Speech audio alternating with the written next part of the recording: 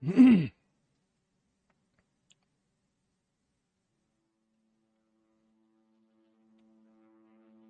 like we're live. Think so? Yeah, looks like it. Alrighty. Let's see where we left off.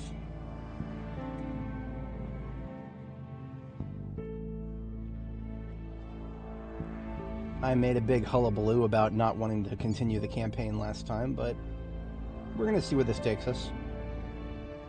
Of course, if that feeling comes back heavily resurgent, then maybe we'll shift gears and play some Zomboid today. It depends on how well things go here. I do believe my... Yes, I made a very silly mistake in space.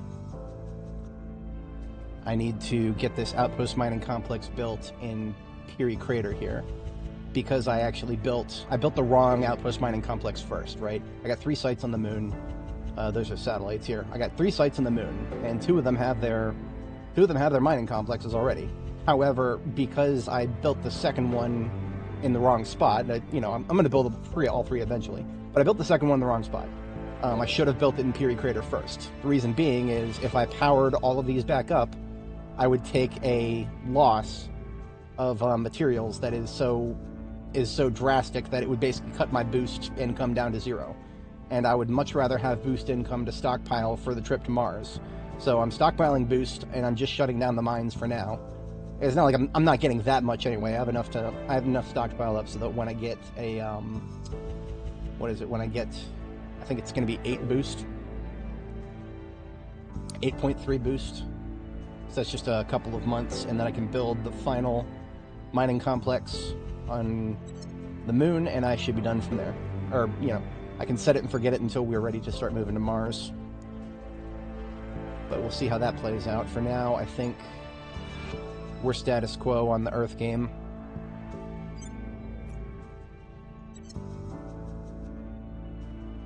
Yeah. We are status quo on the Earth game. Let's check our research. We are researching some more techs that will get us control points. These 2 will get us 10 each. And then there's some bigger ones that we paused working on. Yeah, cooperative resolution. We're about halfway through to that. That'll increase it by 40, so that's significant. Civilian photonic computing by 10. Alright, we know where we're going, generally speaking. See how it plays out.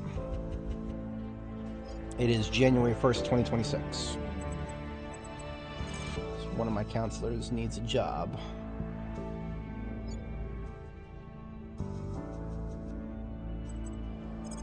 Does anybody need an unrest reduction? I guess Indonesia could use one. It's going to be mine eventually, so might as well. Restoring order. Offering assistance. Offering support. Technically, he is more of a super villain, but he's still my favorite. He's a survivor. Alright, we are... Another global tech has been finished, and we are in control of global tech. So...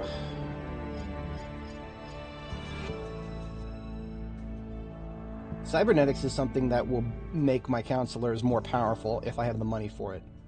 I don't have a lot of money sitting around, so I'm actually not incentivized to grab that just yet.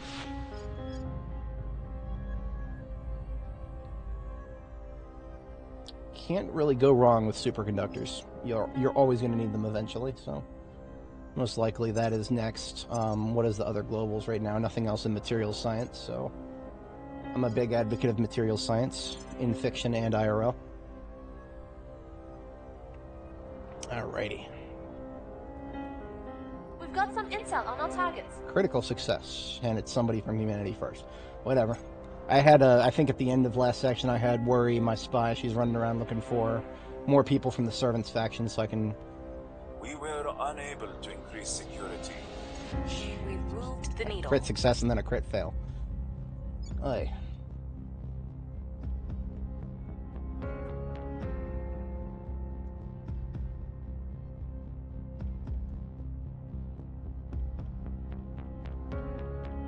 Ooh.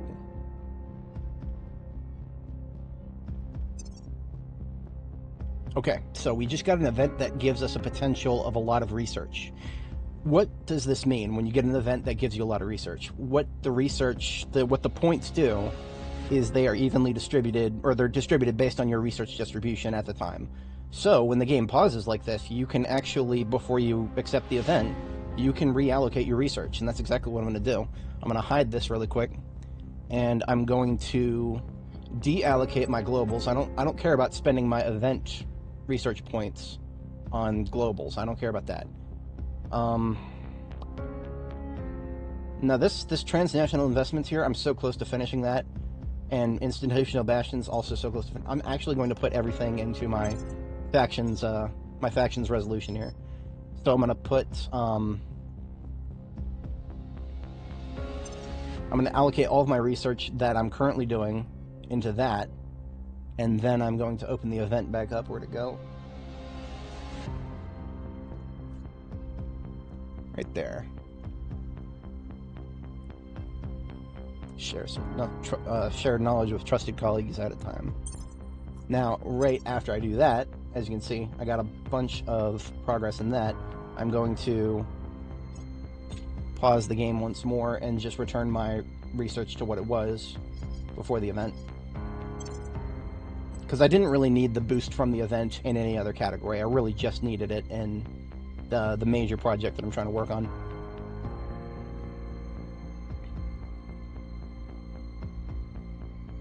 Alright. Where to? Yeah, I know, Brenda. We're currently using boost to maintain our habs. Mines are more efficient. I know, Brenda. That's why I just built another mine that... Well, actually, no. That's why I'm waiting to build another mine. 2 more boost. 2 more boost. I think that's 1 more month. Yeah, I make 2.4 a month. Alright, so basically what I'm doing with Worry is I am sending her to uncover the hardest target. In this case, it is somebody with 61% success. Tracking targets. Chances that could actually be an alien. That's high enough. Espionage. But I don't actually care more about finding a servant right now than I do an alien. Yeah, that's all I really need to worry about. Unless anybody needs an upgrade. Does anybody... Shawkat, way overdue. What are you getting? You're getting... I haven't really thought about this guy much because he's my 5th counselor. I only really make deep plans for my first 4, but this guy's not bad. He's a persuasion bonus kind of guy right now.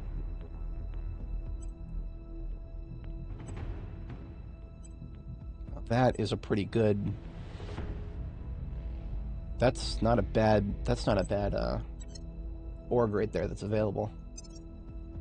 Jean-Hua is supposed to be my 2nd best in science. Well, actually, okay. Jean-Hua is supposed to be my best in science. Whitney's supposed to be my 2nd best. But right now, Whitney's, just by sheer admin cap, is currently my best in science.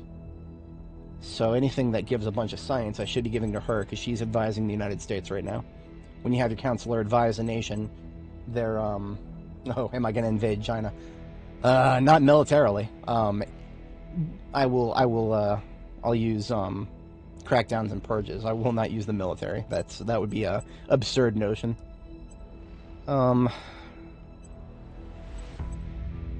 Yeah, I would have to get another admin point for Whitney to afford that.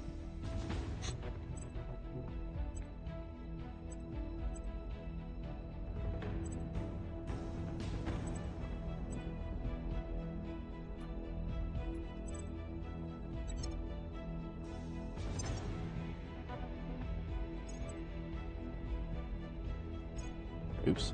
Don't really want to customize him right now.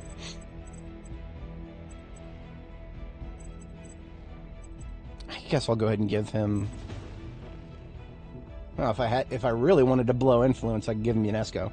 He could use it. I mean, he's well, no, he's not he's a celebrity. He's not government. Never mind. I need government to do that. UNESCO would be good in his hands, but... Well, actually, no, he's already a celebrity, so he can already inspire. UNESCO is good because it grants the Inspire mission. Yeah, I'm just gonna give him, I gotta give somebody that. That's way too good of an org to pass up. Let's just give Shawkat another administration point. We'll take off the current 1-star that he's got to fill his roster. Take a peek at the other counselors. I kind of wish it showed their admin cap on the counselor screen. We could go to the... I'm not... I haven't used this new... This is a new screen. Org management right here. This has not been in the game for the first 1,000 hours that I played it. This will show everybody's admin caps, which is useful. Yeah, as expected, everybody's at their cap. Like, you know, you always want to keep your counselors at their admin cap, because otherwise it's just free points you're not using. I have not... No, SEAA is a long time away. We haven't researched the global tech for it yet. Global tech is a 10,000 point social science tech. So that is, it's a little further out in the future. I think.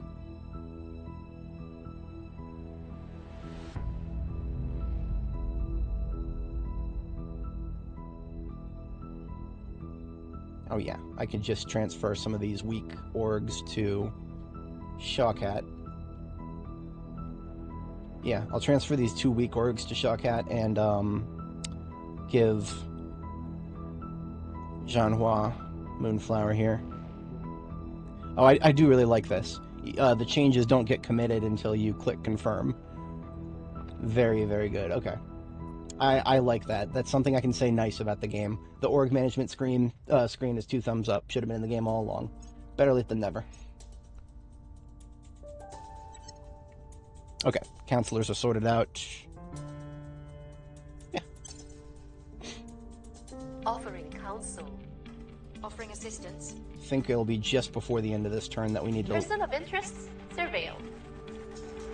Somebody from the resistance, don't care.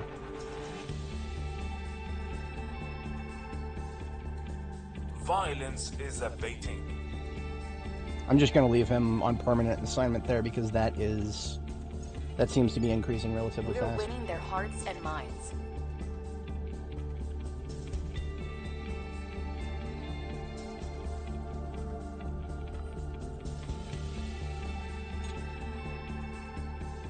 Not quite. Okay, so we're at the end of the turn and we don't have 8 boost yet. That's okay.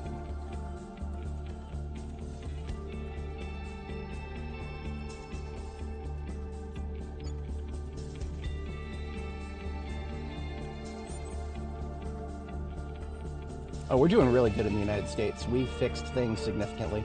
Our rest value for cohesion is now 2.3, so we don't have to be blowing quite as much into unity. I'll still probably leave at least 10%.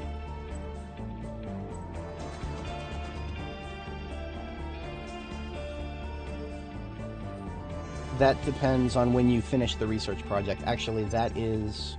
the research project we'll be doing as soon as we're already about halfway through the project. I stopped because currently my priority is to finish easy projects that give admin points. This is a hard project that give admin points, so like I've got about 12,000 left to finish in it.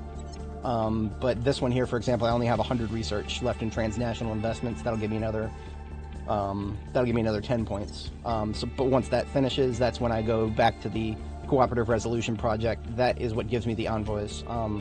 The envoys are kind of weak, but that's how you get it. It's a big faction project. Every faction's conditions are a little different. Ready for orders.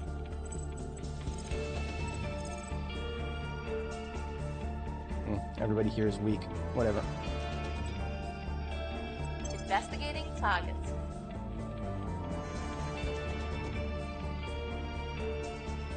Looking good. Alright, we're starting at speed. Ooh, look at that. Okay. The economy expanded in Australian region. It did not actually change my total admin cap usage. It just added another control point. I don't think that necessarily does anything objective, aside from the fact that I now have 1 out of 4 undefended. I kind of wish it would just copy the defend interests from the most adjacent control point, but whatever.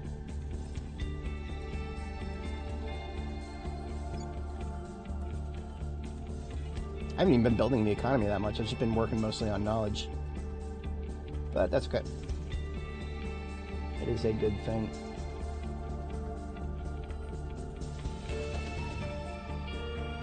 Russia is currently controlled by the Exodus. The Exodus is a non-threat at the moment. I don't really have to worry about them so much. They only have one major nation, and it's kind of a weak one. I do kind of worry about the fact that the Protectorate has all of South America. I'm working on kicking them out of Indonesia. I'm still very worried about the fact that the serfs have China. That is not good. I need to kick them out of there eventually. But there's only so much I can do at the moment, so I'm just spamming prop campaigns there. We are... Yeah, we're good to start this turn, or we have already started it, actually.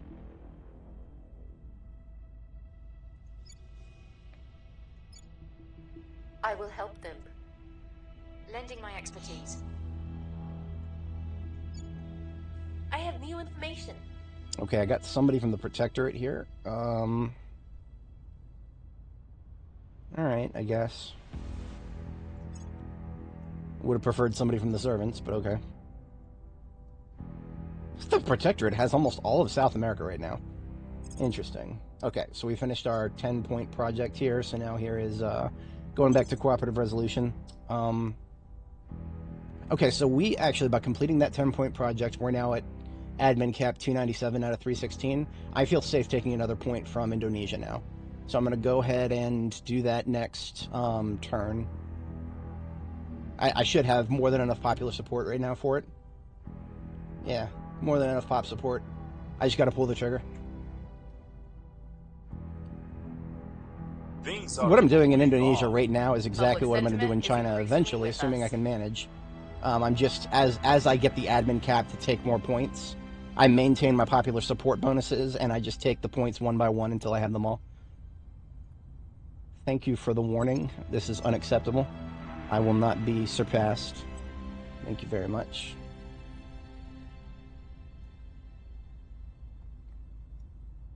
I really like that notification. Having played this game for 1,000 hours without it, it's a big change for the better.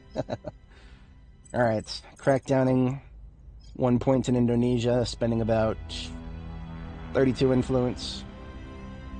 Oh, I've got influence to spend. I'll go maximum effort. Pressure on their people. And what I'm going to do is switch Shawkat from unrest reduction to pop support. Making our case. And I'll temporarily Ready for my reassign mission. Brenda from China to Indonesia. Give Worry the best that I can give her, so that she doesn't have any worries, as it were. Oh yeah, and we reached our boost target. I should have actually done this before the end of the turn, but it's alright. EM03 now gets its outpost mining complex. So when this is done, I can turn all of my mining complexes back on, and I should not have as much of a boost deficit at that point. Emphasis on should. I haven't like done all of the math on paper. I'm just going by feeling on that. So I do think that'll be alright. So that's what we're doing there. And since I have a commanding lead on global tech, the responsibility is on me. Oh, look at that. Starlink. So I can, Oh, interesting. Okay, so this is just basically an event that I got because Eritrea is improving. I can give it 1% GDP. I can give it 2% GDP. Or I can give myself some GDP and some education. That is invaluable. Eritrea's education level is terrible. So giving it 0.1 education, yes, in a heartbeat. That's 52 million people, by the way. So bringing up 52 million people's education level by a 0.1, it doesn't sound like a lot. That's actually that's unbelievably powerful. That's like that's probably the IRL equivalent of like building libraries, like about 500 libraries throughout a country. Is kind of what that event just was. If you just think about what the statistics on this sheet really mean. Okay, yeah, she's good there. We've moved the needle. 75% pop support in Indonesia. Don't fail me now, Worry. She has a good track record. She shouldn't fail me. We've hit them where it hurts. She doesn't fail me. Of course, I shouldn't say she doesn't fail me. I'll just say she hasn't failed me yet. Ugh, this is bad. I hate it when they do this, but nothing I can do about it. See, this is what happens when you leave the AI in control of a superpower. They start getting stupid ideas. and they start declaring war.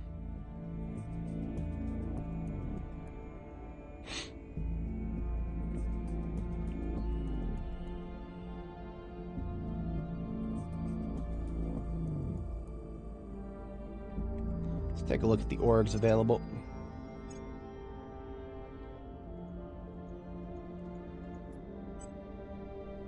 Nothing overly intriguing.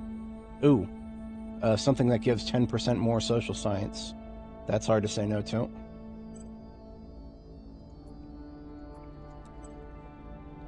Yeah, I'll probably take Hathor Aerospace here away from Shanhua, put it in the org garage, and then give her a bonus to admin cap.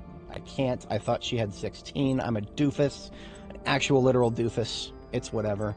I only wasted a little bit of money by making that decision before I should have. Effect interest in the US expired. It's Worry who can get upgraded. And Brenda.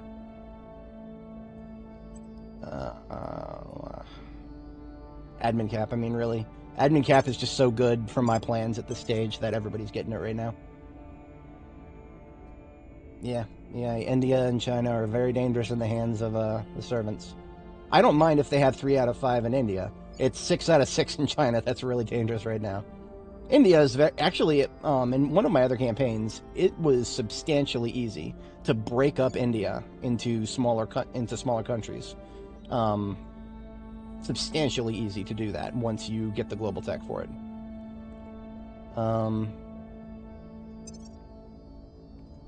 Here it is. I need to upgrade Worry. We are still going hard on investigation for her. While we could use the admin cap, we need an investigator really hard right now. So that is for her, and then Shawkat is able to get another one. He's getting nothing but admin for now. Because I can literally just use admin to buy him more persuasion. It's great. I love it. Okay. Worry is now going to purge the serfs out of here. We're taking power. Brenda is now tasked back to China. Ready to go. I will try to sway the public. Shawkat, is he good enough? He's not good enough for China yet. Yeah, even if I spend money, he's not good enough for China. Someday he will be. Instead, Shawkat is going to renew my protect interests in the United States. Protecting our interests. See, right now I'm 16 over admin cap. I will probably be like 30 over admin cap when I finish purging the cucks from Indonesia here. Ooh, where is that? That's an asteroid, isn't it? Yeah, the aliens are doing asteroids this early in the game. That's new. That's new to me. I've never seen that before. The fuck was that? I already lost track of it. Here it is. Oh, it's not an asteroid. It's like an outer minor moon of Jupiter. It's in Jupiter's orbit. So the aliens are not. I thought they were in the asteroid field already. It would be bad if the aliens were already in the asteroid field, but they're not just yet. Generally speaking, as the aliens get closer and closer to Earth with their bases, you kind of want to meet them in the field as they get into the terrestrial planets. You kind of want to have your own Earth factions building up presence in there. See, I don't necessarily plan on having an extremely big presence in the asteroid field aside from Ceres. Ceres is probably where I want to build most of my asteroid fielding stuff, except for maybe one metallic. I may take a metallic. So if you're not familiar with asteroids, there's various types of asteroids. There's kinds of asteroids that give better metals. There's kinds that give better volatiles, I think. Volatile giving asteroids, I think, are still pretty rare. But we have to wait for surveys for that. And it was something I was saying before, is it is incumbent on me to keep track of the aliens' progress now, because I control global tech. So it's up to me, basically, when the AI starts expanding into Mars and then the asteroid field. And those two things need to happen pretty close together, I think. Just so that the aliens have targets to hit that are not me.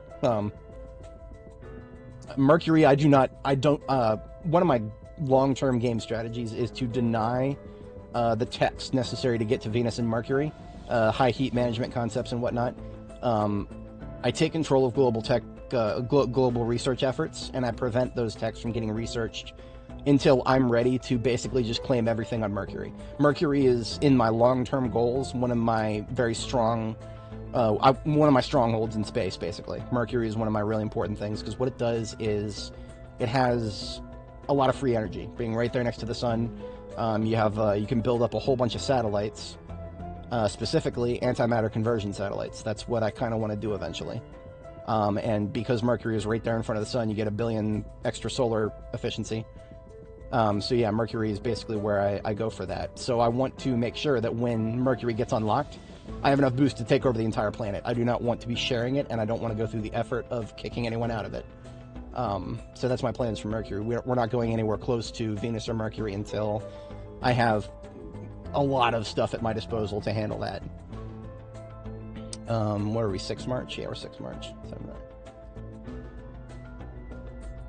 Public opinion is moving in our direction. Don't fail me now, Worry. She's a good girl. She has not failed me yet. Well, no. She has yet to fail me. Let me put it that way. If she has failed me this run, I don't remember. Come on now.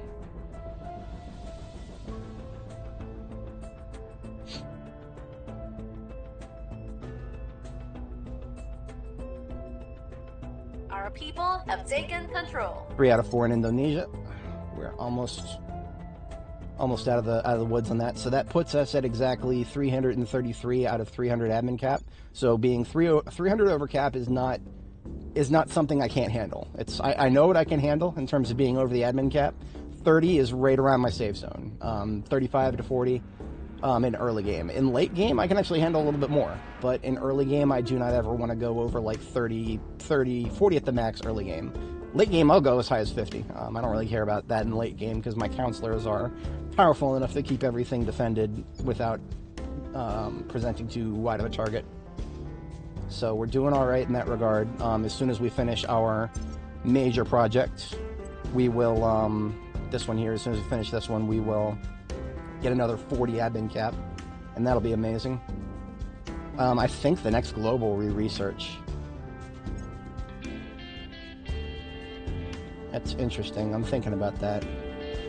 Because we're just about to finish advanced superconductors, so I might want to start thinking about this. You know, if I unlock orbitals and settlements right now, that actually might trick the AI into wasting boost. Yeah. Well, is it really a trick if they're spending it on valid things? Maybe not.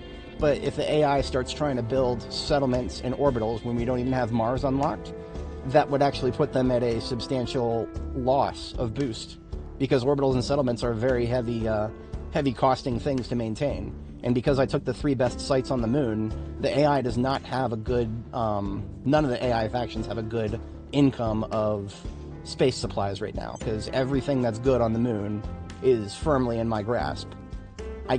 Okay, so I'm iffy on Mars, right? Mars, I have in the past tried to do the same thing I'm currently doing on the moon. I've tried to do that in Mars in the past, and it has not played out well for me. Mars, if you try to take all the good sites to lock the AI out of getting anything good, you'll be wasting a lot of boost, and you'll probably not even succeed.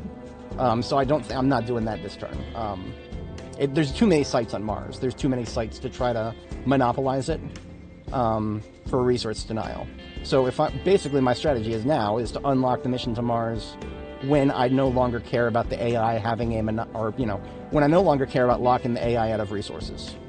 I want to get a head start on them by harvesting stuff from the moon while we research other global techs. Then I want to take a couple of the best sites in Mars, maybe. Like I said, my Mars strategy is up in the air at the moment. I am considering different things about Mars. All I know is what I'm not going to do, and I'm not going to try to monopolize Mars. That, I've tried it before, doesn't work, not going to do it. Okay.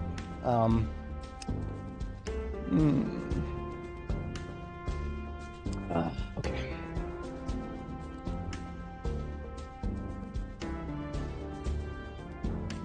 This is going to sound really lame, but I might actually have to go fold some laundry in a minute.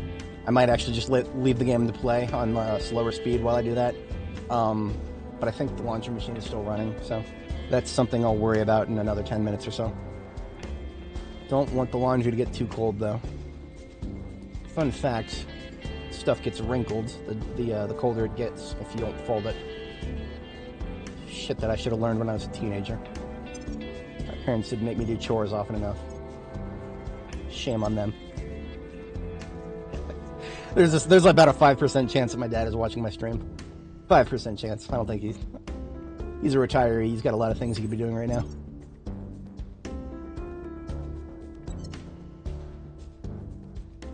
Okay, I did reallocate a lot of research towards my my mega project here. I don't think that's going to cost me anything now. I've got a command on this one here and a pretty good lead on the other two. We are... At your service. We're looking great in Indonesia. Now, what I can do in Indonesia is I can actually just continue what I've been doing since I still have a good... I'm not gonna take this point. I'm just gonna crack it down. Targeting the center of power. Because by cracking it down, I deny the anything else that the protectorate could get out of Indonesia, and I also nobody else can take it because I have the other 3 points. So if I crack this down, the resistance couldn't come in and take the executive point because I have the other 3. So just by cracking it down, all I'm really doing is denying the fruits of Indonesia's labor from the protectorate. Now, granted, of course, they've got Brazil, they got Argentina, they got all of South America basically. This is interesting because I don't think, at least it's been a while since I've ever seen that. I don't think I've ever seen the AI really try to do map painting before. Like they've always seemed to just take whatever they can. This looks a lot more like map painting right here, which is really funny because the devs have been going out of their way to nerf map painting rather hard. I mean, I bitched about it in the first part of this series when I couldn't unify Ethiopia and Eritrea because of the stupid changes they made to claims. But I mean, I don't know how I feel about that right now. Because I mean, look at this. We've got the Middle East is almost all whatchamacallit, the initiative.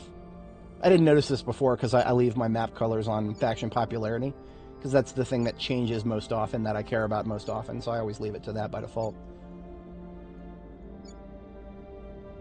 EU has been successfully split between different factions. And then again with the, Russia and Ukraine are mostly controlled by the Exodus. They are just missing the executive point in Ukraine. And if I didn't know better, I would say that the servants are trying to take over the humanity's breadbasket here between China and India. But that is my plan, to deny them that eventually. What are they? They're doing nothing but military in China right now. Absolute morons. I hate that the AI does this whenever there's a war declared. Like, what are they building armies and navies for? They're at war with Iran. Iran is on the other side of the planet, and they're not going to win. They're not going to win. Iran has nukes. Right? Oh, they have not completed the nuke. Okay. Iran will have nukes.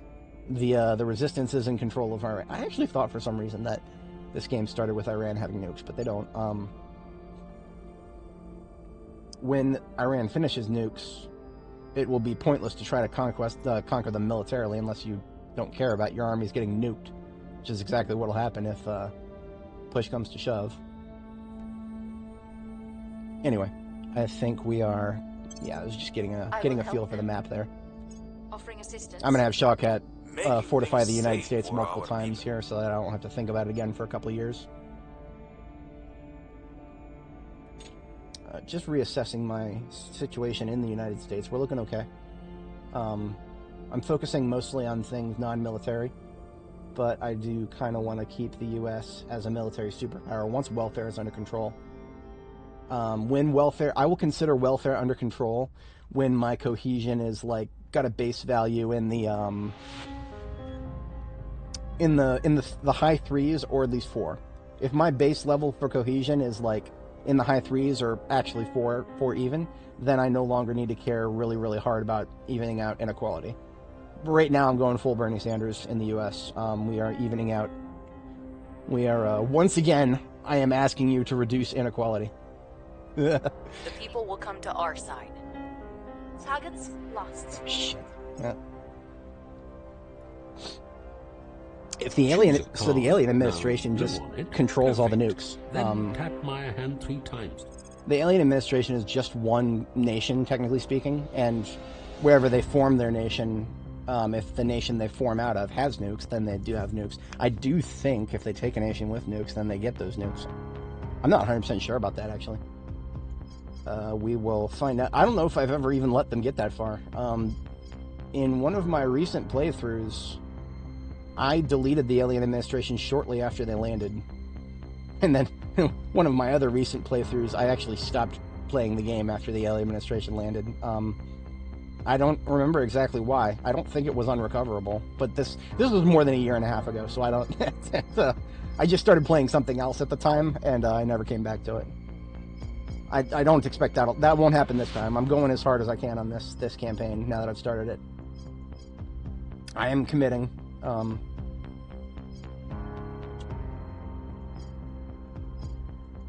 You see, normally at this stage of the game, I would just pick something low on the tree like this. High energy lasers, something I always need eventually, but if I was to pick something like this, it would be very easy for the AI to challenge me in the globals, because these are so small in terms of their total research required. You know what? I'm going to go ahead and do I'm going to do what I was saying before. We're going to do settlement habs and orbitals next on this side of the global, because I want to see if I can trick the AI into wasting the boost on it. Because if I can, it'll just kneecap them a little further. It'll give me a little bit better of a lead in the long term, as they will struggle to catch up to me when I start going to Mars. If they take the bait. I don't know if they'll take the bait. I don't actually think campaign difficulty directly affects the AI's decision-making necessarily. It just changes a few things about what the aliens will do in space, and then it changes, of course, it influences your RNG chances. I've never liked that personally. That's one of the reasons I didn't necessarily want to do veteran, but I do kind of want the achievement of doing veteran and the academy. The academy on veteran is, in my opinion, probably one of the only challenges of this game that I'm willing to take. Because anything harder than that is just needlessly kneecapping yourself, in my opinion. We are getting a little bit of unrest in Bolivia. Bolivia could use some inequality reduction. That's because I've built their economy so much. Yeah, we're switching to welfare and government. Welfare and government specifically because what I really want out of Bolivia is good government and, of course, eventually a space program. You know, why do I want that? Because Bolivia is the leading nation of the South American Union. So all these nations surrounding Bolivia will eventually take Bolivia's government score. So if you spend if you want to get the South American Union, but you don't want to do it straight away, take Bolivia early on and build up their government score. So that when you take all the South American Union and you get, you know, almost 1 billion people down here in the global South here, you can have a high government score and get good research points out of them for the later game. That's kind of one of the things I'm thinking about. So, because you see, Bolivia by itself, only 12 million people compared to the near billion we've got here. What we want to do is build them into like a ruling elite for the rest of the... we want to fulfill Simone Bolivar's dream, right? We want to... the Bolivians will take over the South. 100%. Viva Bolivia. And I do believe we are... It won't be until next year that we finish this particular research. So we're making progress. When we finish a cooperative resolution here, we will get enough admin cap to not only take Indonesia, but start eking our way into China. Quite separately, we'll also get a... we'll also, probably by that point, we'll have finished unity movements, and we can do independence movements. Right? Where is it?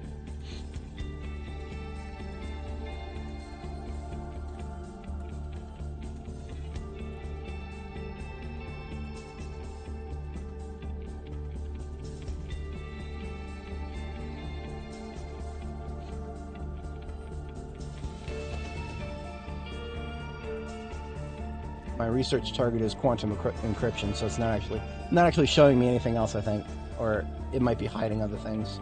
Let's just do a search for there it is, independence movements. Oh, did I just look past it? Yeah, we can pick it whenever we want to. Now, independence movements will get us global command structure, which is a relatively cheap relatively cheap project that'll give us another 40 points. It will also unlock a whole bunch of projects for the AI to research if they feel like trying to use unrest to break nations apart. I don't know how well the AI's ability to do that has developed. If it has developed better, it used to be so bad that I never gave this a second thought. On the flip side, they can't do it to big nations until we get this big one here. Fall of Empires, this is how I want to pull apart India eventually. I don't know if I want to do that to China necessarily. If I can afford it, I'll take China myself. If I can't, then I'll research this and break it apart and take it piecemeal. But honestly, I'd much rather just unlock admin cap and take it point by point, like what I've been doing here in Indonesia. Would have preferred to have it from the beginning, but since I couldn't, I've just been doing what I would normally do to other nations that I don't have the admin cap for. I just one point at a time until I get all the points. And we'll eventually try to do the same here.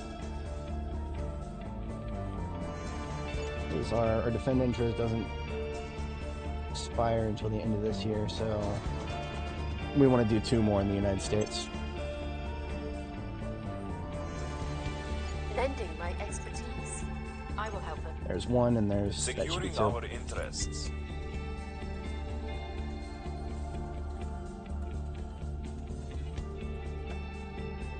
Our cause is unjustified to them. Okay. Crackdown complete. So we have cracked down the executive point in Indonesia. I'm not going to take it yet, but now that we've cracked it down, the cucks aren't going to get anything else out of Indonesia. Everything's either going to go to me or go to nobody. And of course, until the crackdown expires. But now that it's already cracked down, I can actually keep cracking it down. Interesting. Why would they do this? India doesn't have any... Hang on a second. India has no armies with a navy. They can't reach. This is another thing that the AI will sometimes do that just doesn't make any fucking sense. They declared... Okay, so India, right here, declared war on Nigeria, over here. How the fuck are their armies going to get all the way over here? Are they going to make alliances with all of the nations in between so they can land bridge their way there? They don't have any navies. I don't even think they should have been allowed to declare war. Whatever. It's probably because they have nukes. They got Shiva's wrath. They can do whatever they want. Whatever the fuck. I don't care. It's just really stupid. It's really stupid because if I was to take Nigeria, which is kind of not really like in my short-term plans, this is like my medium and long-term plans. If I was going to do that, I would have to deal with the fact that I have a nation at war under my command, which is, there's problems that happen when that happens, but whatever. Why the fuck would I do that? Why the fuck would I do that? The European Union attacked Laos. Laos is... Oh, actually, okay, hang on a second.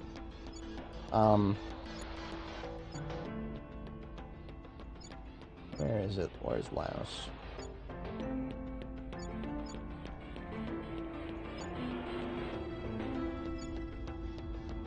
It's not over here, is it? Do I gotta search? I think I gotta search.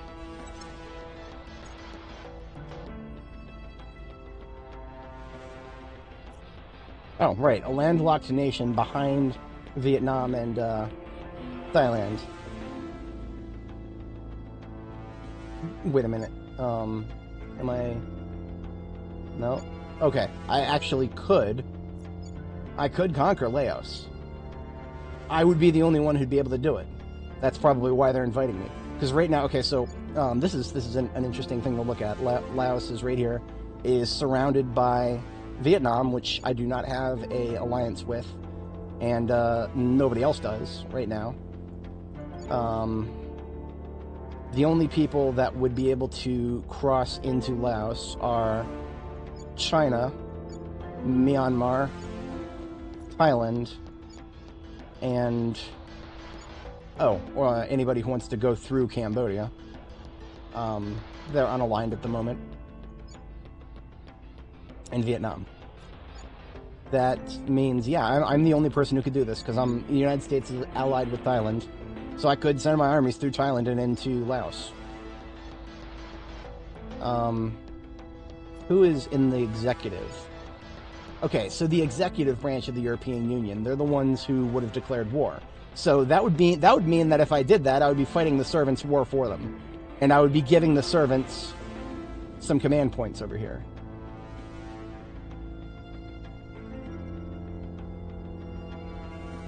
Now, the only reason that I'm not just dismissing that idea out of hand is because there is possibly a cohesion bonus I could get in the United States by going to war, but I don't know if I would get that. I don't know if I would get that if it's not a war that I declare.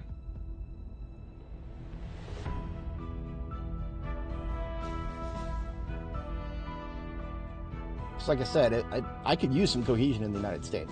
If I join this war and I get a cohesion bonus in the United States, that is actually incredibly powerful.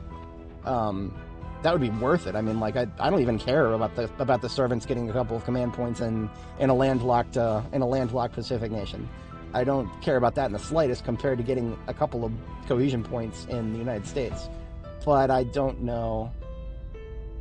So the initiative has 2 out of 4, the resistance has 1 out of 4, and the servants have 1 out of 4. I think the way it works is if we were to assist with the conquest of a nation that's contested like that, I think my prediction is that the initiative would get 1, and then, which is kind of funny because the initiative already has 1. That's really funny. The initiative already has a command point in Laos. I'm guessing that the servants would get the other. As to which one, no idea. But here's the thing. What I want to try to do is, I want to know this is one of the few times where I will save scum. And the reason being is because I don't know if this would provide a cohesion bonus. I want to find out. So I'm actually going to save the game here. And I will save scum if it does not provide a cohesion bonus, because that kind of thing should be communicated to the player, but it's not. This is not a skill issue on my part. This is a skill issue on the UI. So I will save scum for this specific thing. And if I ever save scum in the future, I will very specifically explain why. And I will even mention it in the save file. Because, okay, just for the record, I literally wrote a fucking guide on cohesion in this game back in the day, long ago. It's no longer relevant. But look at this, guides you've made. Cohesion, the importance of rivalries. I explain cohesion, base cohesion, near peer rivals, and I use examples and all this other garbage, and all this is outdated now. All this is fucking outdated. I might as well delete this guide. Which, we're playing an early access game. It makes sense, but at the same time, let's look at my own. Declaring wars on another nation requires an army, blah, blah, blah, blah, blah. It is rarely a good idea to declare war for the sole purpose of increasing cohesion. So I have literally in the past advised other people against doing this. I forgot about that little tidbit. But then again, I'm not the one declaring this war. I'm just joining it. And I can end it fast. Like, I have the power to end this war very fast if I decide to join it. But that's not necessarily what I care about. I don't necessarily care about how fast I can end the war. I care about whether I get cohesion for the war, which is why I'm going to go ahead and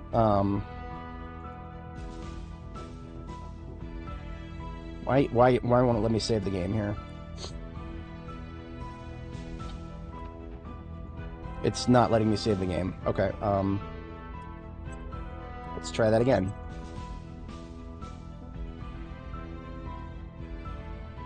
No, it's not letting us save the game. Is it because of the stupid fucking event? I think it's because of the stupid fucking event. Declaring war is a major thing. It's a major thing. I would love to be able to save. You know what? We're just going to do it. We're just going to do it against my better judgment. No, we're not going to do it. I'm not going to go against I'm not going to go against myself. We're not doing this. Fuck this. Not worth it. Not worth it. Don't care. I'm sorry that I just waffled on about a bunch of shit that I didn't end up doing. I would have done it if the game would have let me, but it wouldn't let me save scum, so fuck it. Don't care. Don't care. Alright, where are we at? We're at April 2026. Have I not finished my...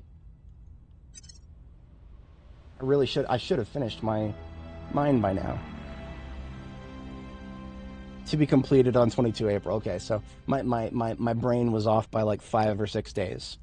So when this mine completes, I power up all of my other mines, and I should be making enough resources in space with those 3 mines to be stockpiling both space resources and boost at the same time. That's the goal. Kind of hard to do that with the moon. So if I'm successful at that, that will be a very good thing. Where do you need me? We're going to have her continuing to crack down on the executive point here, just as denial. Literally just for the sake of denying the Protectorate anything valuable out of that command point. I don't necessarily have any other important tasks for worry at the moment, because I'm not ready for her to start tracking down aliens. That's what I'd be doing with my spy next, so... that is good with that. Shawkat is on his last fortification of the United States. Then we got to retask him at the beginning of next turn. All right. One of the reasons I was so hesitant to save scum is that I've been intending on not save scumming. I don't even like the word save scumming. I used to do it all the time, but I have kind of come to appreciate the Iron Man concept with these games. Just, if you're going to continue with a campaign, just continue with it. Don't roll back and try to get the best outcomes everywhere you can. At least that's what I'm going to do while I'm on stream. The way I figure it is, if I'm going to save scum a game, then I'm not going to stream it, because it just doesn't feel right. It doesn't feel right to live stream a game that I'm constantly setting back by loading old saves, so I don't think I'll be doing that on stream, but,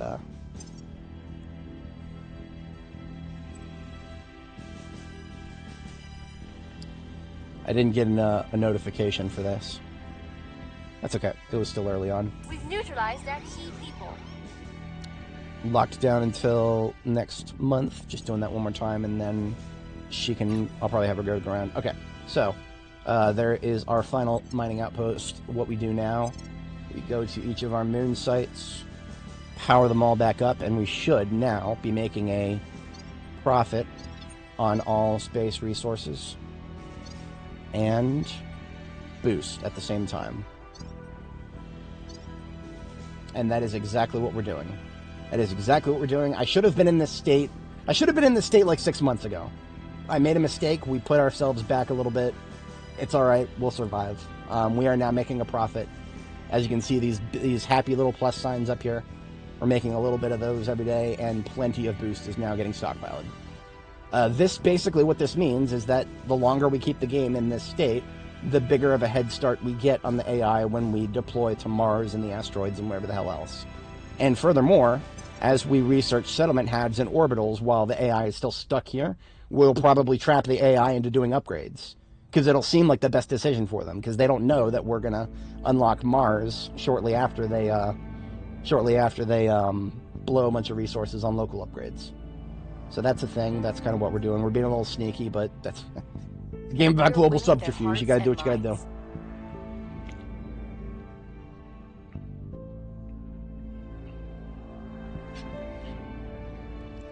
Oh, look at that. Serfs want to take me over. Denied.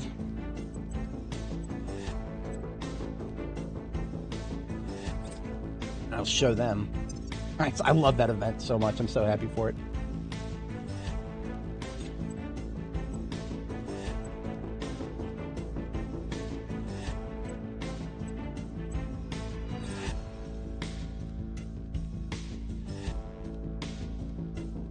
At your service. All right. The U.S. is protected for at least a year.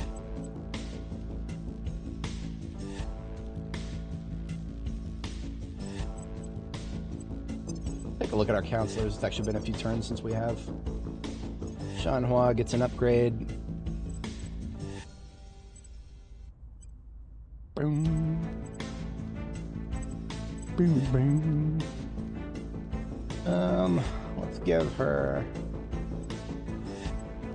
There's a couple little weak one-offs. We could replace that with a 2-pointer. That's actually a pretty good org. That's a pretty good org right there. This is the Environmental Preservation Union. Gives us 2 science and 2 persuasion. Jean-Hua was supposed to be one of my off targets for persuasion. That never panned out, but that's okay. That just means that we bring her a little closer to that point by taking that.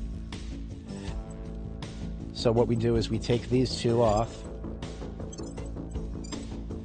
We give her +1 to admin cap. And then give her the EPU here. And basically that breaks her even on science, both in the stat and the research income. But that gives her +2 persuasion at the same time. So she has powered up from that. Who else are we looking at? Whitney, are you due an upgrade? You're due an upgrade. More admin for you. I like my girls with big admin caps. Big freaking admin caps.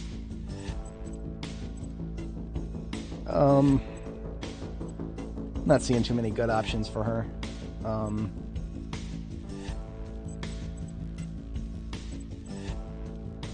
Yeah. I kind of wanted to make her a criminal. I don't think I can now. Yeah, I might not be able to. There's certain counselor types you can make them into criminals after the fact.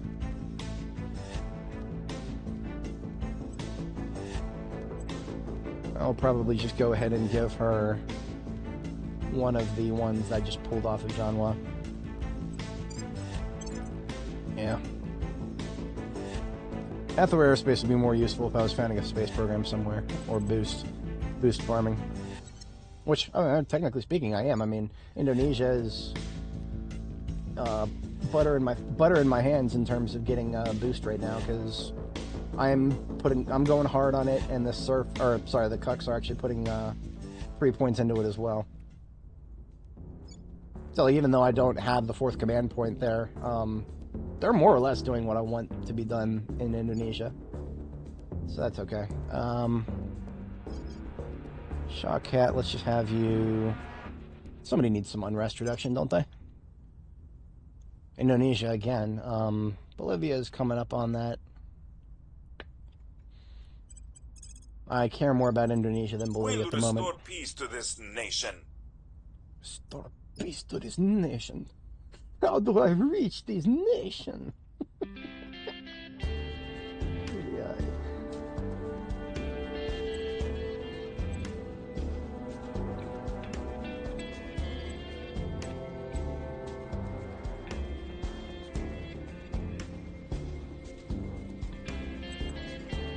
Let's do...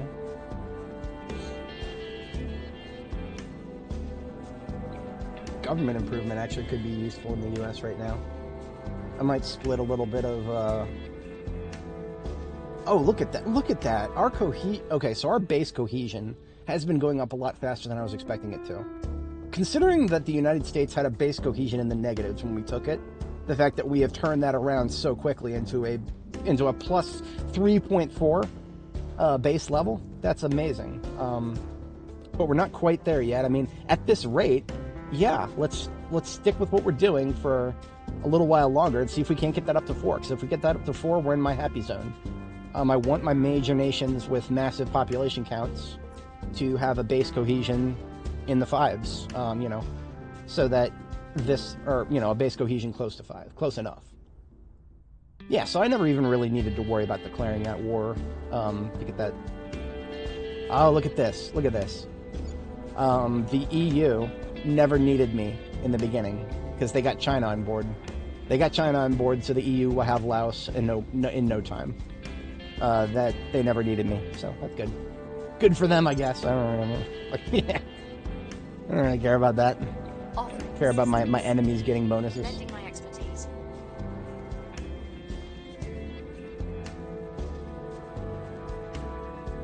Their control is vulnerable now.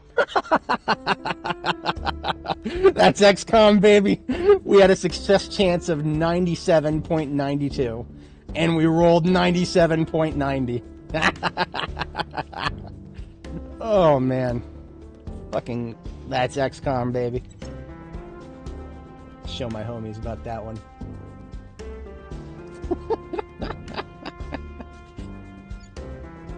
Always roll percentile Order dice. is returning.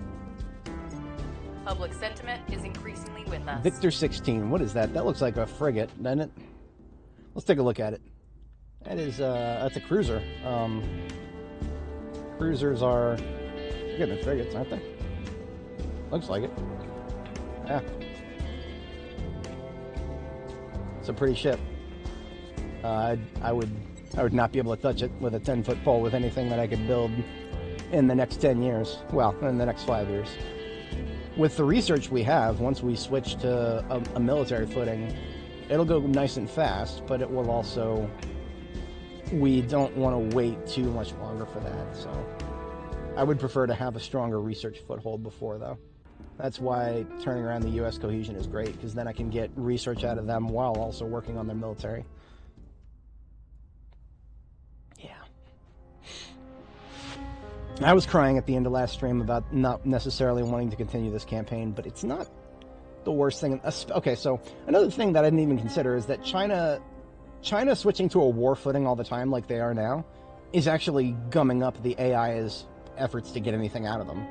Because look at this. They're spending all their command points on build army, build navy, and military. They don't need to do that. That's a fucking waste of time. Interesting. Victor 16 is doing surveillance. Cool. Alright, command point in Indonesia crackdown until October 15th. Oh yeah, that's several months. We're good.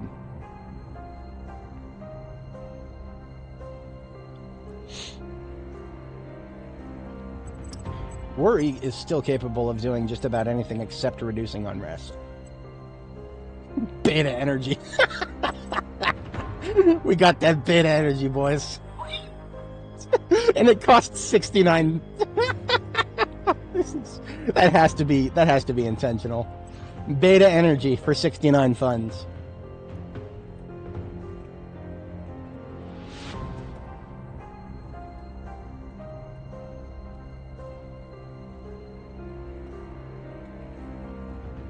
I should buy that on principle. Yeah, you know what? I'm gonna buy that just for the. Just gonna buy that for the sake of having it. Can you put something directly into unassigned? No, you can't. That's all right. Is one of the other things that I kind of want to do that for is not just for the sake of the memes, but also give the AI something to steal from if they decide to steal from me. The AI, at least what I've seen so far in this campaign, if the AI can steal something from you, they seem to want to target unassigned orgs first. Maybe that's because they have a higher chance of success. I don't actually know. But in any case, that is, that's, Hunkering down. That's, I want to give them something to take, so they're not tempted to take my better orgs. Anyway. As a quick recap for anybody joining, we are in mid-2026. Our ground game is okay-ish. It's not where I would perfectly want it to be, but it's not bad. It's not bad. We've got a strong stranglehold on all the nations that we currently have, and we are working on denying other nations. Servants have 6 out of 6 in China. It's very worrisome, but not the end of the world, especially because I was just saying this a bit ago, but China is currently... The servants are putting all their effort into military improvement, which is kind of a waste of China. I mean, yes, you can turn China into a military powerhouse if you really want to, but you're not going to catch up to the United States. Even if, like, they would have to spend several years in these priorities to get close, and even then, they're not gonna. And by the time, several years from now, I will have half of the command points in China myself, so that's not even a problem that I'm necessarily worried about. We have unlocked the moon. We've got a strong presence on the moon. In fact, we are making a profit in all space resources, despite not having unlocked Mars yet. That's an important milestone for the early game if you can actually swing it, because we also have control of global tech. By having control of global tech, we can deny the AI access to Mars until we want to get to Mars. And I'm reinforcing that by also taking a global tech for orbitals and settlement hubs. This will bait the AI into improving their existing satellites and moon bases, which will cost them a lot of boost. By costing them a lot of boost, that will make it harder for them to move out into the asteroids and then further into space when we finally decide to unlock those global techs. So I'm intentionally hampering the AI a little bit because they can get annoying if you let them. I've seen them get very annoying in the mid to late game when I don't go out of my way to prevent them from getting access to space resources early on. So we're kneecapping them while also maintaining strangleholds. Like, for example, I can't afford to take any more admin control points right now. So what I did instead was I would take a nation like Canada, for example, which is one that I want long term, and I would just constantly keep cracking it down so that no nation would get a commanding lead in it. I was kind of hoping to be able to do the same to a nation like China, for example, before anybody else got it. But the servants got a counselor with really, really high persuasion before I could stop them. And the next thing I knew, they had all 6, so whatever. We'll deal with it. If we don't, we're going to be in for a lot of hurt, so we have to deal with it. Anyway. Offering support. That is a quick recap for anybody joining. It is coming up on peak YouTube right now. Home is wherever you live. So anybody who may be finding me in related vids or browse features, welcome. This is the prime time of the day. Probably why I shouldn't go fold my laundry, even though I really should. Yeah, so we just did settlement habs, now we're doing orbitals. And I only had 3x3 to prevent the AI from beating me out. Yeah, 2 out of 3 seems fine for now. If somebody else wants to beat us out, we'll get advance notice. A very welcome improvement. Things are stabilizing. I will have him stay on that because that's good. Moved the needle. Any of your major nations that you're trying to accomplish things in, you want to keep the unrest below 2 if you can manage. Don't sacrifice too much of your action economy for it, but like for example, Bolivia has been increasing a little bit, but it's still manageable. I'll probably double up on some counselors at some point to just crush any unrest so that it is nice and stable. One of the things I was saying before, but it bears repeating for anybody joining the strategy in South America here is to turn Bolivia into a benevolent ruling elite with a high government score, and mostly high government score because there's not too much else that you can carry with you when you start merging. Okay, so backing up a little bit, there's a tech that gives Bolivia claims on all of South America, basically, and you can start peacefully unifying them or militarily conquering them. I prefer peaceful unifications if I can swing it. But that's a much later game thing. So until then, what I do is I just build up my government score in Bolivia, so that when I do take I start merging in these other nations, I will have a high government score, so that those nations' populations will have high government score, and that will improve their research output substantially. So we need to give a task to my spy here. She doesn't have too much to do at the moment unless I can find... I can find a servant. If I can find a servant, that'd be great. Servant or an alien. Wait a minute, can she... She cannot assault alien assets, unfortunately.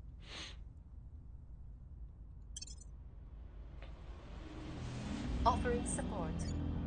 Offering counsel. Surveillance complete. Project Exodus, of course. But yeah, so if we look at Australia, for example, this is an example of an ideal research bastion, right? You've got really high democracy score. You've got really good research output. Your cohesion is exactly 5, and your education level is nice and high. Literally could not ask for more out of a research nation.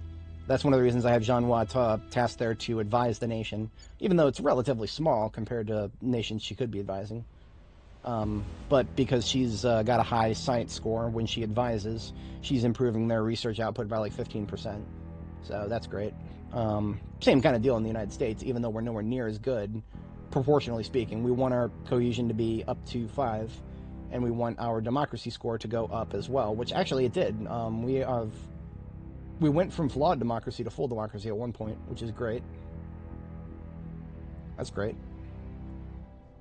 Just want to keep bringing that up a little bit. Bit by bit. Brick by brick. Order is returning.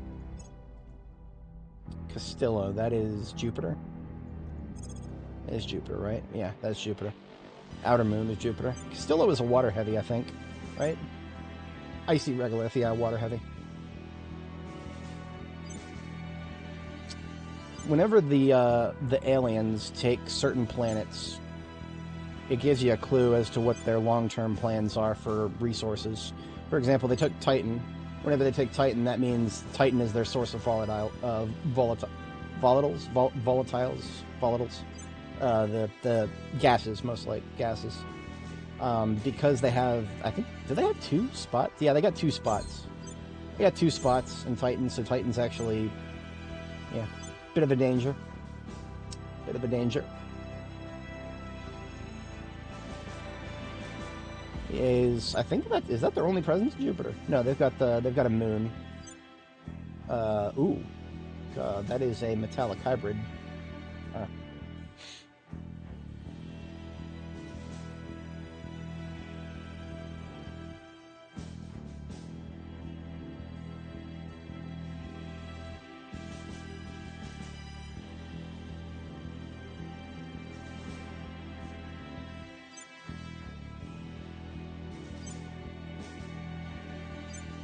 So most of these alien ships are just going to reinforce their existing bases. Except for like Victor 23, for example. This one's going to Earth. It is a destroyer. Not as big of a threat as that cruiser was.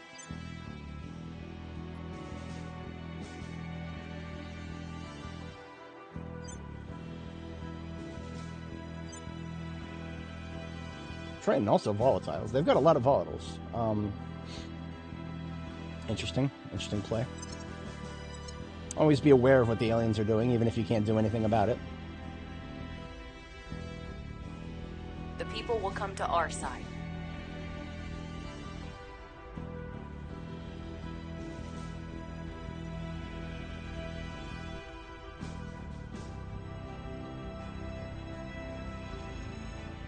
Yeah. Look at that. Initiative's trying to overtake me in orbitals. No, you're not. I command global research. Thank you very much.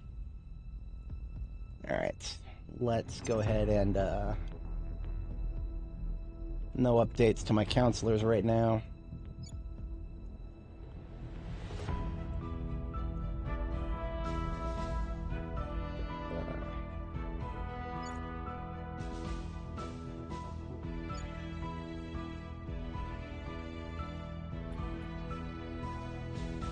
Where are we at? We're at...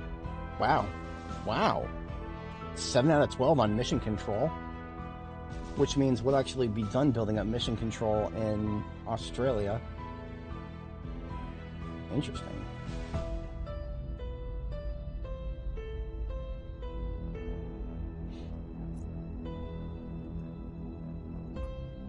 Yeah, I mean, if I guess if we can't do mission control anymore, we'll switch to something. We'll improve the population.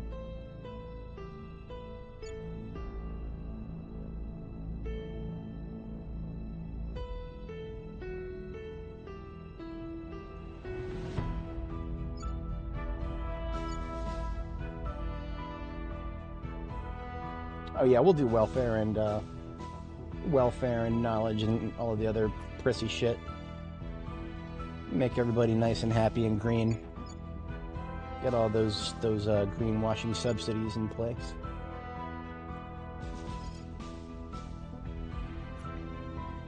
At least it'll make things nicer for when Indonesia takes them over. Where he is going to... Did she investigate last time?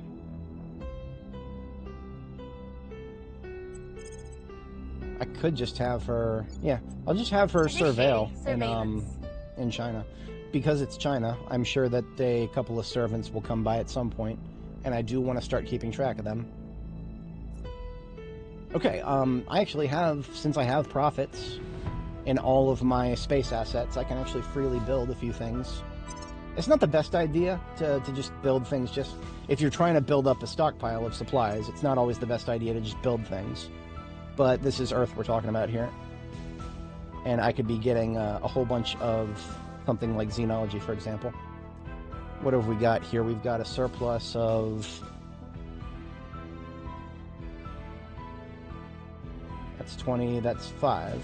So we've got a surplus of 15 power. That gives us the opportunity to build a xenology lab and maybe like a space science or something like that. Could do social science, but social science I'd rather do,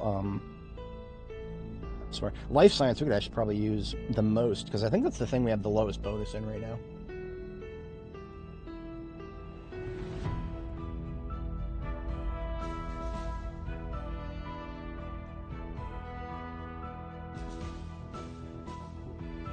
Xenology, very important to build up.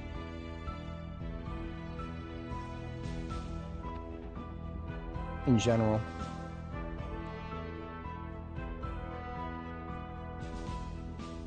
Yeah, to be entirely honest, I actually care most about social science right now. So even though this is not in an Earth orbit, we're doing it. Because we can always replace it later.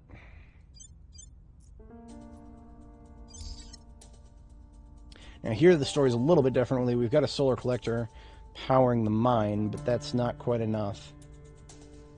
That only leaves us with a surplus of 5.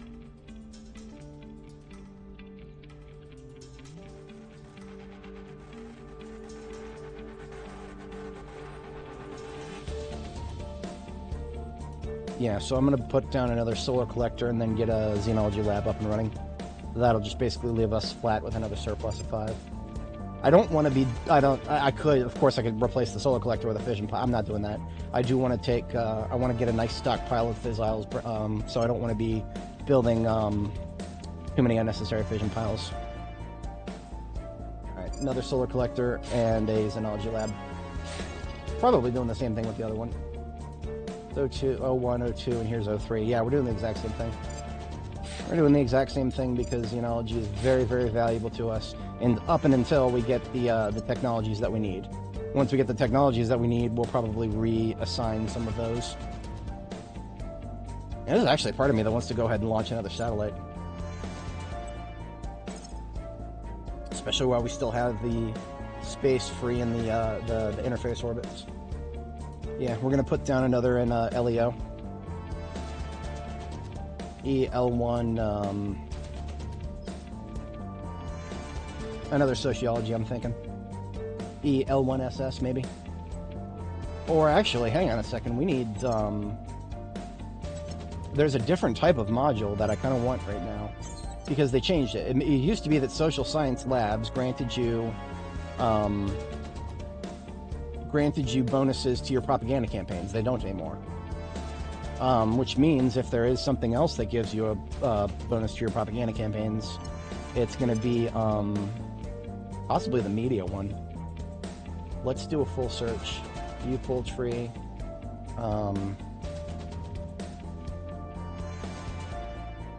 Media center. Okay, that's the tier 3 version. That's the tier 3 version, because I remember the... Okay, so the earlier version is Communications Hub is the tier 2, Broadcast Outlet is the tier 1. And it adds... Okay, so yes, as I predicted, they changed it so that broadcast outlets are now what increases your public campaign missions. So basically, I want to have a satellite with broadcast outlets to make my public campaign missions really powerful. If I can afford it. I can afford it. I mean, my monthly support costs are literally just money, aside from the crew. And the crew costs 0.15 monthly, and my monthly income is currently 5.5. So I don't want to be eating into that too much, divided by 0.15. Right, I mean, I can technically afford to make 36 of these. That's not exactly how it's going to play out, because of course we're going to need to build other things like the core, but yeah.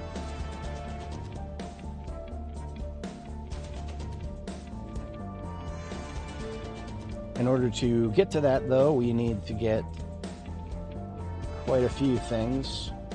Space research, space medicine, arrival psychology, mass communications, and then finally broadcast outlet. Yeah, that's actually quite a ways out. I wouldn't be able to start pre-building a satellite for it now. Is there any modules that I could be researching in the projects that would look good in space right now? Transnational coordination, that's another 40 points, but that's 10,000 research.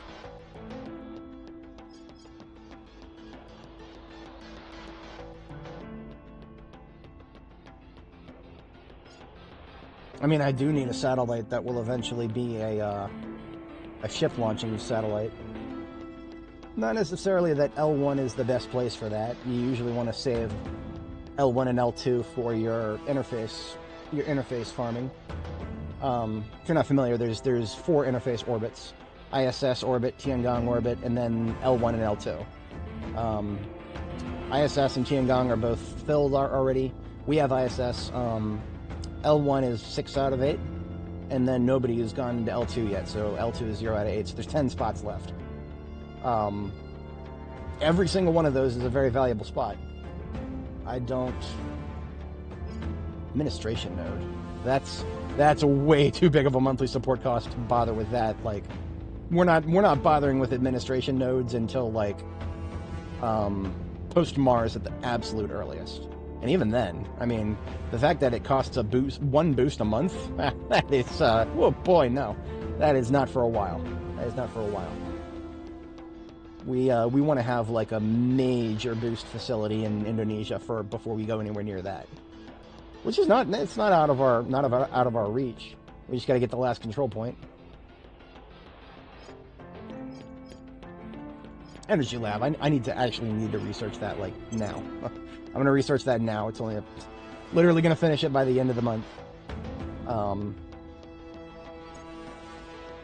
Now the monthly support costs are a little too expensive for me to build an entire...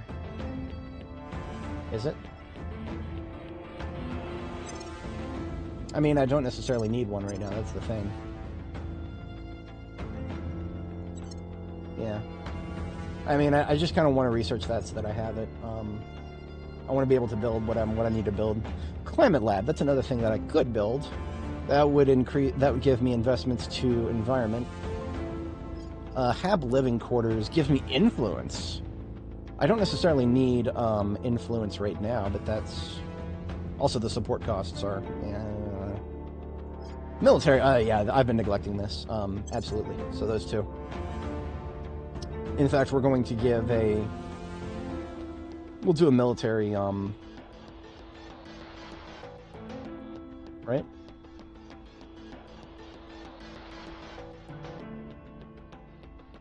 To be entirely honest, early game, when you only have regular satellites, you can't build the big ones. If you're just going for science blitzing, I think your optimal strategy is still,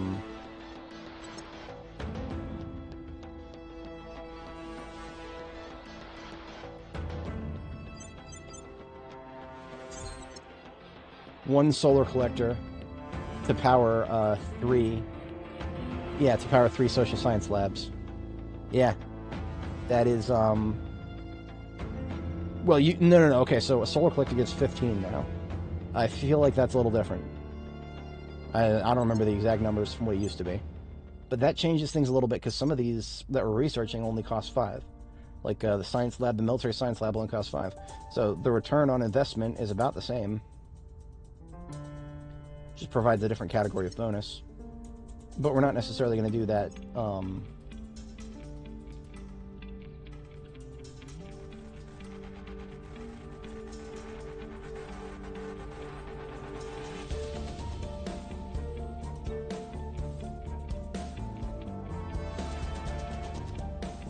I need a satellite that'll give me information. Yeah, I've already got the tech for that.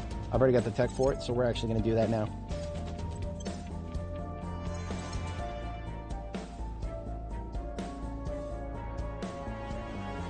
This is going to be EL1 dash IS or no IT infotech or yeah, information technology.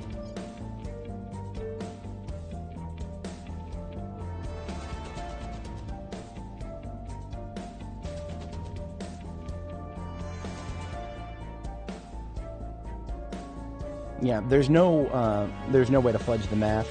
It's just going to be 2 solar collectors and 2 information science labs.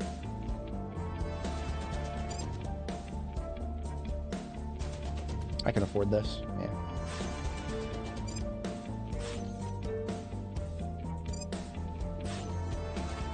This is also increasing our investments in knowledge, which is something I'm actually working on.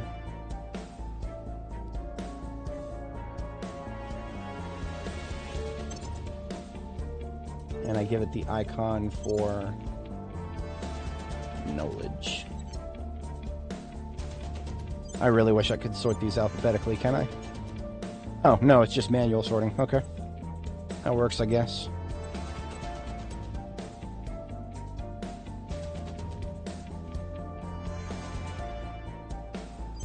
Now, if I were to... How many more spots do we have in L1? If I were to launch one more, then that gives me a 3 out of 8 in L1. 3 out of 8 in each of the interface orbits would feel good to me. So this, if I take the hit and build one more of those, yeah. And when I say take a hit, this is every single module that I build is slightly decreasing my income in volatiles and water. But that's okay. We can take the hit. We don't need that anywhere near as much as we need to be unburdened from our boost detriment. Right, because the AI right now, because the AI has a bunch of moon bases and a bunch of satellites, they're spending a lot of boost to maintain those satellites. We're not spending a boost to maintain anything right now because of the 3 mines that we have on the moon. We're pulling in a profit in all 5 of the space materials categories. So that's an important thing right there. Right. Yeah, we're doing my social science is high enough already. Social science high enough. We're doing just like the other one. This is also IT. This is going to be IT too.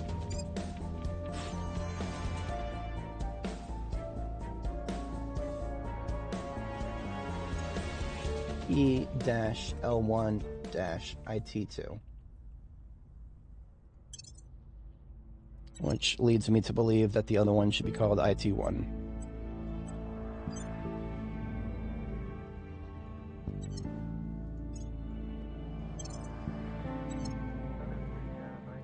Beautiful.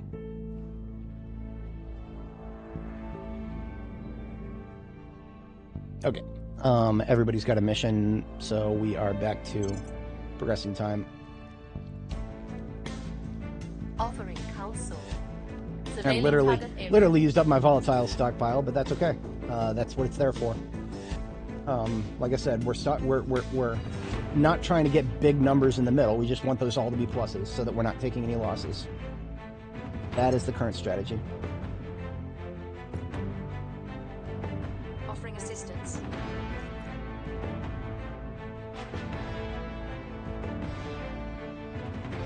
Yeah, see, look at that.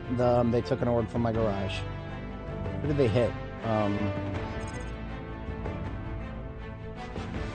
They didn't hit anybody. Why did... Okay, I hit take me there, but there's nobody fucking there. I guess...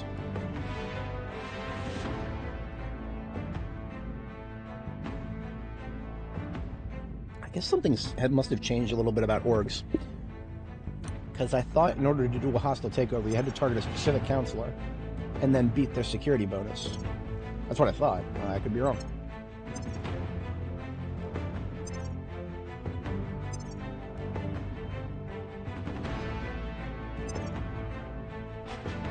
My weakest links right now are, of course, Whitney and Shawkat.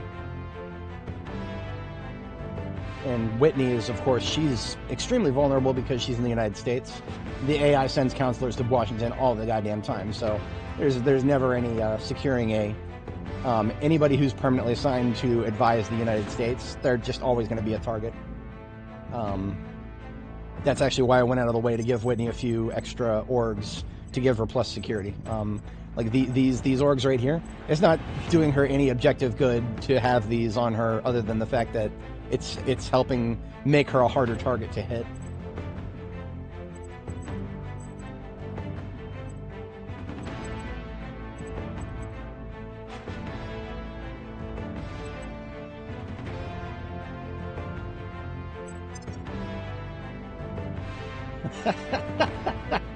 My buddy says alpha energy cost is 420 and sigma energy, if you have to ask, then you can't afford it. Still laughing about that. It's really funny. All right, status quo. We're not changing anything. I was just observing my counselors there. Things are cooling off. We're winning their hearts and minds. Energy lab complete. Switching to definitely want to stay on this one here. We want to, as soon as military science lab is done, switch back to the other one that's going to give us the command points. Damn it. There we go. We don't want anybody else to overtake us in orbitals. I'll pick another big tech after that.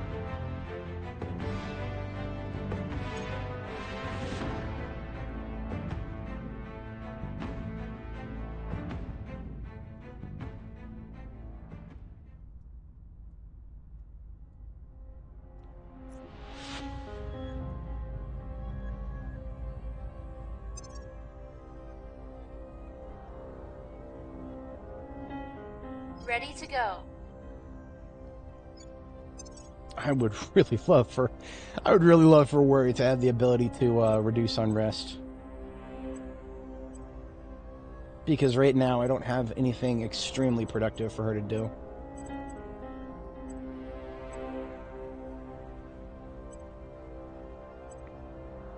Like, everything that I would have her do would be like long-term productive, not necessarily short-term productive.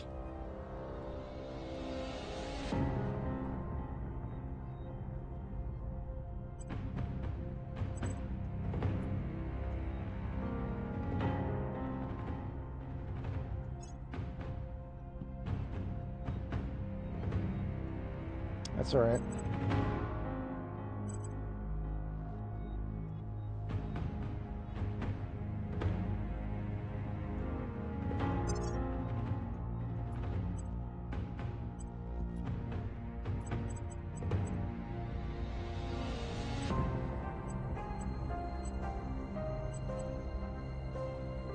Ooh, okay. I could give her a special forces group. The cost isn't much, the security bonus is great. The ops is actually really important too. But I would have to sacrifice a couple of these orgs that I've given her already. Most likely would be this one. Yeah, it would most likely be these two here.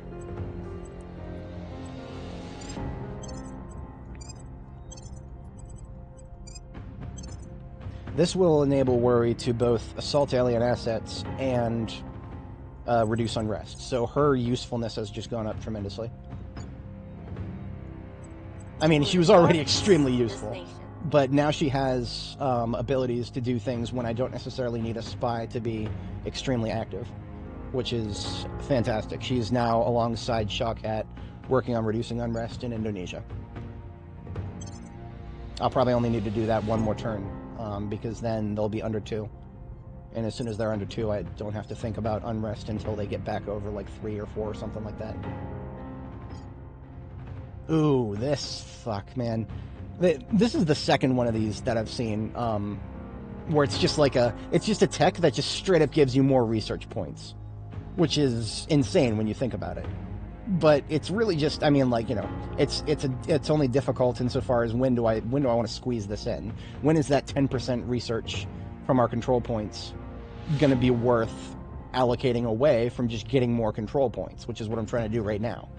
By finishing photonic computing, I get more control points, which is more of a shorter term goal.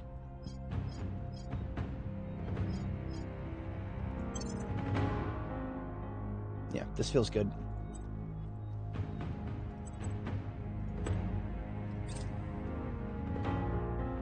Just keeping an eye on orbitals, make sure nobody can overtake me. I will help them. I think I'm locked in. Look at that, they took Laos. What a shock. That was going to happen whether I did anything about it or not. If I wanted to, I could just turn right around and crack them down, but, no Things are need. stabilizing. Violence is abating. Public sentiment is increasingly with us. We've all gaped in awe at them. Okay.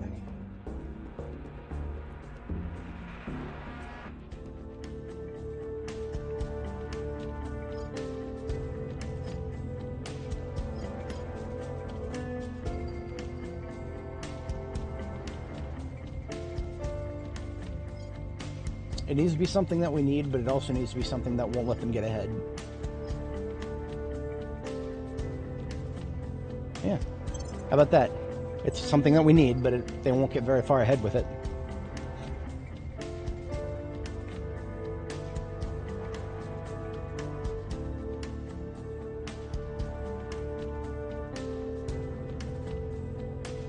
Alright, near the end of a turn, taking a quick peek at the org market. It has updated, but I'm not seeing anything that really jumps out at me. Another Special Forces group just came up. Those are very, very useful because they give you a lot of ops and then give your counselor that took it some more security, but I don't think anybody that I have right now really has room for it. Well, possibly.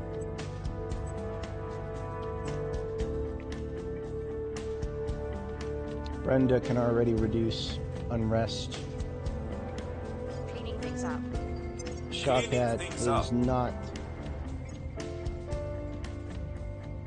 Shawkat is a celebrity, so he's not going to be able to ever take a government org like that one. And it doesn't look like he can become a... Oh, he's already a criminal. He's already a criminal, so I actually can give him criminal enterprises, like this cartel right here. And that's actually important to me insofar as the ability to... Certain criminal orgs are actually really powerful. This is not one of them. I don't really care about just +1 security. It's the ones that make a lot of money. Ideally, I would give those to Whitney, but she's already our science lead. Not necessarily by choice, but that's how the cards fell. Nobody's due for an upgrade. Right, Brenda? Right. Next turn. Actually, are we... Okay, so looking at my notes here, first time I've looked at my notes in a little while. She was supposed to be Persuasion 10 and then go into level 2 Senior Social Scientist. I have been kind of laser focused on admin cap increases. It's kind of something I just do by default, really. Now, you know what? We are actually going to go ahead and take a small hit to Brenda's Persuasion. We're going to take Iron Rose Media off of her. It'll drop her down to 23. And she will still have Wrapping up here. a good enough chance of success to propagandize China that I don't really have to worry about her background task. On the flip side, this, we want to get her another Special Forces group because this will give us more ops. Because ops has been a bit of a sore spot for me. It might seem like I have a lot. I have about 150 right now. It's because I haven't been using any. If I start needing ops a lot, I will be hurting. So by taking another Special Forces group, I'm not incurring much in the way of costs at all. But I am improving her security and getting more ops. And if nothing else, getting +1 command, which is offsetting the loss of Persuasion, which I can just turn around and turn her Persuasion up by leveling her. Okay. Let's double check her success chances. Enemies are planning. Enemies are planning. Can I plan now? Okay, thank you. Okay, so yeah, her chance of success went down to like it was 86% before. So we're feeling that -2 persuasion, but it's I'm here. not hurting enough that I am worried about it. All right, Indonesia unrest has been stabilized. We're going to Bolivia Make next. things safe. Ready to go. Yeah, Bolivia's at We'll insurgency make now. things safe.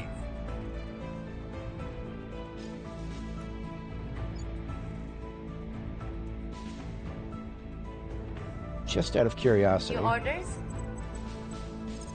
Yeah, only +1 or only 1% chance success. However, what we're gonna do is when it comes time to start eating our way into China, what we do is we will also have researched there's a tech that'll give us +3 to crackdowns. We're gonna have researched that, and we're also going to have found some counselors from we're gonna have found some counselors and started flipping them, so that their counselors go away. They lose control point caps severely when they lose a counselor. And then like dominoes falling down, basically. That's the dominoes we need to set up to get our way into China. But like I said, if we started getting our way into China right now, we would get nothing out of it because we can't take command points. We're at 335 out of 304 right now, so... yeah, status quo. Offering assistance. Alright, our HAB construction is complete for all of these satellites we built earlier on, and that leaves us with still making a bonus in all categories of space materials. That is almost tempting me to build more. I mean, why not? If I can afford it. And, okay, so let's do some math. Let's look at the ISS. The ISS is my highest production of research for the materials spent, because it's just 1 solar collector and 3 social science labs. We could do something similar. We could do a solar collector and 3 space science labs, for example. Or, you know, solar and then 3 military, solar and 3 life science, so on and so forth. But some of these have different costs. Oh, here it is. It was right in front of me. Monthly HAB resource summary. It costs us 2 mission control. So that means I can afford to build 2 more satellites for that. And then it costs us 0.38 water and volatiles per month. I'm not worried about money. Not worried about money in the slightest. I got plenty of that. And if I need more, I can get more. It's volatiles that I care most about. Our monthly income is 2.3, and we're losing 0.38 for this satellite design. So 2.3 divided by 0.38 means that we can currently afford, well, at this specific juncture, we could afford to build 6 more satellites before we go into a anywhere close to losing monthly. But we don't want to get that close to it. So let's also factor in that the social science lab is probably going to have a different cost.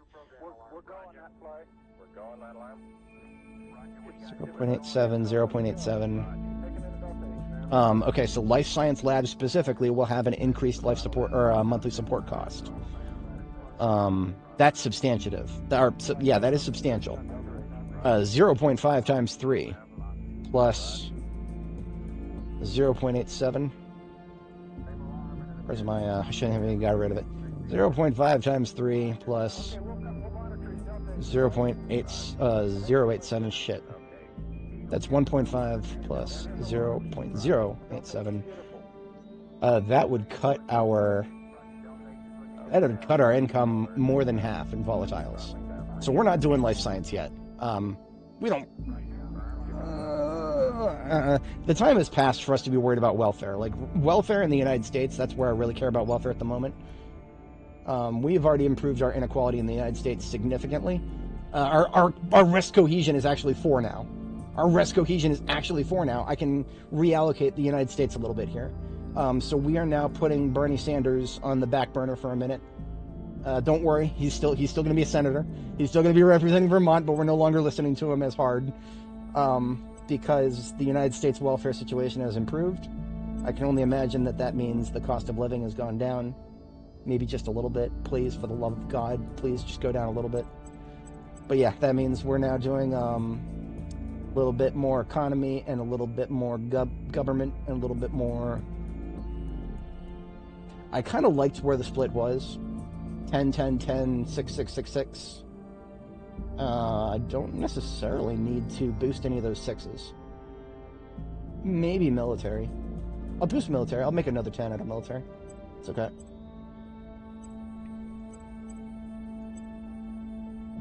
So in order to offset that, I just need to turn another point maybe into economy.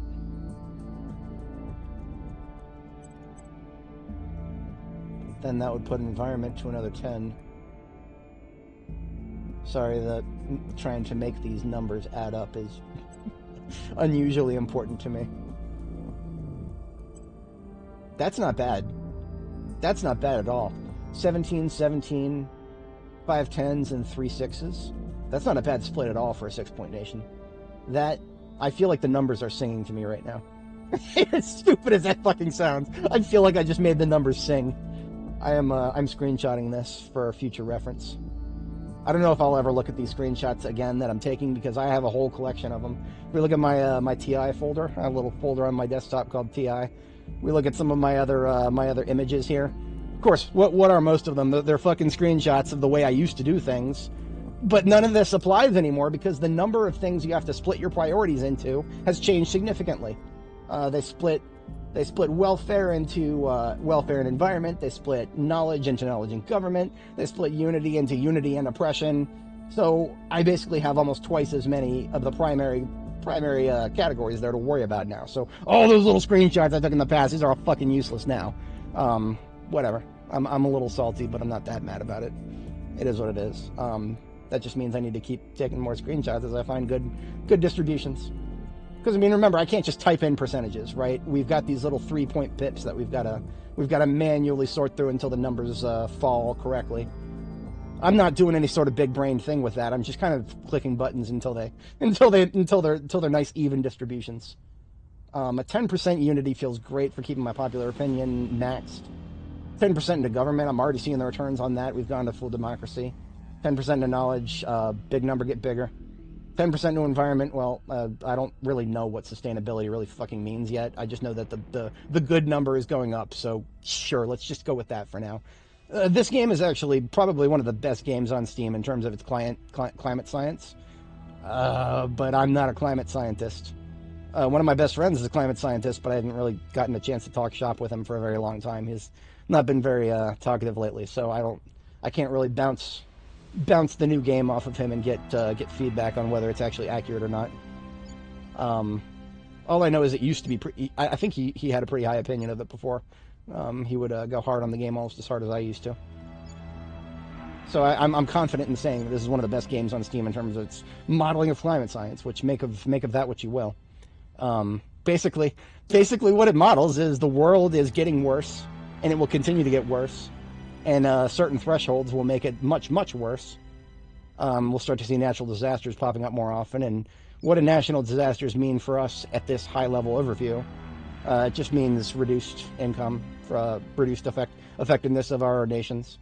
It's not like, there's no Greta Thunbergs in this game. No, there's no AOCs. There's no... the world is not going to end in 5 years if we don't do anything.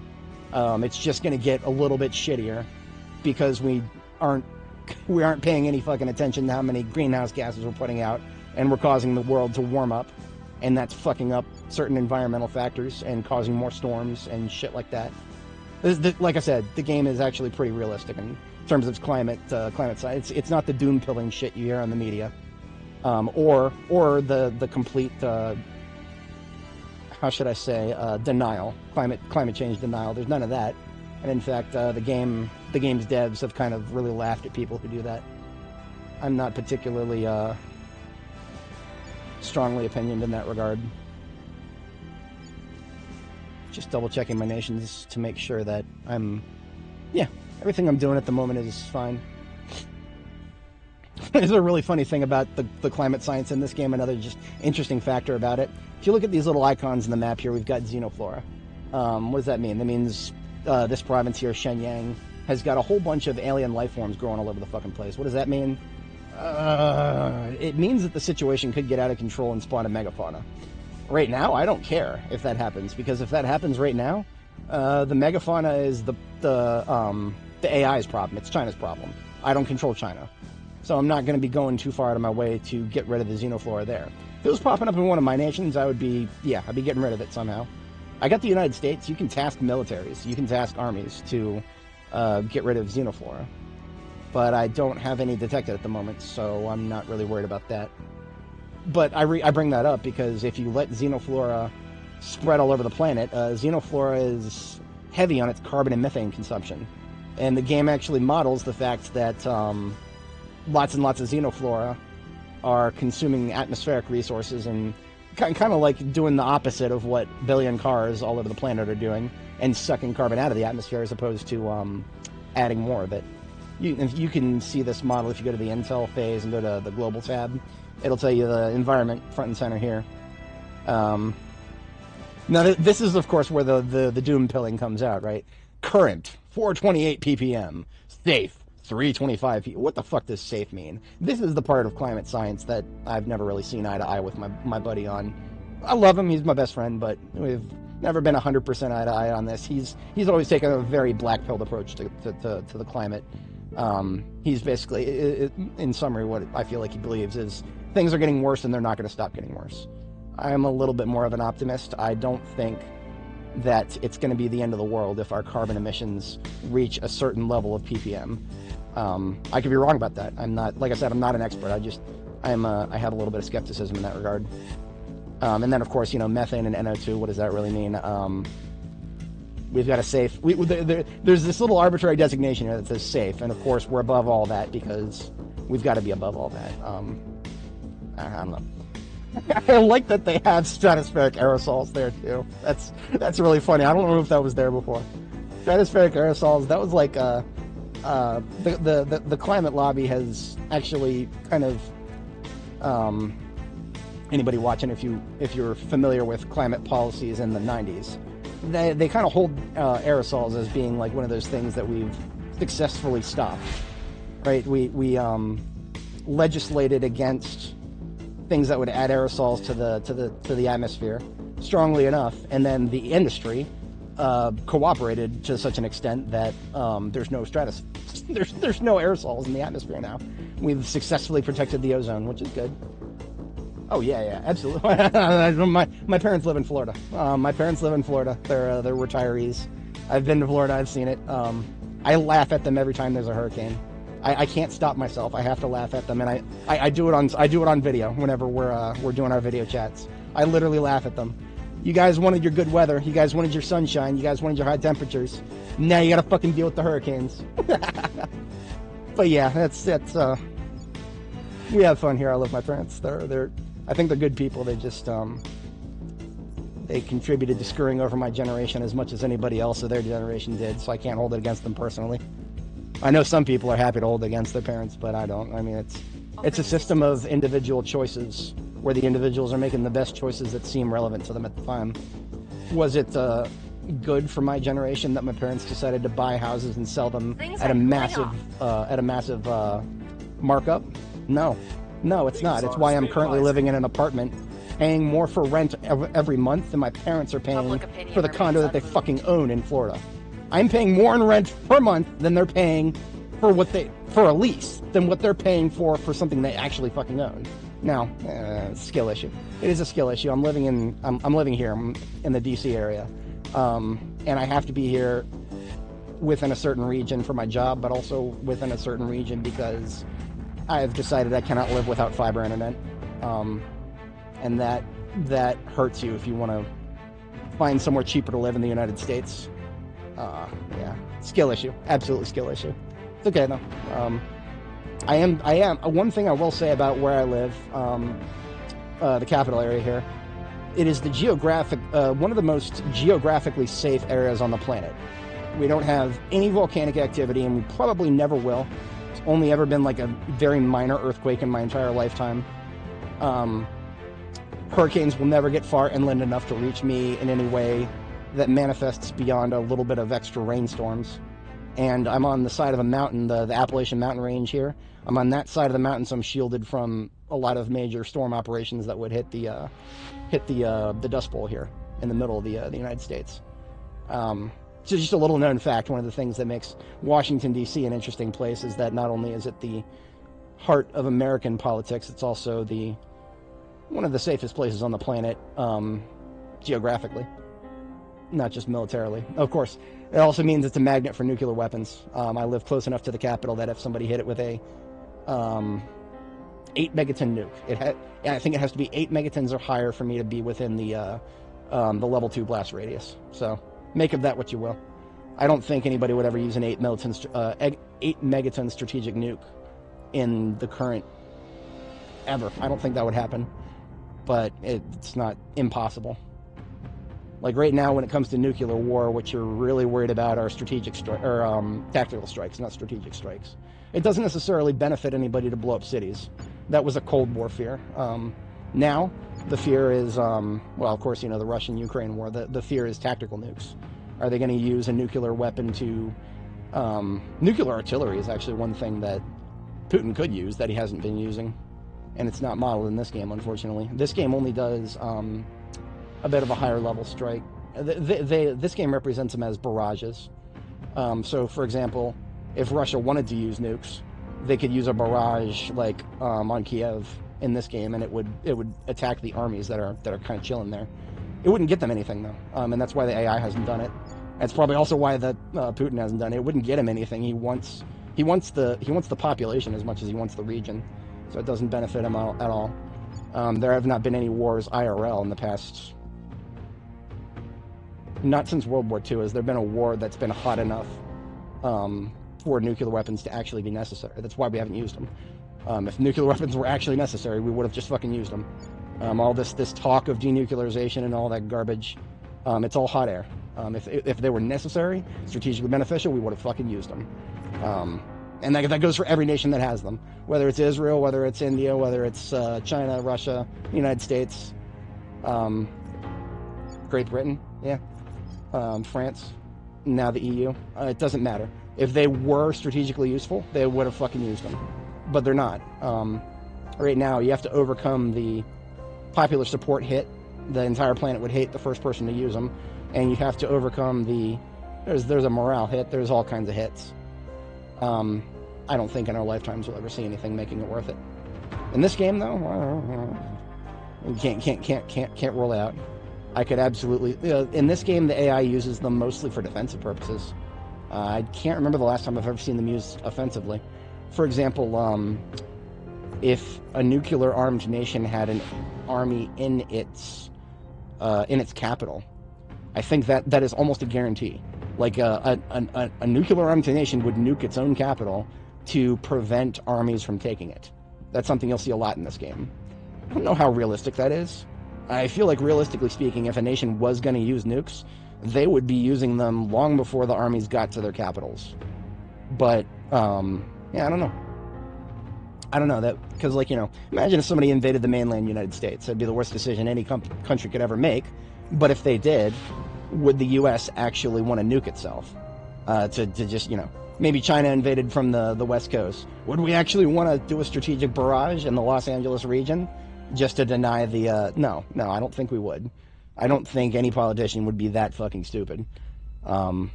Their political party would never get elected again. It doesn't matter what political party it is. They'd be the one who used nukes on U.S. soil. It would never play out. And remember, of course, what do politicians care about most? They care about themselves, the party, and then everything else. And even then, you know, some of them care more about the party than themselves. But yeah. Anyway, I've yapped enough. We're status quo at the moment. This game, this is one of the reasons I play it. It's really, really fun to think about. Because the game, all it really does is it just tries to model the world as it is, and then just add the wild card of the alien invasion. Because, you know, the alien invasion makes certain things a hell of a lot more likely to happen that would not actually happen normally. Opinion is moving in our direction. I mean, if there were an alien invasion, I'm pretty sure most of the... Oh, look at that. Oh, look at that. China is invading its neighbor. What a shock. What a shock. What is Vietnam? Vietnam is right now Protectorate, Initiative, and Exodus. Yeah, that's true. World in conflict, yep. But yeah, this, like, for example, okay, China just declared war on Vietnam. No, they're not going to use nukes. They would have no point in it. They've got all these armies. They would send all those armies straight to Phnom Penh. Am I pronouncing that right? No, Hanoi. Sorry. I was thinking of a different place. Ho Chi Minh is to the south, and Hanoi is to the north. They would send their armies to Hanoi, and Vietnam wouldn't be able to nuke them because they don't have nukes, and they'll take Hanoi eventually, and then Vietnam is theirs. That's how this war is going to play out. That's basically how wars play out. The enemy has enough armies, they'll take your capital, and then what do you do from there? Not much. I know, right? The servants must have thought that they can do what the United States couldn't. Good luck. Good luck. The Vietnamese kicked us out. They'll kick you guys out too. I promise I'm not just glazing my Vietnamese viewers. I know I have at least 2 or 3. I can tell because my Project Zomboid content, approximately 3% of my viewers use Vietnamese subtitles. So I know I have some viewers from Vietnam. Shout out.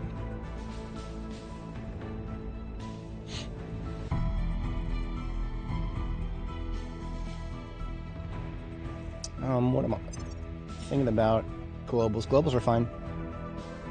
Solid core fission's moving a little faster than I thought it would, but that's okay. We got the lead. Can we maintain the lead if I boost this? Probably. We'll keep an eye on it. I don't know, right? No, it's Vietnam and Afghanistan have one major thing in common, and that's that they are graveyards of empires. Anybody who tries to conquer them is going to find out. Sufficient amounts of fucking around. Now, of course, okay, what they're doing now, they'll send their troops into Hanoi, they'll make a big show and dance, and they'll take over the capital, but then the people are not going to feel themselves with any sort of allegiance to China.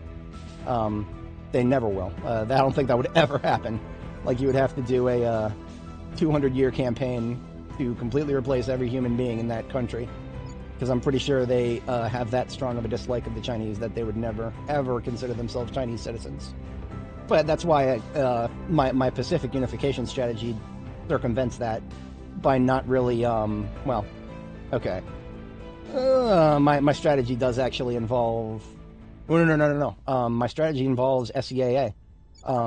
Vietnam becomes part of the SEAA, and then eventually the SEAA becomes part of the Pan-Asian Combine. So at no point do they have to worry about considering themselves Chinese citizens. They'll just become Pan-Asian Combine citizens instead. I'm sure that, and then of course, you know, the game doesn't model devolved powers, so they're probably still just thinking of themselves as Vietnamese citizens under the Pan-Asian Combine, which that works perfectly for strategic purposes because the fewer command points to be stolen, the better. That's our long-term strategy in this game. The fewer command points, the better. Every time I look at research, I think, okay, Unity is almost done. No, it's not. I just have a big commanding lead in it. In fact, I have such a strong lead, I don't need to contribute anymore. I don't need to contribute anymore. Like, literally, whenever Unity is done, it's done, and I will have contributed the most. That's great. Okay. I just turned that off then. I just turned that off. I'll maintain my lead and everything else, while also, selfishly, working further on cooperative resolution here. So once I get that, I finish taking Indonesia, and then I start taking a bite out of China. Alternatively, okay. No, I do really want to get a bite out of China. I really do want to get a bite out of China because the longer the servants remain in control of China, the worse things get. If I were to take 1 out of 6 command points in China, it wouldn't improve too much.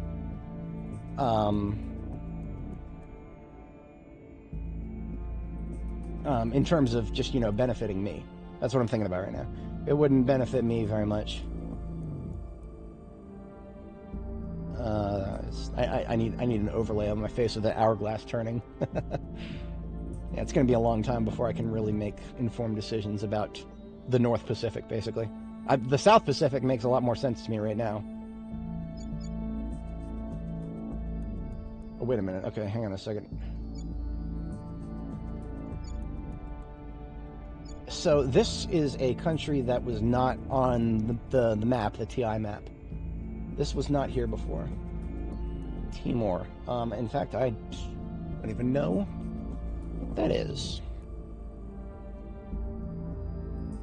It is an island in Indonesia. Is it independent?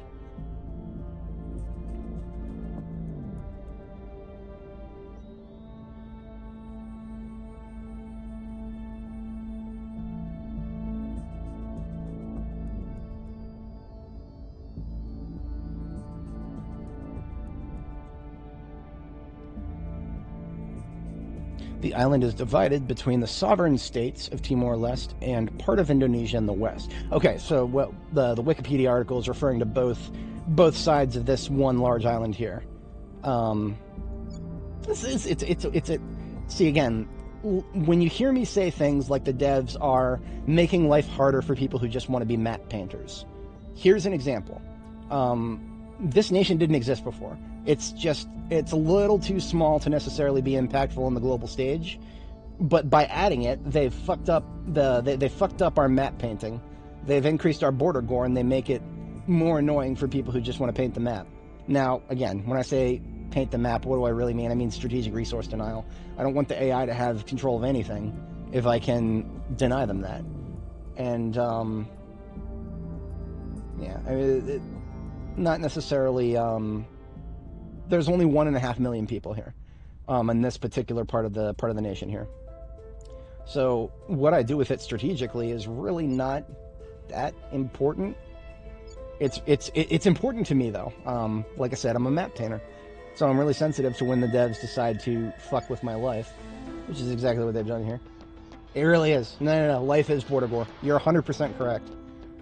I wish I did not have such an obsession with getting rid of it.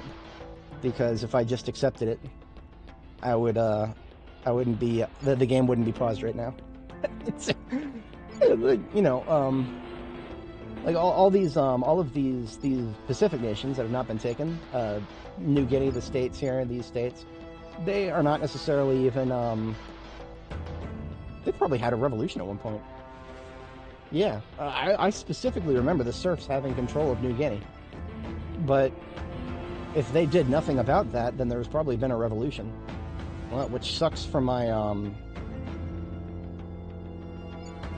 it sucks for the living conditions of that 10 million people here, because I would have preferred them not to have experienced a revolution, because that would improve their quality of life when they become part of Greater Indonesia later on, but you know, water under the bridge at this point. What I can do, though, is now that I'm coming down the home stretch of taking over Indonesia, it would be after I get federal control of Indonesia, that I can cede Biak, and cede Biak to Papua New Guinea, and by doing so, that releases the colony region status from that 5 million population province, and it also cleans up border gore in the long term. So it's like, but I would have to wait until Indonesia had a claim on Port Moresby here. Now, like I said before, does this necessarily change my current plans? I don't know. No, because you know, you can look in the bottom left-hand corner of the screen here if you. It's a little hard to read, 4K monitor and whatnot, but these are my plans. I mean, these are my plans here. It's just a bunch of short form.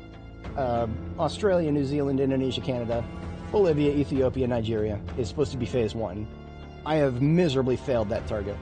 I am just barely clawing my way back into getting Indonesia. I was supposed to have unified Eritrea and Ethiopia. That never happened, and it won't happen because the claim that Ethiopia has on Asmara here, which is the capital of Eritrea. What did I say before? I didn't say Eritrea before. Anyway, Ethiopia and Eritrea. I was supposed to unify them. I didn't. I couldn't. The only thing that I really managed to accomplish that was good is I surrendered Mikel. Like, once again, assuming I'm pronouncing that right. I surrendered Mikel to Eritrea, And that got rid of the colony region status, so that makes the province more useful long term. I was hoping that I could take Nigeria. That never happened. I never even got close to that. And that's okay-ish. I mean, it's not the end of the world. It was just something I wanted to do. 200 million people. If I could have improved their baseline before unifying them into the African Union, that would have been amazing if I could have done that. But I couldn't. Never had a chance. Admin cap just way too low. And my ability to improve my admin cap has been way too slow. So,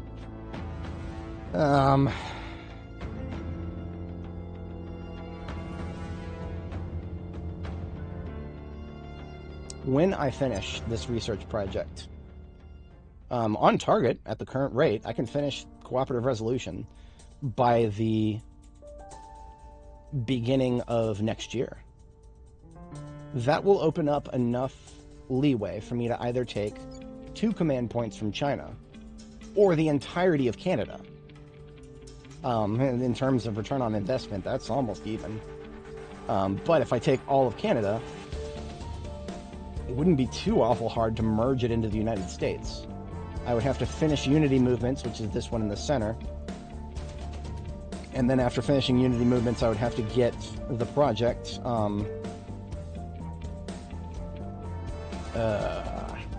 right? What? Hang on a second.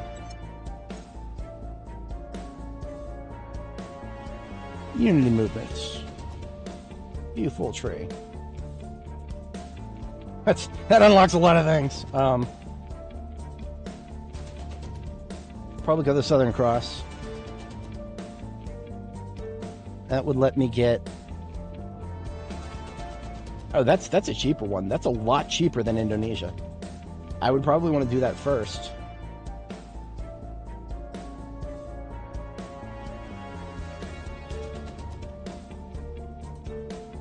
Greater Indonesia and then Greater Australasia. Now, I remember there being something really stupid with Australasia. I remember something that being very stupid, because what I think happened was I merged, and this was like more than a year and a half ago, but it was so stupid that I remember it. I merged Indonesia with Australasia, and what ended up happening was the frickin' there were a couple of provinces in Australia that just broke out and became like I don't know, like some Australian breakaway. Like there's just like a couple of provinces in the very far south Australia were just like, nah, we didn't want to join. Fuck you. And that's literally what it was. So from the devs, straight to my heart, they were like, fuck you. You don't get to paint the map. Stop trying. And it's like, really, guys? Really? You're already putting all of these roadblocks in our way to paint the map. Haven't you done enough? Sorry, it's Sunder bitches about the devs. That's what we do here.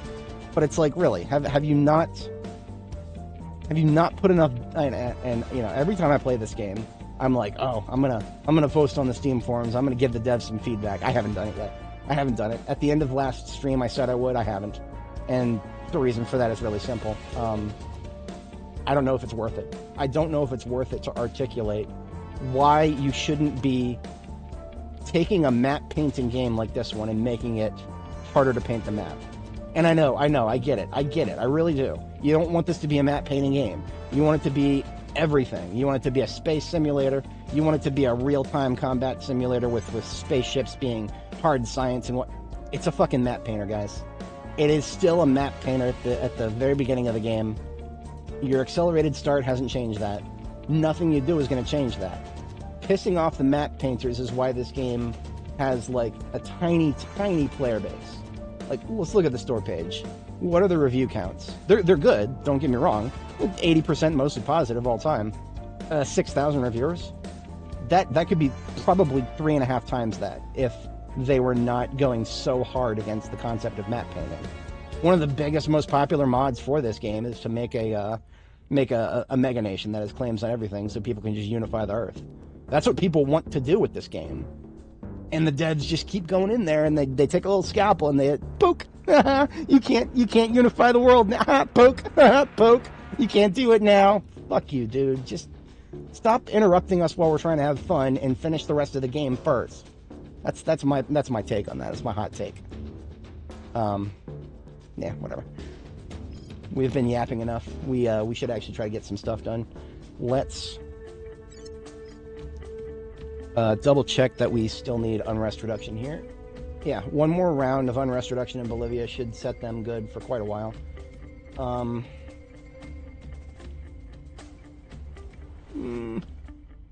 Their distribution is okay for now. It's okay-ish. See, they'll be able to accomplish more once I've finished these unrest reductions.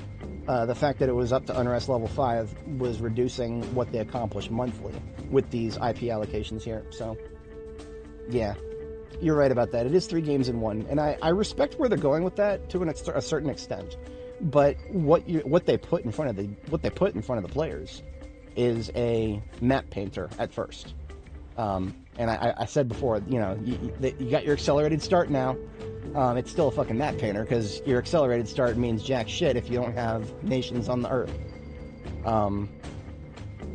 You can't have a game where you have direct benefits from conquering nations and denying other people access to nations, and then be like, no, but we don't want it to be a map. Dude, just roll with it, right? Just roll with it. One of the things that I always said is that what they could do is make as an in-game thing. You know, factions completed almost all of its tech tree. Give us faction-based nations. Let us spawn the Academy nation, and just, you know, let us start claiming other nations that are adjacent to us that way. That would require a lot of effort, and the devs are absolutely never going to do that. That'd probably be something I would have to make. I would have to make that mod myself. I would have to make that mod myself to ever see it come to fruition. There's, based on just what the devs are currently doing, based on their track record, I don't see that ever happening by them. Not necessarily out of a malice or anything. They've very clearly communicated that they want to reduce the map painting. And I don't know, I've yapped about how I find that to be tragic. It is what it is, though. Brenda's still hard at work in China. Oh, I should just check. She is due for an upgrade. I was forgetting something. That was one of the reasons I was kind of like, I was sitting there yapping, but I was like, there's something else I gotta do here. What is it? Give her 1 more point in admin cap. Is there anything I want to, like, reorganize a little bit? Right now, she has an org that gives a bunch of knowledge. Knowledge isn't quite that important to me at the moment. I would prefer to have high persuasion, so I'll actually take that off of her for the moment. Give her, make sure there's no 2 stars that are really, ooh, I really do need more info science. But take a look at my bonus really quick. Something I haven't even talked about on stream yet. If you mouse over your bonus, we are receiving a 28% bonus to research speed and info science from the following sources: counselors, orgs, hab modules. There are diminishing returns after a certain point, and it says it right in front of you. Bonuses from hab modules, orgs, counselors, and fleets are subjected to diminishing returns once the cumulative bonus is greater than 50%. I feel like that's different than what it used to be. I thought it used to be that you couldn't have, like, more than 30% from one source. So, like, if you had a couple of counselors that both gave, like, 20%, for example, that you would get diminishing returns from that. But now it seems the cumulative bonus can just, it doesn't matter where it comes from until you get to 60%. Or 50%, rather. So that actually means that if I buy this org and give it to Brenda, I'll just go straight from 28% to 38%. And I've got 2 global research in that field right now. So that would just massively benefit me overall. Full stop. Right? Let's double check. Yeah. Am I going insane, or did that not? Oh, orgs. Okay, counselors and orgs are separate, right? I forgot. I've got a hacker or a computer scientist. Computer scientist stage 1. Now it went from 6% to 16% in orgs. Okay, yeah, exactly what it should be. Yeah, we just got 10% more research for these 2 fields, which is amazing. I'm glad I took a look at that. Does anybody else need a updo? I think Worry is, yeah, she's ready. Probably nothing extremely cool for her right now.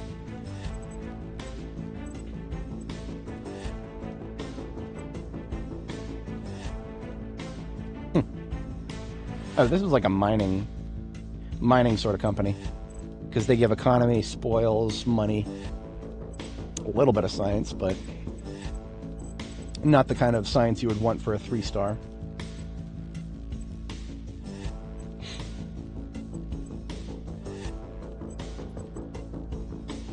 Yeah, I'll probably, I'll boost her admin and give her back this one that I took from her earlier. That's good. Okay. Confirm, moving on. Offering support. Sea Dragon is a, that gives, who was that? That was Worry? Or, Sea Dragon, right here. Protect target, stabilize nation, assault alien asset. It's basically like, it's like the Chinese equivalent of one of those, U.S. Special Forces groups. But the bonuses are a little bit interestingly different. I would probably buy this if I had a, oh, actually, I could buy this. I forgot because Zhanhua is from China. I could buy this. What would it get me? It's government org, so only I think only Zhanhua could be the one who would take it.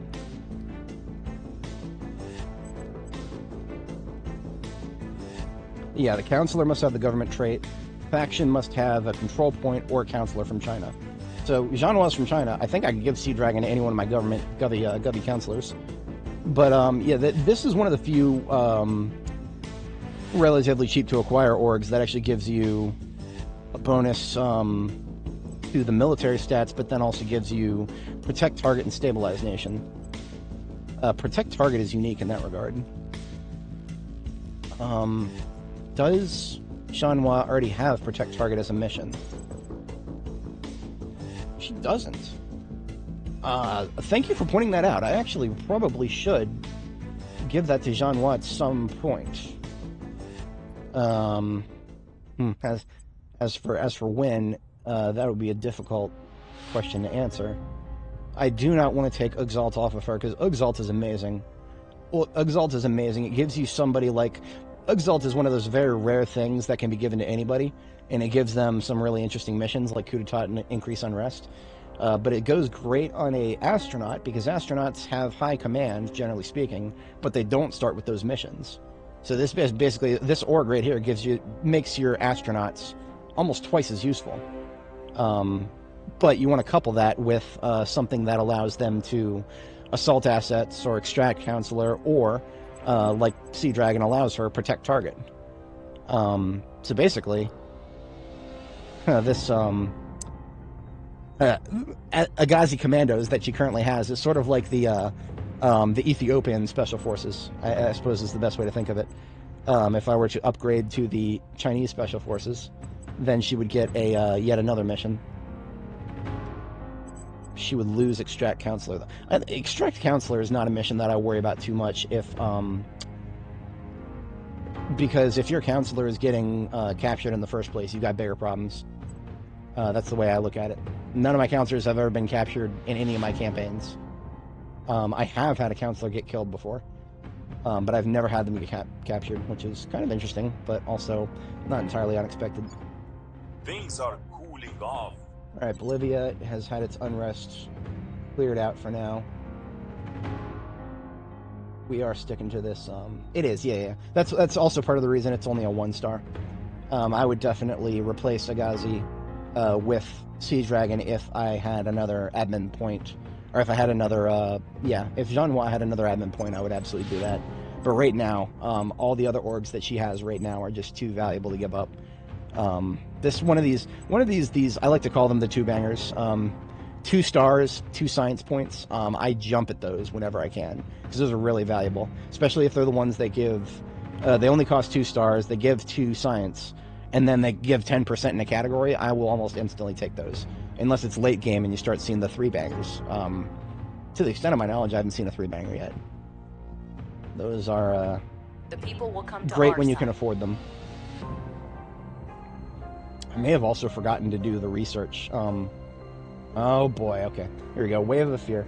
It's just a random fucking event that will fuck up your cohesion levels for every nation on the planet. Toward the extremes. So what does this mean? The U.S. All the progress I made, but okay, so not all the progress I made, but some of it. Thankfully, the baseline is not going to change, which that's what I care about most. So the U.S. currently at 2.4 cohesion, because this stupid random fucking event, it goes down by 1 whole cohesion point. Painful, annoying, I fucking hate it, but we can handle it, because this will basically just revert itself after like 6 months. Iranian orgs, none that I could see immediately. Iran is currently under control of resistance, I think.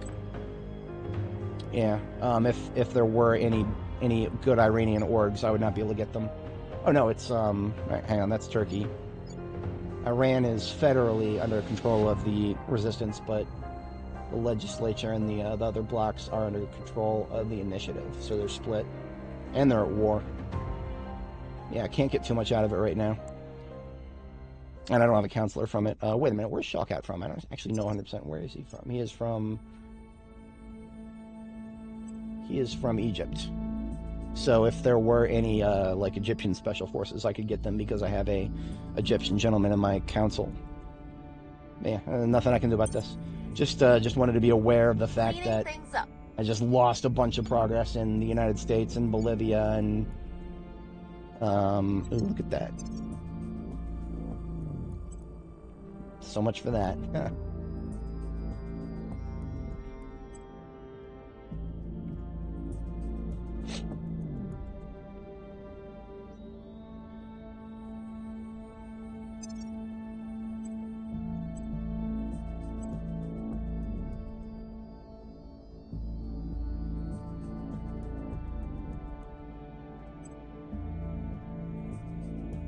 Okay.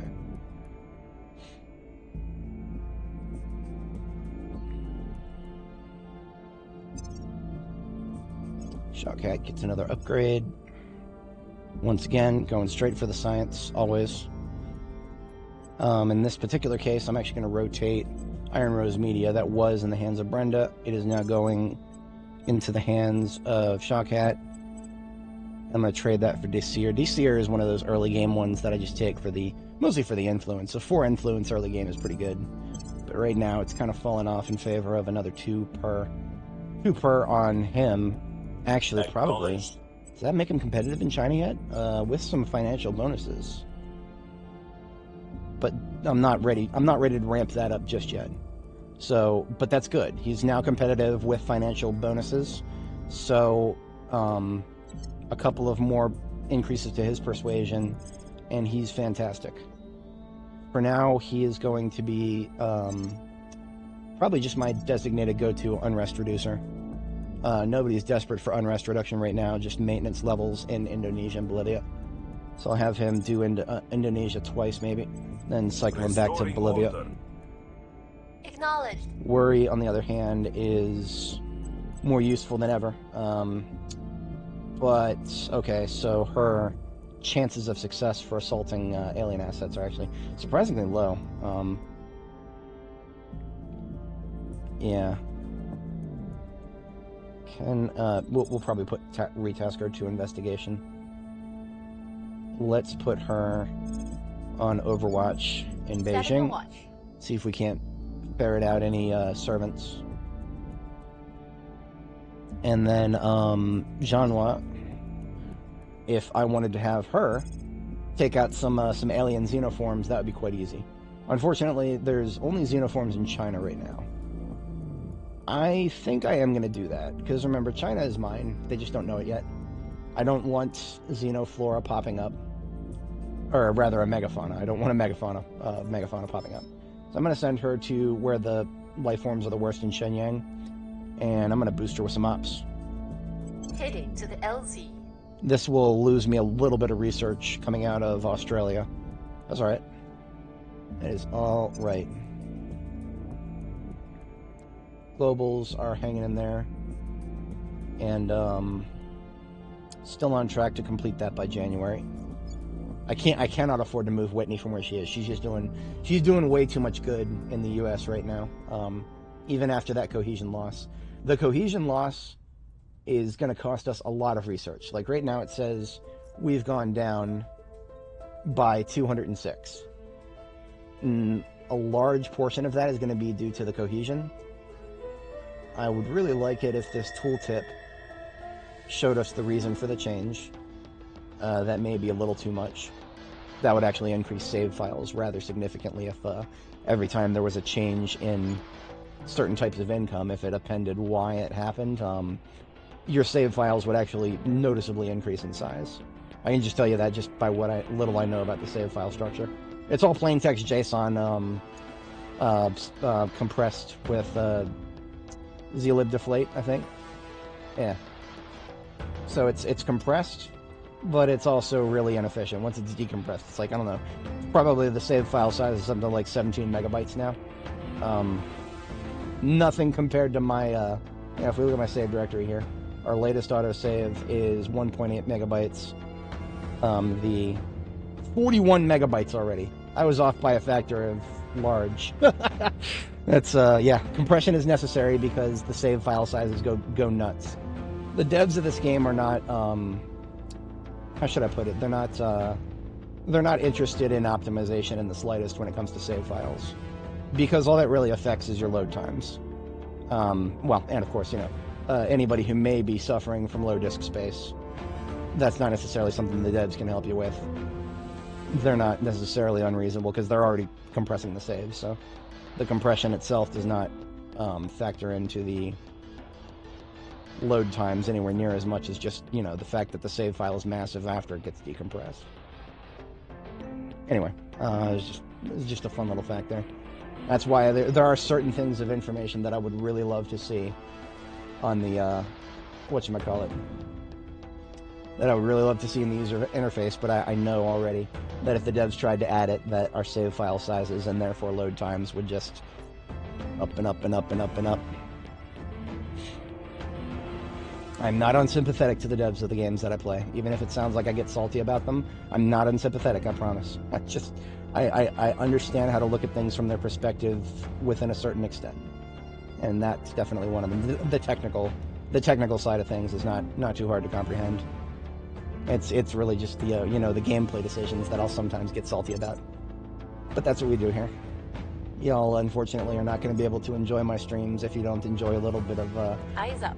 little dash of salt here and there, because that's what I do. Can't not do that. Things are stabilizing. Okay, so there's the diminishing return. I still don't fully understand when this threshold arrives. In previous experience, it wouldn't really get that, okay, so most of the time, his reduce unrest emissions would go -5 reduction, or -0.5 instead of minus 0.25. If he's getting minus 0.25, that means he is...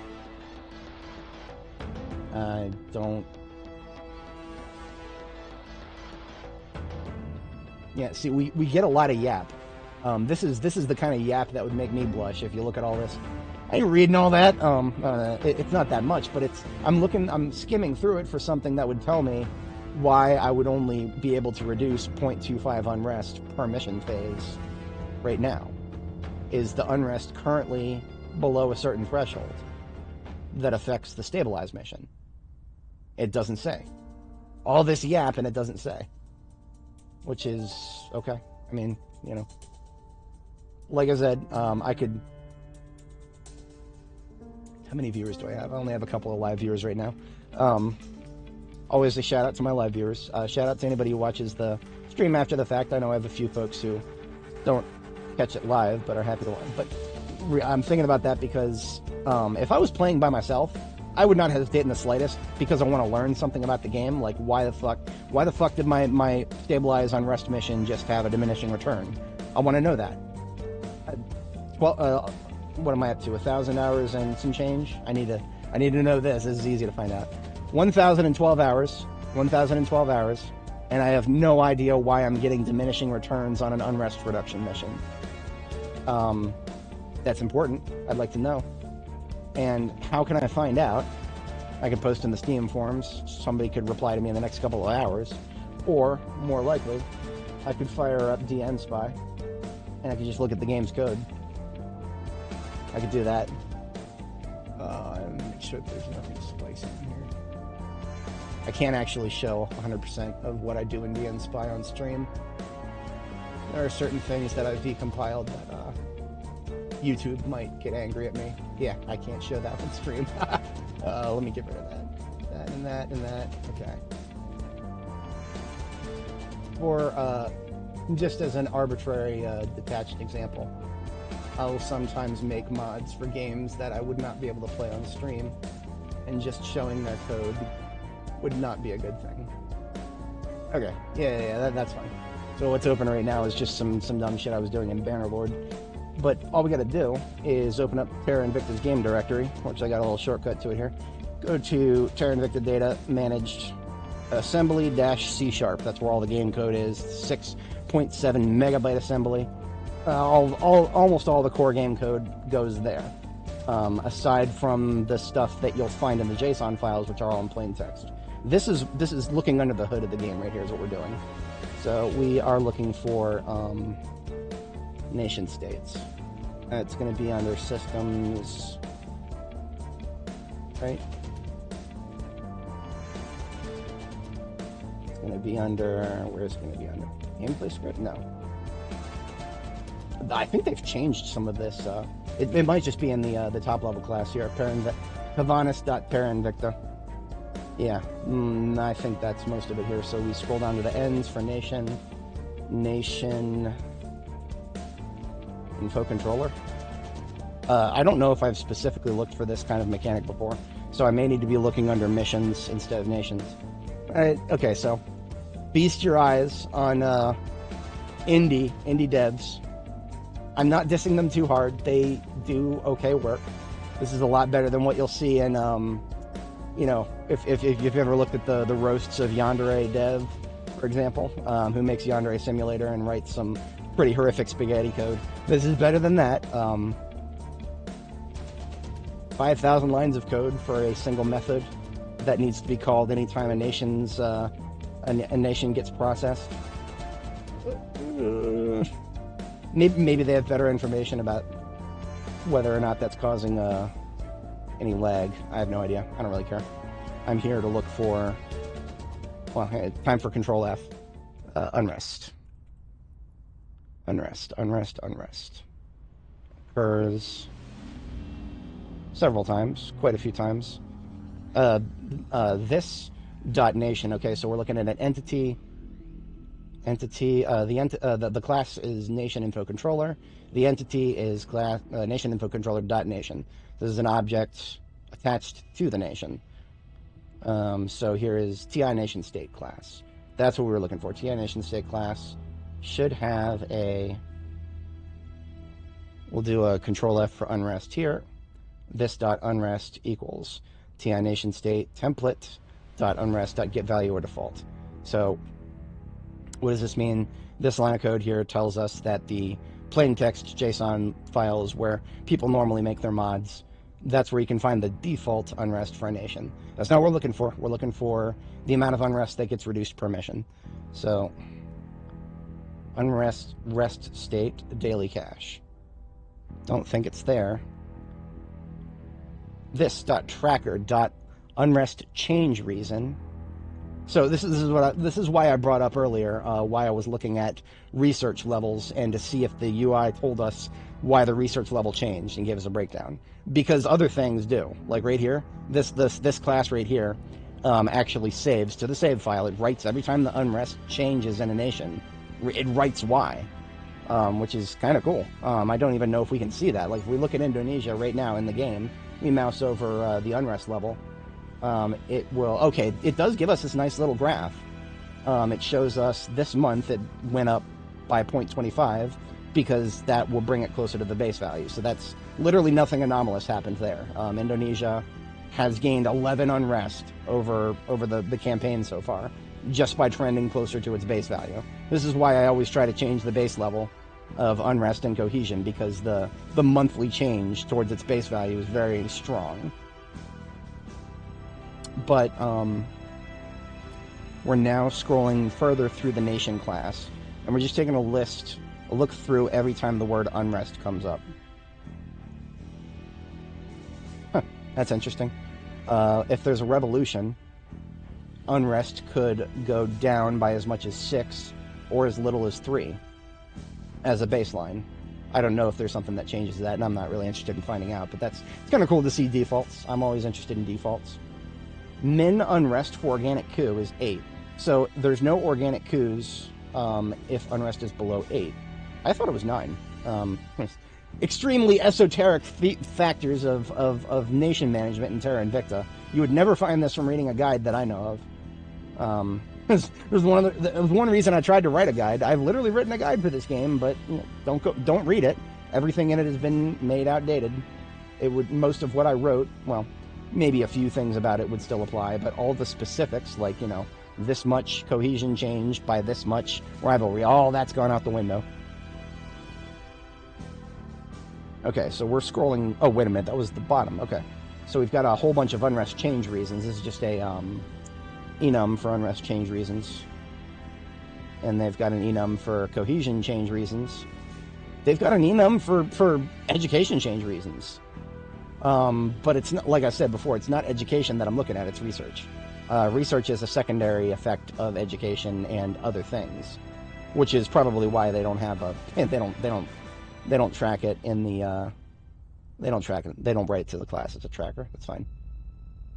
Okay, so we couldn't find what we were looking for right there, but what we could find is let's just go straight to where it gets defined at the very top.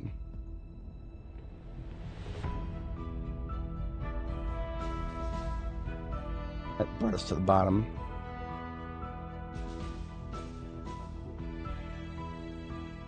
Come on. Back to the top. There we go. Okay. This dot unrest. Oops. What we want to do is track that in the code. Not too awful difficult.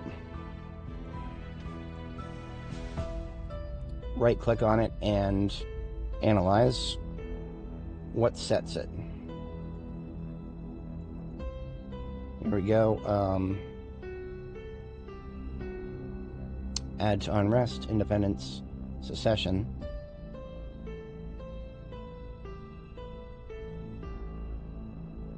Wow, okay. We set is not what we're looking for. We're looking for change. And the analyze doesn't show us changes. It only shows us getting set. That's okay. And it probably will be in missions as opposed to nation state, but we went to nation state first.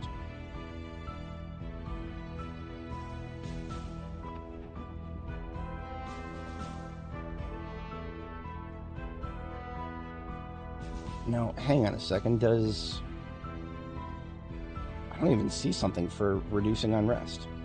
Oh no, stabilize. Well, stabilize payoff. Nation state dot. Mission effects. Oh, here it is, stabilize, right. Stabilize doesn't have the word unrest in it. My brain thinks about reduce unrest as the name of the mission, but what it really is stabilize. So I was looking for the wrong thing in here, but that's okay. Let's jump to that. So we're now at TI mission effect underscore stabilize, and now we're just looking at the factors, and I think this is what we're looking for here. Apply effects. Let's increase the size of this. People can see it a little easier. What have we got? Base dot mission success outcome. So in these parentheses, what we're looking for, or brackets, float num. Num is the return. Format small number is value, decimal cap, extend, avoid prefix, empty 0. 7 is decimal cap. Okay, so this return right here, it does process num, but it doesn't do anything to substantially change its value. It's actually this. Other games need this. TI utilities.format small number. All it's doing is setting a decimal cap, and this will probably get rid of some floating point math errors. Oh, somebody call the Project Zomboid devs. Somebody call the Zomboid devs. If I had a nickel every time my character in Project Zomboid suffered a problem because of floating point math errors in the new liquid system, I could probably I don't know. I could afford a McDouble or something. I don't know. It's just, it doesn't happen that often, but it bugs me when it does. But anyway, I was just making sure that this return does not get edited too much. So we're just looking at num here. Num equals the unrest value, refnation.unrest, times 2. This is a conditional. If it is less than refnation.unrest rest state. Are we sure about this? There's probably a second condition going on here. Divided by phases per month. Now that's interesting. Huh. That opens the door for there to be more than just early game and late game. Don't know if we'll ever see it, but that's kind of cool. Critical success, question mark, 2, switch 1. I'm not actually very good with inline conditionals. I'm actually very bad with reading inline conditionals. Whenever I write C#, I just do everything in its own little if-then. This is why I would never be a game developer. I'm not good at analyzing for efficiency in terms of line by line. I'm only really good at analyzing for zooming out a little bit further than line by line. Times 2 is less than the rest state. What is this? This is a multiplier. This is everything in these parentheses is a multiplier. Multiplied by critical success times 2 or times 1. Okay, so all this entire gobbledygook in this second set of parentheses multiplies it by 2 if it's critical success. And then everything gets divided by phases per month. So we can completely ignore all of this and just assume that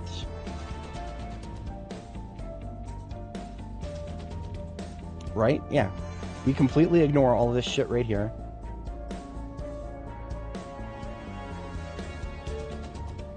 If ref nation times 2. Okay, so if unrest times 2 is less than... I'm not reading this right. Like I said, I'm terrible with inline conditionals. I really am. Inline, this is not even inline. This is like line in line. I don't know if the devs are doing this purposely or if this is just done at compile time by Unity. It might be done at compile time. I'm not sure how Unity decides to clean this shit up. But that's I think this is what's confusing me, I believe. And because I mean what we're seeing is obviously it cuts the effectiveness in half. Shotcat just got 0.25 instead of 0.5. And I'm trying to find out why that happened. So this math right here, if ref.nation.unrest or ref_nation.unrest times 2 is less than the unrest rest state. So Indonesia's unrest level was, prior to that reduction, 2.721 plus 0.25.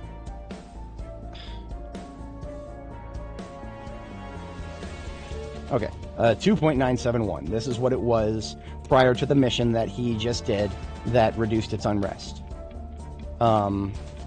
We are now looking at the code and running that number as ref_nation.unrest. We're multiplying it by 2. So we just take that number, multiply it by 2.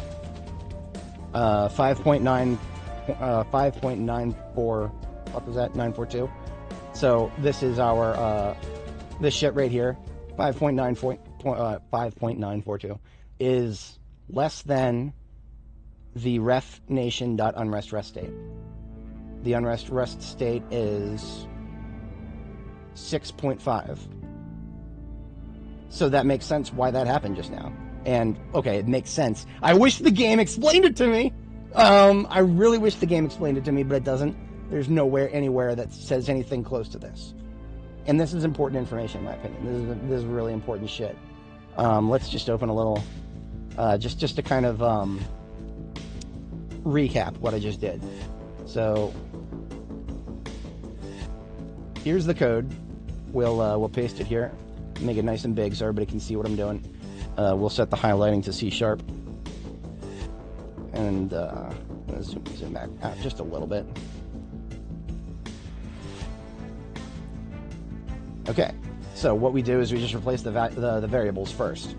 The nation unrest, ref nation.unrest, that's what it was before the mission. Well, actually, before the mission, it was 2.921. And then we put an F after it because it's floating point math. And then ref nation.unrest rest state. It was... it is 6.52. So we replace this right here, 6.52F. And then, like I said, I am absolute shit at... Oh, right, okay. We can ignore all of this because this just says that multiply it by 2 if it was a critical success. It wasn't, so we delete that. Divided by mission phases per month, which is now 2. Divided by mission phases per month. So we just get rid of all this, and even get rid of the multiplier, and then just divide it by 2, because that's exactly what it's going to be. So now all we got to do is focus on this conditional right here. Is 2.921 times 2 less than 6.52? Yes. We already know that. The math, the numbers check out. But this is what we have to be thinking about if we want to know whether it's worth our time to do an unrest reduction mission. Wouldn't it be amazing if the UI had just straight up fucking told us that? You're not... I just want to illustrate that this is another one of a billion issues with this game that all focus around the UI being so hopelessly opaque. I should not have had to spend the last 5 minutes looking through the game's code, trying to figure out exactly why that mission had half as much impact as I was expecting it to have. But that's really important for my action economy. I need to know shit like that. But it's not being communicated to me.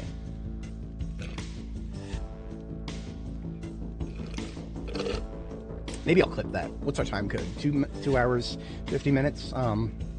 Maybe I'll clip that. That would be a hell of a lot easier than trying to explain a Steam post. 250 and 00, maybe a little bit further back. But yeah, long story short of my complaint is I want to know why some of my unrest reduction efforts are having half as much of an impact. There's code in there to make it have half as much of an impact, but the code is doing something that the UI isn't telling us that it's doing. And that shit needs to stop. Skill issue for the devs. I will absolutely call them out on this. If you are adding a mechanic to the game that is as important as that, which, like I said, cuts the impact of a counselor's mission in half, that needs to go in the UI before you add it to the fucking code. I'm sorry, I'm a little salty. I get like this sometimes when the devs do something that they really should know better. Like this game, from the very moment it came out, the UI has always been its biggest thing that anybody who enjoys the game enjoys it in spite of. I said this in my Steam review for the game. Like when it first came out, I was like, yeah, this game is great, but I love it in spite of its UI, not because of it. And, you know, okay, to their credit, the devs have kind of tried to get back to it. But then they do this shit. This never used to be a thing as far as I know. Okay, I take that back slightly. I do remember this being a thing if the unrest was like a really, really, really low number. Maybe this has been a thing in the past. I always used to just remember it as like if unrest was below 1, then it would have this problem. I don't know if it's just been 1 or if it's always been what it now is, which is base unrest times 2. Or I'm sorry, current unrest times 2, is that lower than the base unrest? I don't know if that's always been the case. But, and again, like I said, the devs need to be adding shit like this to the UI. All we really need is like a little yellow triangle. Just a little yellow triangle in here in the unrest breakdown, which already gives us a lot of helpful information. It needs to have just a little yellow triangle that says unrest is currently less than what it would be. I don't know, phrasing. Okay, so phrasing this properly would be a lot of mental work. I'm not even going to think about it. there needs to be a little yellow triangle or something that just says unrest reduction efforts would be less impactful. That's all you need to do. Just whenever this code that we just looked at, whenever it passes a check, whenever this shit right here passes, then this needs to trigger something in the UI. That is what needs to happen. That's one small little thing that they could do to make the game a hell of a lot better. Well, okay, so it would make that particular problem go away. But that kind of mentality, if you're going to add a feature to the game like this kind of hard code shit that doesn't get checked anywhere in the UI, it should be. Like, anytime something like this gets added to the game, whether I'm wrong or not about it being in the game already, I could have swore that it was just this shit where it multiplied the current unrest by 2 and then compared to base unrest. Maybe it was always like that, and I'm just misremembering. It's been like a year and a half since I played. Regardless, if that's how it's always been, it should have been documented. It should have been documented. But they're working on it. They are working on it, and this is just something they need to do to continue working on it. Because the game's great, and I think everybody agrees it can be better. And that's just one small way that I can make it better. And of course, I got a little salty about it because that's what I do here. Right? My doctor told me I need to lower my blood pressure, and I'm not doing good job at that. But at least in the meantime, I can have a cathartic yell about something that needs to get fixed. Score 1 for the good guys. Critical success. Reduced the area flora and fauna in Shenyang. Right? The fuck? Why does it say that they're in the Pan-Asian Combine? What's going on here?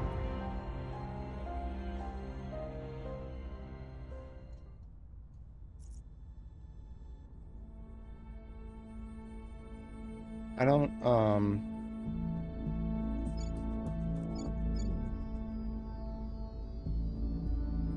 So I just stopped for a second there to look at China because now it says that they're in the... Oh, no, sorry. India. That's India. India and China are federated. The AI had no real reason... Well, okay, maybe they did. Yeah, there really wasn't necessarily a reason... there's no reason that I would have federated China and India, because you can't unify them. The devs have gone out of the way to make sure that doesn't happen, but it's kind of weird that the AI would do that, but I also kind of sort of understand why. Because what Federation does that I don't usually factor into my equations is it shares boost income. So the servants actually do get a little bit of bonus by federating China and India, because that means that all of India's boost output that they otherwise would have had to share with the initiative is now being further shared with themselves, if I'm reading this right. So I do think that by federating China and India, the serfs have cut out the initiative a little bit from what they're getting out of India here. Now, in a normal gameplay, if I had not allowed them to get into China, what I would probably be doing with this situation here is I would probably be cracking down one or so. I mean, this is just all what ifs, right? What if China was not owned by the serfs? I don't care if it was me, just not the serfs. I would be, instead of propagandizing China, Brenda would be over here propagandizing India, and I would be using my bonus to crack down one of these command points here, and then just leaving them for the wolves. But I can't do that now, because if I do that now, sure, it would split control of India just a little further, but then it would reduce the admin cap that the servants are operating at. And I don't want that. I want them to stay at a high admin cap, because that makes them easier to start kicking out of China when I need to kick them out. So, a little bit of breakdown in my China strategy. It's still not looking good. I mean, honestly, all things considered, 6 out of 6 in China is very bad for any AI faction to have. The fact that it's the serfs just makes it a little bit worse, really. If it was the initiative, if the initiative had 6 by 6 in China, I would still be pretty concerned, just a little bit less so, because the initiative, they kind of fall off in their threat level compared to the aliens and the protectorate. The aliens and the protectorate become, how should I say, guaranteed to become a hell of a lot more annoying than any of the other factions, really. Because as as the protectorate and the servants gain more power, they gain more bonuses from working directly with the aliens. and that is bad. That's really bad. You don't want either the people who want to work directly with the aliens to be gaining more power. I would be happy. I don't know if I'd say happy, but if Humanity First had China, I would not be worried in the slightest, because I know that they would be using China's resources to, well, they'd be wasting a lot of time on military conquest, kind of like the servants are doing now.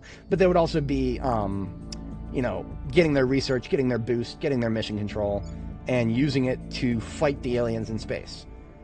But I couldn't let any of the other factions get into China. That was kind of the alternate solution here, by having Brenda constantly propagandize over here and keeping the public opinion on my side. It was shutting out the servants, theoretically, but I guess it was also shutting out the other factions. But anyway, moving on. I've kind of been not moving the game very fast. So we finished solid core fission. We're doing I would like to do another big. You know what? We can't go wrong with fission. We're always going to need fission. It's really early in the game to be doing this, but this will lock down space, or this will lock down global research a lot by putting a 10,000 in there. So normally I wouldn't necessarily want to do that, but in fact, I may actually abandon one of the globals. I kind of want to be selfish. I'm going to be very selfish. I'm going to be very selfish right now. I have a commanding enough lead in these two globals that I can afford to abandon them for a little while. In fact, Unity movements, like I said before, I can leave this abandoned. If the AI completes this, then cool. Same with quantum computing here. Not quite the same, actually. I do still need to contribute a little bit more. What do I need to contribute? I need to contribute, the math for this. I understand why the devs wouldn't necessarily break this down, but the threshold we need to meet is subtract the totals that the other factions currently have, and then divide that by 2. So we need to contribute exactly 6,413 science, and this number is going to go up a little bit, so this number is not 100% useful to us now.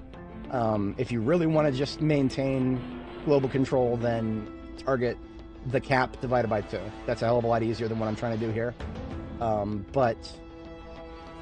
This is currently my target, and it will increase proportionally as I get closer to it, to such an extent that I'll probably have the majority. There's probably something more efficient I could have done in the math there to actually get a better number. But yeah, I still, long story short is I do need to contribute a little bit more to quantum computing to maintain a dominance in that side of the tree. But by giving up on molten core fission systems for now, I'll just let the AI fight over that, because like I said, it's one of those things that's not gonna help or hurt us at the moment.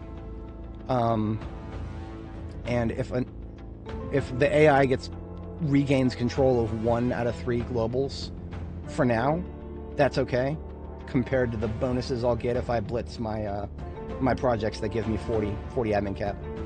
So that's what we're doing next. I am willingly giving up one of the the globals in order to benefit myself.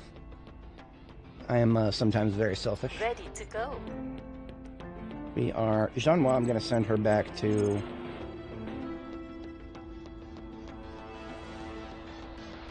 You know what? Maybe I will have her hit some of the xenoflora in Africa.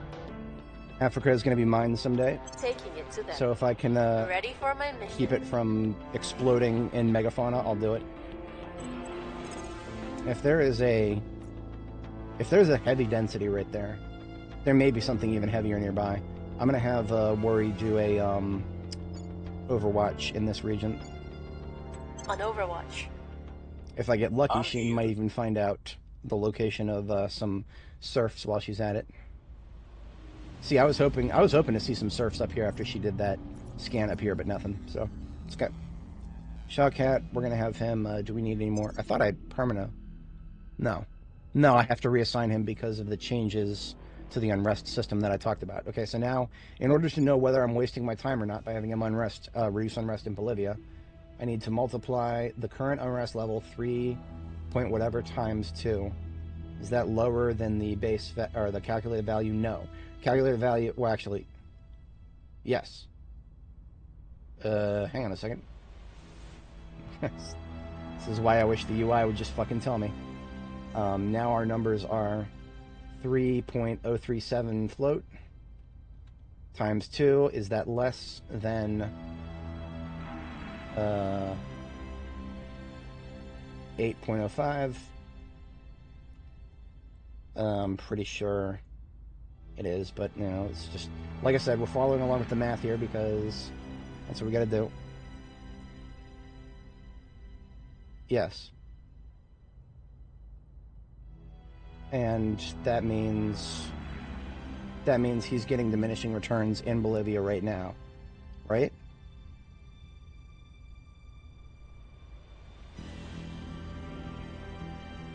I just figured all this out, and now I'm questioning myself. I'm pretty sure. Yeah, I think it was last month that I hit this point. Why don't we do the math? If we do the math backwards,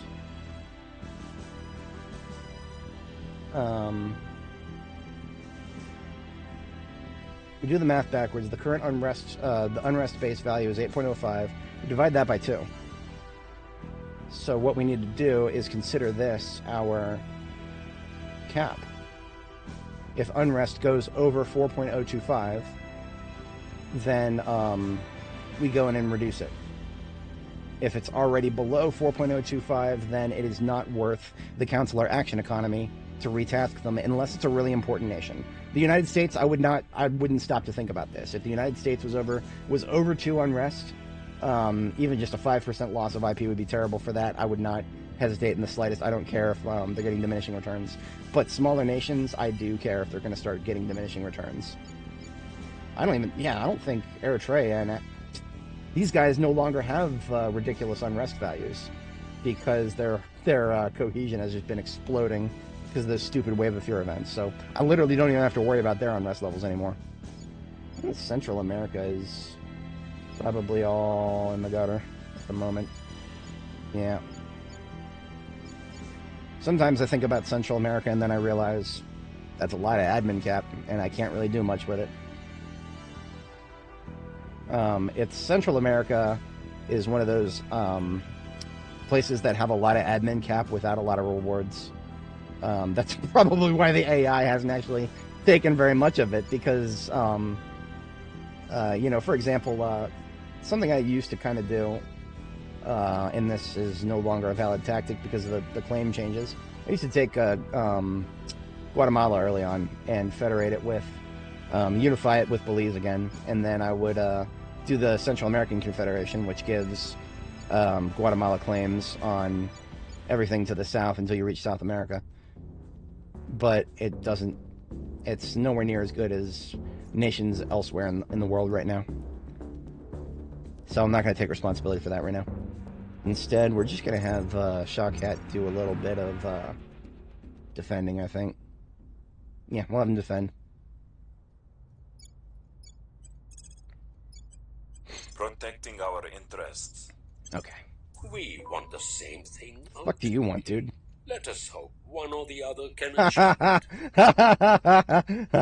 Fuck you. We're not trading with you. I'll see what you have, but I'm not trading with you.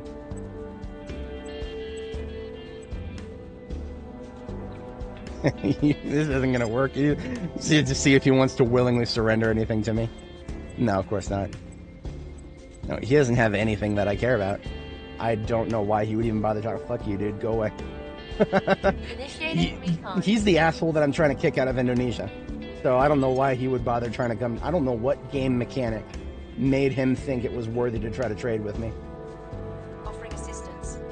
Securing our control. Alright, so Worry did her Overwatch over here on this side of Africa, which would give us, oh, this is actually a really important project that I almost completely forgot about. nuclear haulers. This is like a rocketry upgrade that in real life is all just theory crafting. Nuclear powered rocket. Great in theory if you can control nuclear explosions well enough to make it an in-atmosphere boost method. What this does, though, is this reduces boost use for sending material from Earth to beyond low Earth orbit. What does this mean? This means anytime we want to establish a base on any celestial body, anywhere, this project reduces the boost cost. And that is incredibly important. Not quite important that I'll change my priorities yet, but that's why I'm favoriting it, because it's actually really... Like, the first bonus, my eyes almost glazed over. Nuclear-powered haulers, accelerated delivery of HAB modules by a team. I don't care about that shit. This second use, though. Ooh, yeah. This is really important. Because what does this mean? This just means that your boost costs to seize control of sites has reduced by an amount that I don't know off the top of my head, but 10 kps. Yeah, I'm not Kerbal brained enough to think about everything in Delta V. If I really cared about space games, I would be, but my foray into space games has been ooh, look at that. My girl rolled a 0. My girl rolled a 0. Jean-Noir, you are in my good zone right now. That's fantastic. My beautiful Chinese princess. She got a critical success and wiped out the xenoflora in Central Africa here. Central North. Alright, what are we doing next? We are finishing out this turn, of course. Targets right now is at the end of the year we'll finish our big academy project, I think. Yeah, December, by the end of mid-December we'll have it completed. That's going to give us another 40 control points, to such an extent that I'm probably going to actually plan to purge. I'm going to plan to purge the Protectorate from Indonesia at the start of December. Yeah, December 1st. I am going to... Oh, it's a good thing. It's a good thing I looked at that. My crackdown is going to expire. So instead of letting it expire, I'm gonna crack down again. What does this represent right here? This represents a nation where the sitting president or the sitting prime minister. That's how Indonesia works, right? Prime ministership. The sitting executive of the country is currently being detained by the other powers. I don't think that happens very often in real life. Usually you get that shit after somebody is ousted from power, not while they're in power.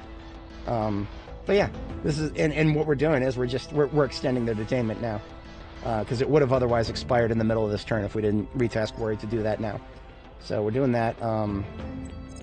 We do have... Oh, we got another UFO crash site. We'll see what we can find. Not the best usage of Jean-Noir to do that. Ready for my mission. I probably would send Shawkat instead if he could investigate alien activity, but he can't, because he did have an org at one point and then I lost it. That's alright. That is alright. We'll survive. Yeah, that's fine. Ooh. That's an org that gives +4 mission control. Shit, that's great. I actually gained some mission control without even thinking about it. That's probably been the United States, right? No, probably... Who the hell got mission control? I don't know who got mission control. Somebody did. In any case, I got more mission control, and I can actually put another... Well, not another satellite yet. One more satellite. 2 more satellites. I can put 2 more satellites in orbit right now. And there's no reason not to. Well, I say that. There is slightly a reason not to, and that's really just that I need to make sure that my volatile income does not go too close to 0. So right now it's pretty low, but I'm still making positives. Something that always bothered me about this, selling resources to Earth. Why can't I buy resources from Earth and send them into orbit? It should cost money, of course, but and it should cost money in boost. But I should be able to do that. Now, yes, of course, we do it automatically. If we fall below the minimum threshold, it'll automatically spend boost instead. I'd like to preemptively do that. I wish I could, but I can't. That's all right. Because that's something we would do in real life. We would absolutely, if we needed some... think of volatiles as like hydrogen tanks, for example. We needed a bunch of hydrogen tanks for an operation on another planet. We'd send it ahead of time. We wouldn't just wait to send it for that, for that operation at the time of starting it. You saw this if anybody watching, if you've seen what's it called? The Martian. Not a bad movie. It's Matt Damon slop for most of it, but it's not a bad movie in terms of its representation of efforts to colonize or explore other planets. Not a bad representation. And insofar as, especially, one of the things you see in that movie is that one of Matt Damon's survival strategies after he gets abandoned on Mars is to go to another landing site that has already had materials delivered to it, like literally years in advance. Like there was a whole lander elsewhere on Mars that he could go to using his rover after he made some mods to it. And that's because we send resources ahead of time, all the time. And so why can't we do that in this game? Why can't I spend a little bit of boost to send a bunch of volatiles to space? Kind of silly that I can't, but whatever. I don't really care. It's just a little bit of an annoyance. It's just one of those things that, like, there's an answer to it, and the answer is, well, it happens automatically when you run out of those stockpiles. Bitch, I don't want to run out of those stockpiles. I want to increase them manually. Fuck you. But it's all right. It's all right. I'm only a little bit mad about it. Yeah, this is a good breakdown. We're good. Offering support. Making things Interest. safe for our We'll just people. do that one more time, I guess. It's still going to be a while before I can actually unify these guys. Crackdown complete. Do I need to do that one more time? Possibly. Yeah, I need to do this one more time, because right now the executive control point will be disabled until December 15th. And I'm on track to have... Oh, I'm on track to have this completed beforehand. So... I can now take it... I'll go ahead and take it next turn. I can survive 1 month of being over admin cap. I'll make it. I'm literally having Shawkite go out and defend You're interests winning right their now. hearts and minds. All he's got to do is re-up Australia since it expired. Oh, look at that. They decided to end the war that they started for no fucking reason. If anybody watching, if you weren't here earlier, India declared war on Nigeria. India, Nigeria. India doesn't have a navy. How the fuck were they going to get over there and conquer them? They couldn't. It was impossible. I don't know why they declared war in the first place. They're just fucking morons. Oh, and China's still at war. China's still at war with them. India declared the war, but India just backed out of the war, and now China is still continuing the war. Okay, whatever. That just means that a nation that I want to control, two nations that I want to control someday, China and Nigeria, they're both at war with each other for no fucking reason at all. China's still busy trying to conquer Vietnam, which is not happening anytime soon. Their militech is still, it's okay-ish. 4.3, it's not that good, but it's still behind the United States, which I've maintained my lead by putting only 6% of my national budget towards. Kind of funny, but also, whatever. Just something I'm thinking about in the background. Here's what we found. So that boosts my I'm getting 60%, 67% to Xenology right now. Fantastic. That'll go down a little bit once I finish this current project. Actually, I'm probably gonna retask one of my satellites, to be entirely honest with you guys. It's really useful right now to have a bunch of plus 10%, but that's gonna fall off a little bit once I finish this project, because this project is the big one. Maybe I will, yeah, I'll probably blitzkrieg alien flora after that, and then retask my satellites. Yeah, that makes sense to me. Jean-Noir, we are having you. Is there any other flora that we want to look at? Feels good to have a counselor who can actually hit flora. Because I have not for all this game so far. Down. I'll have her go to ground Ready. because she's exposed. Worry is gonna continue her search for nothing. She's not gonna search for anything. She's also going to ground because Going she's been silent. detected by the servants, and that is no. Ready for orders. No, we're not doing that. The servants are the people she needs to be fighting, so I cannot have them detect her Securing our at all, ever. interests. So it'll be next turn that I have her take the executive point in Indonesia.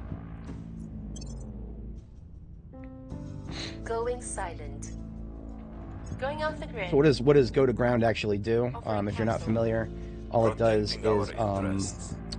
make it so that anybody who's detected your counselor no longer has them detected. Right, so if we look at Whitney right now, and you look, it's a little hard to see, but in the bottom right-hand corner of the screen there, all those icons that are on her, the Protectorate icon, the aliens, the servants, resistance, initiative, they all know that Whitney is in DC. And cool, I don't care. Whitney has got a decent security stat, and I need to have her advising the United States. So there's no point in trying to have her go undetected. As long as she's advising the United States, people send their counselors to the United States all the time. So she's never going to evade detection. I don't really care if she's been detected, unless a faction is at war with me. If a faction is at war with me, I'm going to be removing some of her orgs and adding more security to her, so that she's less of a target. Right now, at 6 security, she's not an easy target, but she's also far from a hard target. Right, so if a faction really wanted to hurt me, they could try to take a hit at Whitney, and well, they'd have an opening. That's all I can say about that. It'd be numbers game beyond that. But in any case, why did the game pause? I don't actually know. Was it research? No.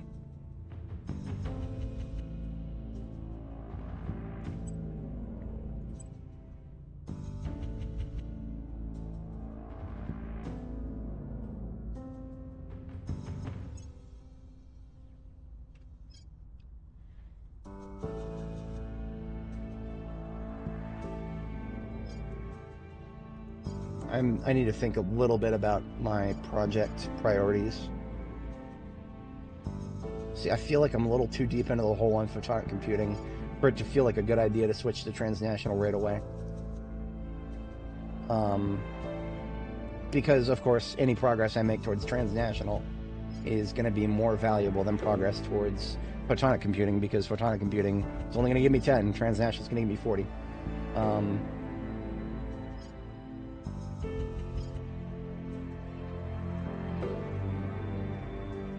Big is that one? That's a small one, isn't it? Bootstrap. It's only 1,200. See, what I would do is I would, oh, I'm a stupid doofus. I forgot how close I was to finishing this one. For some reason, I must have filed it away in the back of my mind as, oh, I'm done with that. I'm not done with that. That's okay.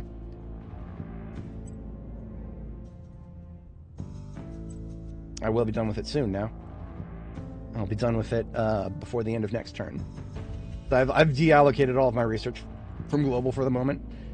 Bit of a bold strategy, but I can afford it for a little while. I just need to make sure not to forget about it. We got abductions. That was in Russia? Yeah. Oh, look at this. Okay, so we just got a report of abductions in Russia. And look at that. There's a counselor, an unknown counselor in Russia. This is probably a fucking alien right here. It's early in my strategy for me to want to be directly looking for aliens, but maybe I'll have Worry take a look.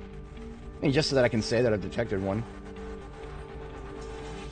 Why not? Yeah. Standing by. I just had Worry go off the grid anyway, so she's nice and fresh. And yeah, this is definitely an alien. The target has 15 espionage, so I'm actually going to give Worry some ops. Initiating surveillance. And I'm going to send Jean-Noir to investigate the capturings. Investigating alien site.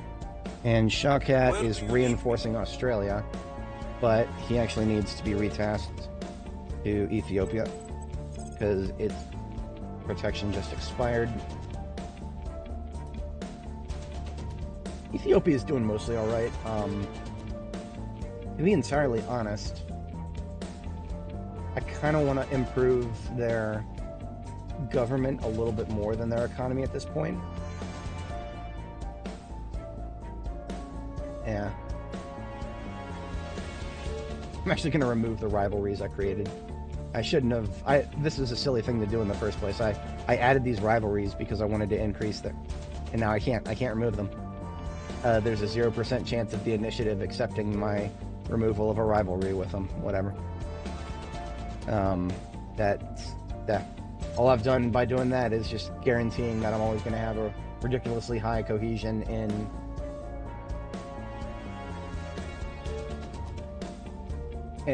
Ethiopia. I could manually get rid of some cohesion by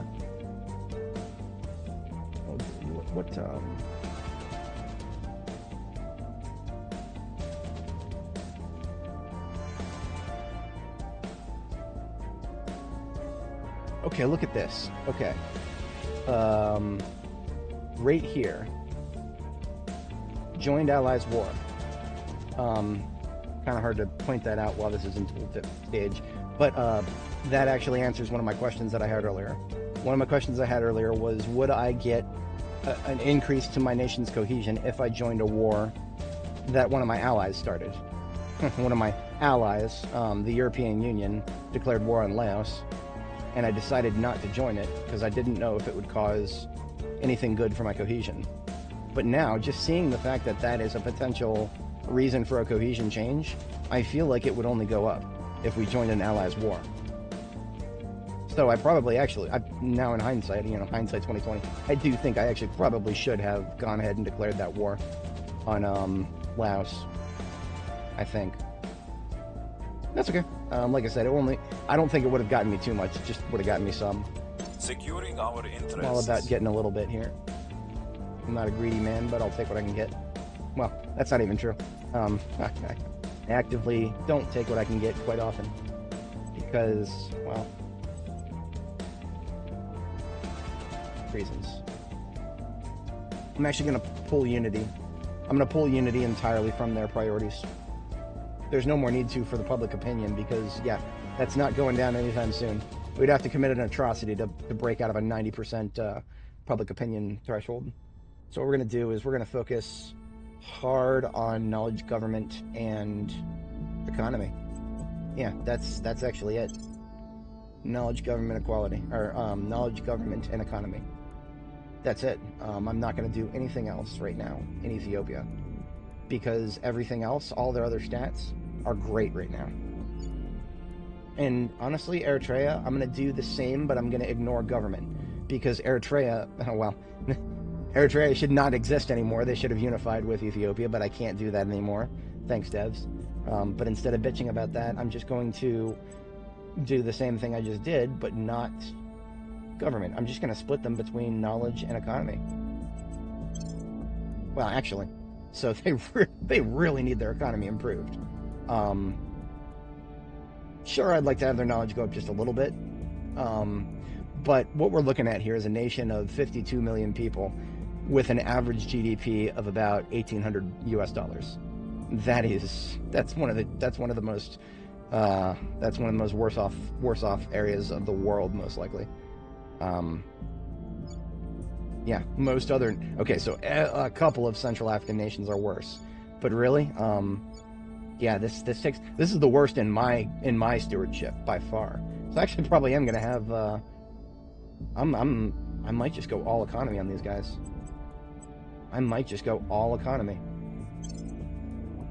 And if I can have them just be on par with Ethiopia by the time I merge them, that would be great. That'd be great. And since that's going to be my target, I'm going to actually, I'm going to do a 25-50 split on economy, knowledge, government, because remember, Ethiopia is going to be the capital of Africa someday. So Ethiopia's government score is very important to us long term. And, Ethiopia, government score is one of the things that improves very slowly. In fact, it improves so slowly that All right, there's a complete other mechanic to this game that I've not even really... I haven't engaged with at all yet, and if I ever engage with it, it would be highly situational. But whenever there is extremely high unrest in a nation, and it gets over 8, there is a possibility that it would just randomly have a organic coup. Meaning, when I say organic, it means that none of the factions caused it. It just happened on its own. And when that happens, there is almost a random chance. It is almost completely random. In fact, I think I have some screenshots showing exactly how random it is. Let's go to my TI folder here. Do I still have it?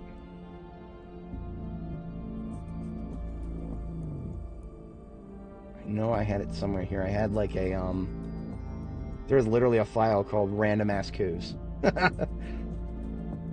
No, these are all screenshots from my guide that no longer matters because the game has changed so much.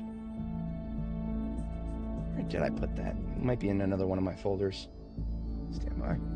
Might be some other stuff in that folder that I can't show on stream. I have a folder for spicy memes, some of which are probably not fit for YouTube consumption. It's not there. It's relevant, I promise. That actually is relevant, sort of, kind of. Yeah, it's relevant. Like I said, lots of dank memes in this folder. Here's one of them. This is one of the dank memes. I can actually show this on stream because I bitch about Zomboid all the time. The fuck is it? Come on now, I know I had it somewhere. No, this wasn't it. Okay, this one is fuckyou.png. What are we looking at here? This is a screenshot of alien fleet attacking one of my satellites.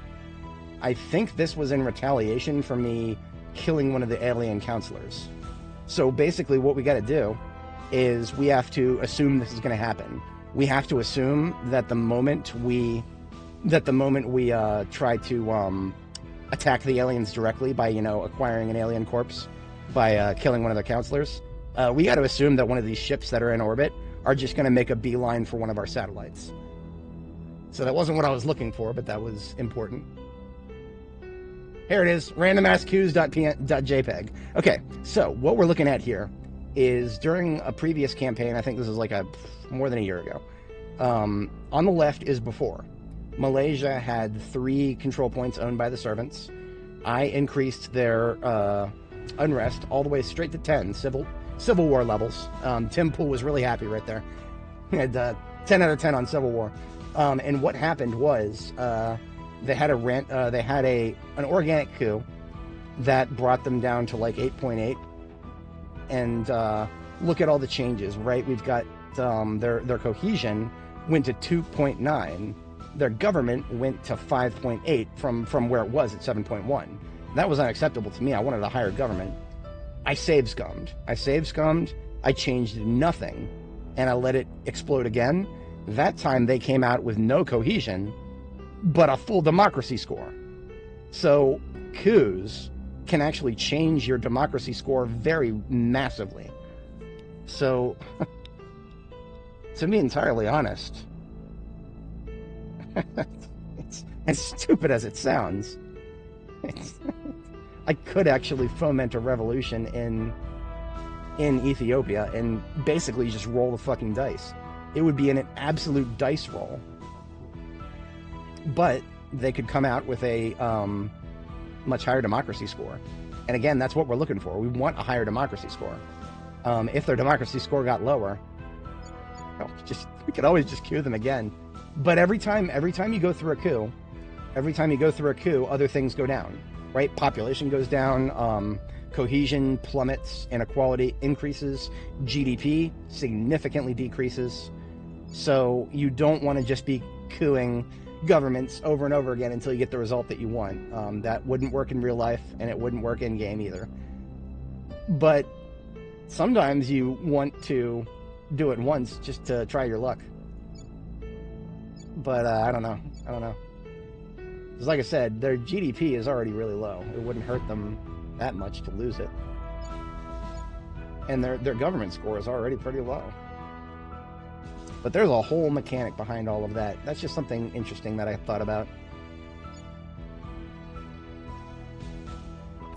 Would I do the same in Malaysia this turn? To be entirely honest, it's not outside the possibility. Humanity First currently controls them, and they're using them as a boost farm, which is really honestly the correct choice of action. They're not not as close to the equator as Indonesia, but they're pretty good. They're right there. They're right there next to the equator. Same with Singapore right there, but they're also in control of Humanity First. Philippines, another one of those nations that's not all dissimilar in terms of its strategic value.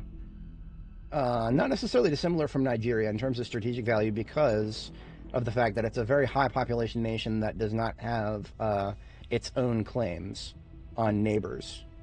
Right. Oh, okay. So actually, in that case, Philippines is a little bit less valuable than Nigeria, and the fact that Philippines does not get claims on its neighbors, as far as I know. So you would not gain very much by improving their democracy score, because that wouldn't carry forward into anything that you want to do in the future. The Philippines would just become a part of whatever you want to build over here in the South Pacific. Whether you're trying to do the Southeast Asian Alliance, which is headed by Thailand, or whether you're trying to do the Pan-Asian Combine headed by China. Either or, you are at the behest of one of those nations. You cannot do something starting from the Philippines. Quite similarly, I'm still dreading what goes on down here in Australia. Melbourne Christchurch. Was it Melbourne and Adelaide? For some reason, I feel like it was just a couple of southern provinces that we did not have claims on. Let's look at the tech tree. Let's look at Austronesia. And we got to do a full search.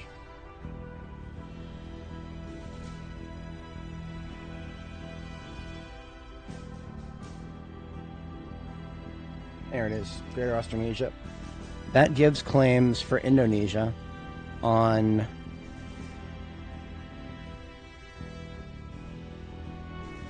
not Cindy, not Sydney.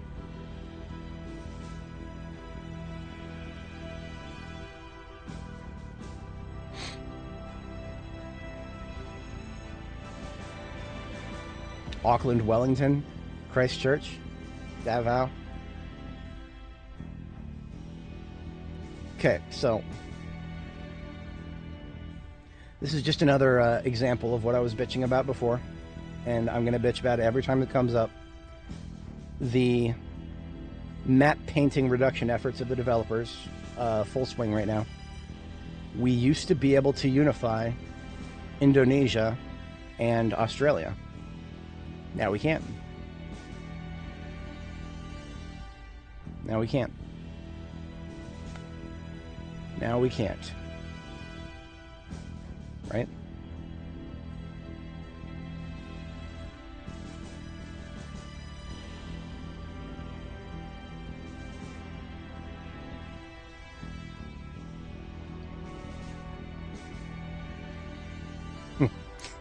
I'm going to be real with you guys. There have been times where I've just considered save game editing. You can do some really crazy stuff with save game editing. Like, there's a lot of people who are like, oh, we need a mod to make it so that this nation can take this nation. No, you don't necessarily need a mod to do that. You can do that just with save game editing. There have been times where I've considered doing that. I don't think I'm going to do it right now. I'm not going to actually do it. I actually do, but I do want to look at it, what it, the fuck? Huh. That's cool. One of my old Google accounts just got deleted. That's really funny. I had a Google account for a film studio that I was gonna. Well, this is more than a decade ago. MU Crux's Productions. I completely forgot that I had a separate account for that. Because I still have youtube.com/MUCruxes. I was just gonna have a separate one for film studio projects that... fun fact about me, I majored in film more than a decade ago at George Mason University, and I had plans for doing that.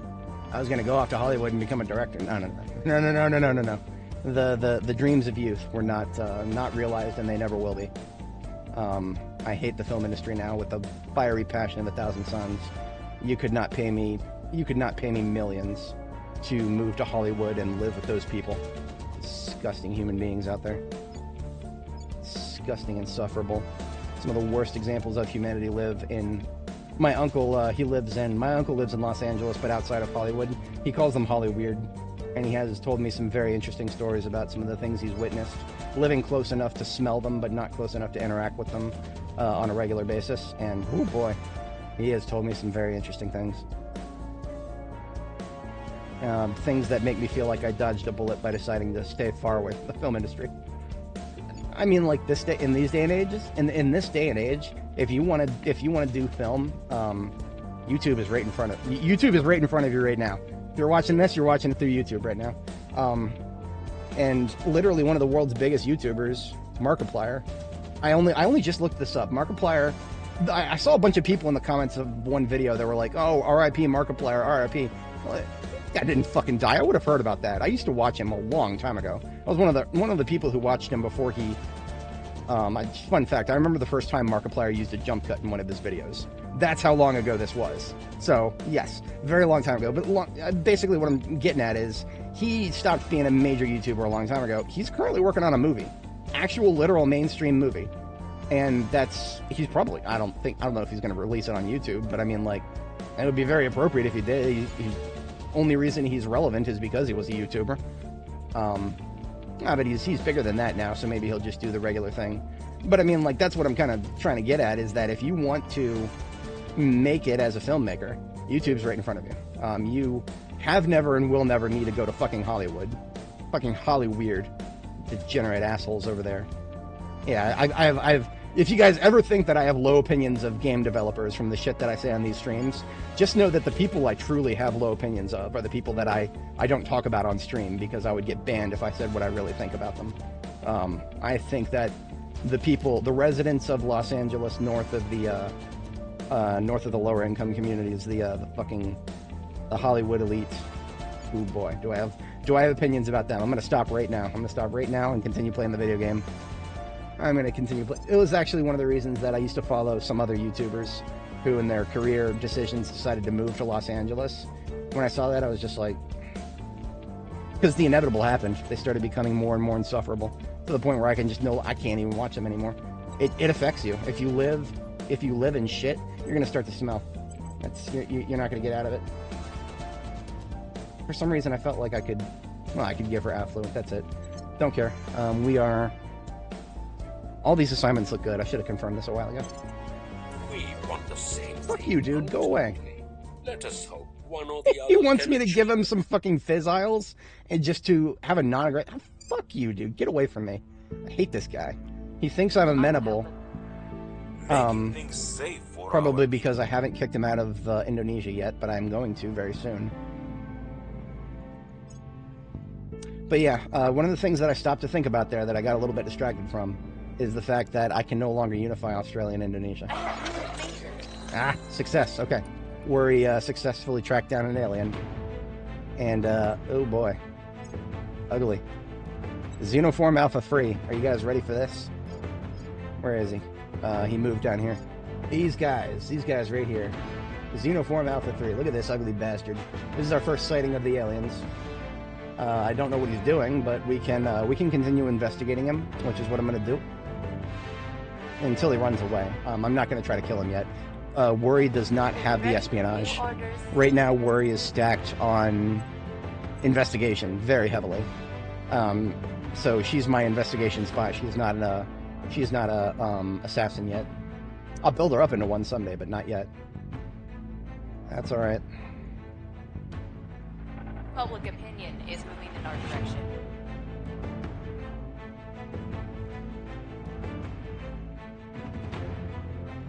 Okay, there is this one was one I wanted to complete. I can now got 10 more admin cap. It will not hurt me in the slightest to grab the last point from Indonesia.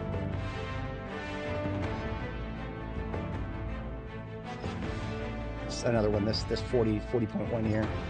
but I don't want to split too far from my current breakdown between those two.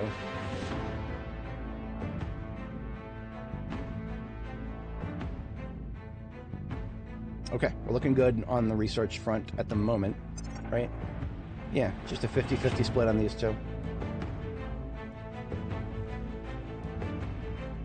And I need to make sure that next turn, I need to purge Indonesia.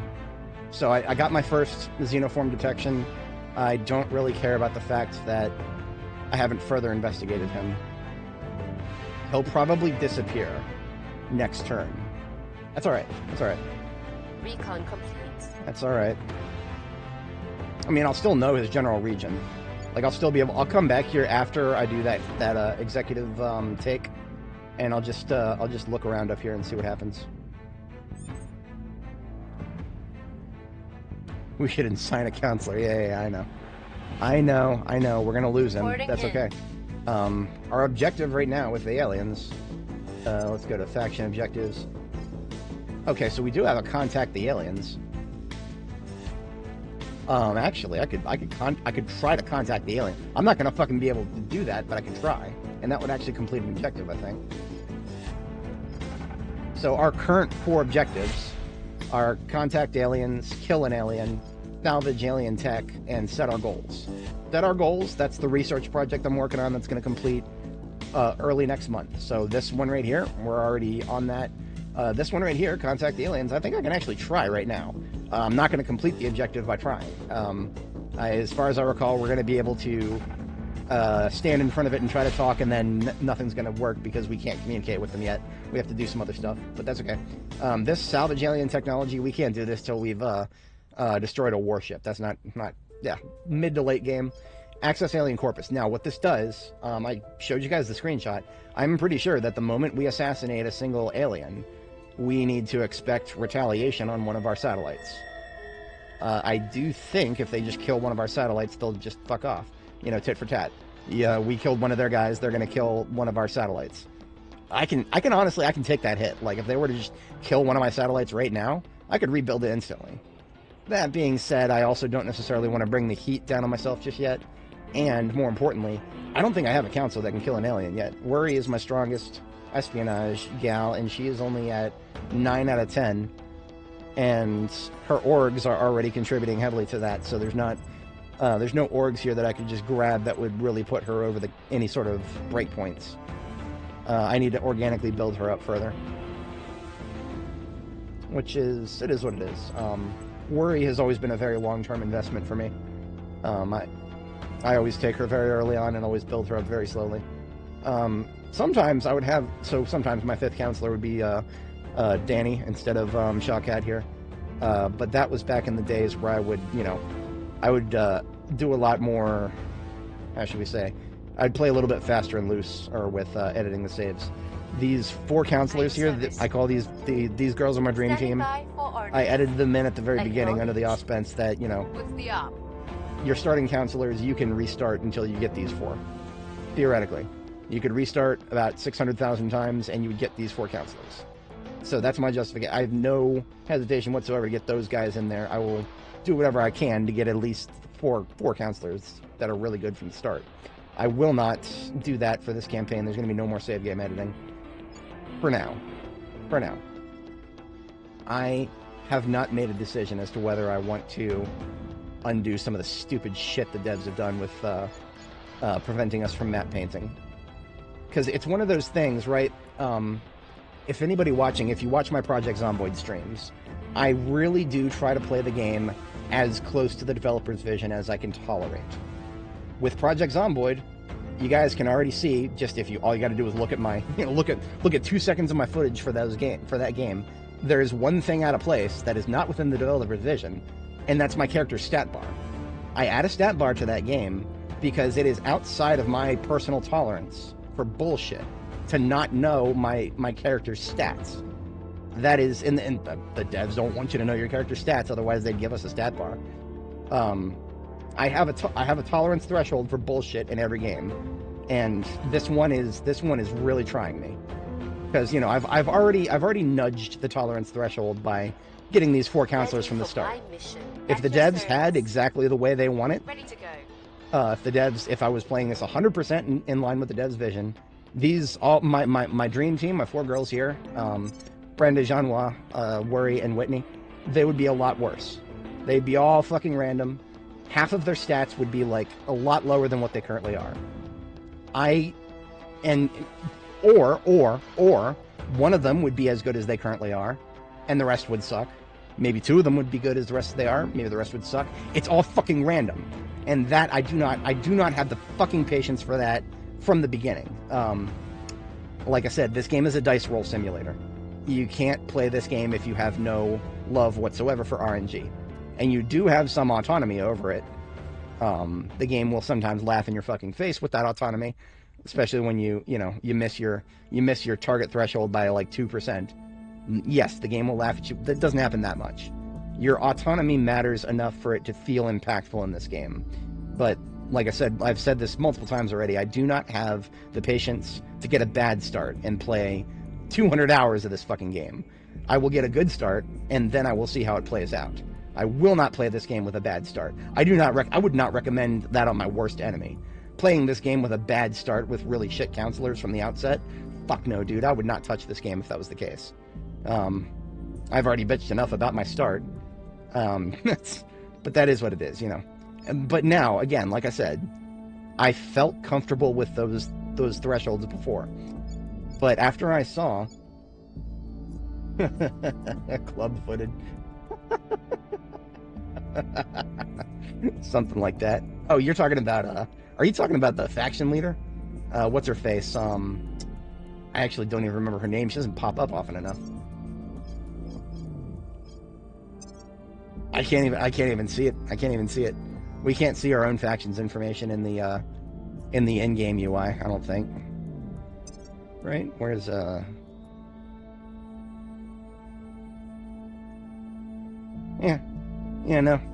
nowhere that I know of to go. But yeah, the leader of the academy, I do think that's true about her. She's one of the schoolgirls that got sent to the International Space Station. She had an early exposure to space that gave her all the lofty ideals that she currently has. But another thing that I just happened to be looking at because I opened up the global tab. This is cool. We've got a commanding lead on popular opinion throughout the planet. This is really important, by the way. I can't stress enough why I always keep the map view in faction popularity. It changes a lot, changes often, and it's one of your most important things for maintaining a stranglehold on a nation, or, in this case, like with China, pulling another nation's stranglehold apart. This is something that's really rare to see. 84% in favor of us, only 10% in favor of the servants. If we had that tech, the tech that gives us a +3 to crackdowns, I'm pretty sure Worry would be able to crack down and break into China. But we don't have the admin cap. We could take 1 command point, and then we would be like 50 over our limit. We'll research cooperative resolution here. That would get us another control point in China. We have 2. And then we would be right back over our limit like we currently are. China is just that powerful. Each command point is 40 against the cap. So we're not going to be taking China 6x6 for a very long time. In fact, we're probably... Okay, I'm thinking about something here. Because if I do a coup where? That's a better question. A coup, whatchamacallit? A coup in China, for example, not happening. Would not happen. Jeannois is my highest command. She has a 3% chance of success to increased unrest. There's no coup. Coup d'etats, you're not doing that at all in an authoritarian nation like China without a lot of unrest. Now, I would never increase unrest towards a coup in a nation like China without there being breakaway nations. So, okay, let's just say, hypothetically, Jeannois had a much higher command, right? She only has 9 right now. If I shuffled her orgs a little bit and I reallocated her experience priorities, I could give her a higher command. so that she could start building up unrest. But that is really hard to do in China, because look at what we've got in terms of the factors working against us. We've got 8.6 because of the cohesion. That's not going anywhere. Every time a wave of fear happens, it goes closer to 10. Population, 18.5. Again, that's not going anywhere. China's population is not going down. Popular support, and this is popular support in favor of the owners. So only 1.2 because the servants have 10% popular support. So, but that's not, okay, so in our favor, we've got level 9 command on Jianhua and 10 points from our popular support. That's the breakdown here. That's why we only have a 3% chance of success to increase the unrest. Yeah, I think our opportunity to get sea dragons passed us, unfortunately. We had a lot on our plate earlier.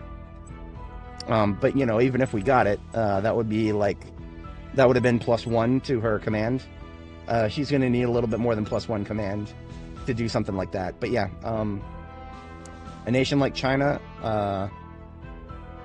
let's just say that you told me that I had to kill it. If I only could kill it and I couldn't use any other form of taking it over, I would wait until I've researched the, there's a specific tech tree path that you would want to follow. And that because this is like a very far fallback plan of mine, that I would never resort to normally, but if I was forced into continuing this campaign under really bad circumstances, I would do this.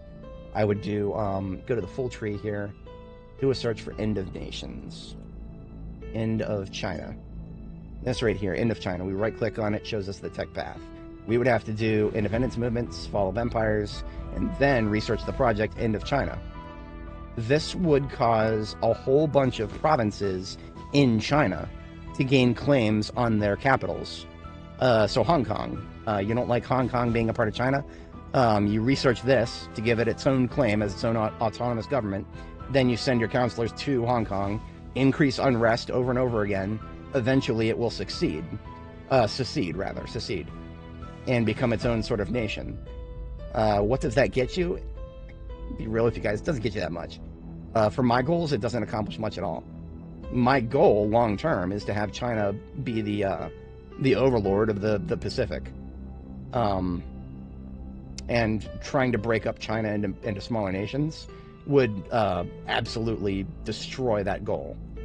Because China already, in its current form, is already powerful enough, so it's much easier to make it more powerful than to tear it apart and try to rebuild it. So yeah, that's kind of my thinking on that. But yeah, if you research that tech and then just send counselors to the various provinces that get their own claims, you can start to break it apart. It's a hell of a lot easier than trying to coup it while it's unified. And yes, it is a revolution tech. Yeah. That's pretty far down the tree for that. You'd have to have a lot of sociology to get there. But yeah, we're not necessarily worried about that. That's just what I would do if that's like a fallback of a fallback option there. Now, I've talked before about this, and I kind of trailed off without making a decision on it. Am I gonna fuck with the developer's vision a little bit and make it so that I can unify nations that we used to be able to unify? Am I going to just reject the fact that the devs have put us in such a stupid situation? Because again, like I said, right now, Indonesia and Australia, it was supposed to be in my long-term goals to unify them. But now what's really going to happen is, let's say I get 4x4 in Indonesia, and I research all the necessary techs. Indonesia gets to have a couple of provinces from Australia. Like, I think these 3 provinces. And then the rest of Australia just gets to sit down here and be split in half. Fuck you, dude. That's so fucking stupid. It's already unthinkable. To the point of it being an absurd fantasy for Indonesia in real life to take any provinces from Australia. That's already a laughable notion. It would never happen in real life. So the fact that we would ever consider a scenario where Australia and Indonesia would fully unify with each other, that is also just equally as absurd. So why the half measure? It doesn't make any sense to me. And I have a very big problem with that in terms of the vision for this game's design. It does not make sense at all. It would make a hell of a lot more sense for Greater Australasia to just not exist on the tech tree. That would make more sense to me. Just, Australia should just always be its own little thing down here. Of course, maybe, Republic of the Southern Cross getting claims on some islands to the north of it here. Sure, okay. But then not being able for Indonesia and Australia not being able to claim each other's capitals. That makes perfect sense. But that's not how it works. So now, okay, let me go ahead and show you. Let me just go ahead and show you for the sake of I'm all about sharing knowledge here. That's what I'm all about here. That's one of the reasons I live stream, right? I'm here to show people how things work. To play video games, to have fun, but I do it live, well, for multiple reasons, but that's one of them. I like showing people how things work, and this is, let's take a look at save game editing. Let's just go to the current autosave, which saved just a little bit ago here. What we do is we open it with 7-zip, which is just an open source, like an open source version of WinRAR or WinZip. You extract the file from it. The file has no extension, but in reality it's a JSON file. So we rename it to autosave.json, and then we open it up in our trusty text editor here. This is my big text editor. I want my smaller one. Where's that at? My notes are on the left. Let's open a new window. And just open up autosave.json. Now, like I said, this is a 42 megabyte file. Trying to manually search through this shit. Good luck. Good luck. JSON is not too hard to read, but it's not very easy to navigate unless you know exactly what to look for. In this case, I do know exactly what to look for because I've done this before. This is not the first time that the devs have pissed me off to the point of considering a save game edit. So if we just do a Control F here, Control F, and look for, we are looking for Sydney. Because Sydney Canberra is the name of the province. But we're looking specifically for Sydney because that is the capital of Australia. If Indonesia never gets a claim on the capital of Australia, then Indonesia can never fully unify with Australia. But if they do, then they can. So what we want to do is look for Sydney in our save game. And look at that, it takes us straight to the correct province. We look in between the brackets for it. I think the display name, Sydney, is always here, all the way down at the bottom here. So we follow the bottom bracket all the way up to the top. Now these are big. These key value pairs for the nations are pretty big. So just to stop confusing myself, I'm going to copy the entire block for Australia to a separate file, so I don't accidentally scroll too far. So what do we see here? We see... Oh, we don't have claims, do we? Do we not have claims? I could have swore that claims would be in the key value set for nations. It's been a little while since I've looked at it. Well, okay, even if they were, I don't... Would they be populated? Because nobody has claims on it. Right now it's just, Australia has claims on it, and that's it. Let's drop back out of this file then, and just take another look at the save file. We're going to do a Control F for Auckland, Wellington. That is the capital of New Zealand, which we've already unified. But I think it should still have the claims listed. So we just do a search for AUCK, and we're already there. At the bottom, we scroll up a little bit, and claims. Give me claims. No claims? We've got adjacencies, we've got xenofarm, blah, blah, blah, blah, blah, occupations, nation. Okay, we don't have any claims. But I do think what we can do is use the key value pair ID to find out where the claims are, because I forgot. I remembered a lot about save game editing. I don't remember everything. And for all I know, some things have changed. So what we want to do is memorize the two important things about Auckland Wellington. One is its nation value in the key pair. That is 1970.nation equals 3759. So the nation's key value is 1970.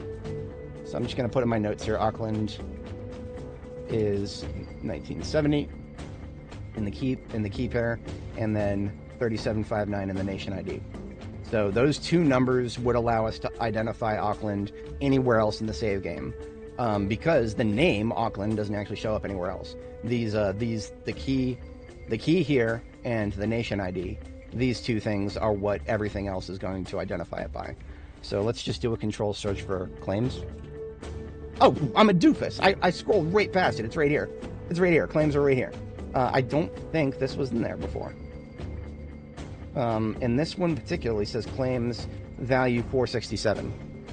So claims is a array, I believe, can be arbitrarily expanded. Yeah, arbitrarily expanded, just like rivals. So what is 467? Well, 467 is everywhere. That's what it is. We need to add a space to it. And it's still everywhere. Fuck. Claims 467.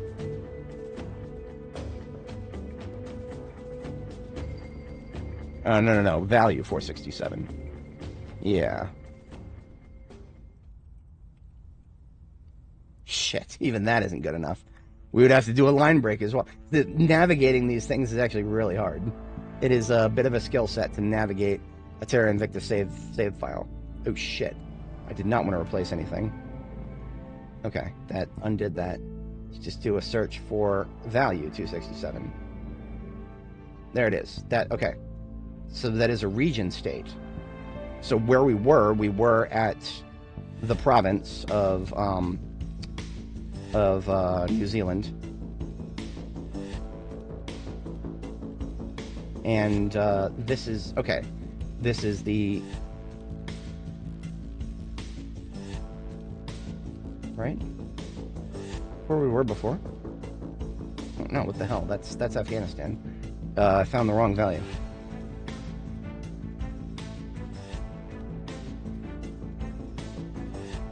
This is why I said nation ID and the key ID are two very different things and will confuse you if you lose track of them. That's why we took note of both. This only exists 23 times.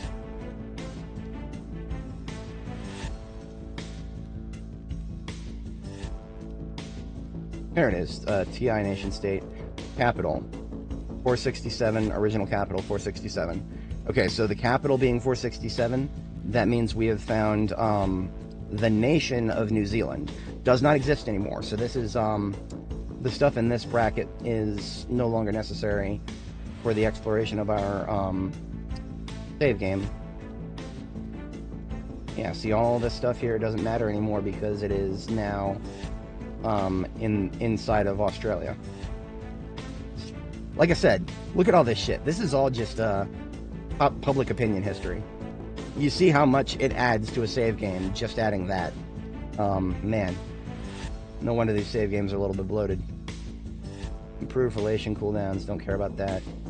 Last executive change, don't care about that because it doesn't exist no more. Claims, give me claims now. Wait a minute, we wouldn't find claims here. We wouldn't find claims here because this is the one that would hold the claim. Right, so this one is the value 467 that had the claim. So what we're looking at in game here is that under the regions tab for Australia, New Zealand has a claim to Auckland, Wellington. So yeah, that and no, it won't break the game. I didn't see it before. That will not break the game. What we want to do then is go back to Sydney.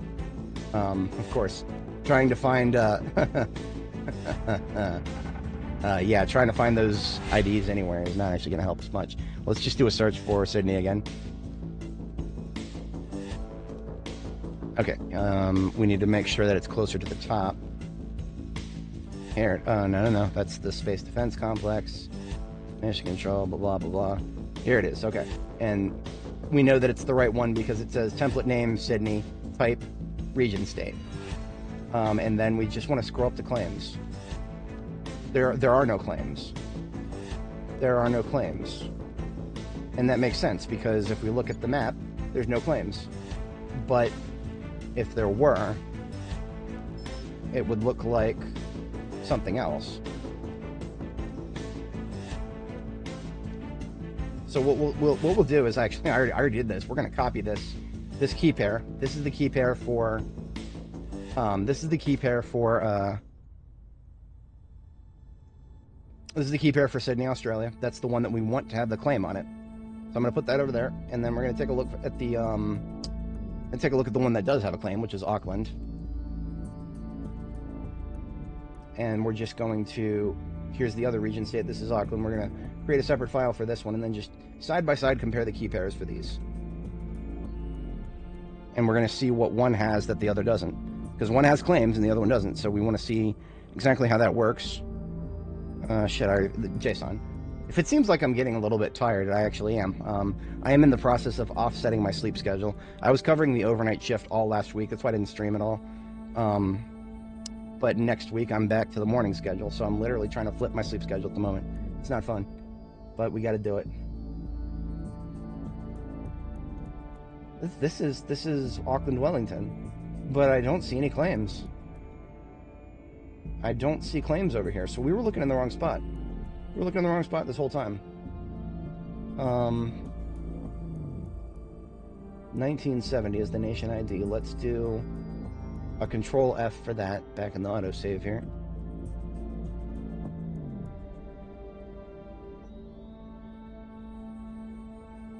Okay, so that's its launch facility, mission control, space defense, alien, blah, blah, blah, blah, blah.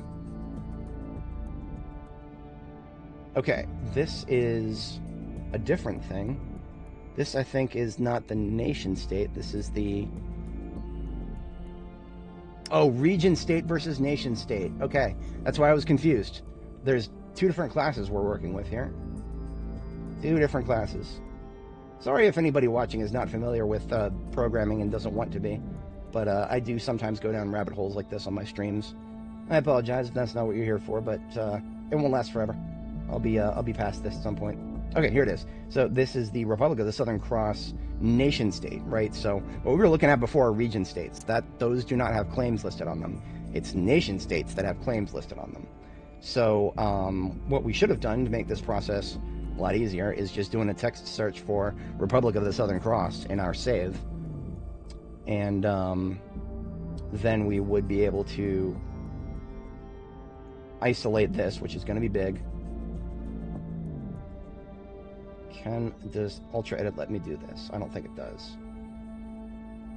I actually think there's a key binding that I could use to just select everything in this inside of this bracket.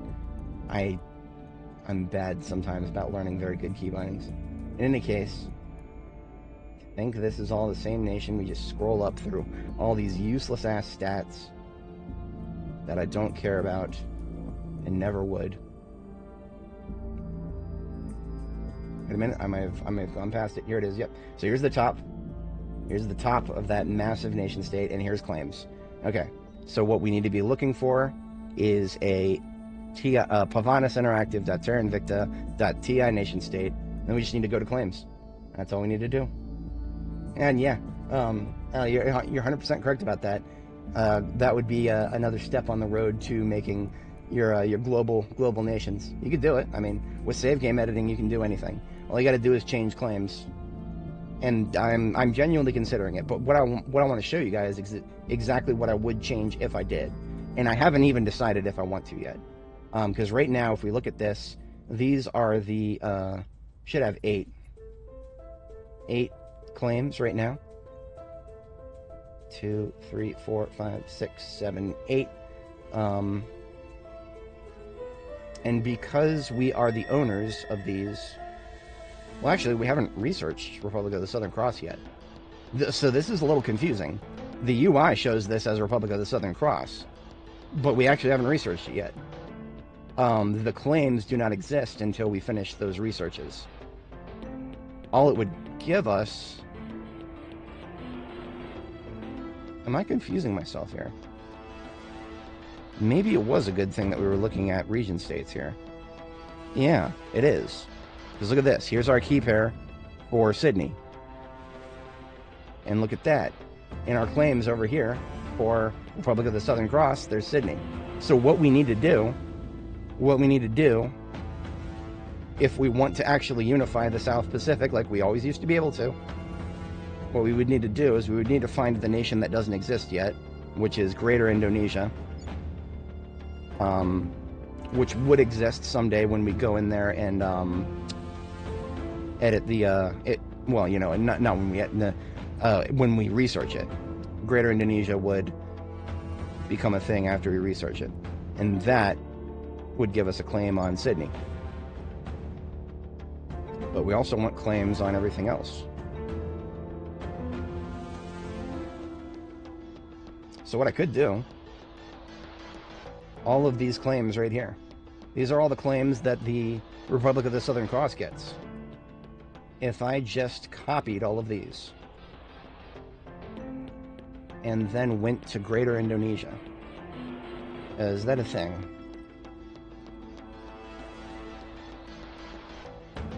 No, it's not. And it's not because it doesn't exist yet. It will exist after I research the tech for it.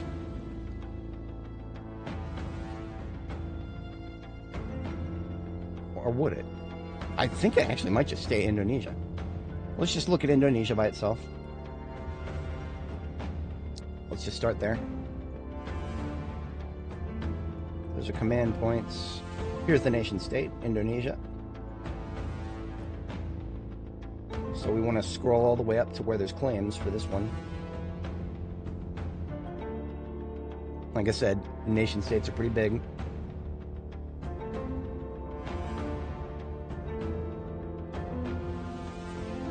There's control points. There's public opinion. Okay, so look at this. There's claims and hostile claims. They're literally listed separately now. So it's not like there's, you know, special thing about claims. No. There's just two separate categories. Yeah. So these are claims. And again, like I said, I don't know what these numbers are. I can only infer that these are all the numbers of... Actually, I think 1520 is Jakarta. I'm not 100% sure. Don't quote me on that. But, yeah, I think 1520. I've looked at that in the past because I think that's Worry's Worry J1's home region is Jakarta. So I have actually seen that before. But yeah, these so we've got 8 regions. 1, 2, 3, 4, 5, 6, 7, 8, and then one more here that's not listed because it's a hostile claim. Because, you know, hostile claims now. Now we've got to have no, stop having fun. We've got to have hostile claims. Fuck you. Fuck off, Pavanis. Let me paint the map. Yeah.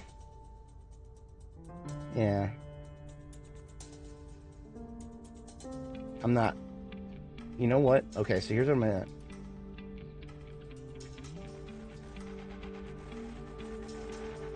I'm genuinely considering it, because let's just do a dry run of what all we would have to do. Let's just say that we wanted to fix the problem that we had in Ethiopia.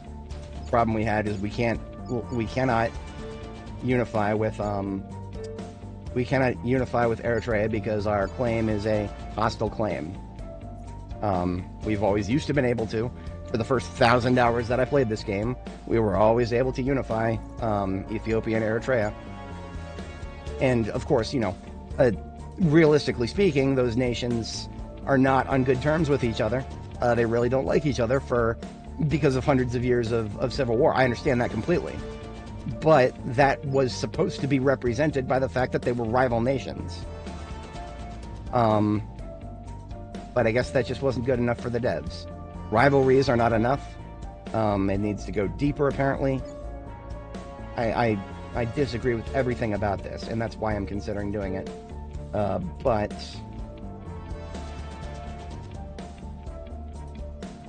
we would have to do a search for Ethiopia here. And here's the nation state. So we just scroll up to the claims. Cast it. Did I? No. Rivalry cooldowns. Improve relation cooldowns. And now public opinion, now history for other crap. Okay, here we go. Hostile claims. So here, we're looking at Ethiopia. There's only one hostile claim for Ethiopia. All we would have to do, copy this little thing, hostile claims value 1178, Control X, paste that into claims, and then, of course, this is JSON. You need to have a comma after each set of parentheses, except for the last one, right? So this is the correct formatting. When we pasted it, we didn't have that the comma. We didn't make sure to have the comma. So this basically means that what we did is we took that hostile claim and turned it into a claim. So what we would do is, like I said, if we're going to do this, we would leave hostile claims as an empty array and just put that claim into regular claims.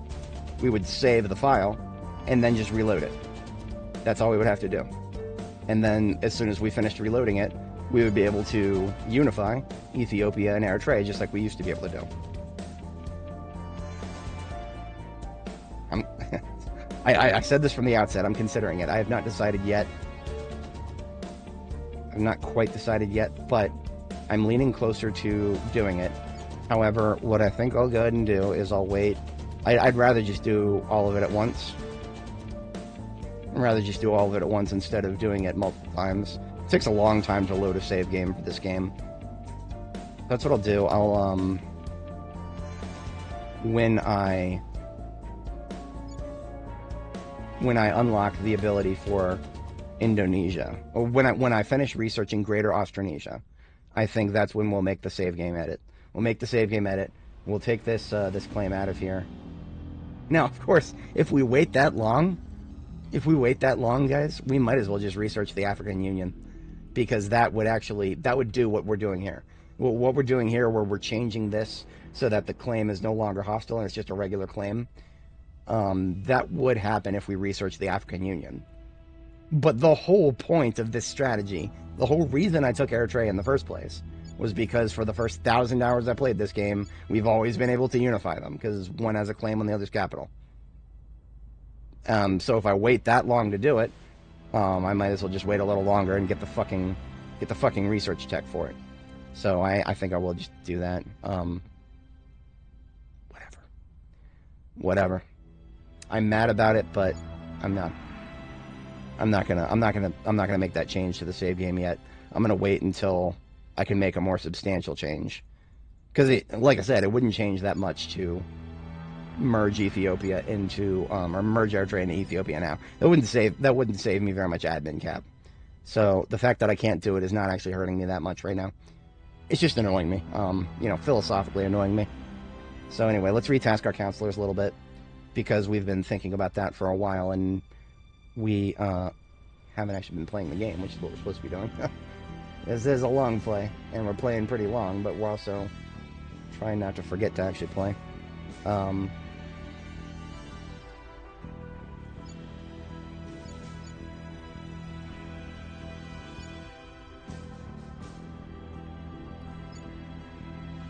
It is 16th of November. We're gonna finish this thing that gives us more admin cap in the middle of December.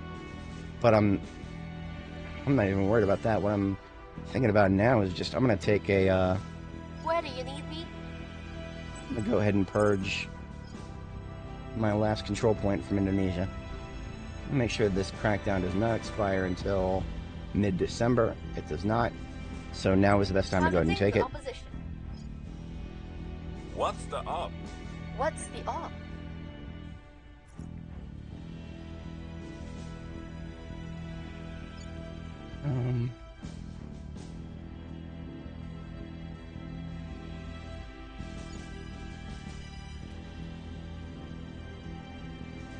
Question: if I were to research Republic of the Southern Cross, that would give a claim on Biak, but taking that claim would not help me. So we're not going to look at the save games anymore, because we're not going to find what we're looking for if we do that now. We do have to use the games interface for this. We're going to go to the tech tree and take another quick peek at Republic of the Southern Cross. So like I said, it doesn't exist yet. It looks like it does, but it doesn't, because we haven't researched it. So here, we get Numat, Suva, Ambon, Biak, Appia, Mosby, Makassar, Dili. So probably pronounced half of those wrong. And Makassar, that is... Makassar is... Dili, okay. And that's not a hostile claim either. Oh, it is a hostile claim. Why doesn't it show up as a hostile claim from this side? It does, but it's not red. It's only red if you're on the owning nation. Okay, that's fine. So what we're going to do is we're actually going to do the Southern Cross thing. We're going to do the Southern Cross thing. We're going to take, well, we can't take, Noumea is European Union. Nothing we can do about that. Suva is also in that list. So, Melanesian states, Papua New Guinea, and Timor-Leste. What about Polynesian states? Apia, yeah, also that. So all of these nations up here that are really not, nobody's messing with them. What about Micronesian states? We know. I did not commit that to memory. Let's take another quick look at the tech tree.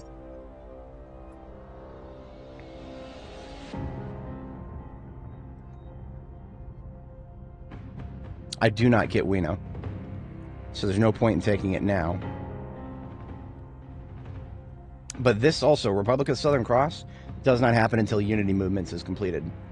And Unity Movements is... Oh, nobody gets Wino. Nobody gets Wino until,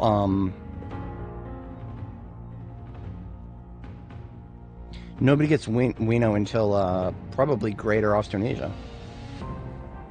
Yeah. Again, I can't get over this. I can't get over this. We're absolutely we're gonna edit this. We're gonna save game edit this. We are going to... Why is the name Australasia in there if you don't get all of Australia? You only get a little chunk of Australia. This should be Greater Indonesia plus chunk of Australianesia. Indo half Austronesia is what this should be fucking called. Stupid fucking game developers. Always trying to reduce our fun a little bit. No, stop. You're having too much fun. Stop painting the map, man. You're having too much fun. Fuck you, dude. Stop that shit. Let us paint the map, at least insofar as you've allowed us so far. Fuck off with that. Yeah, I'm absolutely going to... I'm gonna defy the devs' vision on that. It's not that substantial. It really isn't. It's just... It looks nicer. And so I'm gonna do it. It's almost the, I can't really think of an equivalent in any of the other games I've played on stream, but... Yeah. Okay. We know when we're doing that and what, so now all we gotta do is think about what we're gonna do with this admin cap increase, right? Because right now, when Worry takes the 4th command point in Indonesia, we're gonna be over command point rather significantly for like 1 month. For 1 month, we'll be a little bit more vulnerable than I'd like to be. Not that much more vulnerable, just a little bit more. But then that'll all fix itself, and we'll have some breathing room. And, yeah, we're going to start working our way into China right away after that. I was thinking about Canada, but it will take me a while before I can research the tech for Canada. I would prefer to be researching techs for nations that I already have. So, yeah. I just want to... One last thing I want to take a look at really quick. Where is African Union in the full tree?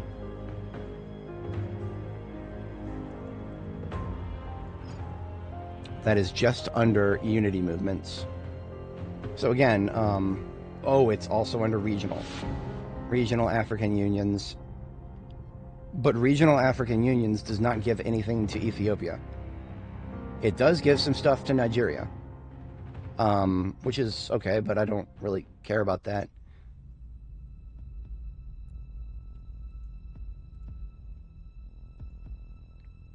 Jesus Christ, 20,000 research. Okay. That's not happening for a very, very, very, very, very long time. Like, not this stream, not next stream, not several streams. It would take way too long for that to be worth the effort. And things are going to interrupt us along the way. So that's just, African Union is just so far along, so far gone that I'm not even thinking about it for... Okay, so that actually does change what I said before. When we when we finish researching Greater Australasia, when we finish researching Greater Indonesia, I think that's when we'll also fix Ethiopia here. No, oh man, it's so infuriating. It really is. I've invested the time and effort into these two nations, and it just fucking sucks that there's nothing I can do with them but just leave them as they are until I research a 20,000 point tech. Fuck, that is so stupid. Anyway, I've bitched about that enough. I'm not gonna bitch about that anymore. We're gonna do do a little bit more work here. I'm gonna set Jean back to advise Australia. I'm here. That will boost my research even further. And I don't think any of my protections have expired. He needs to wait to do Indonesia again, so I'm gonna have him re-up on Southern Cross because I only did that once before. Oh, alternatively, I could have him start taking some of these Pacific Island nations that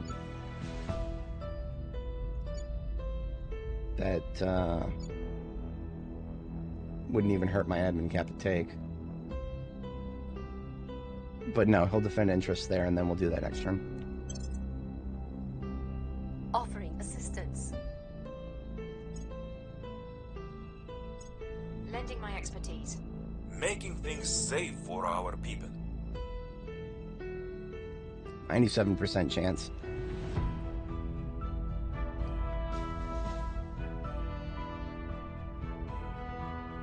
I think that was Sydney that was targeted. Or I'm sorry, Whitney. She's from Sydney. Well, again, nothing I can do about this. She has 6 security. She's being detected by everybody. She's a wide open target. Her admin cap is supposed to be high enough that she's not easy to hostile takeover, but whatever. I don't really care. Let's just go ahead and continue with continue as we were. This is why I have orgs sitting in the garage, so that the AI has something to take without worrying about them going for my more important orgs. The one they just took is of little consequence, so. Alright, what does this do to my admin cap here? We have done something we should have had from the very beginning. We now control Indonesia permanently. We have removed all of the cuckoldry. Indonesia is a based Chad nation like it always should have been.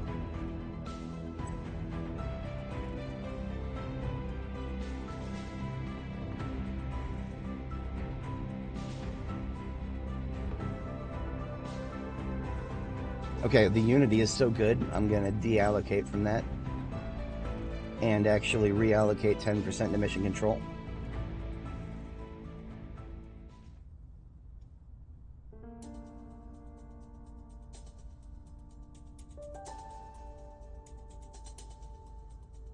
Because remember, our democracy score is good, but it's not that important. Because it's just a stepping stone. Australia gets formed into Australasia. Australasia gets eaten up by the Southeast Asian Alliance.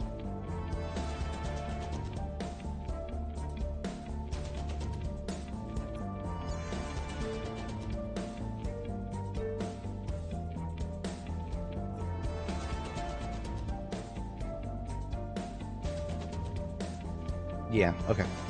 And our admin cap, we're a little bit over. That's okay. Actually, not far enough over that I'm worried at all. I could persist like this if I had to, so I could have taken Indonesia a little bit sooner, but I've been playing it safe. A little bit safer than I needed to. Check my counselors really quick. Brenda, due for an upgrade? No, she needs 18. Janwa also needs 20. Okay. Ready for my mission.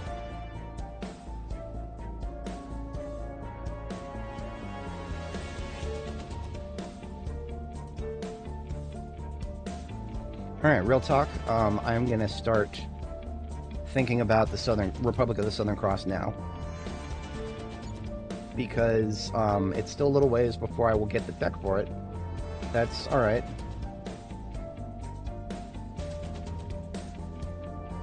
I want to make sure nothing gets too much worse for the nations that I'm going to be consuming. Australia only has room for a couple more provinces to get mission control before they hit mission control cap. So what that means is the sooner, in terms of what we prioritize researching after we unlock the big research projects for nation unification, we're going to prioritize Republic of the Southern Cross first, so that we can get these island nations here and merge them into Australia, so Australia can use its vastly superior IP capabilities and the fact that they already have a space program to just go ahead and blow through the mission control requirement. So that's what we're doing with our other counters here.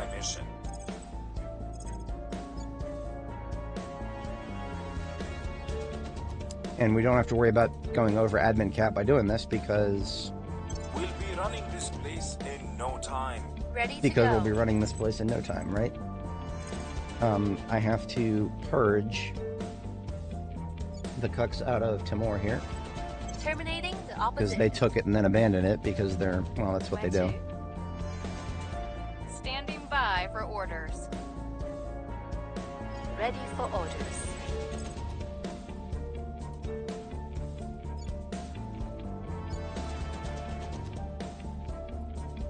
Okay, so Appia, Suva, Mosby, Biak, Dilly.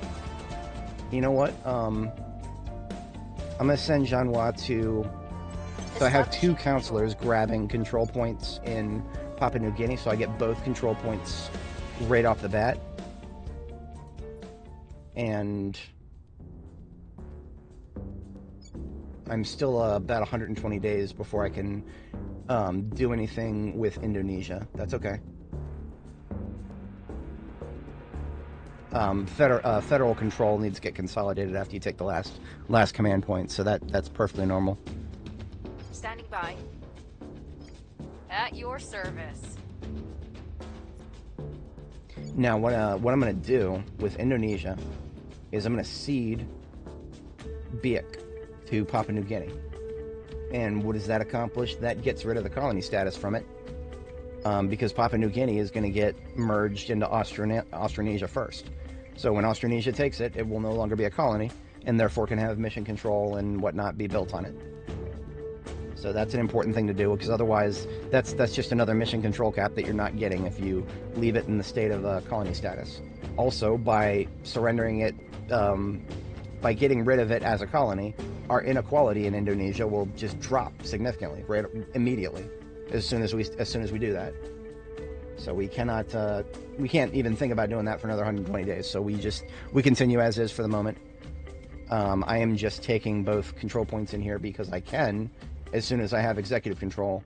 There's no cooldown for this. I can ally Indonesia and Papua New Guinea as soon as I have executive control in both. So that's why I'm doing that with that. So we're just going to go ahead and do that. Fast forward.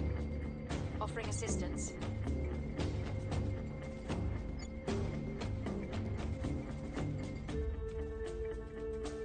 And there it is. Cooperative resolution. So our admin cap just went up by 40. So now we're just We are slightly on a below cap. difficult path, Chancellor, but perhaps the one with the greatest reward, the foundation of an interstellar fraternity of worlds. There has at least been one benefit to our drop in support. It has made our arguments more civilized. Most of our hardliners have abandoned us, joining the bleed off to the Resistance, the Servants, Humanity First, even to the shadowy organization known as the Initiative. Those who remain are a small, tight-knit group held together not so much by ideology, but by loyalty and determination. But we have reached a consensus. We will pursue two approaches simultaneously. And you can see this in my video description, but this is why I made it what it is. Firstly, we will use our links to the Servants and other pro-alien groups to attempt to contact the aliens in open negotiations. Ideally, this will result in a negotiated peace, but we recognize that is unlikely. Our position is too weak, and there's too little reason for the aliens to end a war they're clearly winning at the moment. I mean, just look at what the Servants are doing in China. Secondly, and simultaneously, we will work to strengthen our own position. This will require cooperation with the Resistance factions to engage in guerrilla warfare against the aliens. The goal of learning more about their species, reverse engineering their technology, build up our space fleet, military technology, And should that be fail, we'll be forced back to our initial positions, but, you know. I tremble at the audacity of what we propose. It is difficult. Much harder than the other missions that you can do with the other factions in this game. Should we fail, we'll become a footnote in history. Only time will tell if we're right. We're not failing, we're winning. It's just a question of how awesome we're going to win this. We're going to win this. That's not even a question. But now that we're done with that, we are moving straight to... what are we moving straight to? Sanctioned investigations. What does this get us? This gets us the ability to gain +3 to crackdown missions. So when we start kicking the servants out of China, this will make it possible. Because right now, our crackdown missions in China, well, I can't preview it, but we would benefit immensely from a +3. I can't even begin to stress how much our chances will be improved by doing that. And if we fail, we can try again a few times. We hold no sway in their minds.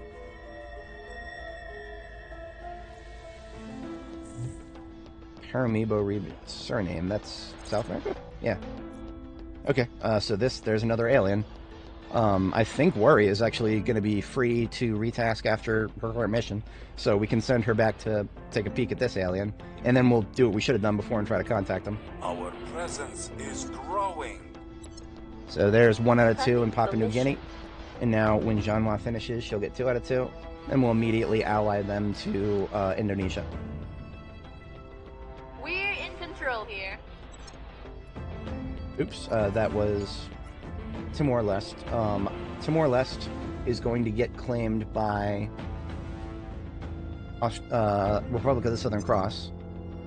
I just need to confirm that. The capital is Dili, D-I-L-I. We go to the tech tree. Get out of the way, get out of the way, get out of the way. Come on now. I hate when escape doesn't close a window. View full tree. Australasia.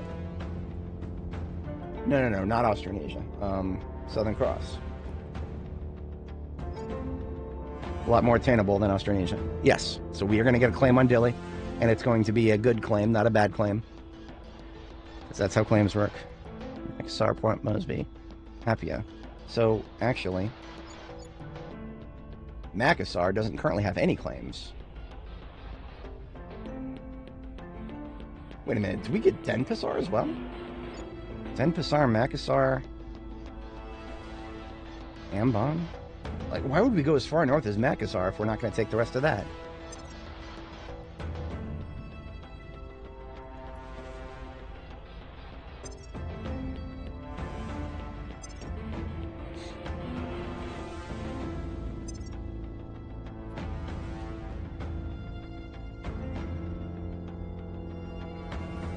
Yeah, we get Denpasar. Denpasar, Makassar, Port Moresby. Ambon, we get that too.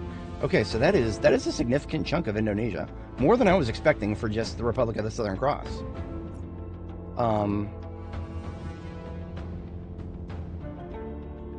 So that's good. But what that means is we are allying with Australia. Timor-Leste and Australia are now allied, and actually it doesn't hurt to go ahead and ally Indonesia as well. Should have done that already, but I mean, it's not like there was a military threat that we had to worry about.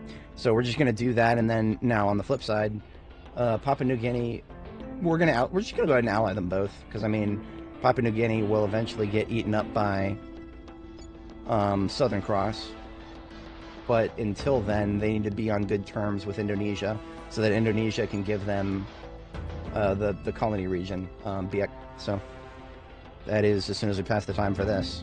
We've got our people in place. I'm assuming that we, 98% chance. I just took that for granted.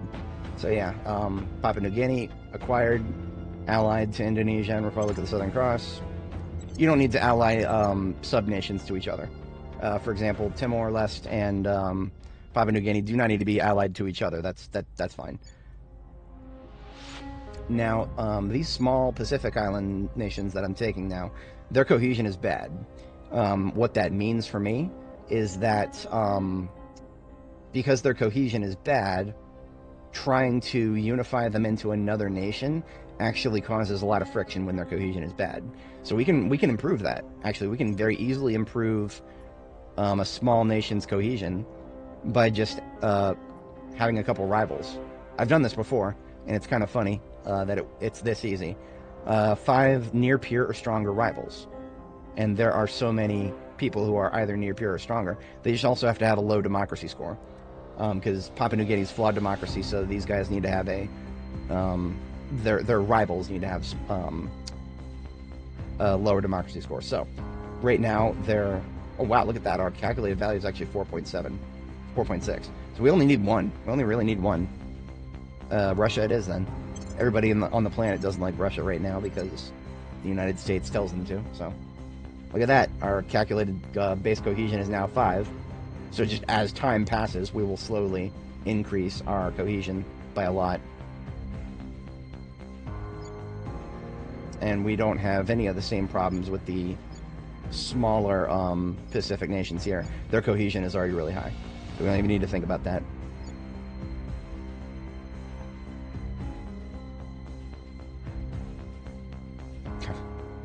Until February of next year that we can do anything more with that, but that's okay. Remember, the goal with Indonesia has always been to use it as a boost farm. Indonesia is for farming boost. It's a very powerful nation right there on the equator. That's what I've always used it for, and that's what I continue using it for. Later on, it's a stepping stone to full takeover of the Pacific. Even though the devs don't want us to do that, we're gonna fucking do it anyway because it's fine. It's not gonna change the long-term outcome of this game, right? The fact that, like, let's just say that I continue with my plans without any save game editing. I just played the game as the devs want it. It would still play out the way I want it to for the most part, because it's not going to change. Missing just a couple of unified provinces in the far south here is not going to affect. It's not going to affect me objectively. It's just going to piss me the fuck off, because I want to. This game is a map painter. I want to paint the fucking map, and the fact that the devs are telling me that I can't.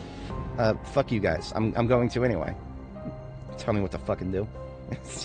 I know it's their video game, and like I said, I am genuinely trying. I genuinely am. But I have a tolerance for bullshit, and I am not one of the people who live on the discussion forums for this game and reply to every single post. I don't think he'll ever watch my streams, but I see you out there, Gepgun. I see you. I see you replying to 100% of every single post on this game's forums, and it seems like you're glazing the devs half the time. Don't read too deeply into that. Maybe he's not. Seems like he is. He spends a lot of time running interference for these games devs, and it's not good when that happens. It really isn't. Indie devs need to have their perspectives challenged a little bit, because otherwise what'll happen is the people who are getting frustrated with the game are just going to stop fucking playing it, and the only people left are going to be the glazers. That's how, if anybody watching right now, if you followed the development of 7 Days to Die, which is another game that I played on stream, that's how that game has fallen as far as it has. It used to be so much better. Everybody liked where it was going as of Alpha 17, and then one of the devs left the team, and the ones who got left over had a thinner skin. Actually, I think one of the devs died, but anyway, regardless of how it happened, we were left with the snowflakes, and that's why the game has gone downhill since. Reporting in. Fucking Joel wants to have his RPG, and some other people in the dev team want to do other things. And you can really see that in their decisions. But I digress. Let's go ahead and fix New Guinea. What exactly are we doing with these nations before we unify them? We just care about cohesion right now. It would be nice to improve their economy, inequality, all that crap. But right now, I care mostly about unity and economy. Yeah, that's how we're going to play it for most of these small island nations. Well, not these guys. These guys don't need unity. These guys don't need... These guys, Timor really just needs the economy. They don't really need anything else right now. Their unity is great. Inequality is ridiculously low, comparatively speaking. This is one of the lowest I've ever seen. in this game right now. Their inequality is lower than most first world nations, which that's cool. That's really cool. But we want to fix that with these other ones here. Same with the Melanesian states and Polynesian states here. Polynesian is a little higher, but Melanesian, look at that. 2.2 inequality, that's great. They're living the dream over there. It sucks that I've got to come in here and mess with it, but, well, they're all part of the plan. Running this place in no time. Where to? They're all part of the plan. Where to? So as soon as both of those guys get taken, our presence. we are allying them to Australia the moment they get taken.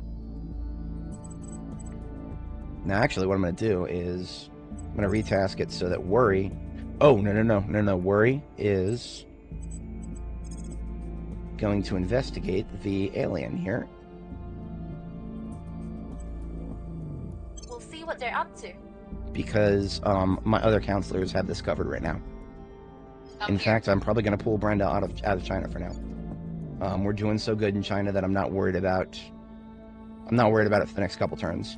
So we're going to have Brenda, actually, protect interests in Indonesia. Now that I got the 4th command point, I want to do that. Protecting our interests. I looked before. Micronesian states, with the capital Wino. Wino does not get a claim until the later text, so I don't even need to think about it yet. Not for a while, at least. Okay, this is my play. It's looking good. Making things safe for our people. Offering support. Oh, look at this. Okay. Solar flare event. What does this do? This reduces your your mission control income by 20%. Our current mission control income is 20. 20% of 20, that's 5. So this should, if my calculations are correct, this will reduce our mission control down to a cap of 15. 16. Okay. I guess the math didn't quite come out right. Nothing unusual found. Really? Really, Worry? I guess if you're going to fail at anything, a spy mission is fine. But that was a crit fail. Because of that, she may have been detected, so I'm actually going to... I think I'm going to send her to ground. If she's been detected, yeah. Whatever. I mean, she's going to have to fail sometime. Of all the missions that she could have failed, that's one of the least inoffensive ones.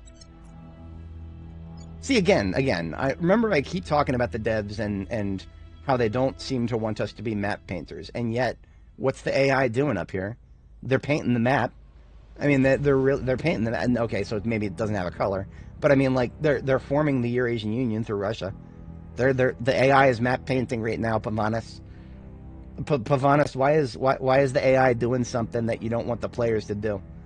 Why is that? Why is that? Huh? I don't know. I'm being obtuse. I'm not being acute. I'm being obtuse. Our supporters are in place. Change their priorities exclusively to these guys get welfare. Maybe a little bit of economy. I don't care about none of the other shit. Because their unity is already too high. And then manage relations, allied to Southern Cross.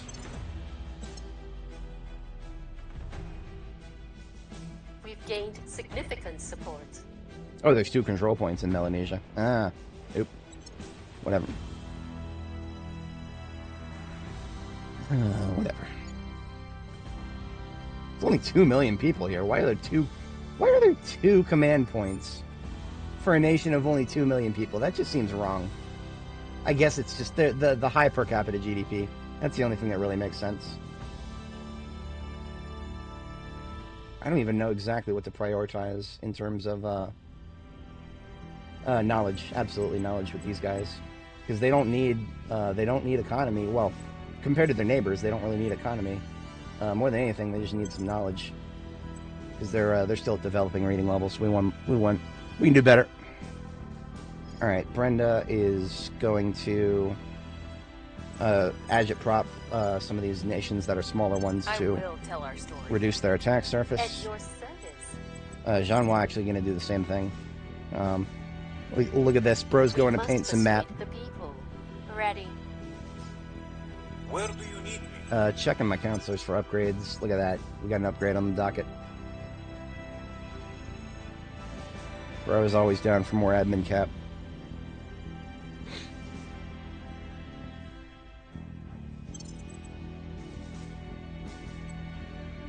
Oh, we got Academy Envoys now. I should have remembered that. I didn't remember it because I'm going to be honest with you guys. It's a little superfluous. It's one of the weakest in terms of what it gives. Because by the time I unlocked it, I've already got a counselor with unbelievably good persuasion. Envoys would gives a mission, doesn't it? Defend interests, advise, control space asset. Who doesn't have defend interests right now? Shawkat could use. Well, no, he's already got it. He's already got that. Ready for my mission. Jean-Hua doesn't have defend interests. To be entirely honest, if I give this to Jean-Hua, this would make her a very good multi-tool, because this boosts her administration quite a bit, boosts her persuasion so that she's a little bit more competitive again, and I've always wanted to have her science go up. It just, the stars weren't aligning for it. So yeah, she gets envoys. That's almost a no-brainer, because now she can defend interests as well. She, like I said, astronauts don't have all of the things from the start, but you give your astronauts the right orgs and they can do almost anything. Almost anything. I've had an astronaut become a very strong investigator target just by boosting their stat and giving them the right orgs. Kind of fucking wacky to think that you can turn your Neil Armstrong into a Sherlock Holmes, but you can do it. Your counselors are quite flexible if you get the right classes to start with.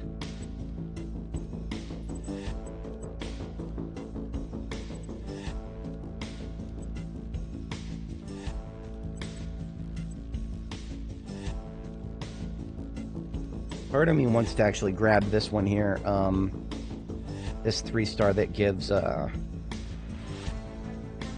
yeah.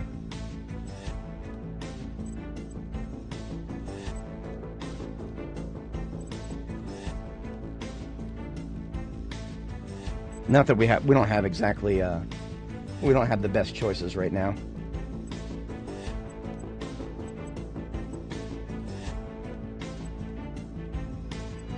In fact, we don't have very good choices at all right now. And DCer is always a good gap filler.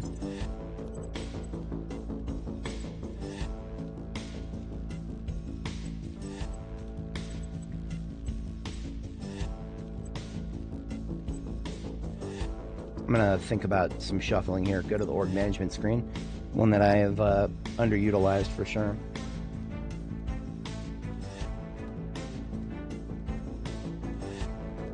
Now, if I wanted to boost Shawkat's usefulness, are there any available orgs right now that I could use? Not really. Because he's not Govy, he's criminal actually. In fact, because he's criminal, several of these orgs probably won't work.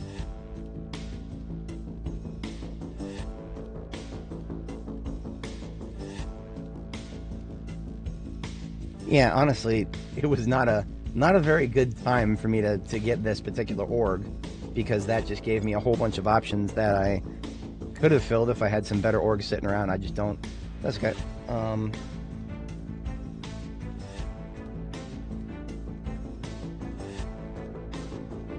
Are any of my Govies using private sector orgs that don't need them?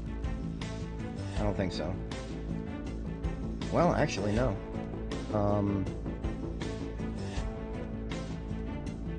Harper Analytics is a private sector. Brenda already has stabilized nation. He does not need that, I don't think. Let me verify that. Yeah. She only ever needed public campaign to fill out her roster, and that comes from many sources. To be entirely honest, if I pulled Harper Analytics, that would reduce Brenda's persuasion just a little bit. But I mean, you know, she's ready for an upgrade. I can just straight up increase it back again. Look at that. And now what I do is move Harper to... Harper only gives,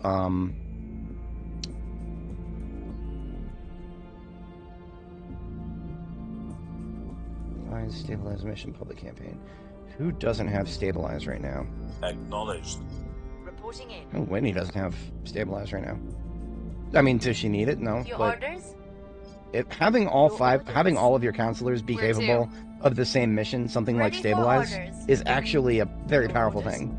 Like if you have a nation that is about to, or if you have a nation that you just took over after a revolution and all of your counselors can reduce unrest, that's actually a really powerful thing. So I am genuinely considering shuffling that to Whitney. But if I did so, I would have to also shuffle some other things out of Brenda. One of the reasons I wanted to shift that to Whitney is because that would also improve her admin. Improving Whitney's admin would allow me to get a hell of a lot more out of buying one of these big money, these big money orgs, like this one here, that gives me 75 monies a month. That's powerful, but it would be even more powerful on a counselor with really good admin. So back to org management, and we're taking a look at moving Harper Analytics. And on top of that, we need to remove a couple of really low consequence things from her because she would be over cap.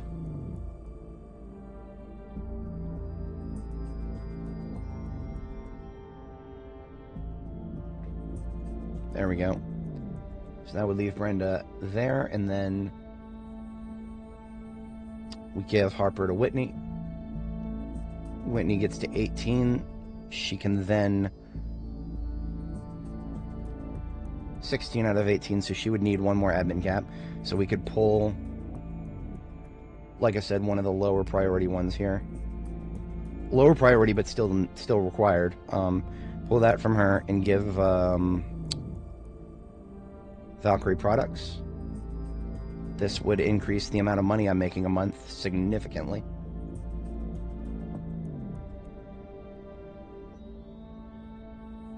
How does that cap out everybody who currently... Jean-Noir would need to take the... Would Jean-Noir become my... So this change would make Jean-Noir my new science officer. I mean, that honestly, that would leave her competitive. That would just make her and Whitney almost equal. So Jean-Noir and Whitney going forward would go back and forth between being the primary advisor of the United States. Because Jean-Noir can do a few things that Whitney can't, because Jean-Noir's an astronaut. I would probably want Whitney to continue being the advisor, though, because her admin is higher.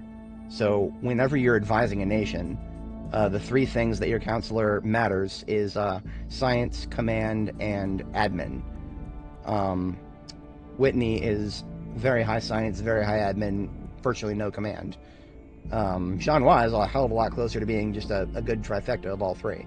Someday, Jean-Noir will be able to advise a nation and just give them the maximum return on investment for all three categories. Eventually, she'll be that, but not quite there yet. Until then, she's just going to be one of my primary nation advisors. And also, she's just going to make me a lot of science because I need science. Half of the reason I'm doing as well as I am is because I got good science.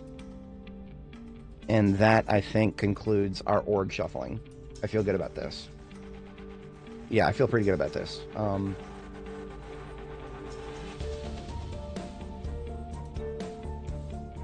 Yeah. Yep, we're good.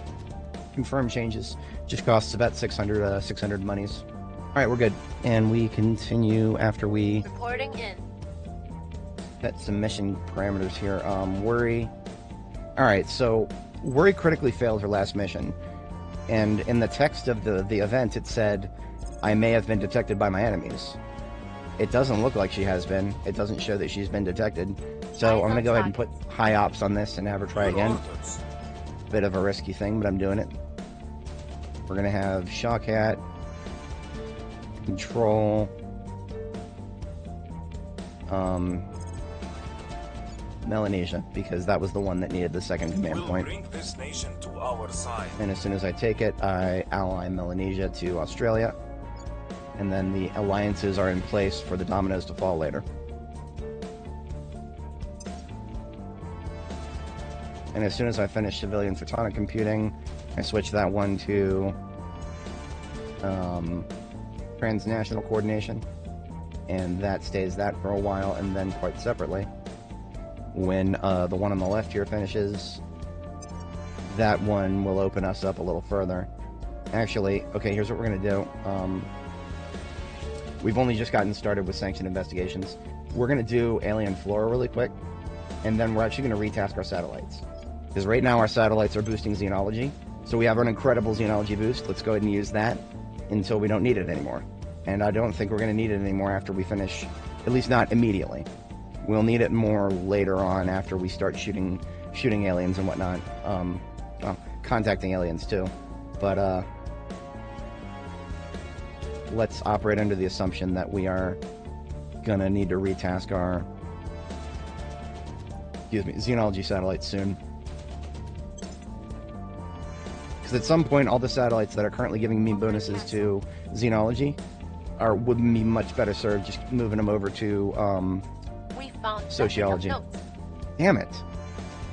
The second time she's failed. Once more onto the breach, please. The people will come to our side. We're winning their hearts and minds. Critical success. Thank you. Thank you, Jean-Noir. Show Brenda how it's done.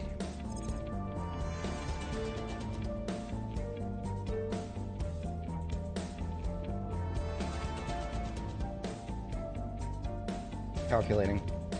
Calculating.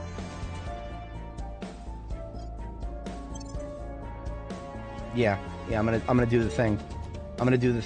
We're retasking our satellites. So we've got one that's just straight up dedicated to xenology here. To be entirely honest, I could build another satellite too. That is something I could do. But no, we are okay. I'm reconsidering my options here. I know I just said that's what I'm doing. But now that I remember, I have the mission control. I can build another satellite. I'm just gonna build another satellite. I have the mission control to do so, and it will not hurt my investments too much. Especially if I'm just gonna make it another sociology satellite. Yep, doing it.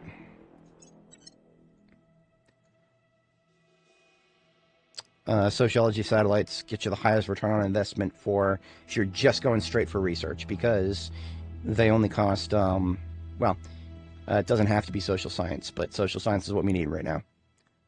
All right. Before I commit to specifically to social science, what is our current bonus? We're getting 44%, so we actually can't get too much more. We get diminishing returns cumulatively at 50. So actually, 3, 3, and 3. This actually would be overkill to have all 3 of the modules on the next satellite here. It'd be overkill. We only need 2. So that's what we're going to do. We're going to do 2 and then take a look at the power requirements, see what else we can get away with.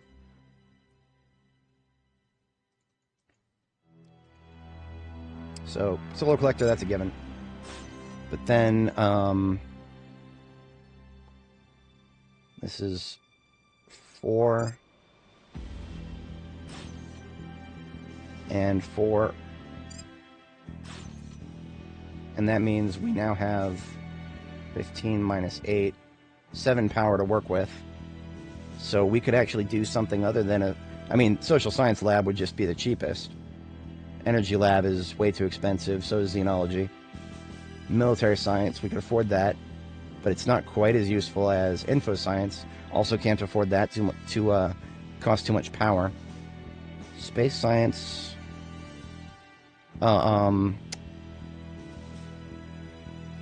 materials, actually, I think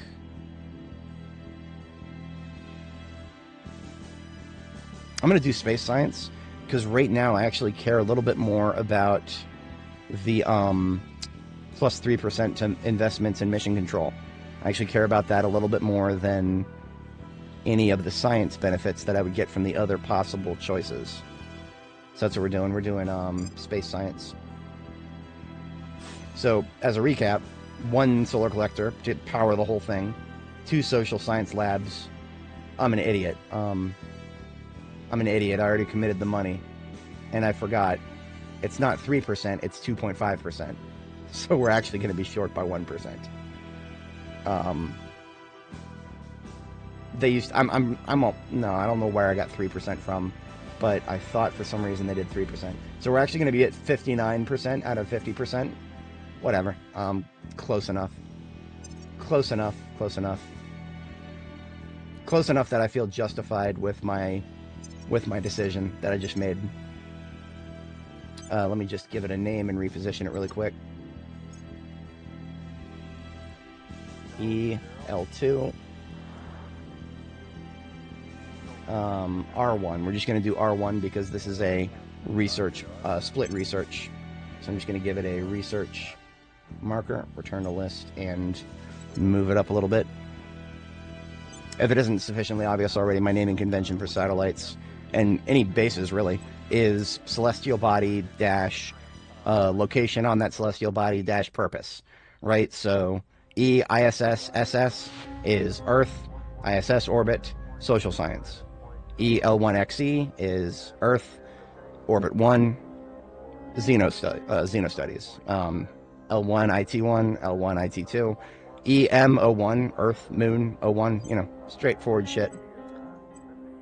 Straightforward shit. Easy when you know how, I guess. I'm going to put L2s beneath, L2 beneath all L1s. So I've got 3 L1s. I need to have at least 3 L2s total. But I don't have the mission control to go any further, so that's it for satellites for now. Like I said, I'm going to hold off on the retasking. Especially because there's not much I can retask it to that would get me much more than I already have. Right, because I'm currently spending, diminishing returns on my social science is actually now a factor that I need to consider. Worry needs 2 more experience points before she upgrades, so we move on.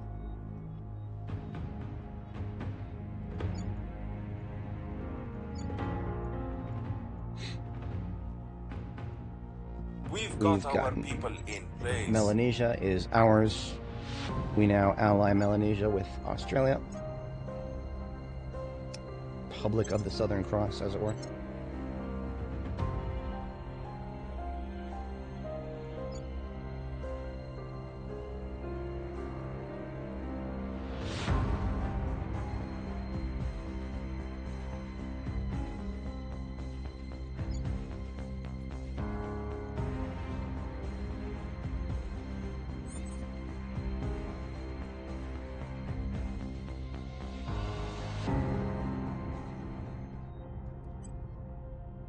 I'm going to go ahead and remove Unity as a priority from Australia. I probably should have done that already, to be honest.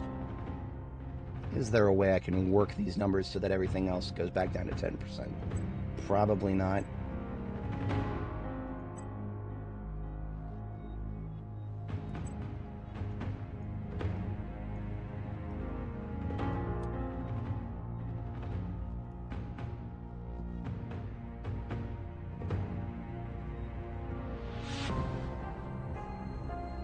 Honestly, I don't need to be improving the government anymore. I mean, it is going to be important for a little while, but it's as high as we can get it for now, and eventually it's going to go away, because it's not going to be the capital of this region forever. So we can take away the government priorities and just make it so that... I really want to do a 10 and 50. Can I even do that?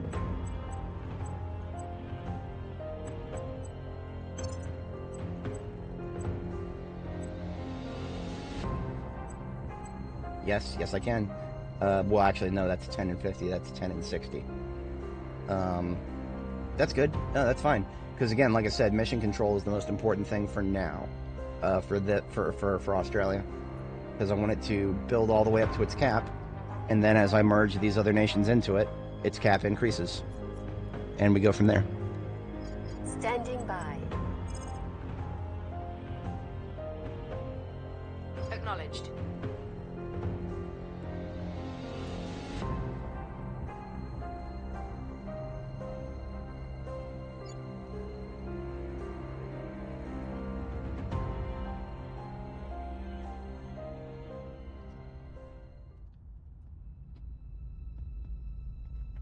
Ran out of water a while ago. Almost forgot. Changing mags.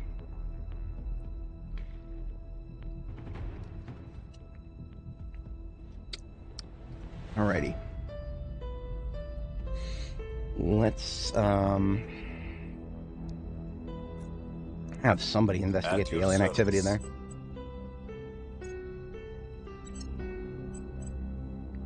We've had a few new orgs show up, but a lot of them are whales. The CIA and Mossad. That's funny. I like watching them as they go by. I don't fuck with those in this game unless I have like unbelievable amounts of resources. Yeah, the $400 a month, $75 a... Okay, Mossad is a little bit better, but still, that's oh boy, that is expensive. Don't fuck with that. Nothing else really. Yeah, nothing that I care about here. This is an early 3-banger. 3-star org gives 3 research, but or 3 science and 15% energy. But you get better ones. You get better ones. That's not quite good enough for me to worry about it yet.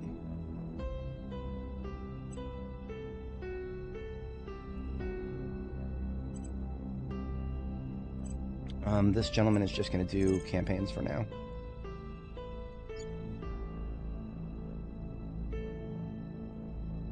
Right? Yeah. We'll make our appeal. Where to?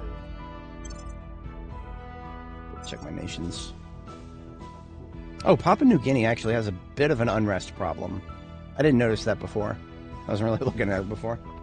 Sort by unrest. Why am I not sorting by unrest? Here it is. Yeah. Papua New Guinea and Bolivia is starting to cook again.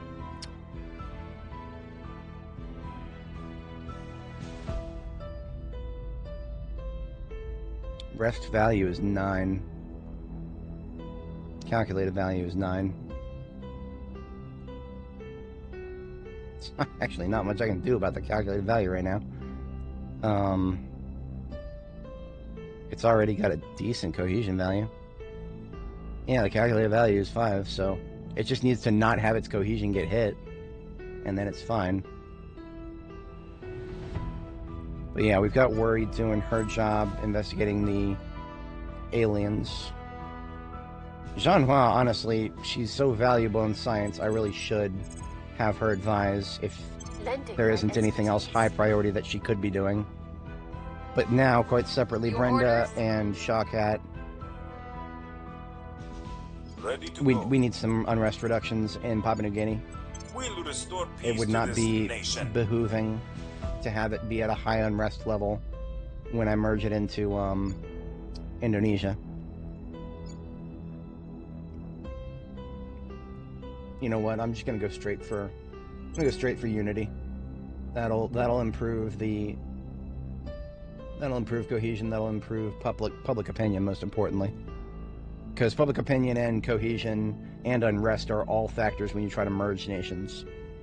Those are all factors as to how good the process goes, how high the risk is of dumb shit happening.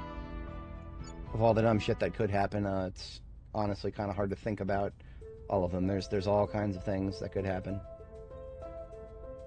Okay, this looks good. Wait a minute, no, Brenda does not need to be propagandizing over there. We are instead having her investigate We'll recon the site. A activity over here.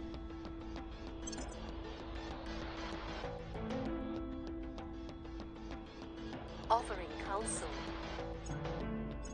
I will help them. My research output has gone way up. We are going to finish photonic computing any minute now. At which point we switched to transnational coordination, of course.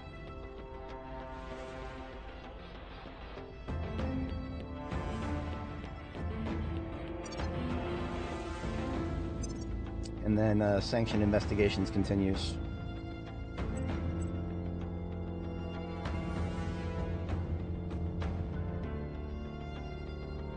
April of 2027 for China. See, I could take one command point in China right now. I could take one command point. And that's it. That would put me way over cap. But I would still be in my comfort zone. I'd just be, in my comfort zone way over cap, but that's all right. Anything to loosen the servant's control. Nothing I can do, though. I'll wait until the end of this turn. Failed. Come on! That's 3 times in a row now. This is getting absurd. She's had an 80% chance, or close to, each time. Remains chaotic. Fucking... That's RNG for you right there. 80% sometimes just isn't enough. Recon complete.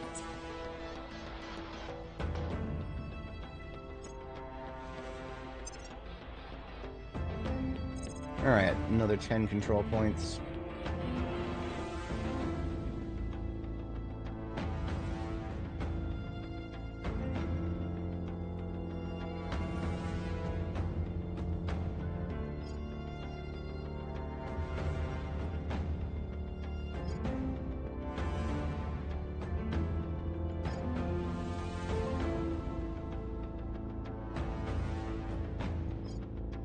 I'm actually moving out of transnational coordination would be great, and I really should, but hang on a second. Let me reassess my bonuses. My bonuses are currently 42%, so I could do another 8%, and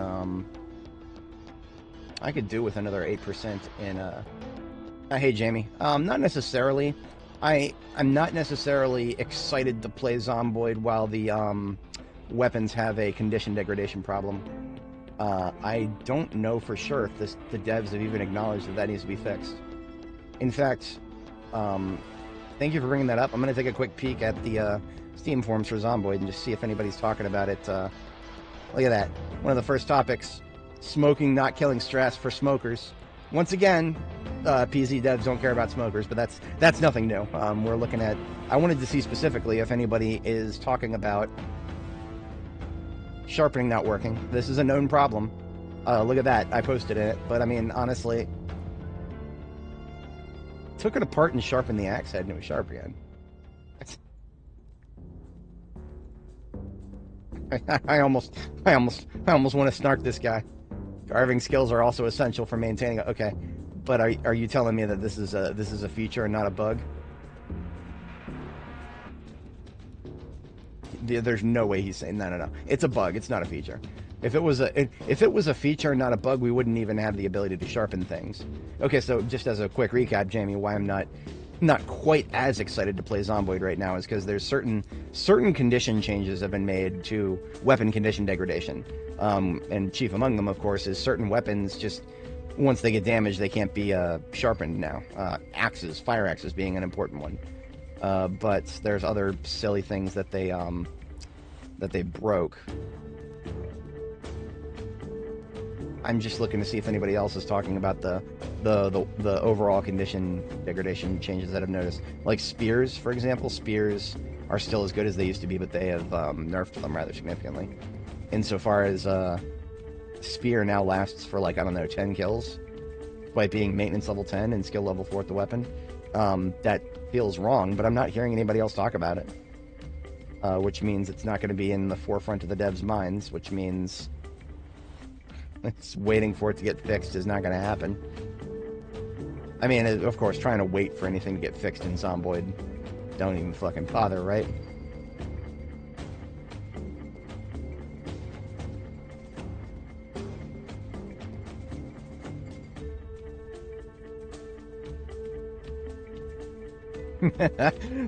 Dear devs, why don't you listen? Thread locked! I'm sure there was a reason they locked it. I just find it really funny that they locked it when the title is Devs Don't Listen. Not the only one who has a problem with these, oh, hey, yay! I like this guy. He used to watch my streams. I haven't seen him in a little while. I probably found another streamer. And they're just complaining about that, This is really the best way to find out whether something that you're annoyed about in Zomboid is going to get fixed. Just do a quick parse through the Steam forums. If it's being talked about a lot, then the devs are probably going to look at it eventually. But I don't see anybody mentioning condition. So what that tells me is that there's no point in waiting for them to fix it. So, yeah. By that metric, based on that information, I might play some Zomboid later today. But, we're doing Terra Invicta at the moment, but I may actually do some Zomboid later today or tomorrow. Actually, okay, so in terms of growing my channel, right, I'm still trying to do the YouTuber thing a little bit. Saturday afternoons, my time, are the strongest viewership I'll ever get. And that's tomorrow. So today's a Friday. I'm getting it's for Terra Invicta, 6 viewers is not bad, to be entirely honest. This is a game that you have to have a force of personality to get anybody to watch it with you, because it is a very tedious slog. I enjoy it. This scratches the logistics itch. I also enjoy Zomboid, and I've been hankering to play it. There was a little voice in the back of my mind saying that the devs are going to do another hotfix. They're going to do another 0.2. They're going to do another 0.2. Don't worry about it. They're going to do another 0.2. Don't go out there and keep breaking your weapons, because they're going to fix it. But no. They didn't do a 0.2 this week. And I'm not seeing anything that would indicate that we're going to get a 0.2. So 42.12.1 is probably what we're going to be stuck with for God knows however many weeks coming forward. It hasn't been out for a full week yet, or just barely a full week. So, yeah, that bumps up Zomboid just a little bit, looking at that and figuring that out. So yeah, Zomboid most likely later today. In the meantime, we're doing a bit of Terra Invicta here. We're taking some Terra Invicta. Okay, so if I just had to say, like, just off the top of my head, which game do I like playing more? They scratch different itches, but if I had to just say which one I like better, I'm leaning Zomboid at the moment. And the reason I say that is because the things that I get pissed off about in this game, in Terra Invicta, are things that I have absolutely no control over. I have no control over it when J1 has an 80% chance to investigate this alien and fails 3 fucking times in a row. I have no control over that. And that really pisses me off. Which, of course, you would think that if that pisses me off, that I would not have 1,000 hours in this game. But no. That's the rest of this game I enjoy enough for it to be to overwhelm that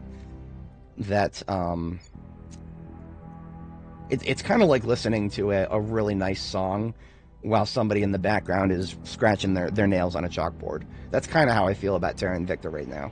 That's how I feel about a lot of video games, but I mean, like, Zomboid, the nails on the chalkboard are just a little bit less obnoxious than this game. Like, what just happened with Worry? Failing 3 missions in a row when your chances of success were 80% higher each time. Normally, I would be inspiring. Like, I would assume that she had betrayed me at that point. Her loyalty is 16. I don't think she would have betrayed me. I'll double check. Like, I'll inspire her next mission. But I am not... Like, yeah, that is grating me. That is grating me. Something fierce. See, that kind of shit just doesn't happen in Zomboid. There's no, nothing game essential in Zomboid has that much RNG in it. Because, of course, I have an 80% bite protection if a zombie grabs my head. But it is well within my control to make sure a zombie never gets anywhere near my head. The player just has that much more autonomy. No, it makes sense that you don't have quite as much autonomy in a game like this. You're playing World Control Simulator, Deep State Simulator here. So, naturally, you're not going to have quite as much control. I accept that whole cloth. But like with all bullshit that I accept, there are limits. As anybody should have. Absolutely. Everybody on the planet should have limits to the bullshit that they accept. And this game, limits are a little bit lower than what I put up with from Zomboid. But anyway, I think what I'll probably do. I've been putting off all day. Earlier I said I was gonna go do my laundry. That never happened. I'm not good at multitasking, no matter how good it might seem. Or if it ever seems like I'm good at multitasking, no, I'm good at switching between tasks that are right in front of me.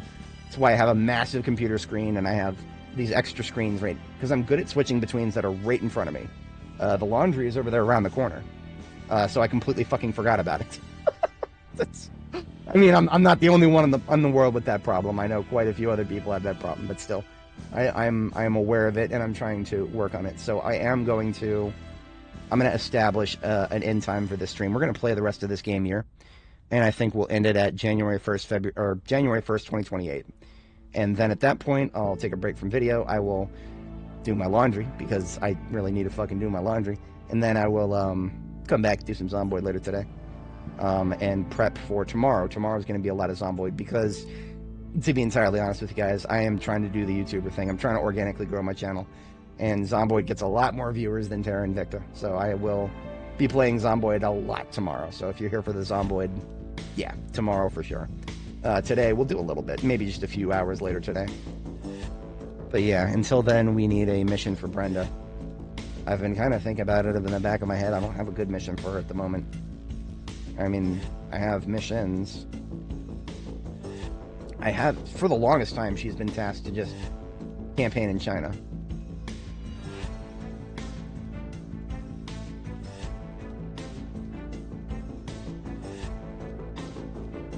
And up until this exact moment, my public opinion in China hasn't really changed. But it just went down by like 2%, and that it's a trend. And in this game, you're looking at trends all the time. That said, I would like to bring on board some of these smaller nations I just picked up and keep them on board. Especially this one right here, these Pacific states that I cannot, or it doesn't make sense to spend IP on Unity. Making our case. We are going to propagandize them. Where do you need me? Shanhua, her time is much better spent working on national improvement, and so she shall continue doing that. Research is good for this cycle. By the end of March, we'll have ISRU finished. This ISRU is one of the things you really want to have this project completed by the time you have mines operational. I have had mines on the moon operational for quite a while now, and I have not had this particular research completed. What this research, all it does is it makes it so that as time passes, you have a slightly higher chance of a random event occurring that increases your gains from whatever mines you currently have operational. Right, so ideally you would have ISRU, in situ resource utilization. You would have that completed by the time you start your major mining operations. Those are not necessarily major mining operations, but it's the principle of the thing. We're going to do ISRU, and yeah, the rest of tech distributions at the moment are fine. I'm not worried about quantum computing getting taken over yet. I want the AI to contribute a little bit to that. This is the flip side to controlling global research. You sometimes want to just let the AI do their work. It is interesting to see that they seem to be banding together on molten core fission systems here quite heavily. I was not expecting them to actually blow through that sooner than these other two. Whatever, I don't really care. As soon as it flips over to the next global, I'll take it back. That's what I do. Alright, if worry fails again... No, you know what? I don't care. I don't care whether she succeeds or fails. I'm going to inspire her right now. I'm going to inspire her right now because I'll make sure they're on 3 our failures in a side. row, don't ever take that. First is a tragedy, twice is a coincidence, 3 times is enemy action. It's not a, it's not a guaranteed philosophy, but it is. Yeah, I'm concerned now for worry, and so I am inspiring her. Offering support. Lending my expertise. I think we had a breakthrough. It's not like Shawkat had any extremely important tasks anyway. We've got some intel on our Ah, targets. finally, okay.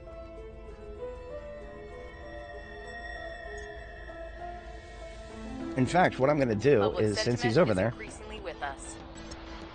Polynesian states, we're at 14. Is that good enough? No.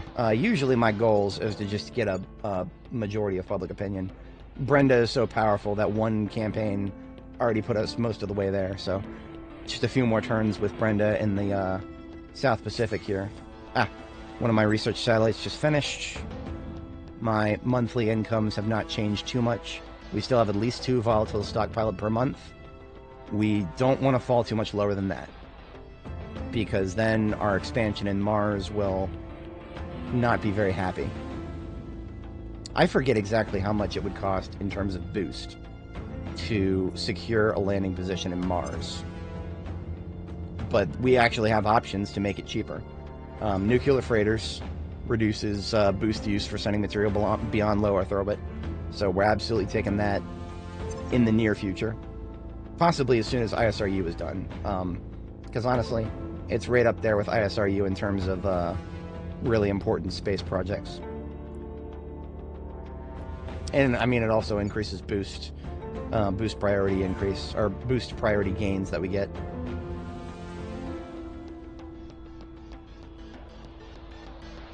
I only just realized if Indonesia gives the Austronesian territories, when we research, sorry, not Austronesian, Southern Cross territories, then all of the work Indonesia has done to build a Mordecai spaceport will actually get given to Australia.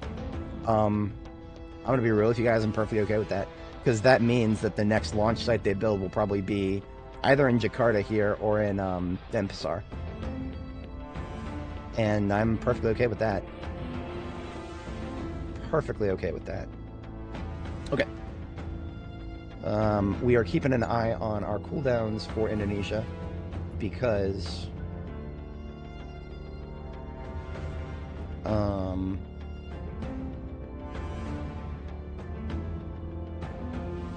literally tomorrow. No policies are available yet. We still have cooldowns until...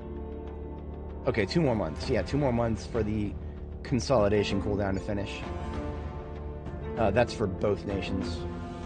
At that point, I can surrender Biak from Indonesia to Papua New Guinea, and that will reduce Indonesia's inequality by a rather significant amount. I don't know how much it would do to benefit Papua New Guinea. To be entirely honest, I actually probably need to manually reduce unrest in Papua New Guinea soon here, to such an extent that I probably need to... Well, I'm gonna attack Shawkat to that right now. I'm gonna do that. Shawkat's starting that right now. Where do you need me? Brenda is continuing to propagandize the rest of the Polynesian states so they have a smoother time to join Australia.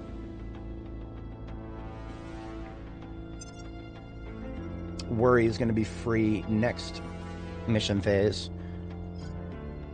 Oh, wait a minute. I do need to have somebody contact the alien.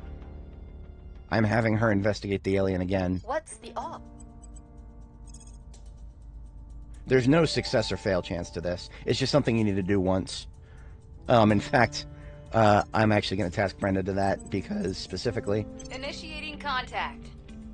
Brenda is the lowest priority thing that she's doing currently. Yeah, okay, this is good. Reaching out. First contact with the aliens is underway, Chancellor. The exodus from our faction has brought some unexpected benefits. We now have ex-members spread throughout both the pro and anti-alien groups. Some are sympathetic enough to our cause that they're willing to listen. A group within the servants have supplied us with some of the records of their own meetings with the aliens, detailed their methods to contact them. Now that we opened a channel, we have a new problem. We have no idea what the aliens are saying. So we got the ugly face on screen, but we got no fucking idea what these things are saying. So we're just gonna, yeah. We completed an objective by trying to contact the aliens. And now we have a project that's going to show up. When it shows up, we research it, complete another objective in that chain. This, I forget exactly, I think this is a big one. This is a big one, and this is why we have not retasked our satellites that give us xenology bonuses. And same with Ant. Oh. We can research alien technology? just from trying to contact them? Alright, I guess. Offering counsel. Victor 6, what are they? That's an alien fleet that just showed up. A cruiser and a destroyer. Not necessarily a bad thing because they're not going to attack us, right? Offering support. Not yet. Big yet. Person of interest surveilled. I don't think improving our knowledge about the aliens is going to do anything beyond what we just did. Because we can see the orgs that they have. Yes, aliens are in direct control of certain organizations. Funny. We can also see the stats, which are kind of interesting. 15 ESP, 13 SEC. Only 11 per on an alien? Okay. Yeah, I don't really care about that. It's just an interesting thing. And yeah, this is what the aliens look like if you guys haven't seen them yet. They're fucking ugly. But that's not a surprise. They evolved on a literal different planet than us, so forms of beauty are not going to cross over very well. I'm writing a science fiction book myself, and probably one of the things that readers are going to first balk at are the fact that the science fiction book that I'm writing is technically hard sci-fi. It's just some readers who go through hard sci-fi are of the camp that, oh no, aliens are definitely, we have no reason to believe that they're going to look like humans. Bitch, we have no reason to believe anything when it comes to aliens. We ain't fucking met none yet. For all we know, evolution might not have as many options available to it as we think. And that's something I explore in my own book, right? This game also a hard science fiction, got a great story to it. I actually really love the story. If this game did not have as good of a story as it does, I would not be playing it right now. Like the gameplay itself, I love it. That's one factor. The story though is also really important to me, and this game's got a great story. It really does. I might not be focusing on it very much because it's kind of told in the background, and it also plays out very differently based on how you operate your faction. So, but in any case, yeah, these, as you can see, it's bipedal. It runs on legs, and it's got 2 arms. It's got a head, but inside their physiology it's got similarities, but it's also very different. They can breathe our atmosphere, which is big brain moment right there. Almost as if we have absolutely no reason to believe scientifically that other atmosphere compositions are in any way suitable to life as we know it. Oxygen and liquid water. It's not necessarily that we lack the imagination to imagine different kinds of life forms. It's that thermodynamics really gets in the way. Remember the 3 laws of thermodynamics. 1, you can't win. 2, you can't break even. 3, don't even try. And I know it's a meme. It's a meme that there's a little bit more to the 3 laws, but those are a good normie baseline understanding of the fact that there's only so many certain kinds of chemical reactions you can do under certain conditions, and we can simulate those conditions using science right here on Earth. We can see that if you have a gas giant planet, for example, the temperature and pressure extremes make it really hard for life as we know it to do anything, right? There's only so many chemical reactions that can happen that are conducive to the complexity required for life. And so the point that I'm making with that, how the fuck do we know that humans, as we are now, this bipedal form that respirates oxygen, that does certain things that 5 billion years of evolution has conditioned us towards, how do we know that that's not one of the most optimal things that the universe can do? If it is, then the life that we run into on other planets might be substantially more similar to us than what science fiction is telling us. And when I say science fiction, I mean more sci-fi, right? It's ironically, Star Wars actually does a pretty decent job of making aliens seem really close to being human. Now, I don't think Lucas had anything to do with that. I think he wanted his sexy near human aliens, the Twi'leks and whatnot, just like Star Trek before it. But the fact that they all breathe the same atmosphere as us, they took the same form as us, it wasn't just because it was easier to make actors do that.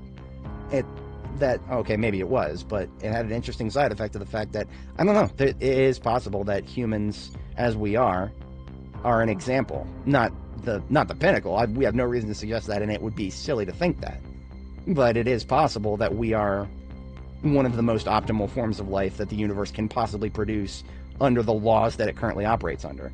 And don't even get me started on the fine structure constant and how that might have changed over the billions of years that have already passed that none of us have observed. Yeah, you make small changes to certain laws of physics that we don't necessarily have evidence that have always behaved the same way as they have now. Life may have been very different in the past in ways that we can't even really tell right now, because we don't know enough about certain things deep into astrophysics to make assertions about that. What we can make assertions about now strongly are things that we can do right in front of us, right? It's not too hard to get a pressure chamber put together to simulate all the chemical reactions that could occur, just in a microcosm that could occur, like, for example, in a gas giant like Jupiter. They are big places, 100 times bigger than Earth, 300 times bigger than Earth maybe, but there's a lot less that can happen there, as far as we understand.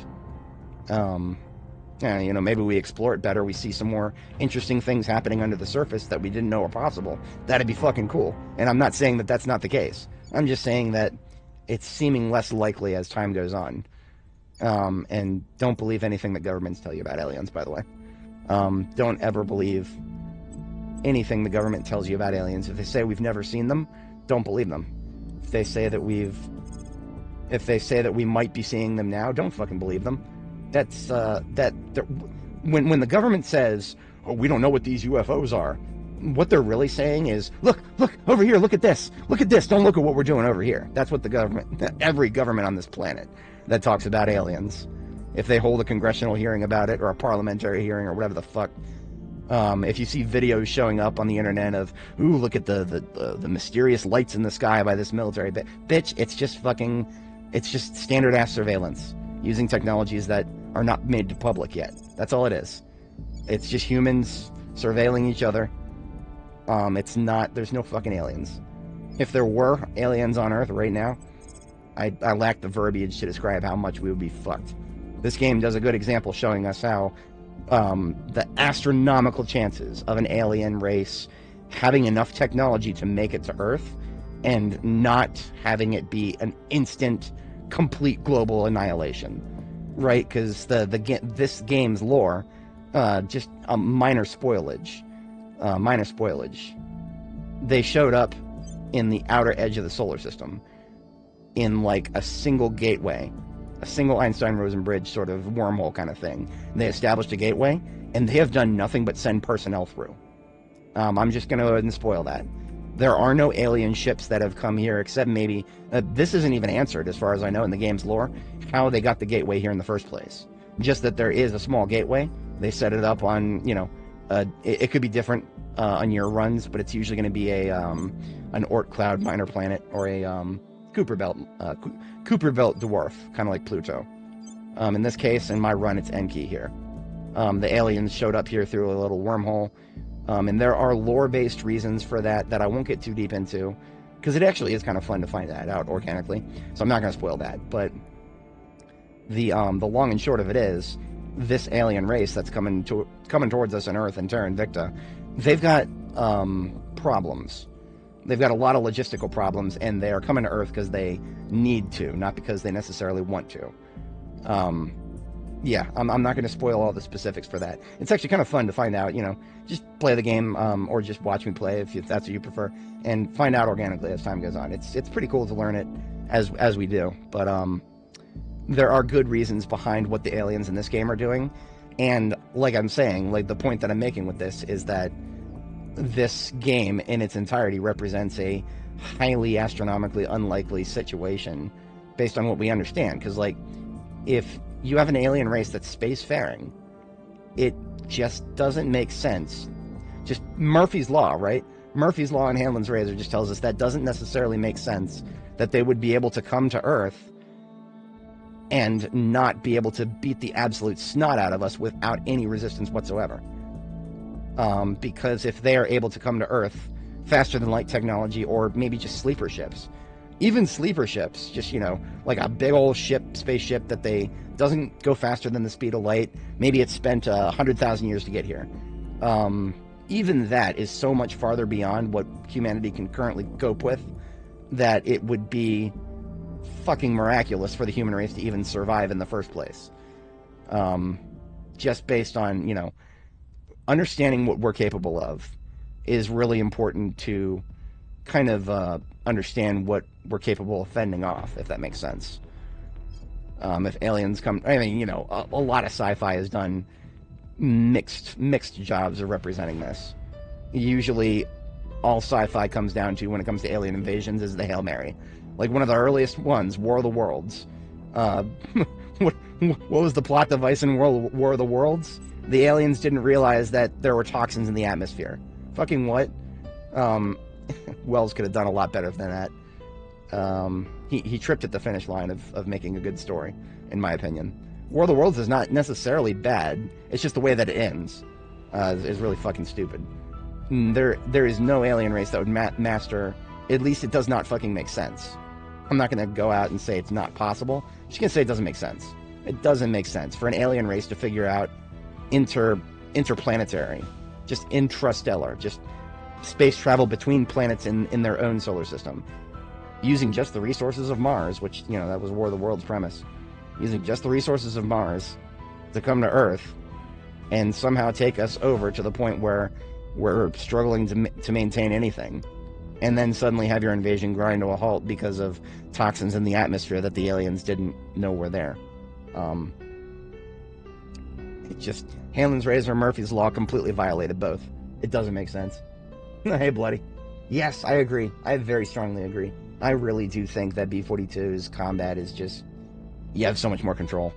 The zombie movement, speed randomization, and I never did confirm whether the 42.10, which is when I started the character that you've been watching me play, I always suspected that as of 42.10, they changed zombies' detection systems so that it's actually a little bit easier to get past them without detecting every single zombie in a group, for example, or having them all come at you at once.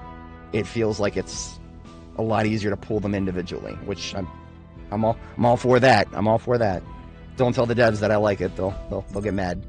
They'll take it personally. But yeah, I mentioned earlier, I actually do plan on playing Zomboid a bit later today, but regardless of whether I do much later today, tomorrow is the big day. Saturday are my best days for numbers. Yeah, absolutely. Fast, medium, and slow. Yep. And you never forget you can control the speed of the slow ones.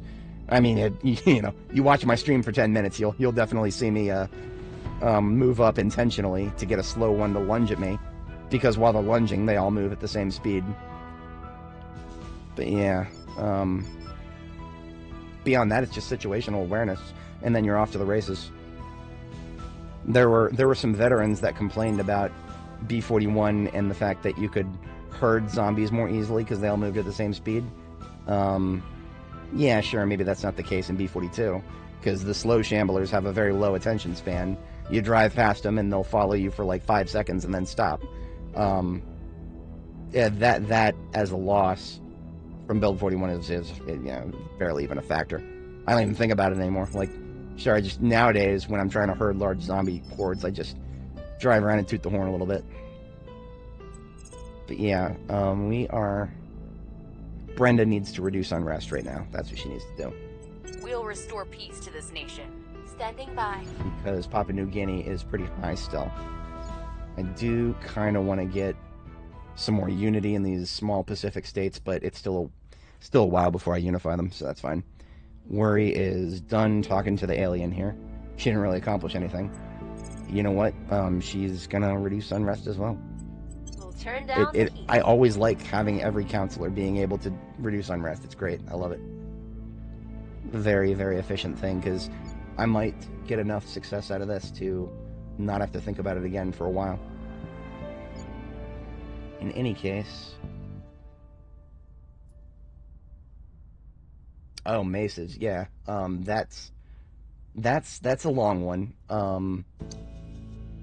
That's a long one to explain. What I can tell you is that my character build, construction worker and carver, or whittler, construction worker and whittler, those two factors combined get me to stone maces relatively fast.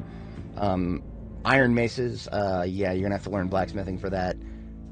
Blacksmithing is so difficult to explain that I couldn't even begin to start while I'm not playing Zomboid. So, but yeah, if you do build a character construction worker and whittler, because construction worker gives you the +3 to masonry. Get masonry level 8, you can build the mace head, and get whittler to 7, and you can make short bats. Short bats are the handle, and the stone mace head is the head. Put those together, you got maces. That is best in slot in every way except for durability.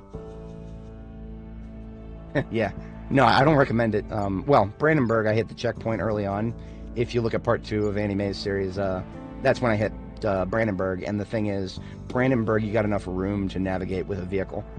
As long as you stay out of the inner city. I wouldn't go to the inner city yet. Brandenburg, I just go to the checkpoint. But yeah, no, that's looking good for there. We continue this. Offering assistance. Ah, okay. Able to learn languages. We are... How big is that? That's a 10,000. I'm not doing this for a while.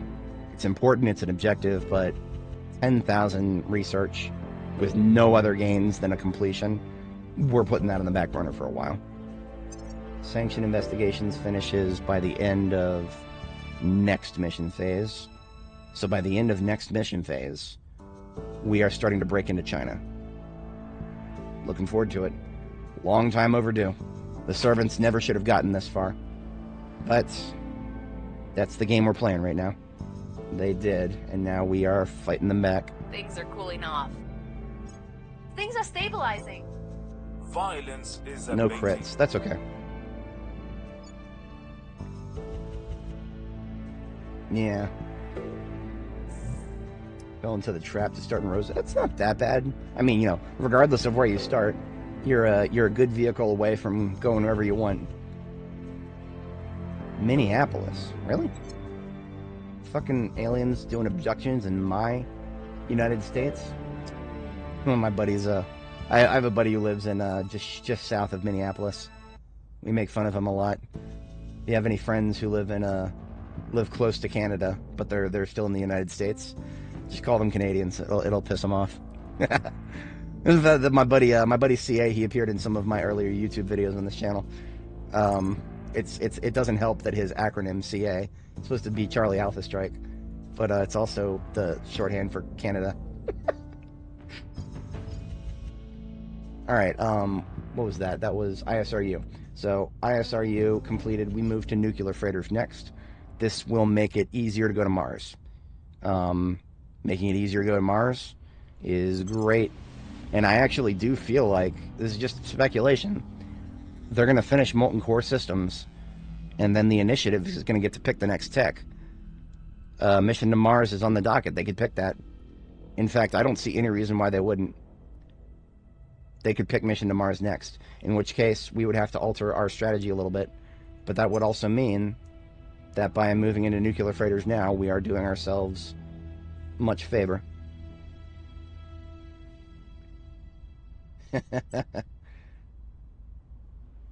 Well, the Rosewood Firehouse, like I said, it's not that bad. I don't dislike it. It's just not very strategically well suited. You got a long drive ahead of you to go anywhere with bigger loot. But as far as Rosewood goes, you know, of the options you could have picked in Rosewood, that's not bad. Lots of fire axes, if that's your shtick. If it's not, well, the great thing about if you're doing short blunt, weapons are everywhere. Plague Inc. I'm not familiar with Plague Inc. If that's one of those ones where you stimulate spreading diseases around the planet, kind of, a little more complicated than just diseases. This game, the colors of the nations that you're looking at here on the screen is popular opinion. So we're spreading ideology instead of diseases. Depending on how black-pilled you are, ideologies are just as threatening as any disease. So you know. We're playing the Academy. The Academy is the faction in this game that doesn't want to wipe out the aliens, but also doesn't want to bow down to them. My faction's ideal outcome would be something out of sci-fi, you know, like the Federation, right, from Star Trek. That's kind of what my faction wants. As to how we get there, that's up to me. And Standing by for we're not worried ready about no for federations yet. We're worried about asserting ourselves forcefully against the aliens. Yeah, it is. Absolutely. it is a type of disease, one of many. If you ever watch Inception, decent little Chris Nolan film. One of the first lines in the movie is, "What is the most resilient parasite? Is it an intestinal worm? No, it's an idea." Of course, they had that particular line belonged on the cutting room floor. But Chris Nolan is an autist, like me. I'm sorry, an auteur. Not like me. I'm an autist. He's an auteur. But I sympathize greatly because of that syllabalistic overlap there. I'm here. We're going to have Worry investigate the abductions in Minneapolis. Brenda is going to... Acknowledged. Brenda is going to return to propagandizing China. Our public support is still amazing. In fact, our public support went back up. Or did it? No. It's at 86 now. It was at 90 at one point. I'm actually going to give her a budget this time. We'll make our appeal. Shawkat here is going to continue reducing unrest in New Guinea. Make things safe. We're down to 5. That's fine. We've consolidated executive control in Timur. Hang on a second. We can actually... one more full turn. So halfway through April, we will be able to start thinking about giving... we can give territory to Papua New Guinea. And I don't think giving territory would cause any problems with unrest. I don't think.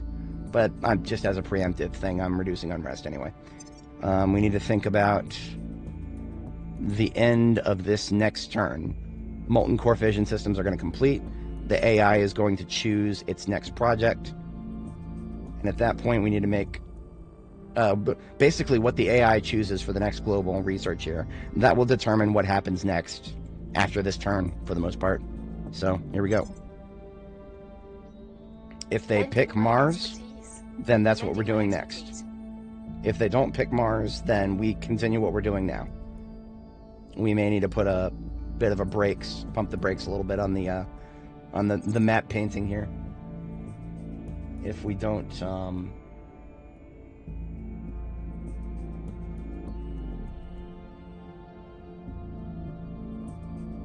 sorry, trailed off for a minute there. We're looking for none of these necessarily. I don't really care about supply depots or climate labs yet.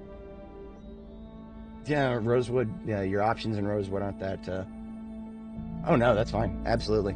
Remember, one of the things I like to do on stream is explain things. That's always... I always enjoy doing that. I don't know if I would ever convince people to join, to try this game, but anybody who may watch this in the future, who wants to learn more about it and happens upon this section. Yep, absolutely. I'm just thinking exactly what project to pick to research next. There aren't a lot of good options, which is why I'm not talking particularly about any of these things I'm looking at. Like, there's a lot of things, like, yeah, sure, augmented combat training increases my investment points by 5% in these categories. But it would take, like, what is that, 10,000? What is this one? Augmented combat training. That's a 5,000 research points. I'm making 64 a month, as you can see in the top center here. So we're not doing that. Not worth it. Not worth it at all. Maximum effort. Kind of actually, yeah, that's actually going to be useful in the short term. That's going to be useful in the short term because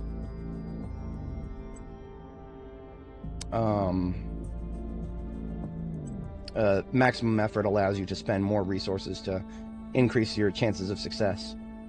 When it comes to getting crackdowns and start breaking our way into China, we're going to need to do that. But until literally just the next week or so in game here, I'm going to assume that the AI is going to pick mission to Mars next. Things are cooling off. We've moved the needle. She had a crit too. She crit and she only got 4%. That's okay. Every little bit helps at this point. Our baseline chances in China are so low. Money and ops, yeah, I can do that.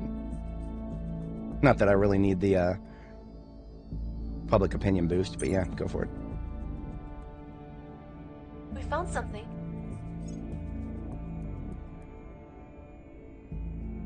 Unless you too want to be showered in liquid lead. Okay, so I'm damn sure the coolant circuit doesn't break again. Oh, and see to it that these statues of your predecessors are removed. So what the AI just finished, what we did molten core fission. Molten core fission, not really that useful. Useful, just nothing immediate. The only reason I had that picked as a global tech was to lock down global tech. Mission accomplished. The AI has selected carbon nanotubes next, and that is also one of the ones that's like, yeah, I need it, but I don't need it yet. And therefore, this is our current research distribution now. Or is it? No. Now, this is our current distribution, because we want to regain control of global. If we lose control of global and we don't take it back quickly enough, they'll pick Mars. And it's not that I don't want them to pick Mars, but I mean, if I have, I'm gonna set a target. I want to have 200 boost before Mars is unlocked. I want to have 200 boost before Mars is unlocked. And the reason for that is, well, like I said, I'm not going to try to do super denial on Mars. Okay, you know what? Another factor to consider is that I'm not even going to have to worry about sending massive amounts of boost to Mars just yet, because as soon as we unlock it, we've got to send the probe first, and that's another 6 months for the probe to get there. It takes a long time for stuff to get to Mars, so yeah, it is what it is. All I can say is that we haven't immediately had to start worrying about Mars yet, so that is that. I no longer have to go nuts with nuclear freighters here. I just have to make sure I don't lose control of global. Yeah, so we're back to global research dominance.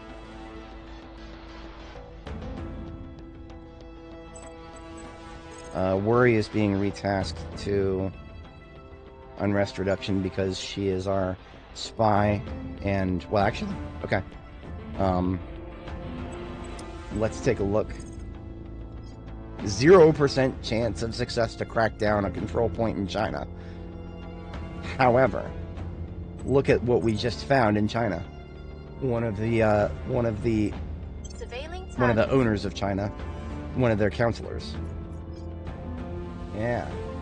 Now, okay, she's already been detected, so by having Worry investigate her further, she's going to go to ground pretty fast. That's okay. We can flip her. We can flip her, and I look forward to flipping her.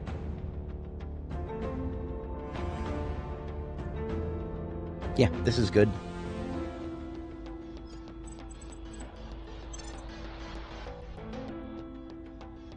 Mission in progress. I will help them. I will help them.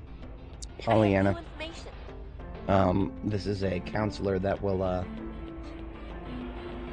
essays on Saturday. That sounds, yeah. That sounds like a fun Saturday right there. Alright, but anyway, this particular lady that we just investigated is somebody who may have high loyalty, but we can't actually tell, because she looks like she's towing the party line all the time. Laying the groundwork. Let's find out next time if we can actually flip her. Order is returning.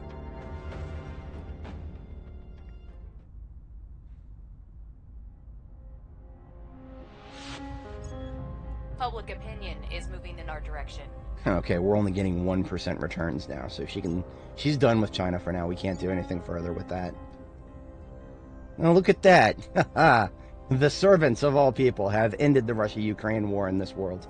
Fantastic. Good job, boys. It only took you how many years? It's 2027 in game now. Interesting.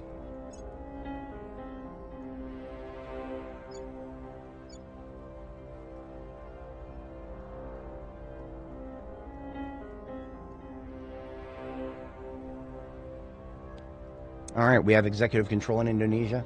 I believe that means we can now Yes. We can now send... Or actually, we have to federate first? Really? Oh no, we have to demand the claim. Okay. Yeah, we can do that. That's exactly what we're going to do. We're going to demand the claim. I may have preferred to have a little bit better stats, but that's okay. I would like to see what happens when we do that. So Brenda is going to... She cannot yet flip the counselor we're investigating. So Brenda is going to go to... She is going to go to set policy in Papua New Guinea. And then Papua New Guinea is going to demand the claim from Biak. Biak is going to go to Papua New Guinea. Biak will lose its colony status by doing so. Papua New Guinea grows stronger, and Biak becomes a place that I can build mission control in. Which is great. On my way to the capital. Dominoes are getting set up for the South Pacific unification process. Confirm. Lending my expertise. Alright, carbon nanotubes. We've got a commanding lead in that. We can return to status quo on global techs. Right? Yeah. Exodus is close to us, but we've got some intel on our target. I think we're locked into the lead. I think, yes. Critical success on our investigation of that servant counselor. So Brenda would actually have a chance to just straight up flip her. I think I'm going to do that.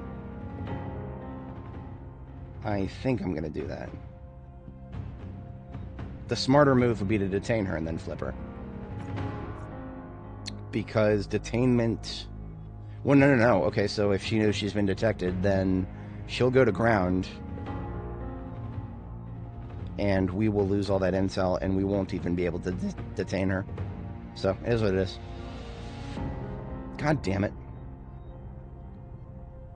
Okay, so this is the first time that I've had a counselor directly targeted by a enemy.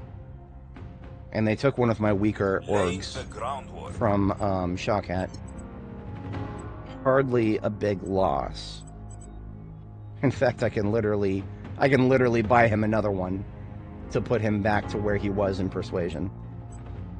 But that's annoying.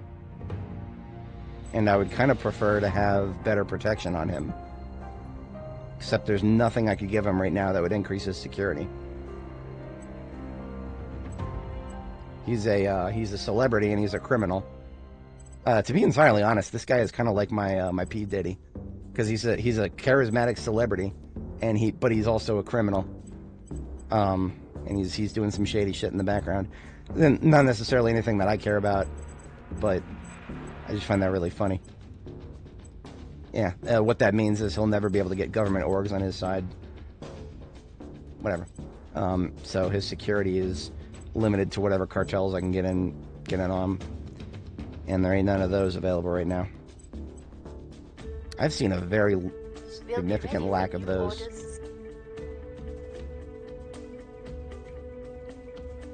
Okay, this is getting annoying. They just did it twice in a row. Alright, Shellcat goes to ground after this, and I am considering targeting the initiative with some offensive actions. Things are stabilizing. Because I can't have them hitting me more like that. That needs to stop, and it needs to stop now. I can make it stop. Aliens are sending another fleet to Earth. I don't really care about this. There's nothing I can do about it. It's not like they're going to start bombarding us yet. They don't have enough. Mission complete. All right.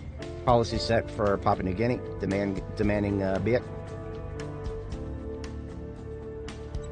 All right. Papua New Guinea has... Its inequality has gone down. I was afraid it might go up. It went down significantly. Down by 0.14.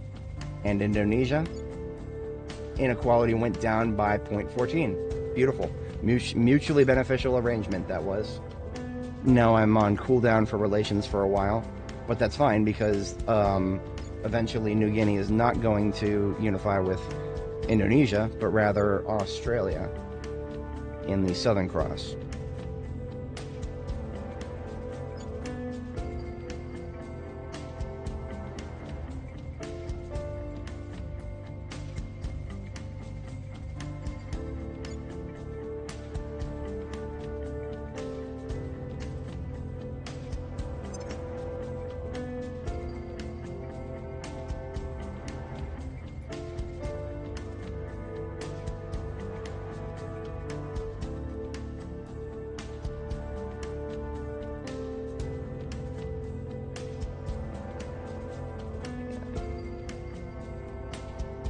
Carbon nanotubes went by fast. It's literally going to complete by the end of this turn. It's going to complete tomorrow.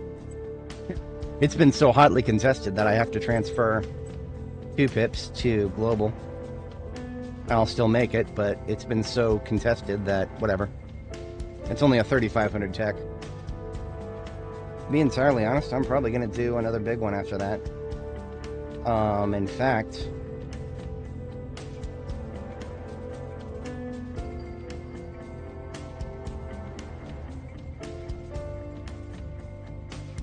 You know, I have enough money now. I'm going to do cybernetics next. Now, again, that's going to be something that the AI is going to contribute heavily to. So I'm going to have to also contribute heavily to it to maintain my advantage.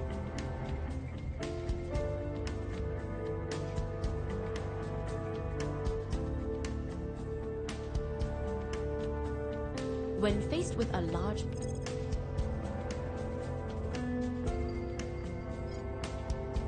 Wait a minute, it might not be the best idea to do this just yet. Not while we still have quantum computing on the docket. If I can pick another one, I will. Next Gen Aerospace is nice, but that doesn't get me anything for a while. Self-repairing software, supercapacitors, superconducting magnets. Those are all things I need eventually. But we're getting really far afield if we take those. I would sooner take something like, well, I mean, these are really small ones. Space tourism, space research. Super alloys, I don't remember that even being a thing. If it was a thing, I completely forgot about it. Oh, rival sociology, why not? It's a small one, so I have to maintain strong presence in global.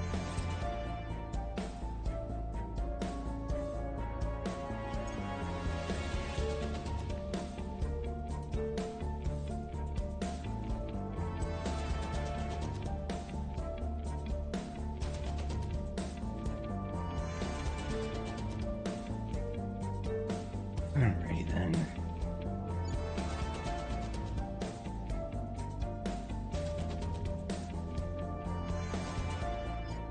Unfortunately, I most likely will not be playing Zomboid today, just based on how I currently feel. They'll be working for us soon. I can feel I can feel my response times to things getting sluggish.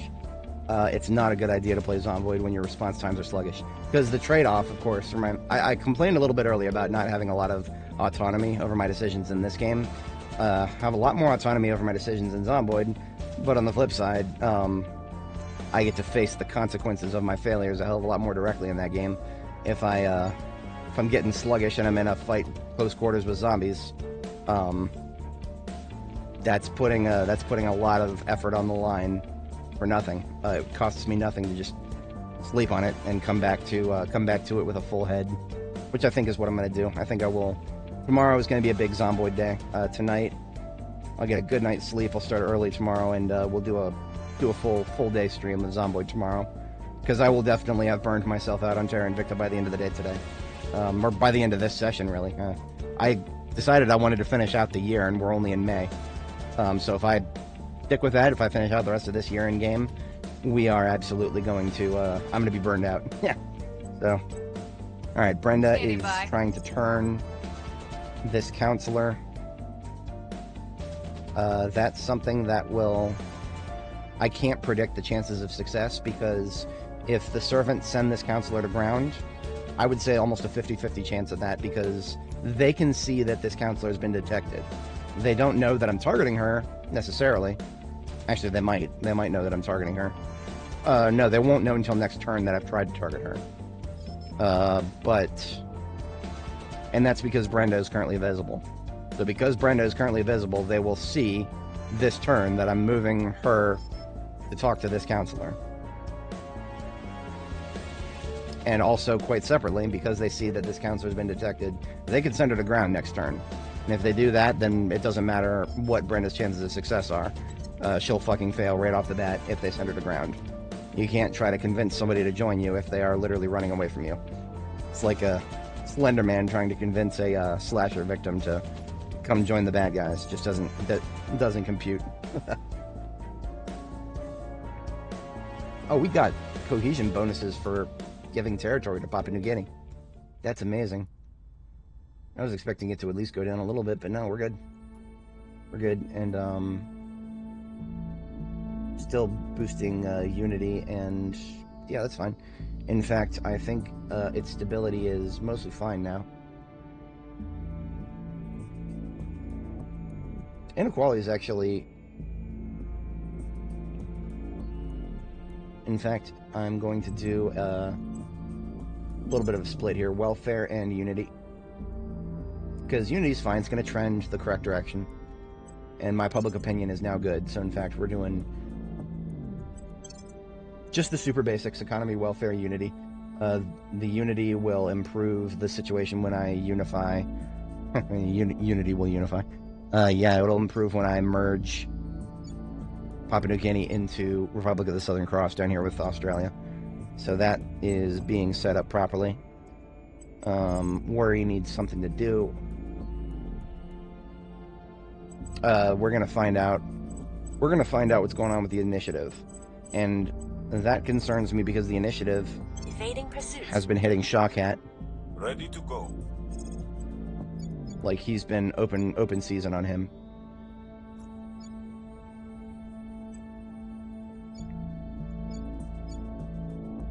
Why are there percent chances of success? That's a glitch. Evading pursuit. There's no chance of success with go to ground. They just go to ground. But yeah, whatever on that. What's the op? Whitney has a similar security level to Shawkat. And a similar inability to boost it. The only ways to boost security that I can see right now are government orgs. And Whitney is not Govy. So she has no chance of boosting that. Now, since Shawkat's going to ground, Acknowledged. I can give him an org and he won't immediately lose it. If I give him this one, it'll give him some espionage. He'll be harder to detect. Yeah. We're doing that, I think. Oh no, that was a 2. That was a 2-star.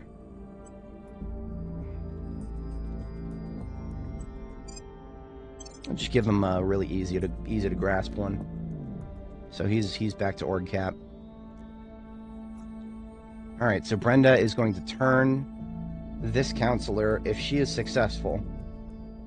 If Brenda successfully turns this counselor from the servants, what we can do is we'll discover the locations of other counselors from the servants, and then we can detain a couple of them, and then flip the detained one, and then have this one retire because we'll have flipped her, and then the detained one we flip them and have them retire to get the servants knocked down a peg on their good counselors. That'll put them further over admin cap.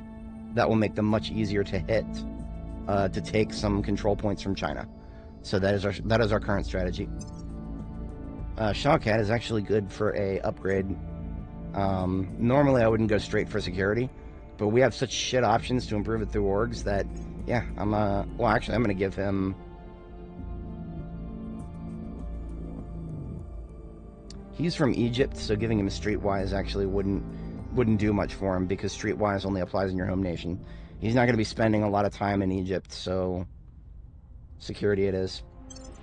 It's a lot, and I don't like doing it, but he's a sticking point, and it's most likely because of the fact that he is a celebrity. But he is now on touch with Whitney. Yeah, he's on touch with Whitney, so that's good.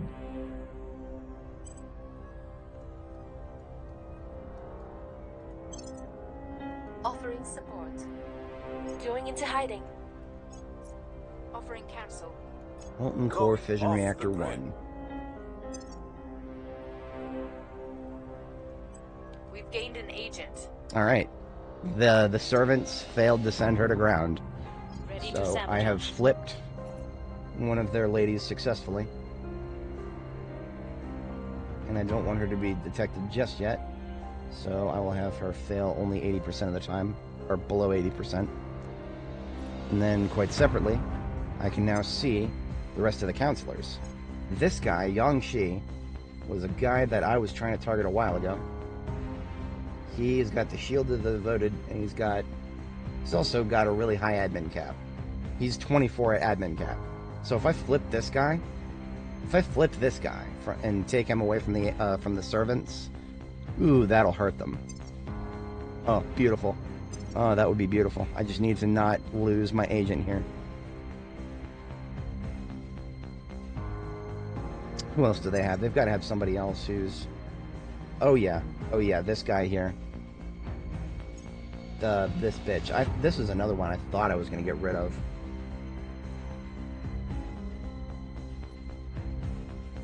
Yeah.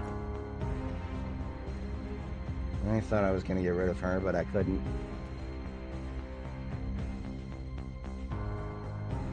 She's got 23 persuasion, and she doesn't even have Shield of the Devoted, which Shield of the Devoted is the special org that the servants get, which gives them a lot of persuasion. So this one right here, this is how they got control of China. That one individual, really, because she had 23 persuasion, and you need to have mid-20s. Not quite the cap. 25 is the cap, but you need to have like 22 or 23 if you want to get your foot in the door in China.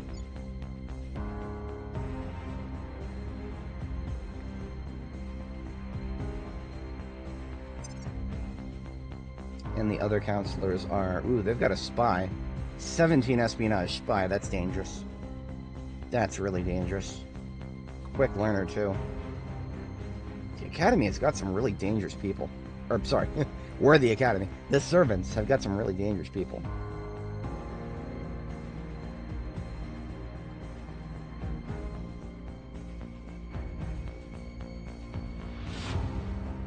But yeah, Yangshi is their most powerful one. Lots of... Well, okay, so... How much of their admin comes from orgs? They got 6 from Shield of the Devoted. 6 from Shield of the Devoted, that's a lot. Basically, what I'm thinking about right now is what is his baseline stats?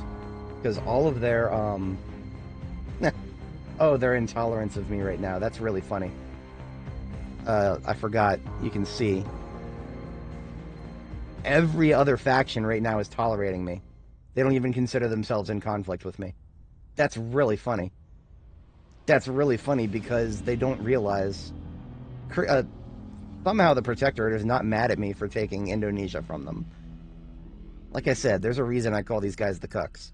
They literally sat in the chair in the corner as I had my way with one of their favorite nations. Well, I guess maybe it wasn't one of their favorite nations after all. But that's what you can say about every cuck. Can't say your wife is really important if you're sitting in the chair and watching her. I'm not going to finish that sentence, but if you know, you know. This is another dangerous thing. The servants have 100 boosts stockpiled. That's unbelievably more than I do. And they're not... They don't seem to be falling for my trap. What the fuck did you say to me?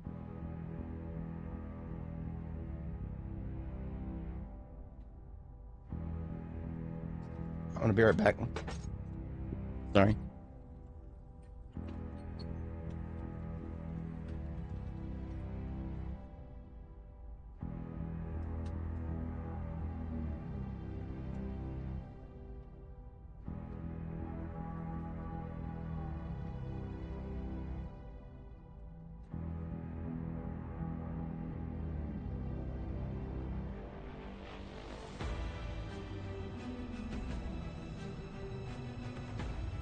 Sorry. I live in a apartment complex with, not the worst neighbors. In fact, not even that bad of neighbors, but it's an apartment complex where most people are away during the day. So right now in the middle of the afternoon, when you hear somebody out in the middle of the hallway, there's only one other person who lives on my floor, by the way. You hear somebody out there in the hallway fucking with the door. Yeah, you want to go up and check what the fuck is going on. It's just a contractor cleaning, I don't know what he's cleaning. He had one of those long sticks. He was cleaning something on the ceiling. Cool.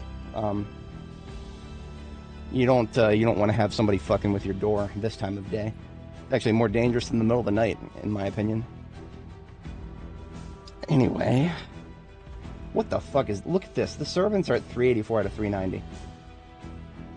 That is It's not good. It's not good. It's not good, and it's mostly due to their...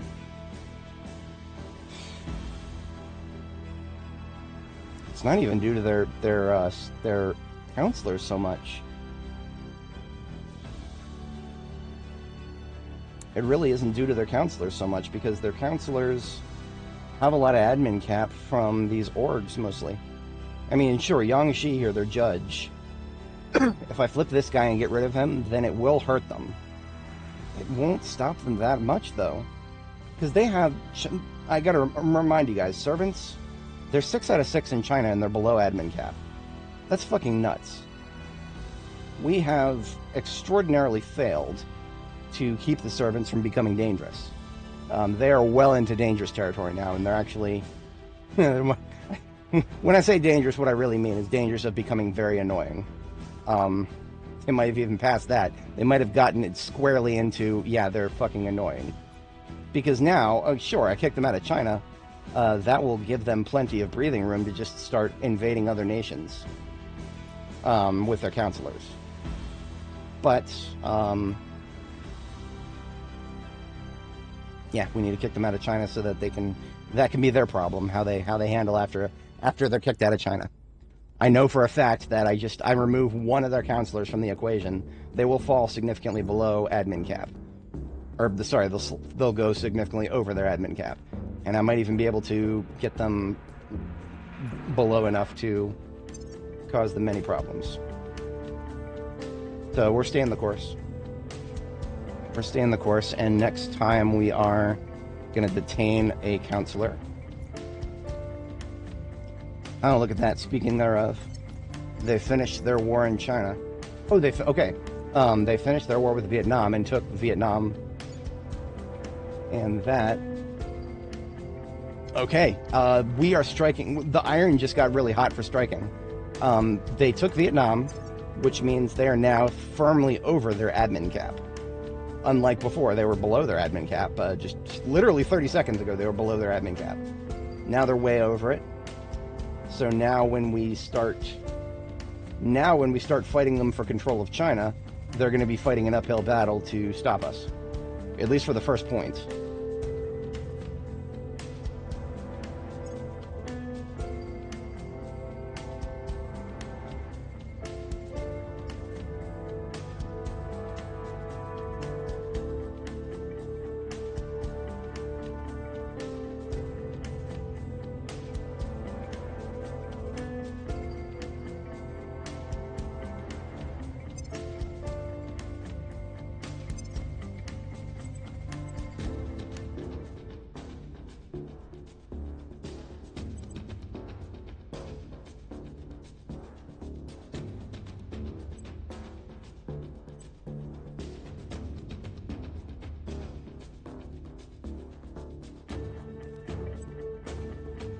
Okay, so by the end of this turn, I will have completed both of my current projects, and I can move those back to where they need to be, which is increasing my admin cap. But by completing maximum effort, that will as the title suggests, that will maximize my chances of starting to kick the serfs out of China. Now, for this immediate turn, what we're doing is Worry is now going to... Worry can't detain. That's unfortunate, but she got quite a bit of experience. She can actually get a little bit of admin here. I do love the fact that the CIA is open to me. I could take the CIA if I really wanted to. I don't, but I could. The FBI is open to me. I could... FBI, open up! Like I said, not going to, but the fact that I could is kind of funny.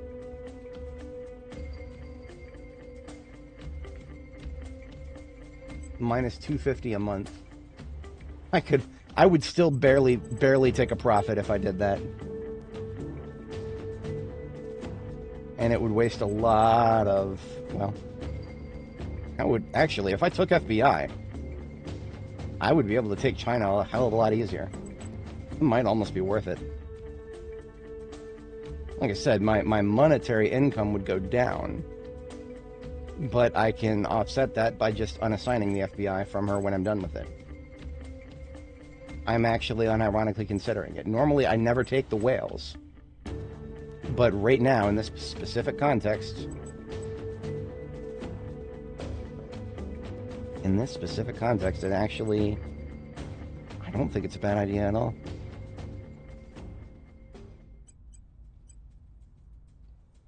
I mean, and I can even further offset if I get another 3-star for Whitney. I'm here.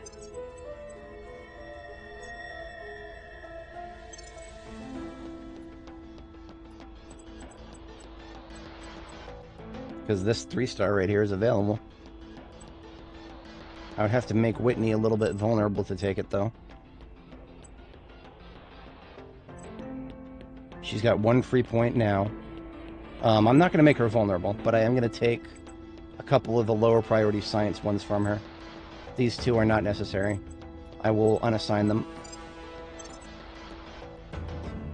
And then, yeah, these 2.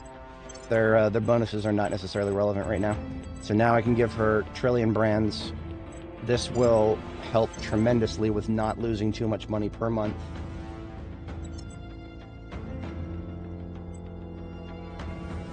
By giving the FBI to Worry. Standing by.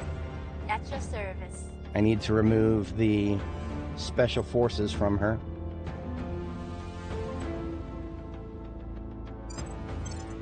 And now I give her the FBI. Costs a lot of money per month, but we're still making a slight profit, thankfully. But now, Worry's investigation is 20. So not only by taking the FBI, we've given her the ability to detain people. She didn't have that before. Usually a smaller org I would do that, but now she has the ability to detain people, and her investigation is 20. So Worry has this. Worry has the power of the state behind her more so than she ever has before. So she is going to capture Yangshi, and we're even going to nuke boost that a little bit because he might be in a friendly nation by the time we hit him. Eyes on target. So she detains Yangshi. Quite separately. We're going to wait a little bit to make our next move. But the dominoes are lining up harder now. Dominoes are lining up much, much harder. And I like where this is going. Because remember, as soon as we crack down a control point in China, it'll be really, really easy to purge it with, you know, Worry only has 11 espionage. That's fine. That's fine. 11 espionage is more than enough to take a control point in a nation where we have 90% popular support. We got that in the bag. So that's that, and then we are... I'm here. Shawkat is free. We got some nations that need unrest reduction. Bolivia, Indonesia, both. Indonesia is more important. They get it first. Restoring order. Actually, Brenda is... Well, she's been detected by a lot of people. I'm going to send her to ground, and then she can help reduce unrest. Where do you need me? Actually, Whitney is now firmly surpassed by Jeanhua in terms of science. So Jeanhua, I'm going to transfer to the United States. And Whitney, Standing by for orders. I'm going to send her to ground. And then I'm going to have Whitney is going to join the efforts. Whitney and Brenda are both going to ground this turn. Next turn they're going to go and well, next turn Brenda is going to flip the one that I'm detaining now. Yeah, we're lining up for that. We're making a big play against the servants. They're not going to like it, but they're going to have to fucking deal with it. Initiating deep cover. Offering counsel. Alright, like I said, we're at the end of this turn. At the end of the... Well, actually, this turn we're going to complete a lot of things. 2 of our projects, and Arrival Sociology is also going to finish. not even through any effort of ours. We'll just have the majority, and then somebody else will finish contributing to it, and then we'll have to pick another global. I think the other global that we pick is going to be independence movements, because that is a 5,000 tech, or 5,000 research point tech that will give us global command structure, which is a project that will give us another 40 admin cap. So even though nothing else from the global is necessarily that important, we need that admin cap, and so every bit of it will help us get further into China. I am thinking, and this is just pure speculation on my part, we might get far enough into China that we can get a majority. That 4 command points would be amazing. Might be a bit lofty to assume that we can do that anytime soon, but we're going for it. Coming off the grid. We've got the package. Alright, so we got a critical success on detaining this guy. So he is now in custody for a full month. That's great. That is great. That is really good. Because, okay, so while he's detained, the servants are way over their admin cap. They are way over their admin cap.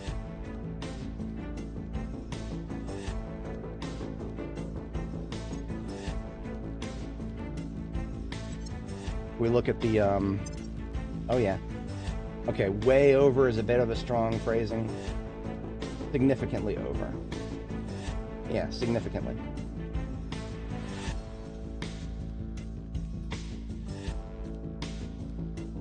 Now they know that I'm the one who detained them. They know I'm the one who detained them, so now they're in conflict with us, which, I mean, okay. Glad you finally have realized. Oh shit. We're on the aliens' radar because of that. Multitudes. I didn't realize they were that far along. That's bad. It's really bad. Because now hostile actions we take against the servants is going to start pissing off the aliens themselves. That's really fucking bad. But nothing we can do about it. There's literally nothing we can do about it. Alright, independence movements. I do need to reallocate global, though.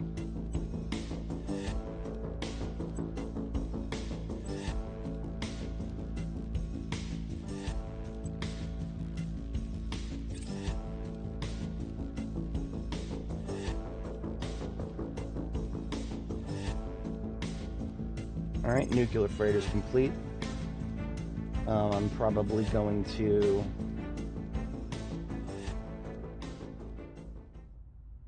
Yeah, I need to start on transnational organization, or coordination rather. After that, my next one, maximum effort, when that's finished, we move to...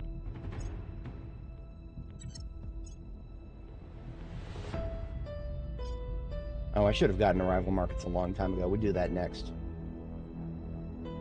That gives me more orgs per month. I should have done that a long time ago. Alright, maximum effort. Arrival markets. It's only 1,000. At one point, early on, 1,000 would have intimidated me, but not no more. No, that's peanuts now.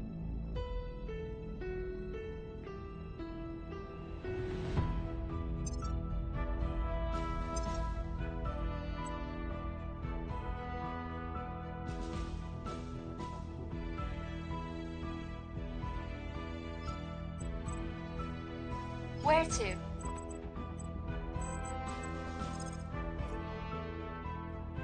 Look at that. Look at that. 25% chance to crack down now. That's beautiful.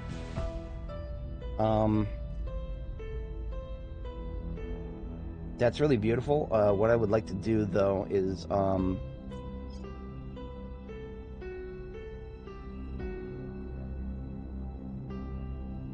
continue damaging the academy, because I let them continue doing what they were doing before, and that came back to bite me. I thought I had stopped them enough to make them not do good in China, but they kept doing good in China.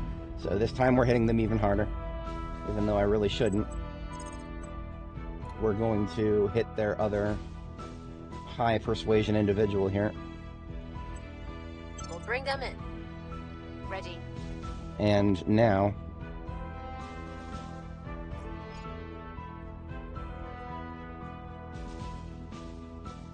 this guy is detained until next mission phase. Don't let them find out. So, I'm going to have the one that we've already turned. She's going to resign.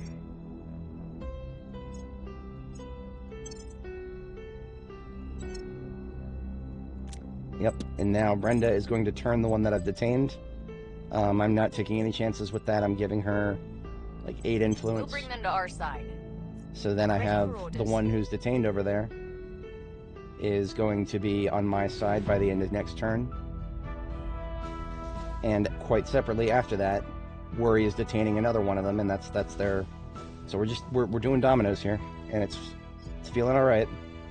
And keep an eye on our alien anger meter. Make sure that they don't... we don't want to get to tier 2 hate with them yet. It really bothers me that they are already getting angry at us for fucking with the servants, but like I said, we literally can't do anything about it. We've got to stop the servants now, because even though we're getting penalties for trying to fuck with them now, those penalties get much worse later. Better now than later. Whitney is... she's free to do as she pleases. Picks up Indonesia, please. Restoring order.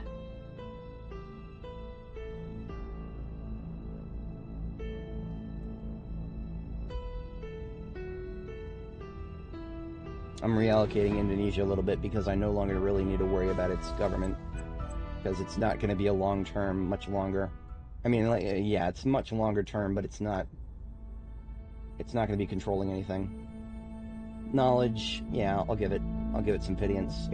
Welfare, always a little bit. Its equality is, it's all right. I am probably going to reallocate from environment to mission control. That's not the worst breakdown.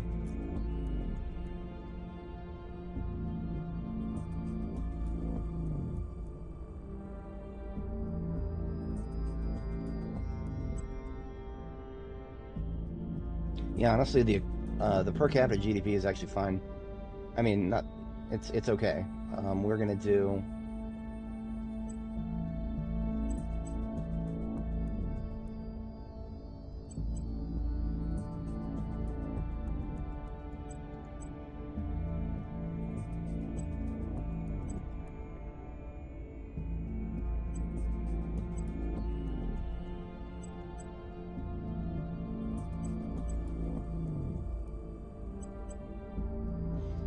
Bro's trying to make the numbers sing again.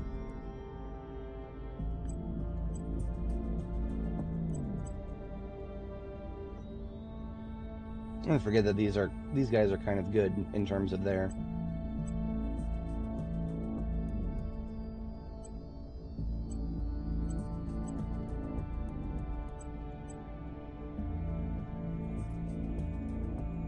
Yeah, honestly, they should be doing a lot of mission control, a lot of economy. This feels good.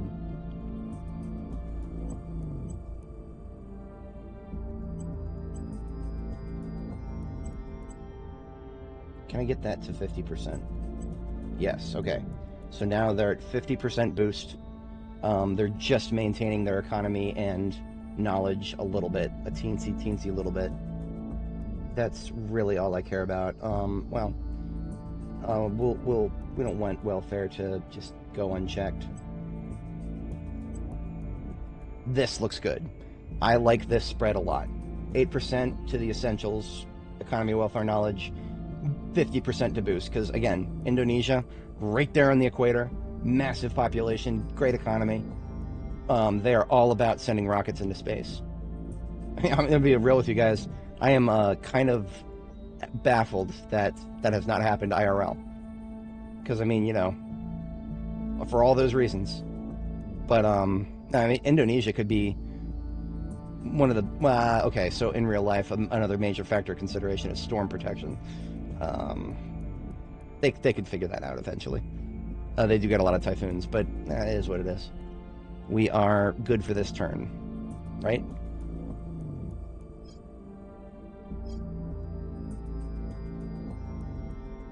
Whitney is just reducing unrest.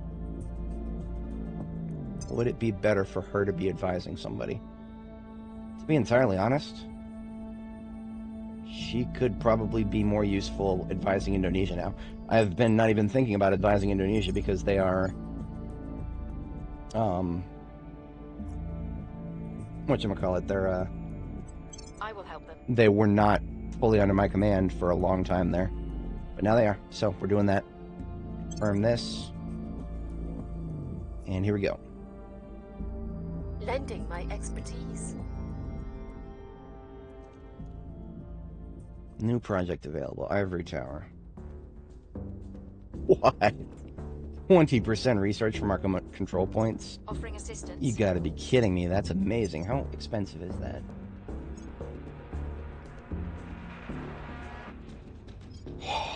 Okay then. That, I need to stop everything I'm doing and get that. It only costs 500 research, but it gives us another 20% from our control points. That is unbelievably cheap. But we also, arrival market's also unbelievably useful. So I need to be...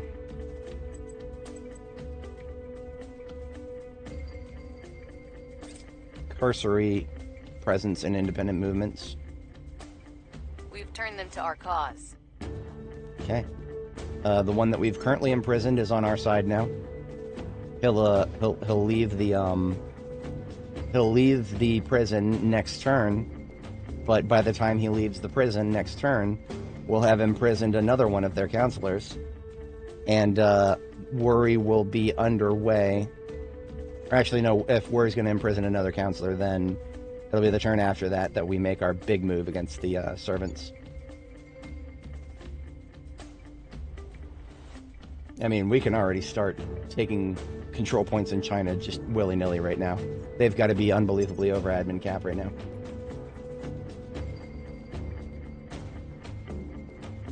And surprisingly not.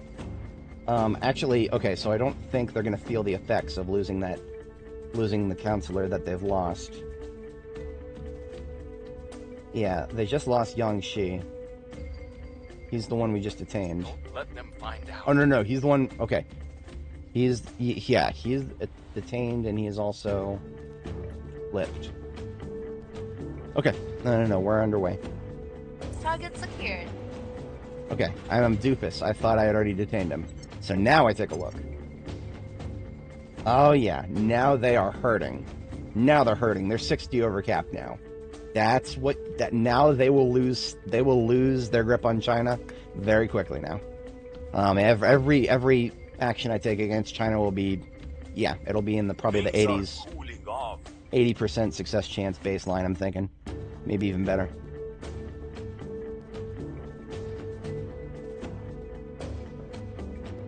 Huh. Bee population collapse. If I pay some money, I can save the bees, and I get public opinion. Public opinion's powerful, guys. It's really powerful. I like public opinion, and I also like bees. They're cool. I like honeybees. I like European honeybees. Most other bees can fuck off. Alright, I can put that back to transnational organization, transnational coordination. And then, quite separately, we are now getting 20% more research points from nations. I should have... I don't think that's ever been a thing before. That's new as of the beta version that we're playing here. Which is cool. Yeah, now we're getting 963 research every month out of the United States. Beautiful. I like it when big numbers go up.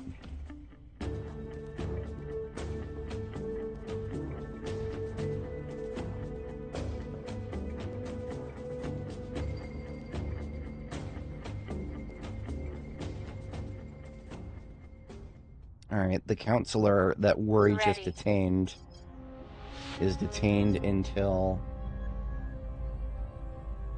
20 June. So I need to do something with them immediately.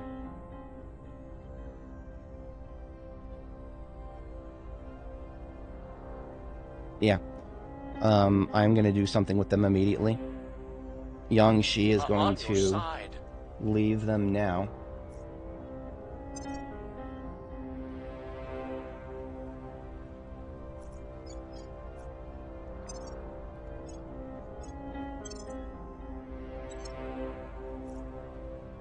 Acknowledged.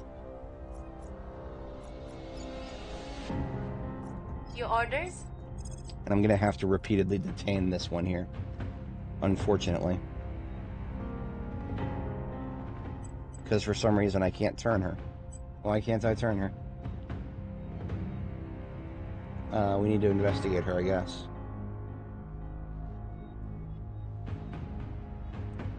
Yeah. That's alright.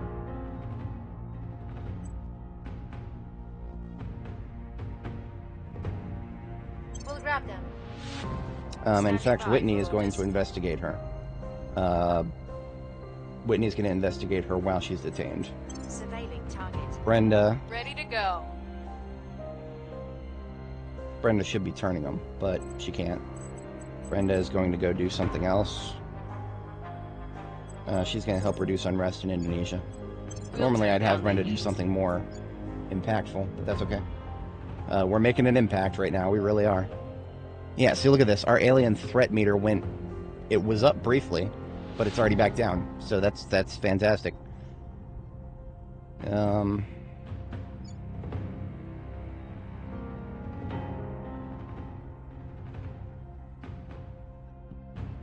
Everything's going well in Bolivia right now. Well, kind of well. In fact, maybe not quite as well.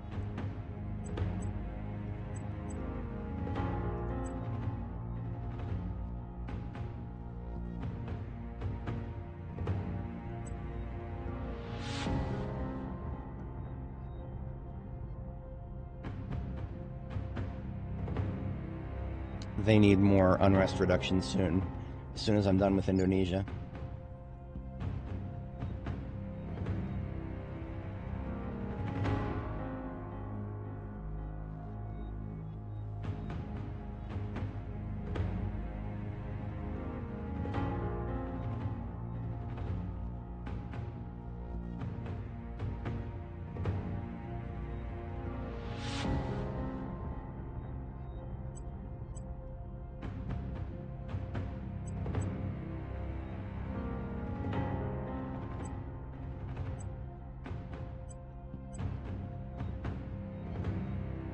Light reallocation in Indonesia because they actually do need some unity. Just a little bit. Right? No, knowledge is fine. Knowledge is fine because knowledge instead of unity means they will...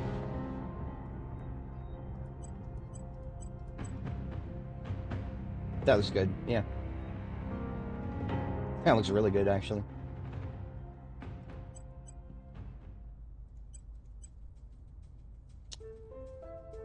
There we go. 5, 5, 10, 50, 30. 10, 10, 10, 50, 20. That actually feels really good. That feels really good. Economy, welfare, and knowledge. Mission control is actually not quite as important as knowledge.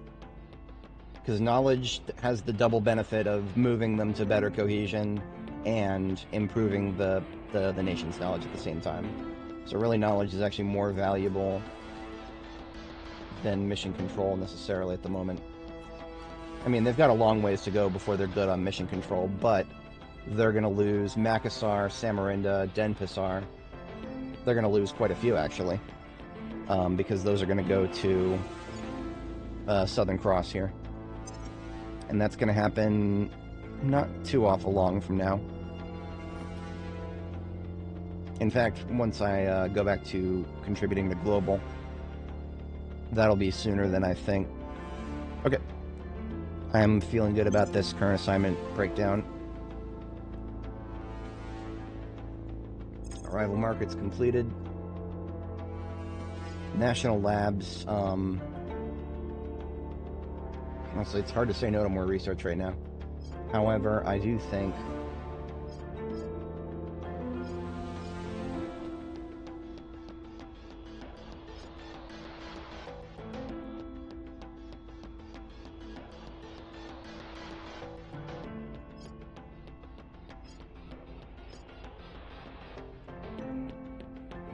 interesting decisions right now. We don't have any extremely obvious choices, right? There's a lot of good choices. There's not a lot of bad choices, really. There's things that we definitely don't need to worry about immediately. I'm going to hold off on Malacca Strait until I'm in control of Malaysia and Indonesia. So that's holding off for now. African confederations is not necessary until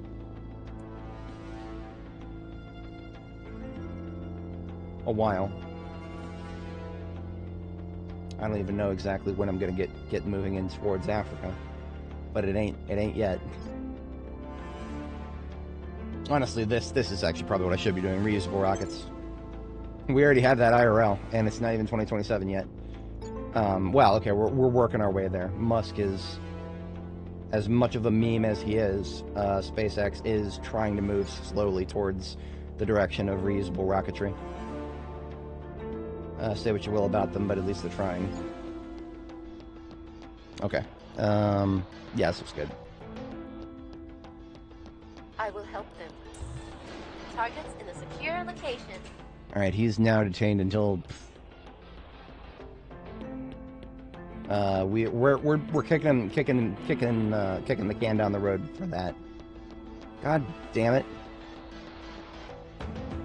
Jericho Research Associates was not assigned to a counselor. That was one in my garage that I didn't really want to lose. I fucking hate the initiative right now. They're the only ones taking hostile action against me. Like directly. And I don't know why. I've not done anything to them, but I guess I don't need to.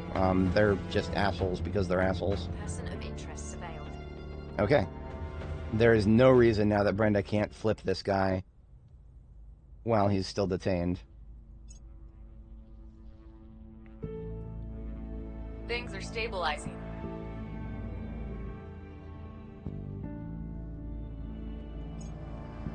Order is returning. Ooh, he crit. Okay. Indonesia is good. We're flipping to Bolivia on the unrest reduction next turn.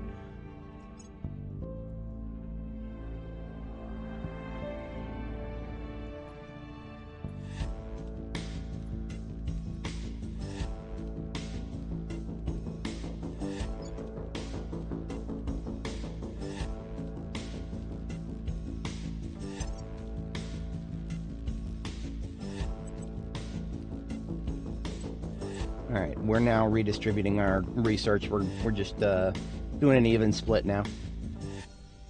In fact, we're not doing an even split where transnational coordination can still get our best efforts.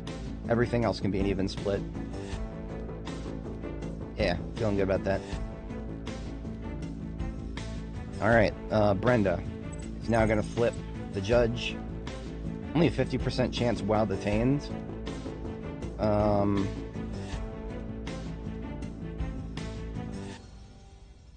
She's going to lose some success chance after the detainment ends, which it will end.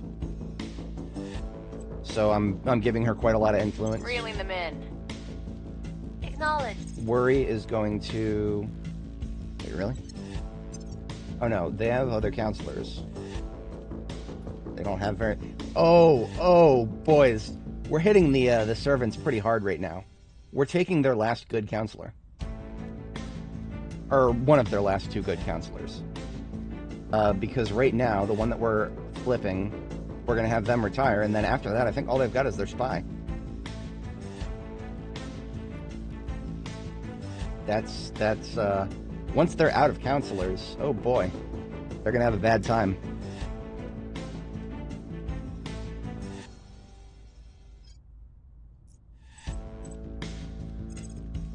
Look at this.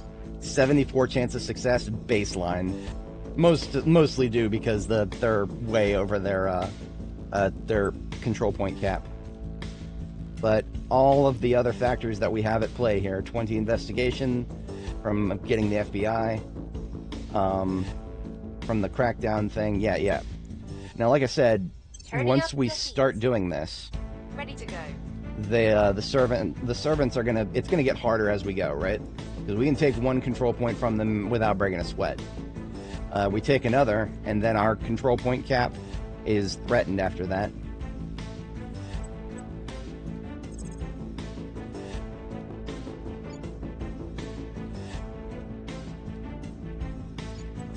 Rest of my team is reducing unrest in Bolivia now. What's the up? We'll restore peace to this nation. Reach these nations. Alright, feeling good about that for now. Reusable rockets is just about to pop, and then we've got plenty of other things we can try. Actually, I'll probably do management research after that. Management research is a repeatable one that you can... The cost goes up by like 1,000 each time, I think. Oh no, 2,000. It finishes 2,000 each time. So right now, it's worth it for 5 admin cap. Next time, it'll be slightly worth it for 5 admin cap. After that, we stop that for a very long time. But we're finally at the point where we can blow 2,000 research on management research and actually have it be worth our time. Before now, it was not really worth our time. Now it is. This feels good.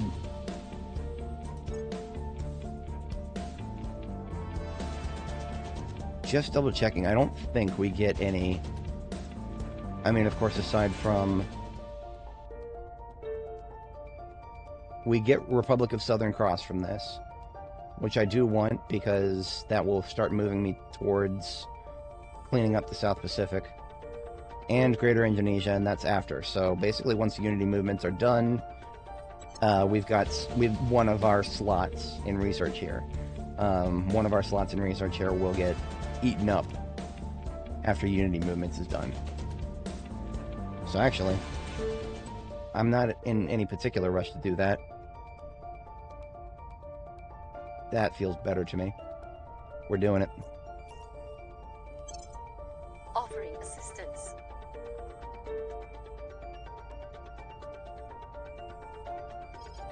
We now have a spy in their ranks.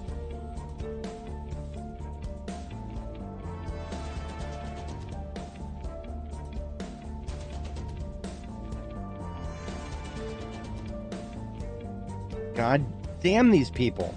Okay, these guys... Okay, I need to start attacking the initiative directly. I should have done it. I should have started doing this already. But they are now pissing me off significantly.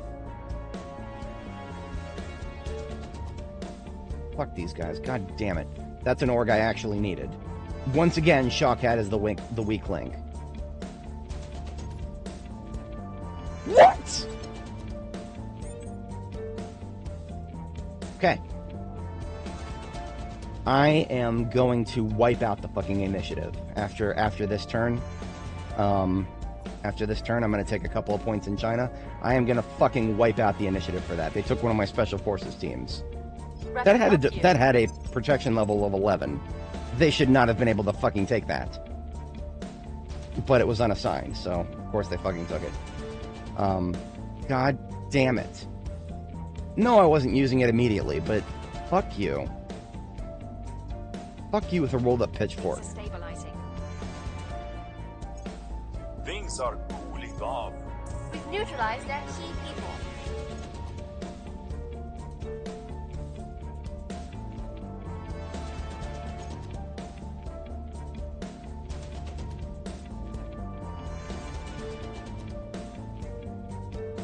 Trade unions in Bolivia.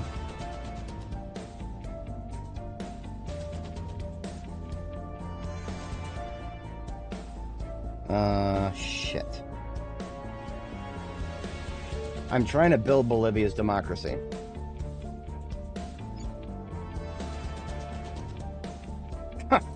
-5. You know what? I don't fucking care. Even in the worst case scenario. Even in the worst case scenario, if we lose some GDP and cohesion, I don't fucking care. I am not losing 0.5 democracy to the future nation that controls the South American Union. Nah, we're gonna take our chances here.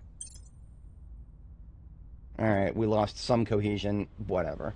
The cohesion will trend back upwards. It's still got a target of 5. We just lost some progress on that. Whatever, it's fine. And the GDP loss, whatever. GDP, it's free real estate. We'll make it back.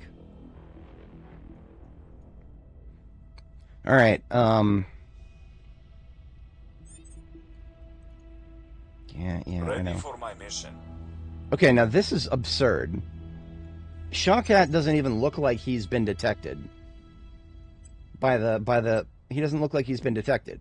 If we look at his icon here, the initiative doesn't even show up as having detected him. There's something really weird going on with that. I don't understand how they can target him with missions if they haven't detected him. Unless he's turned on me. I'm sending him to ground, and I'm inspiring him. And then, well, I can't start attacking the initiative just Ready yet. for my mission. Actually, here's what I'm going to do. I'm going to send him to Beijing. So if the initiative does Evading keep pursuit. chasing him, Ready for orders. if the initiative Standing keeps by. chasing him,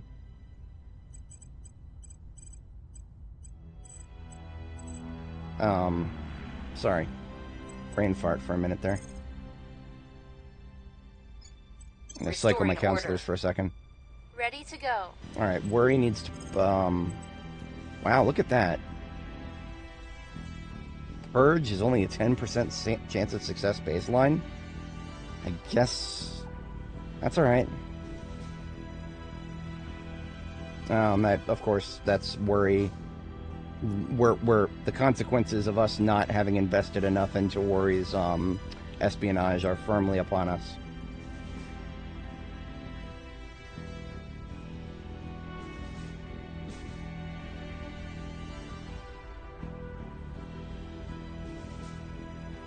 Removing our enemies.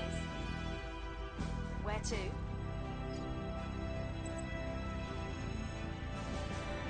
Your orders? Ready to go. Jeannois is going to go I'll inspire ensure their Shawkat. loyalty. Your orders. Hang on, Shawkat. Shawkat needs to go to ground At your service. in Beijing, so that if anybody is chasing him, they will have to deal with the fact that worry is right there, and will possibly detect, or likely will detect them. At your service. Standing by. And in fact, I'm going to go even harder on that. Whitney is going to surveil the region. So if anybody is chasing Shawkat, this will light them up, hopefully. And she's only got investigation 6, but if she's actively scanning, this will show some people. Brenda is... There's nothing further she can do elsewhere. We're going to have her defend interests somewhere. Well, no, not yet. She can stay where she is for now.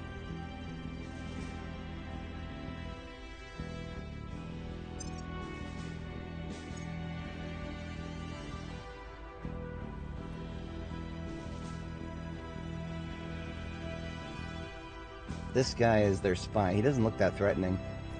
He's only 10 investigation, 10 espionage. Yeah, he's not a big threat at all. He's just an all-rounder. He doesn't have too much behind him. So,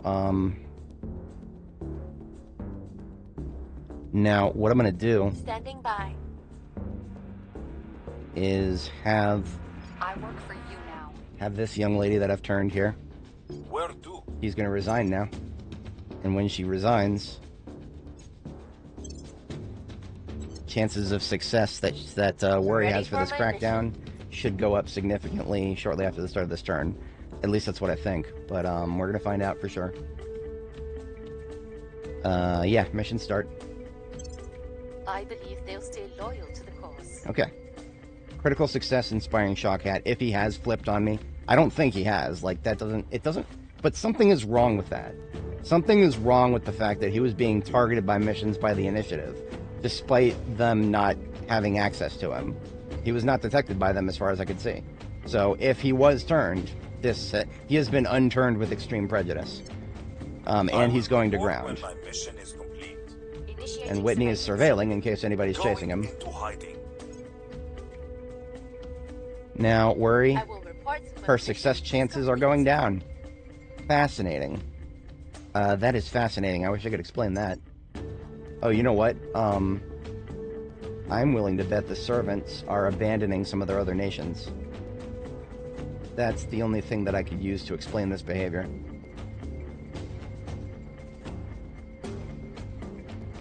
Not that they have very much to abandon. Yeah, okay, so the servants are way below their nation, or their admin cap now. But that's you know what? There's nothing else we can do to reduce that. We've taken out as many of their counselors as we can. So yeah, we need to just kick them out of China, and then they will no longer be a factor. Why does the fuck is going on here? Her chances of success just went down 10%. Literally, what the fuck? What changed in the past, like, 5 seconds? They didn't get another counselor. I really wish I could see, but I got nothing. I got nothing. Whatever. 40% chance of success. I hold out no hope for this, but let's just see what happens. And look at that, it went down again. Why does it keep going down? What's going on here, game? I don't know what's going on, and I can't see the factors. I can't see the factors. Okay. She went from 40, now she's 37, 33. Why, what is going on here?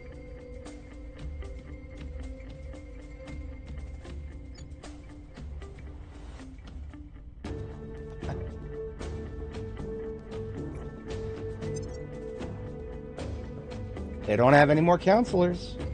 They don't have any more admin cap. I don't know what the fuck is going on.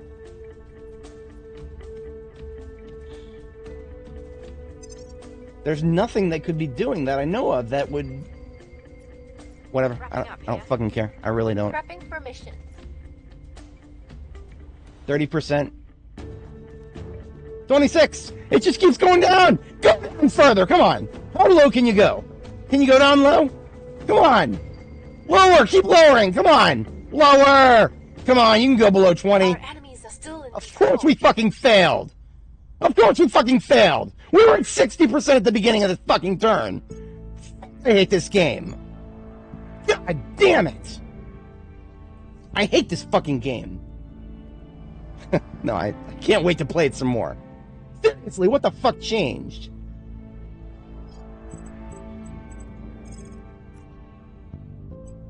%2 baseline chance now.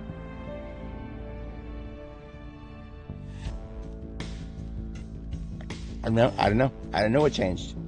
I don't know what changed. All I know is our chances just went down and down and down and down and down. They're probably going to keep going down. They're probably going to control points and enemies.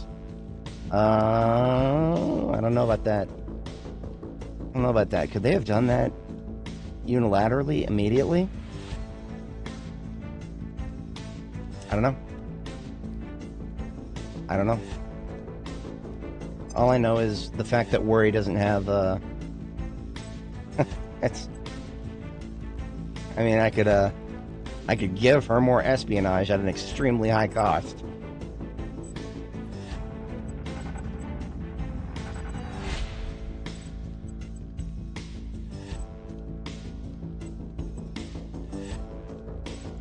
This is staring at me in the face right here. It's a lot of influence. I can't believe I'm considering this. I'm doing it. I cannot abide a 1 out of 5 chance for a very important mission like this. I have too many dominoes that are going down all at once for me to give up on this. We're buying the Ministry of State Security. It's fitting if we're going to take over China.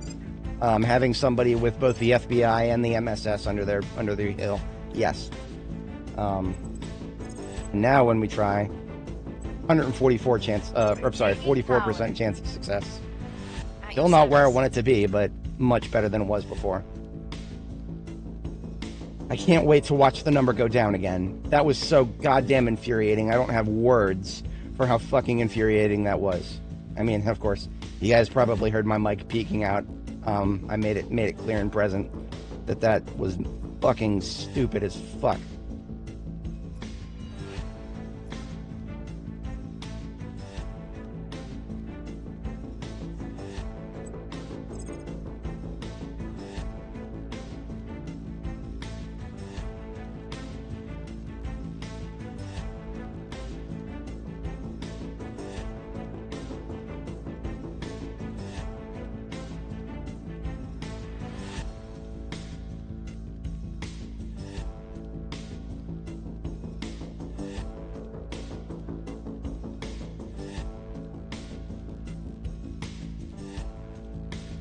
I'm now losing money per month because I took that org. I will not be holding on to it longer than I need to. I could take taking over the FBI for a bit. I can't take much more than that, though. I can't wait to see the initiative target me with more missions. We'll turn down the heat. Ready.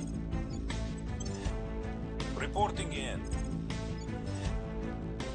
We'll make things safe. Come here. We'll make things safe.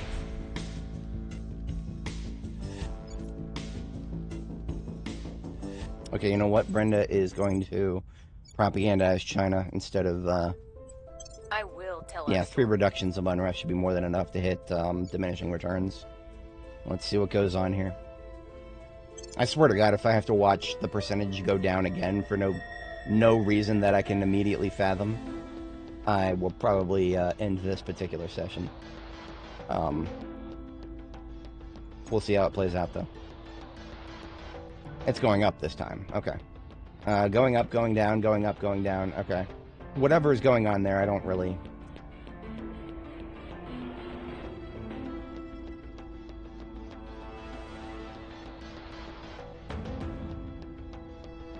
okay, so Shawcat is getting a free org from somebody. It looks like we can get an org that gives welfare bonuses or knowledge bonuses based on these descriptions. So I'm going to go with the one that gives knowledge bonuses. I don't know if I'll be able to do much with it, but it goes to the org faction pool. Okay, there's the diminishing returns in Bolivia. I was expecting that, to be honest. I just tired of having to go back there. 1% increase in pop support in China. I was not expecting much out of that. 67%. Oh, fuck you. The European Union wants to attack Austria. Go to hell. Yeah, I know. I could have accepted that and given the United States a little bit of cohesion, but no, not Austria. Our associates. Finally. Okay. So now we are a little bit over admin cap, but we've got our foot in the door in China. We are immediately retasking all of China's economy under our control into...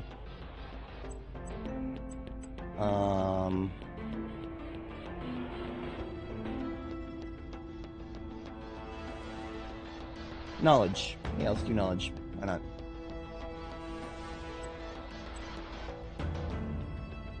Yep.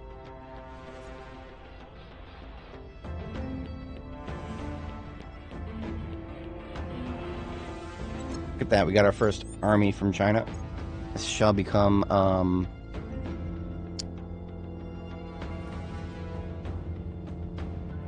ROC, Shanghai. Because remember, Republic of China is real China. I don't care about who's in control of it right now. I care about what it really is. I just felt any of my Chinese viewers hitting the dislike button. Can't stop them. We're playing a game about geopolitics. It's gonna happen once in a while. But,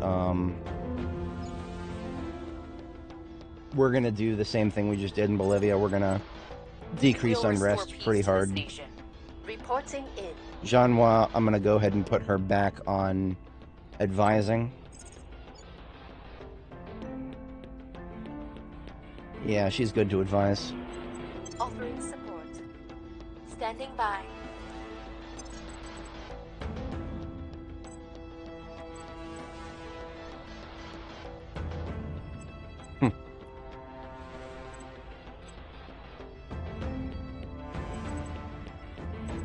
I could give Worry another.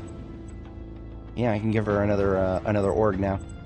Won't be able to hold on to it too long, but her admin cap is currently up because of the fact that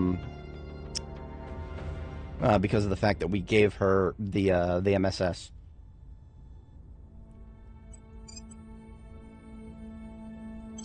So we're kind of blowing a bit of we're blowing a few extra points on things that we don't immediately need, but I mean, might as well take advantage of this while we have it. That's a lot of stuff that's going to go back into the garage, but until it does, where he is cracking down on another point in China. I don't think I'm going to be able to take it, Targeting their key but I can people. deny it to the servants, and I will be doing that. Whitney is going to advise Indonesia, Offering support. and Shawkat is going to reduce unrest in Indonesia. Restoring order. Okay, so as infuriating as that experience trying to get a foot in the door in China was, remember, from the very beginning, I have said that it was going to be annoying and difficult to kick them out of China. I wasn't expecting it to get more annoying and more difficult literally right in front of our eyes at that rate. I was not expecting that. That took me way off guard. But we've got past that part of the problem now. Look at that. We've got a nice chance of success here. I can't wait to see it go up and down inexplicably. Oh, you know what? I'm actually going to switch from knowledge to welfare. The inequality problem in China is actually pretty high. You don't ever want it to go over 4.5, or at least that used to be the magic number. I'm pretty sure it still is. I don't see any reason the devs would have changed that. If it goes over 4.5, bad things start to happen. And one of the biggest reasons I think that's still a thing is that we can see the servants are actually have been allocating into welfare. So that's cool. This looks good to me. Let's continue. Godspeed, Worry. I believe in you. I will help them. She's my best girl. Always has been, always will be. Lending my expertise.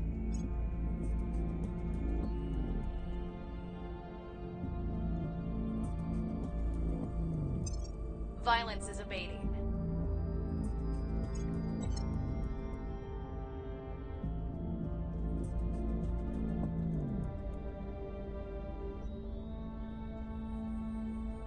Now, it would be a very bold move for me to finish management research here and then just straight up take China. Or take a second control point in China. Because remember, each one of these costs 40. Each one of these costs 40, and I'm already 20 over. So if I were to finishing management research, that's going to happen within the month. But that's only going to give me 5 more admin cap. That's not going to change too awful much. I'll still be about 20 over. So add that to a second command point that I take here. That'll put me 60 over. That's bad. That was really bad. You know, here's what I'm going to do. I'm not going to take another command point in China yet. What I'm going to do instead is... Well, I'm going to keep cracking down. I'm going to crack down, and I'm going to see if anybody else wants to take a bite out of China. I don't think any other factions will take the bait, but if they do, please do. I've put a lot of effort into these crackdowns.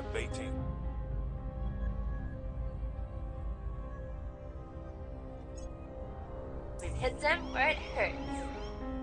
Okay. These crackdowns don't last very long. Fucking EU is really going hard on the, they're declaring war on everybody that they can. This is, what these are, what we're looking at here. These are the actions of an AI that's really desperate. They know we're hurting them. They can feel the pain. Good. They fucking deserve every bit of it. Every angstrom of pain. I only wish I could give them more. I hate the servants in this game. They represent everything wrong with humanity. Well, the cucks are pretty bad too, but the servants, they're on my shit list more so than... the initiative, okay, the initiative, I honestly think they're just opportunists. They saw an opening with Shawkat and they were just abusing the hell out of it. It's whatever. Funny that they didn't target him anymore after that. Almost makes me wonder if they actually managed to flip him, and I never noticed.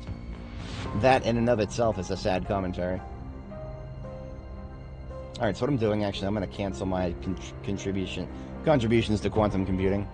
It's a meme in real life. It's probably a meme well, it's not a meme in the game. Quantum computing is a meme in real life. I could be wrong about that, and I would kind of be okay if I end up being proven wrong about that, but I am of the very strong opinion that we don't have enough understanding of quantum decoherence for it to be anything other than a meme. Anybody who, like right now, the most important thing that we could ever do with quantum computing in real life is Shor's algorithm. And my understanding is every attempt to apply Shor's algorithm to existing quantum computers has failed with cascading error, whatchamacallit, decoherence, if I remember what I've read lately. And my bias tells me that quantum computing is a little bit like cold fusion. Maybe it has a little bit stronger theory behind it, because we can do all kinds of fun, neat little things with quantum particles in CERN. But I'm very, very heavily skeptical about it.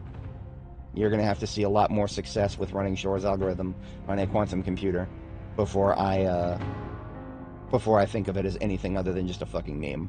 Like, this game doesn't have cold fusion, because cold fusion, we mostly understand at this point that it's not happening. The only place we see fusion in nature is stars, and stars are the last thing you ever think of when you think of cold. There's a reason behind that, and that's because the energy that you get out of fusion almost necessitates putting enough energy in to initiate it. So, yeah. Now, quantum computing is different, has lots of different problems, but the fact that everybody has been like, oh, we're 10 years away from fusion reactors, even just regular fusion reactors. Again, the only time we see fusion happening is stars. Do you think we're going to be having stars in a reactor on Earth anytime soon? No.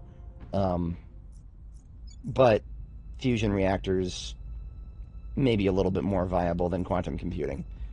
I still think it's a bit of a meme. Speaking of memes,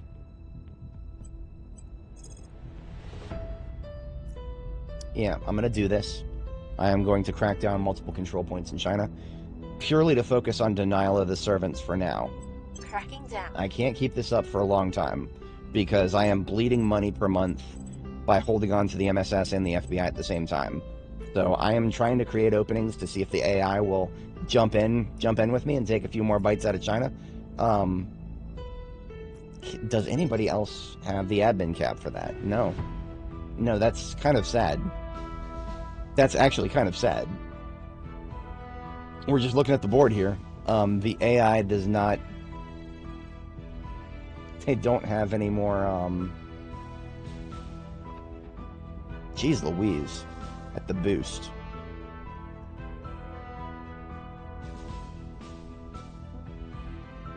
Yeah. I was thinking that the AI would fall for the trap I was setting by researching orbitals and whatnot. But no, they didn't fall for it. They're still stockpiling boost for Mars. So... yeah, there is not much of a point in denying Mars any longer. So that's on the board now. Probably after I finish so after I finish Independence Movements, we'll get another tech to give us 40 admin cap, and it's a cheap one. And that should probably come right at the same time as we get transnational coordination. That's another 40. Remember, each one of these major techs that we're doing is going to be another 40 admin cap, and each 40 admin cap is another control point from China. So basically, these research projects we're doing can be thought of as control points in China individually. But this looks good for the moment. We are overcorrecting the problem in Indonesia. We're already down to 2.2, and we're getting diminishing returns. But I'm so tired of dealing with unrest in one of my more powerful nations here. So I am going to continue suppressing unrest to prevent it from recouping anytime immediate. So we stick on that. I need to check my counselors for upgrades. As expected, we've got a few pending. Brenda can take... I mean, of course, admin cap, everybody.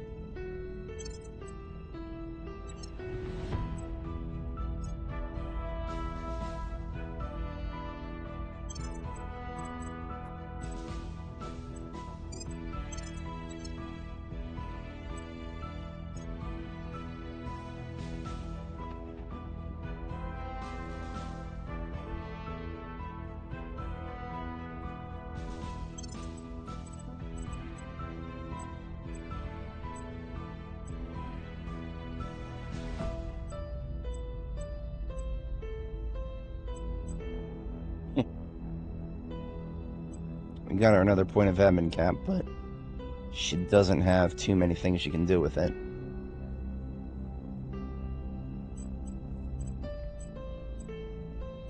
That's alright.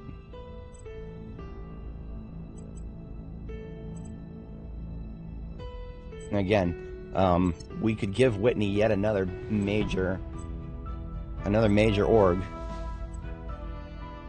We can give Whitney another major org. In fact, that's exactly what we're going to do. Because Whitney is no longer valuable for her science advisory. So we take this one out. We take this one out.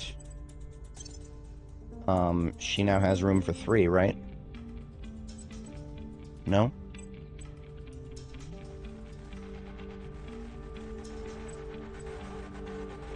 Yes, she has room for 3. So we give her yet another. And that actually puts us back in the green. Despite having FBI and MSS. We're actually back in the green. Because Whitney is just that powerful right now. We give her enough orgs with money. And her money making is offsetting the money loss that Worry is currently taking. Which is fan-friggin-tastic. That's great.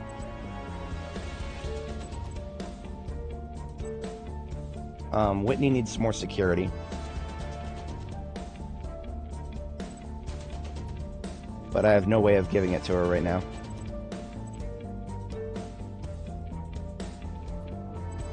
Well, I mean, I do. I can literally just increase it flat out. I don't know if I necessarily want to do that, but could.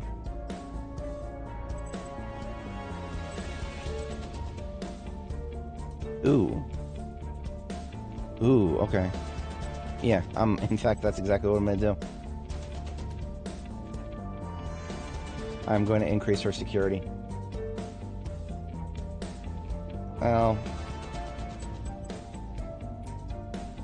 to be entirely honest, Whitney has not been targeted with anything, so I don't necessarily have to think of her as a threat, or as a somebody who's liable to be targeted.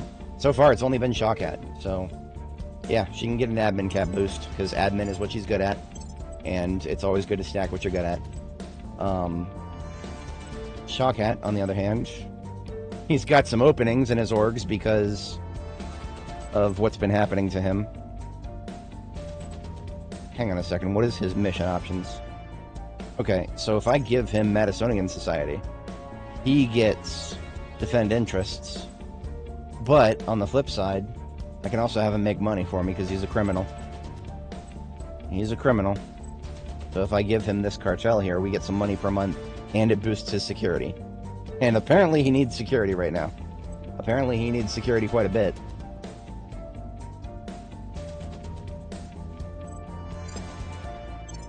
And he's not benefiting quite as much from having persuasion right now, so I'm also going to pull Iron Rose Media off of him and give him Madisonian Society here. Or should I give him... I can no longer afford trust and logistics, so never mind on that. That's a little too weak for me to care about it. Madisonian Society is absolutely worth it, because that just gives him right back the 2 persuasion that he just had, but also gives him defend interests as a mission. So, absolutely.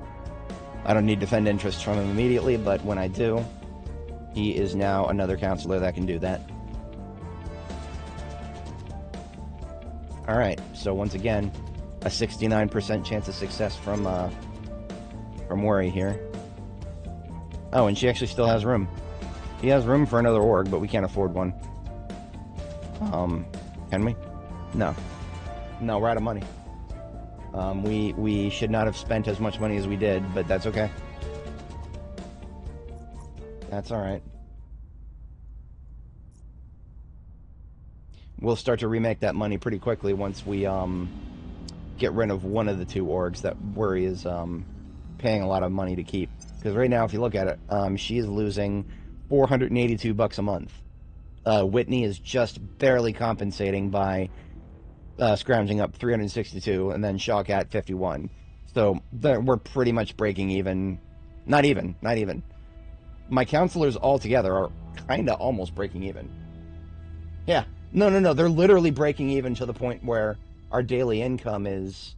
We're only losing 1.6 a day from counselors. but we're gaining a fair bit back from other sources. So we're actually we're in monetary gain now. We've offset the loss. That's good. Offering counsel. I will help them.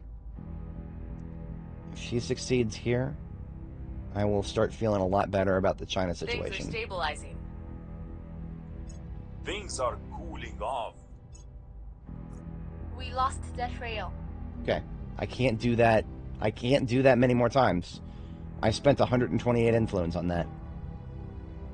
Fuck.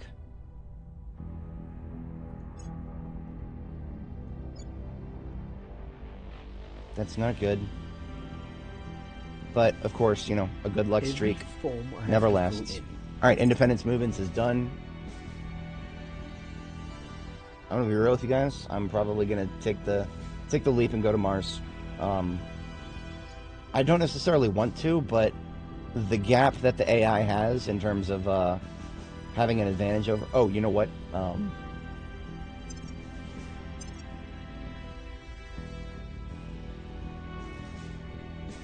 Yeah, the gap that the AI has, the fact that other factions have so much boost right now. They have so much boost right now. And that is not going to change. They're going to continue to have more boost than me. They got Russia. They got, well, they're losing China, but they've got Russia, and there's other nations now have a lot of boost. A lot of other nations have built up boost, so... yeah. We're doing... We're opening up Mars. Now that I can almost guarantee you that the AI will jump all over this. We'll probably need to do a lot more than just one pit. And we need to move over to that ASAP.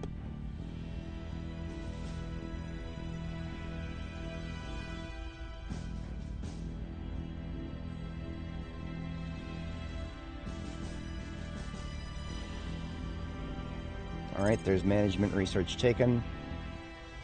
Asia-Pacific Regionalist Movement. Look at all that shit that I could do, and I don't care about any of it.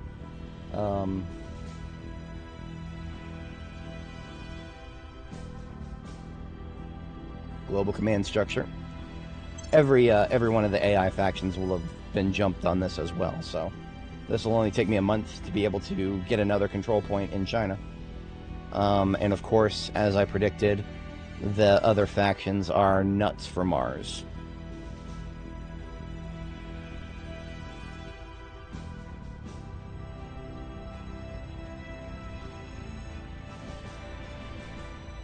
Ooh, their defend interests just expired. Ooh, okay. They're probably going to fix that pretty quick. But even if they take one more turn to do so, and look at that, Worry can get one more investigation. Literally just one more. It's kind of funny.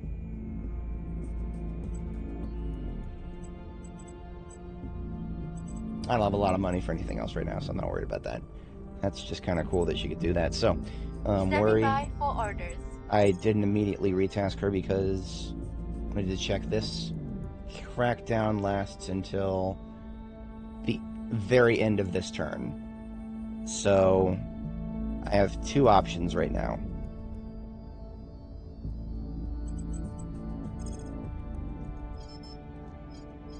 The bold option is to just try to purge this one here. That's a little too bold. It's a little too bold. And I say that because I'm not going to have another opportunity like this for a while. Now, when I say opportunity, they're probably going to protect interests on these, like, immediately. I don't know that for sure, but they have one more counselor than they did before. So, if they picked a counselor who can protect interests, then that's what they'll do. So here's what I'm gonna do. I'm gonna do a half measure. I'm gonna make Mike unhappy. I'm gonna do a half measure. No half measures, Walter. I'm gonna give her 8. On their people. I'm gonna give her 8 influence for that objective. She's going to crack down another point.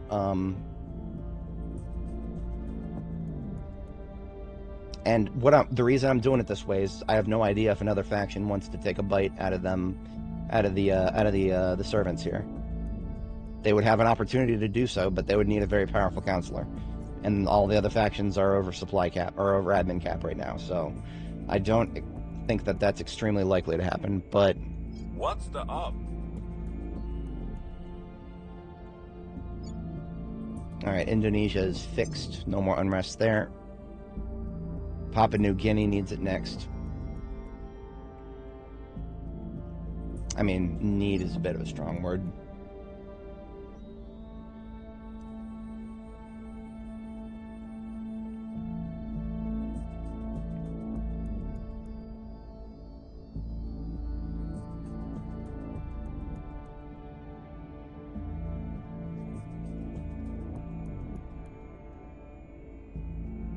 You know what? I'm going to research Max. Where do you need me? Your orders. I'm already kind of research maxing. I'm going to put Brenda on advisory in Australia. It won't get too much, but it's, to be entirely honest, at this precise moment, that's some of the best use of her talent. Shawkat is going to be defending interests for me.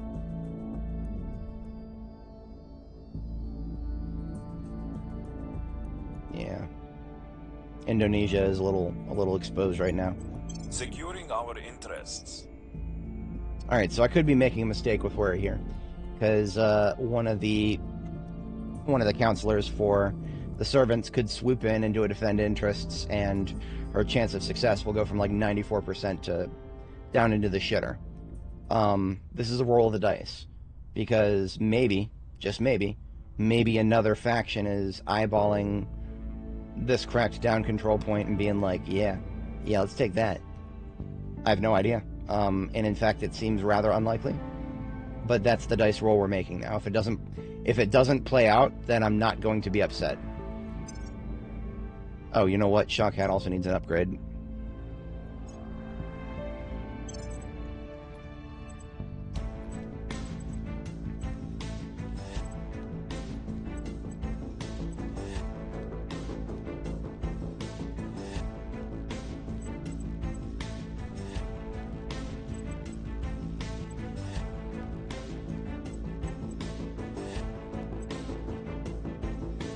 Nothing he's doing right now is necessarily important for persuasion, so I'm actually going to give him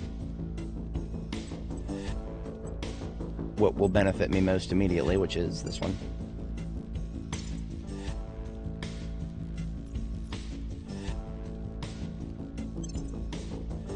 I'll bring assistance. Lending my expertise. I'll bring counsel. Protecting our interests. Yep, okay. Look at that. I should have known that this would happen. I played my cards, and let's see if I lose. They slipped away from us. I lost. I took a big gamble. I lost. What a shock. Well, okay, I can still break even, but that's just because this roll is not done yet.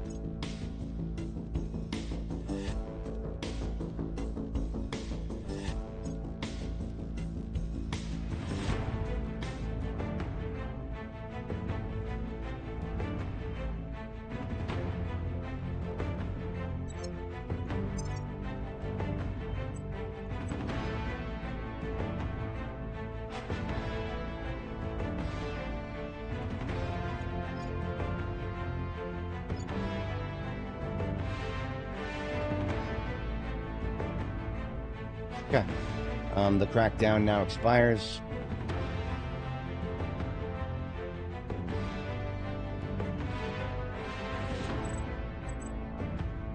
At your service.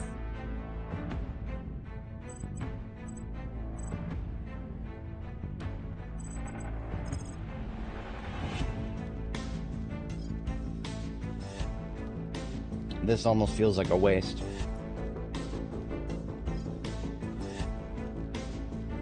It's actually not that big of a waste. A 50-50 chance is not an entire waste. So that's what I'm going to do. I'm going to put 16 influence towards a Going crackdown after the people. on the control point that is not yet defended again. You know what? Okay, so here's the thing. Yeah, the servants are so edged on influence that they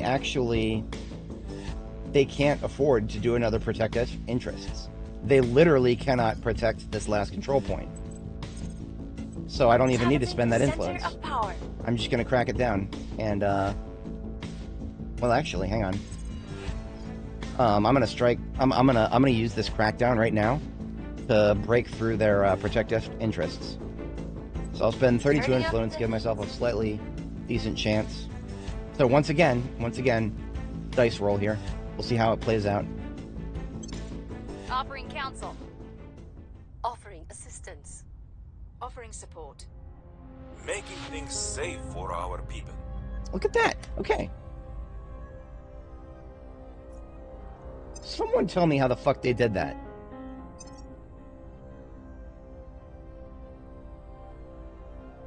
Oh, you know what? Okay. The resources that I was looking at is probably...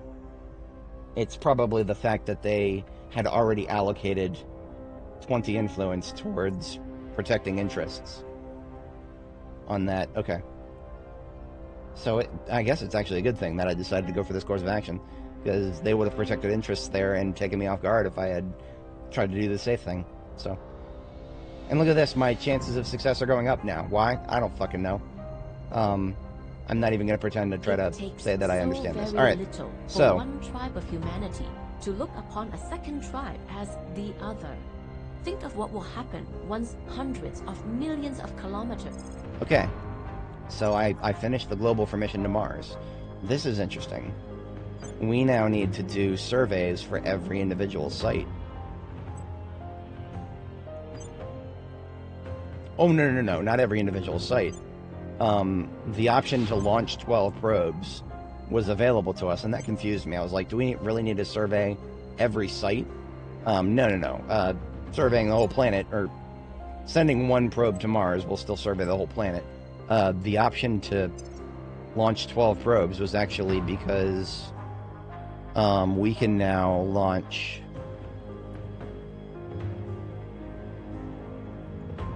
We can now launch probes to any of the things that have this little button next to them. And so what do we have there? We've got a couple of interesting options for volatiles.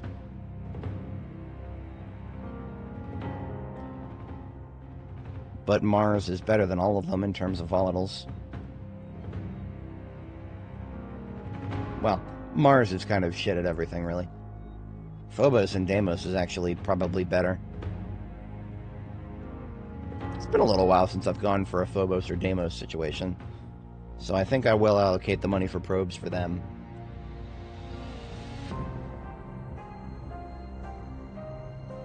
Now this is interesting. We've got an asteroid that gives us bonuses to solar that I wasn't expecting. This one's on par with Earth. Yeah, I'll send a probe to it. Why not?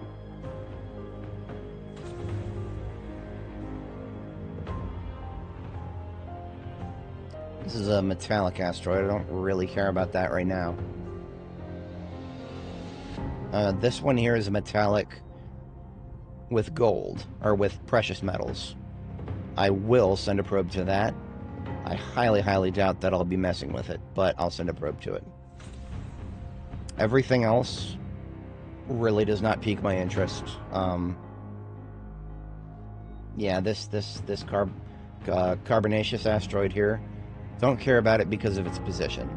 Phobos and Deimos, though, absolutely. Probing those in addition to Mars. The rest of the things that we could probe, I don't care about.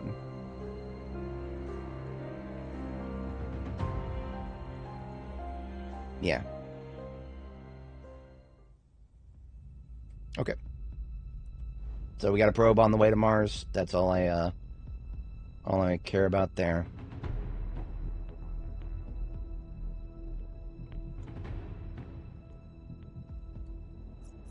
And proceed. right? Oh no, we gotta select a new global.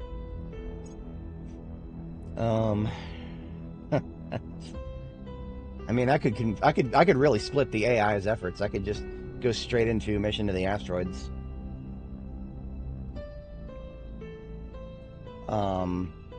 That would not benefit me, though. That would really not benefit me. That would benefit whoever has the most boost, and that's not me. I do not have the most boost. To be entirely honest, going to Mars right now was not the best of decisions, but it needs to happen. We're at 2027, coming up on 2028. We should have been to Mars probably a year ago. We're late in terms of getting to Mars. Not the worst thing in the world, but not good.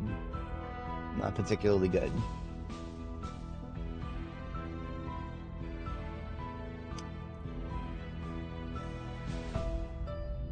I think what I'll do... how long until my probe reaches Mars? I was going to end the stream at the end of this year, and I'm kind of still thinking about that. But if our probe reaches Mars soon enough... Well, you know what? We're at one of our worst launch windows for Mars. I really shouldn't have launched that probe just now. Well, actually, that's okay.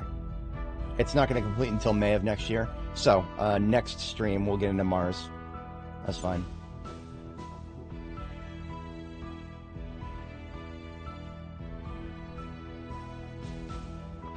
And actually, I'm slightly more interested in Phobos and Deimos than Mars. Because if one of them has really good volatiles, I'll actually probably take that. I'll be more interested in that than I will Mars, because Mars, to my recollection, has never been good on volatiles. What are these ranges here? Look at this. 15 to 25, 15 to 25, 32 to 40. Those are metals. We've got some decent metals.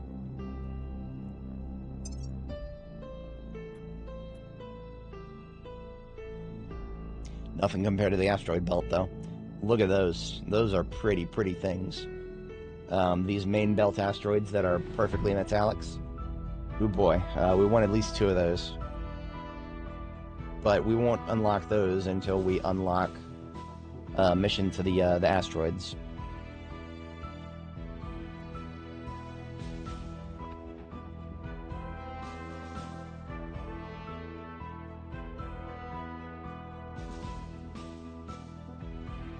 Okay.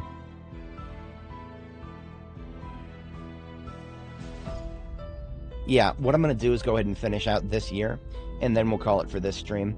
And at the next stream will be themed the Battle for Mars, I suppose. It won't necessarily be that much time spent on Mars, because we'll finish the survey, and then we'll see what sites are good, and then we'll take them, and then after that it's more waiting for the sites to get built. So that'll be the theme, but really it'll just be more Earth, because that's honestly a lot of what we're doing here. So I never even picked a global tech. I was thinking about asteroids, but no. We're doing something basic next. Oh, you know what? How about something silly like, well, not silly, let's do, space research. It's research, but in space.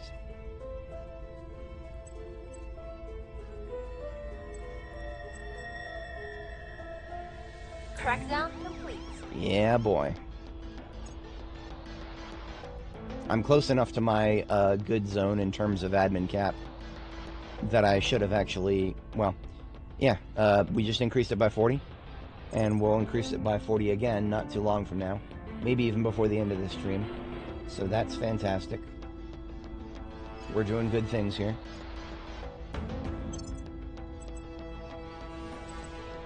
Oh yeah, we'll absolutely finish that.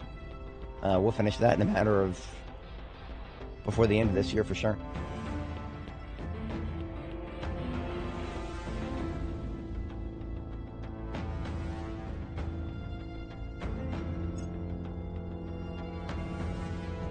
Alright, reusable rockets completed, and that means all of our boost priorities go up.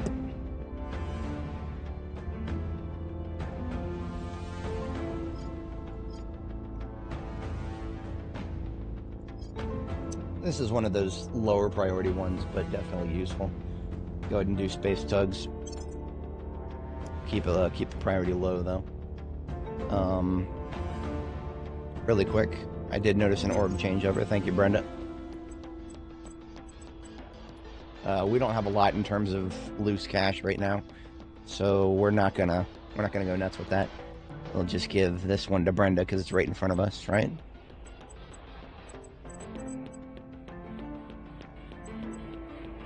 Actually, I'm gonna take the meme off of her here. I'm gonna give her the Horse Fund, which is the this is the random one that I got from an event, because that will increase my knowledge priorities. So my nations that are getting lots of knowledge investment. Oh, look at that! Australia hit mission control cap. So actually,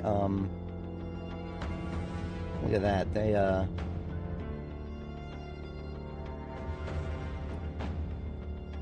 what can I do that would really benefit Australia right now? Because remember, they are going to be... Government will all get rolled back when they merge into Indonesia. Boost doesn't make sense yet until they get Indonesian territory so they can get maximum return on investment. Military, no. Build army, no. Atomic bomb, no. They only have 32 million population, so anything I do that's population-based is not going to be that good. I'll just do welfare for the most part. Yeah. 17 and everything except for welfare. Because if I cut down inequality to its minimum before the mergers, then that's good. This tells me I would rather finish Unity movements ASAP. I mean, considering I'm putting effort into things like space tugs, yeah, absolutely. We're doing it that way.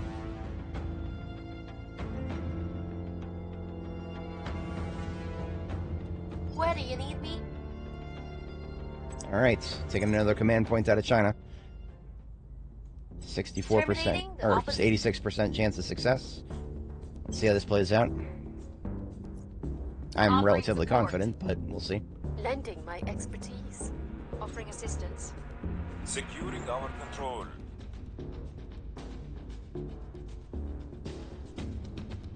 Once again, I'm getting people hostile take over me. And that was a low priority one, but it's so Together we're annoying. Stronger. Apart we're weaker, yeah? Sounds great on paper. Alright, Unity is done. Great nations. I need it eventually. And I need to lock down the global, so that's that was almost a no-brainer. We're gonna start unlocking a whole bunch of research now. Central American Confederation, don't care. Shia Nation, don't care. What I'm looking for specifically is Republic of the Southern Cross. And there's a couple of others that I'll favorite, but not immediately use. Argentina gets a claim on La Paz? Okay, whatever. We are in control now. Alright, China got a little bit more in the door there. Once again, putting everything into welfare that I have control over, because I want to get rid of this inequality. I hate it, I don't like it, I want to get rid of it.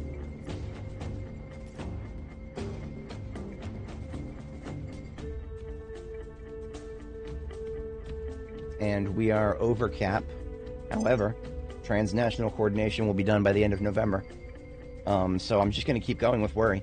She's going to take a third, and by the end of this stream, if everything goes our way, which I shouldn't have said it out loud, and now that I've said it out loud, damn it. But yeah, if everything goes to plan, once again I said it out loud, if everything goes to plan, we'll have 3 out of 6 in China at the end of this stream. And I would like that tremendously.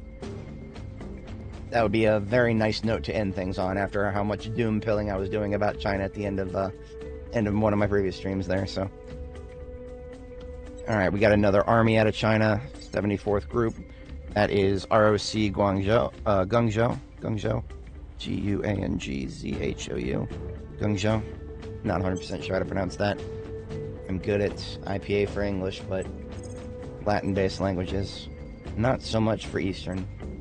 Going after their people. Ready for my mission. Alright, Shock has been doing a lot of reinforcing there. He needs to go to the United States now and reinforce them a bunch of times. And you know what? So I'm gonna have Brenda switch from advising to defending. Securing our control.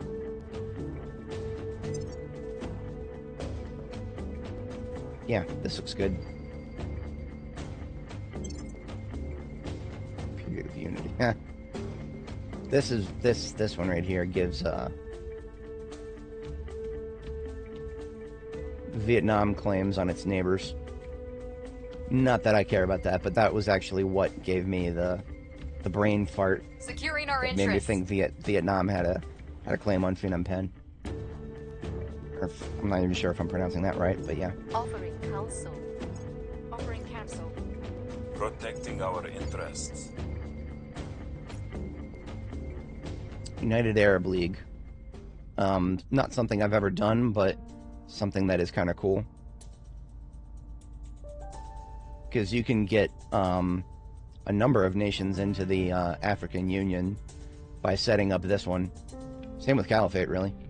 Although Caliphate, the fact that it gets a claim on Ethiopia, if you do Caliphate in this game, do African Union first and then merge that into Caliphate. I'm sure the devs are hard at work nerfing that, because it's another map painting thing. Liberating mainland China. So, setting this one as a favorite. We're not doing anything with it for a very long time, but eventually real China will be in control of the rest of the mainland. We've neutralized their key people.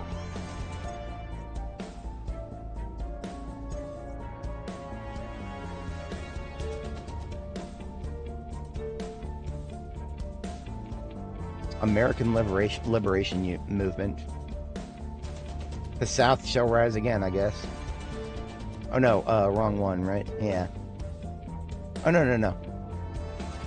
This is not the breakup of America, but this could take chunks out of America.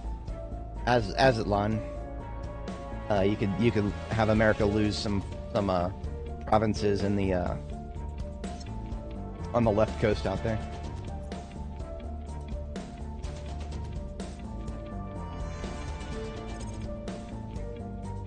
Alright, Space Tug's done. I was kind of hoping to have unlocked,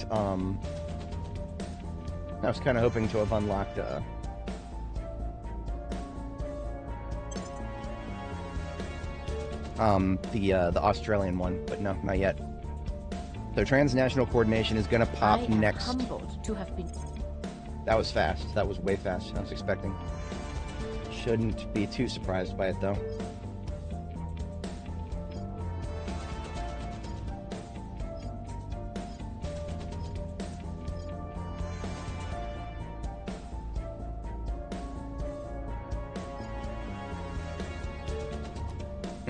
I really should have researched cybernetics a while ago, because the best time to do it would have been a little while ago when I could afford to spend a lot of money on my counselors. Right now, I don't have a lot of money. My liquid cash has been eaten up a bit.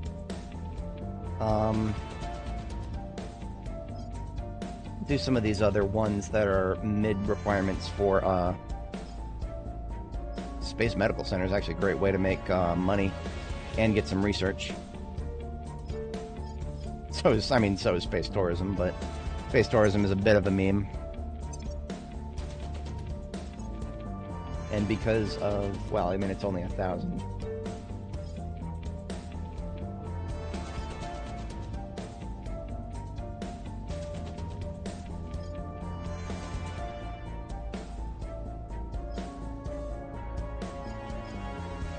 Not a lot of good options, really.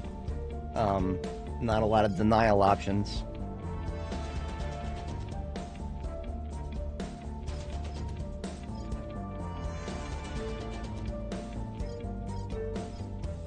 This is a straightforward one that I know I'm going to need. Greater Indonesia. So I unlocked that before I unlocked the Republic of the Southern Cross. kind of funny. But this one is so much more expensive that I'm not touching it just yet. There it is, Republic of the Southern Cross.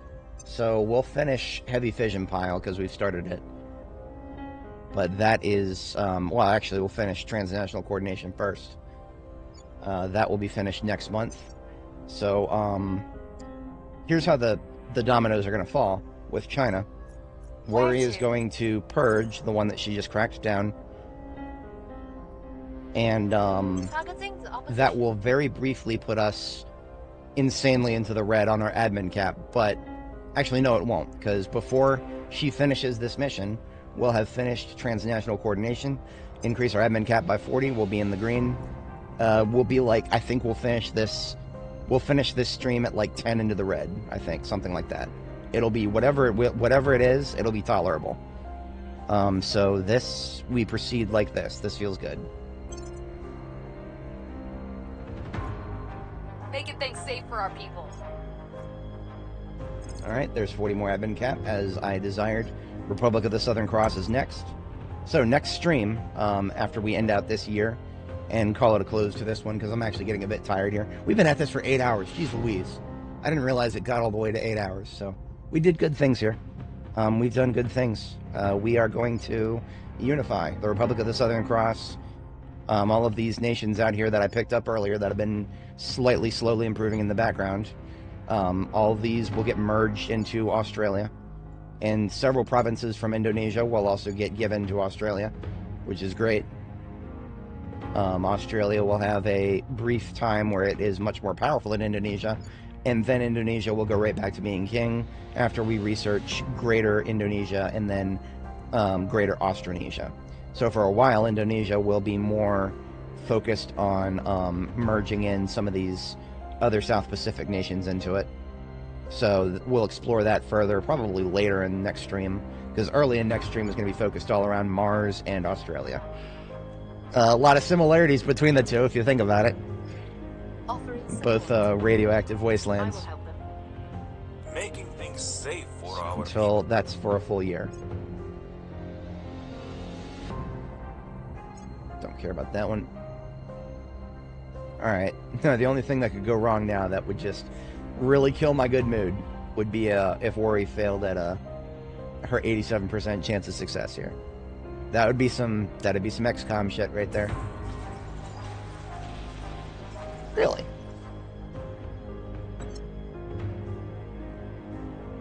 Austria.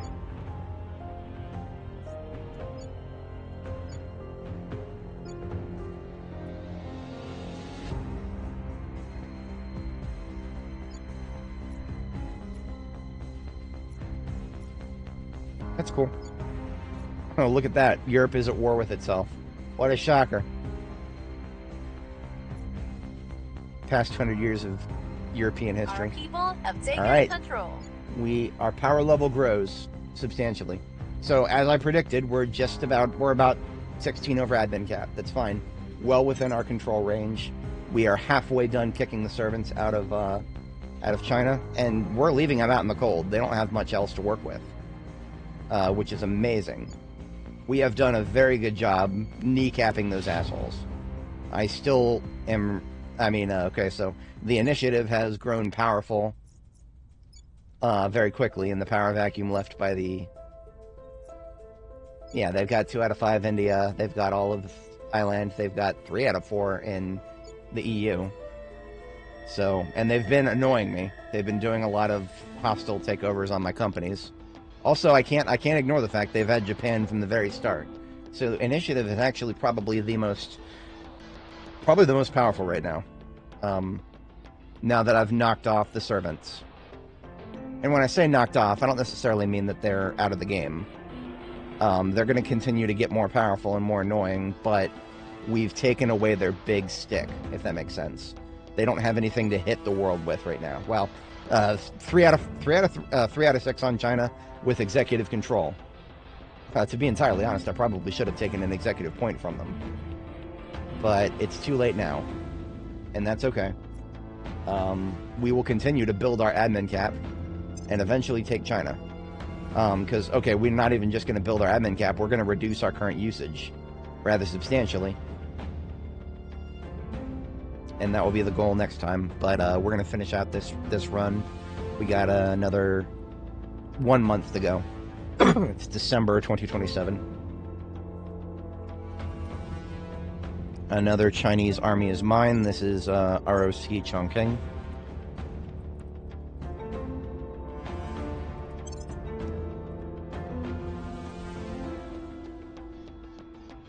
Let me take a quick peek at orbits. Nobody else is trying to go for low Earth orbit too. Kind of impressive. I would have expected a couple of them. Yeah, there's nothing stopping me from popping out another satellite. Although, it's not the best idea. I feel like I'm okay on boost expenditure for now. Because, remember, the other factions have more boost than me. But I have a stockpile of every single type of material. Every single type of space material. Therefore, the only thing I need to spend boost on is probes and landing sites. After that, my space resources can build things like mines and whatnot. But for example, mines would normally be extremely expensive to build with boost. Like trying to build a mine on Mars with boost. Sure, some of the other factions will be spending their boost on it. They'll pull it off, and that'll get their foot in the door into space for more interesting things. But it'll cost them a lot of boost to do that. So the fact that the other factions have more boost than me right now. Look at the Resistance, for example. Sure, they got 469 boost. That's great. They have nothing but metals in terms of materials ready for space building. Similar story with the Initiative. They got 550 boost. They have nothing but metals and fizzles, and maybe a little bit of volatiles. They're like pulling a .0001, something like that. And then the factions that I hate the most, like the Protectorate, they got almost nothing in terms of boost. Like, they're less than half of me. And the Servants are, well, they got some boost, and they got some mission control, but they're going to continue losing mission control as I wipe them out of China. So, we're looking good in that regard. Let's give Worry a job to... There's a part of me that actually wants to just keep her equipped with the FBI and the MSS. They're a massive drain on my funds, but honestly, she's at 25 investigation now. So that's actually a really good thing. That's a really good thing. I think I'm going to leave her where she's at for now, and I'll continue securing other sources of money to offset the fact that she's I mean, look at this. I'm getting a lot of money out of China right now. I'm getting 44 a month just out of China, just by taking the 3 command points that I've taken. So that's good. We're doing good things there. Worry's next job is going to be...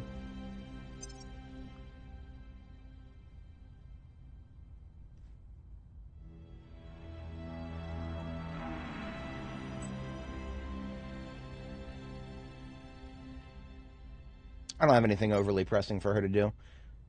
She can't reduce unrest because she lost her orbs that did that. Because fuck everything about that.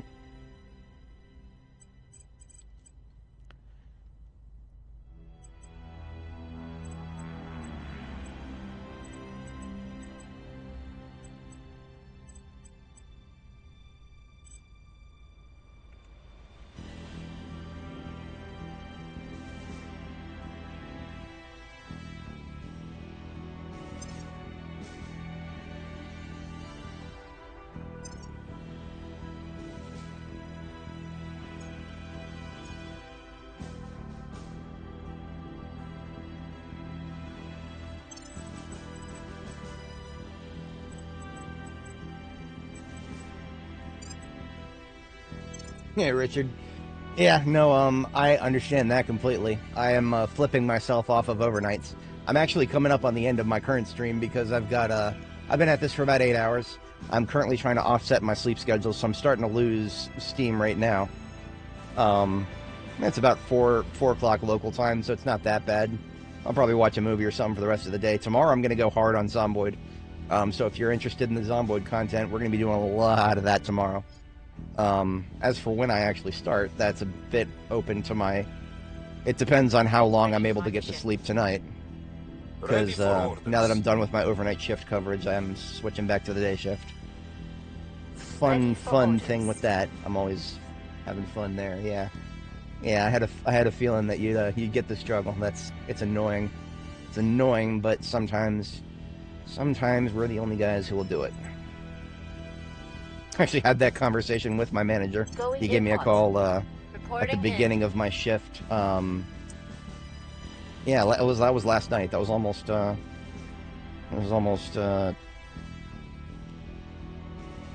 was a long time ago. That was a while ago.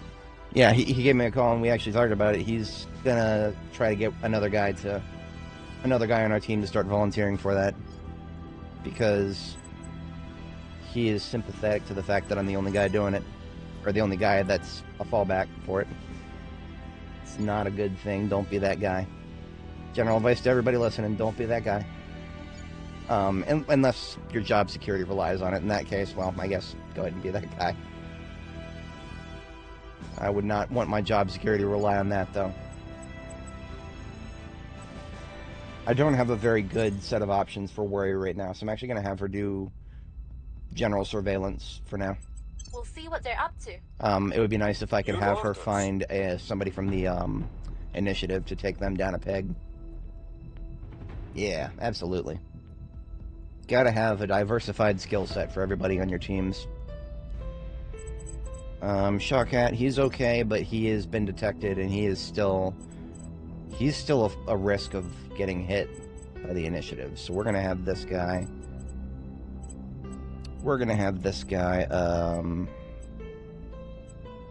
There's a cartel here that he can pick up. I'm gonna have him take them.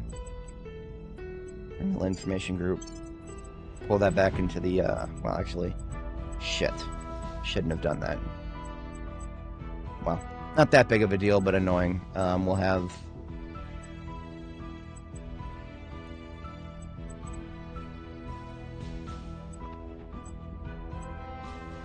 Yeah, this is normally not like a criminal organization I normally care about, the Ithaca cartel here. They're not that good, but they give defend interest, so it's actually okay to pull Madisonian Society off of this guy and give him... Can I not afford that? I can't afford that. I need to be able to afford that. I'm actually going to sell a little bit of my space materials to... No, not my space materials. I'm going to sell an org that I don't need, that I have in the garage.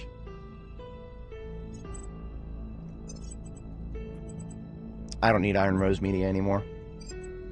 I can live without it. It's just 2 persuasion. I can get 2 persuasion from many other places.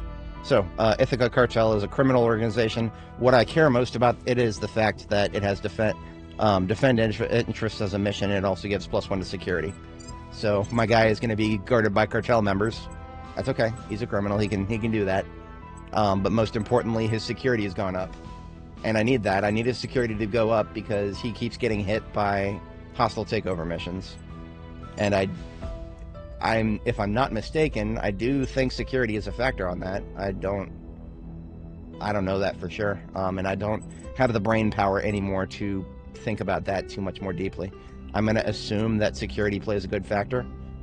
He's up to 9 security now. It could just be the fact that his admin cap is kind of low. In any case, his next mission is going to ground. Hunkering down. Okay. This is looking good. Protecting our interests. Alright, she's done with that. Lending my expertise. He's done with that. Into hiding. The xenoflora is kind of growing out of control up here in North China. Complete. He is with the Resistance, so Worry does not have to investigate that. Humanity First is trying to overtake me in the global. No, that's not going to happen. That's okay. We still got a stranglehold on the globals.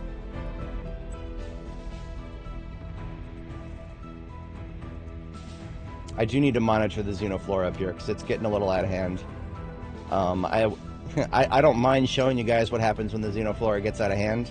I'd rather it not happen in China, though. China is mine now, or at least it's slowly becoming mine. So I'm going to go ahead and have Jeanhua is going to focus on getting rid of it. Ooh, look at this! I'm about to gain some research from an event here. Checking my distributions. This is good.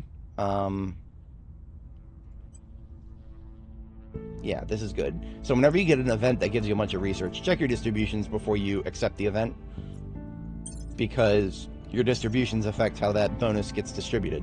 So that it got distributed, it gave us a major advantage up there. Most of it did go to Republic of the Southern Cross, which is what I want most. That'll finish before the start of February next year, so early next game we'll get started on that project. Since I'm ending the stream in approximately, well, however long it takes to finish the second phase of December here. Shouldn't take too much longer here. Once again, the servants are wounded, and it's showing because they keep declaring stupid-ass wars. Like, this is one of the most stupid-ass wars that I've seen for a while. Okay. Fucking morons are attacking Mexico. Whatever. By the numbers. Jeanhua has had some success in Shenzhen here. She's going to go to Beijing next. Xenoflora in Beijing is pretty wild. You know, I control some of the Chinese armies. I could literally tell the armies to go attack this. Yeah, I'm doing that.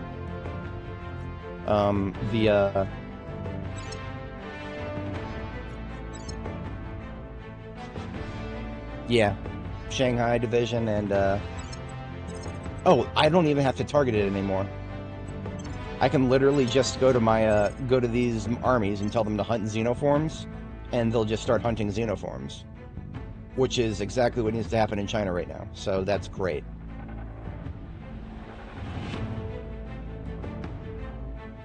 Yeah, see, the armors are moving of their own volition now. I don't have to babysit them. That's great.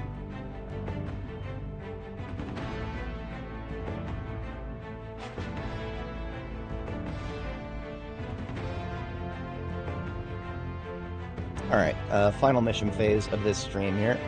We're gonna have Brenda investigate the alien activity.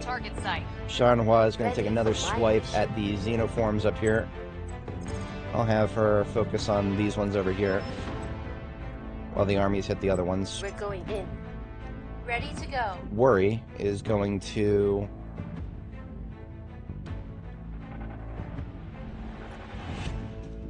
take another look around and see if we can't find another counselor. Investigating targets. I'm looking for somebody from the initiative to take them down a peg next, because they have way too many nations. They got Japan, they got Japan, they got Thailand, they got South Korea, they got Saudi Arabia, and they're 3 out of 4 on European Union.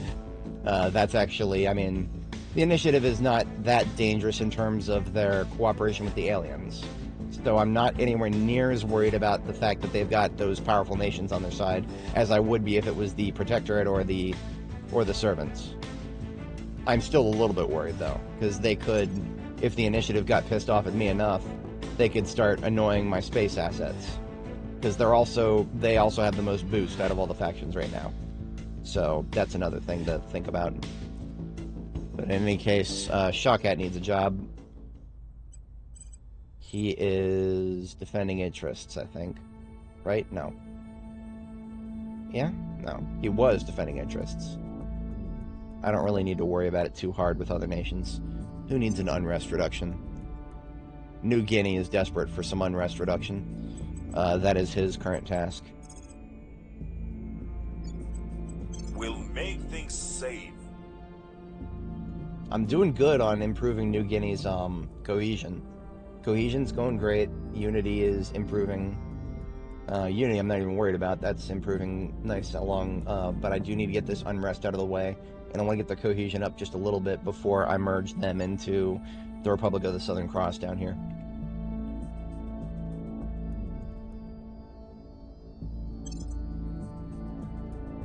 Offering support. Okay, Fission Pile is done. That's also a good thing. That basically is just a more powerful power generator for your whatchamacallits, for your satellites and your habitats. And when I say more powerful, I mean it's quite powerful.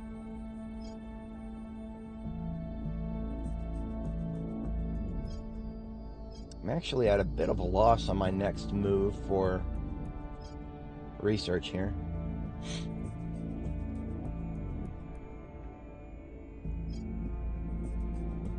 Oh, this is good. Oh, this is good. Okay, this is new. This has not been in the game since I last played it a year ago. Project review. I can spend 2,500 research to trigger a project that failed to trigger. That is very good.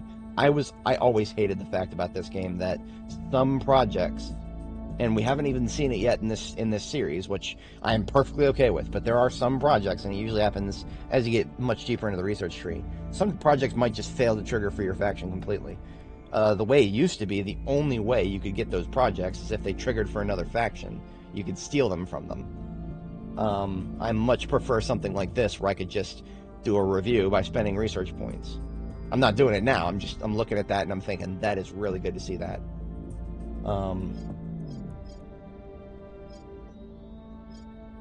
Oh, National Labs, that's a gimme. Absolutely doing that. It's splitting my output a little bit on social science. That's okay. I can deal with that. Yeah. We're not far away from quantum computing completion. That'll be at the beginning of next stream.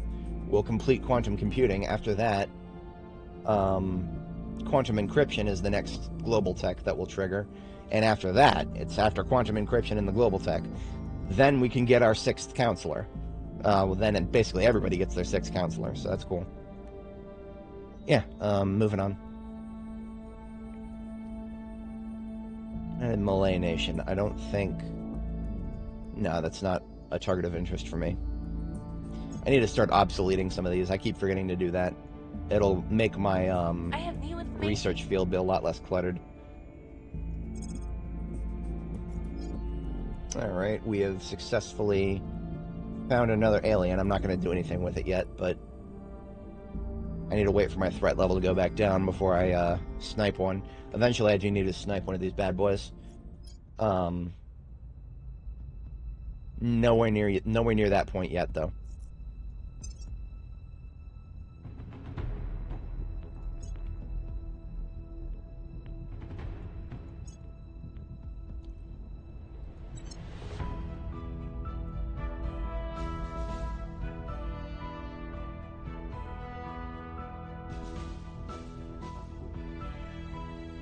ROC Chongqing failed to do significant damage to the alien flora and fauna in Lanzhou.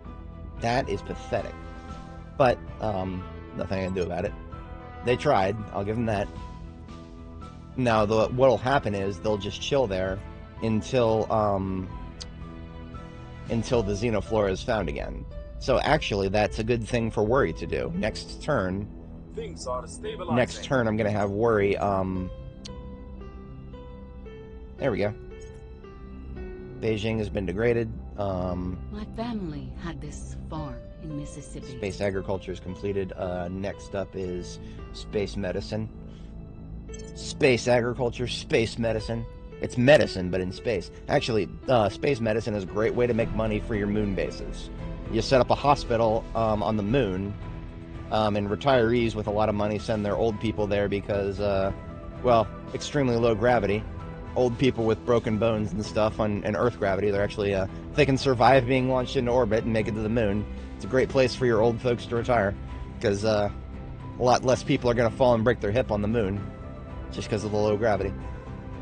I don't think we'll see that in our lifetimes in real life, but it is kind of funny that you can do that in this game. I'll I'm all for it because some certain retirees who would like to do that make a lot of money. We got another alien fleet coming to low Earth orbit 1. I don't really care about it. It's just a single cruiser, but it's a pile-up. They're going to merge. We found something. Alright, she completed her investigation into the abductions here. We've done a good job recovering our cohesion in the United States. We're up to 3.8.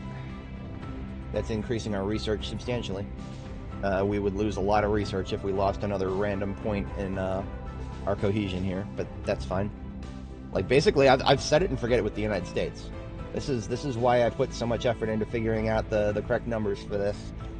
We're at 10% in all the essentials, including military, because that's what the United States is really good for, is its military. But a couple of other things too, you know, good economy.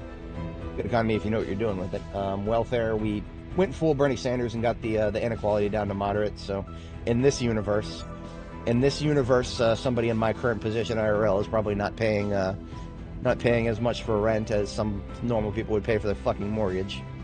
But that's what we play video games for. Now I'm depressed thinking about that bullshit. It's all right. I will distract myself by doing laundry shortly here after we'll finish out this stream and momentarily. Fuel cell Mark II. Yeah, so I tasked my armies in China to reduce xenoflora. They failed, that's fine, whatever. They'll try again. They'll try again, they'll keep at it. Initiative wants to overtake me in space medicine. No, thank you.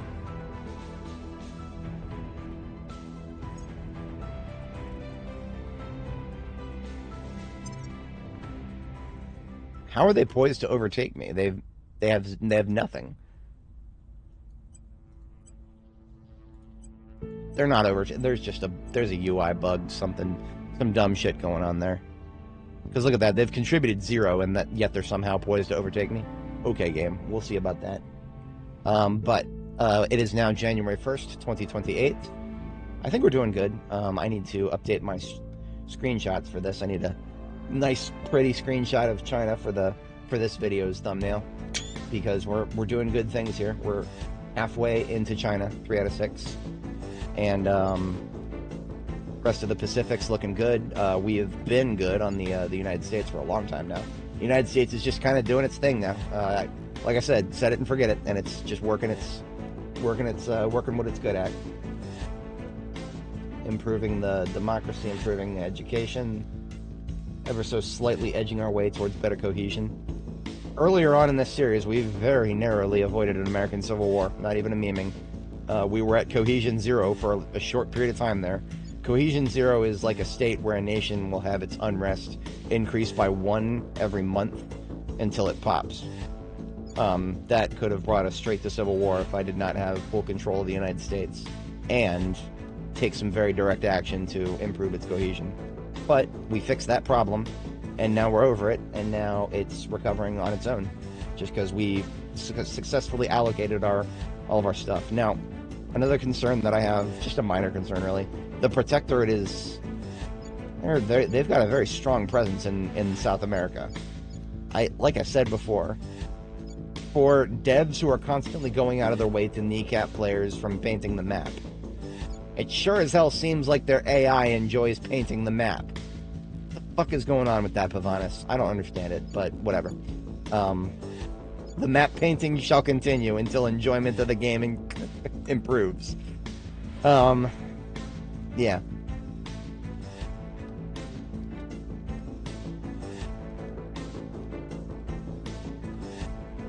I'm gonna be real with you guys. I think I'm gonna do the Ethiopia thing that I was talking about earlier on stream. I'm gonna do the Ethiopia thing that I was talking about. I'm going to give Eritrea Ethiopia is gonna get a non-hostile claim on Eritrea. At the beginning of the next stream, I'll just fucking unify them. I don't care. I'm so done with that being a problem. I have made the decision that I'm going to ever so slightly mod the game so that it's the way it has been for the past 1,000 goddamn hours that I've been playing it, before the devs came in with their fucking banhammer and started making it more miserable for people who want to just paint the fucking map. I'm just a humble man trying to paint his fucking map here. The AI's doing it. The AI's doing it, Pavanis. Why is your AI painting the map if you don't want people painting the map? Fuck you. Anyway, I'm not that mad about it. I'm a little cranky. I'm a little tired. I'm gonna go get a good night's sleep. We're doing Zomboid tomorrow. I'll probably pick up this campaign again on Sunday. Yeah, most likely. Most likely. I first see myself going hard on Zomboid tomorrow because I've been missing it. I've not been able to play at all much over this week, so I've been covering overnight. So, all right, this is looking good. We are ready to call it here. Up next on the docket next time is Mars, Australia, and we'll play it by ear from there. I shall catch you all in the next one. There we go.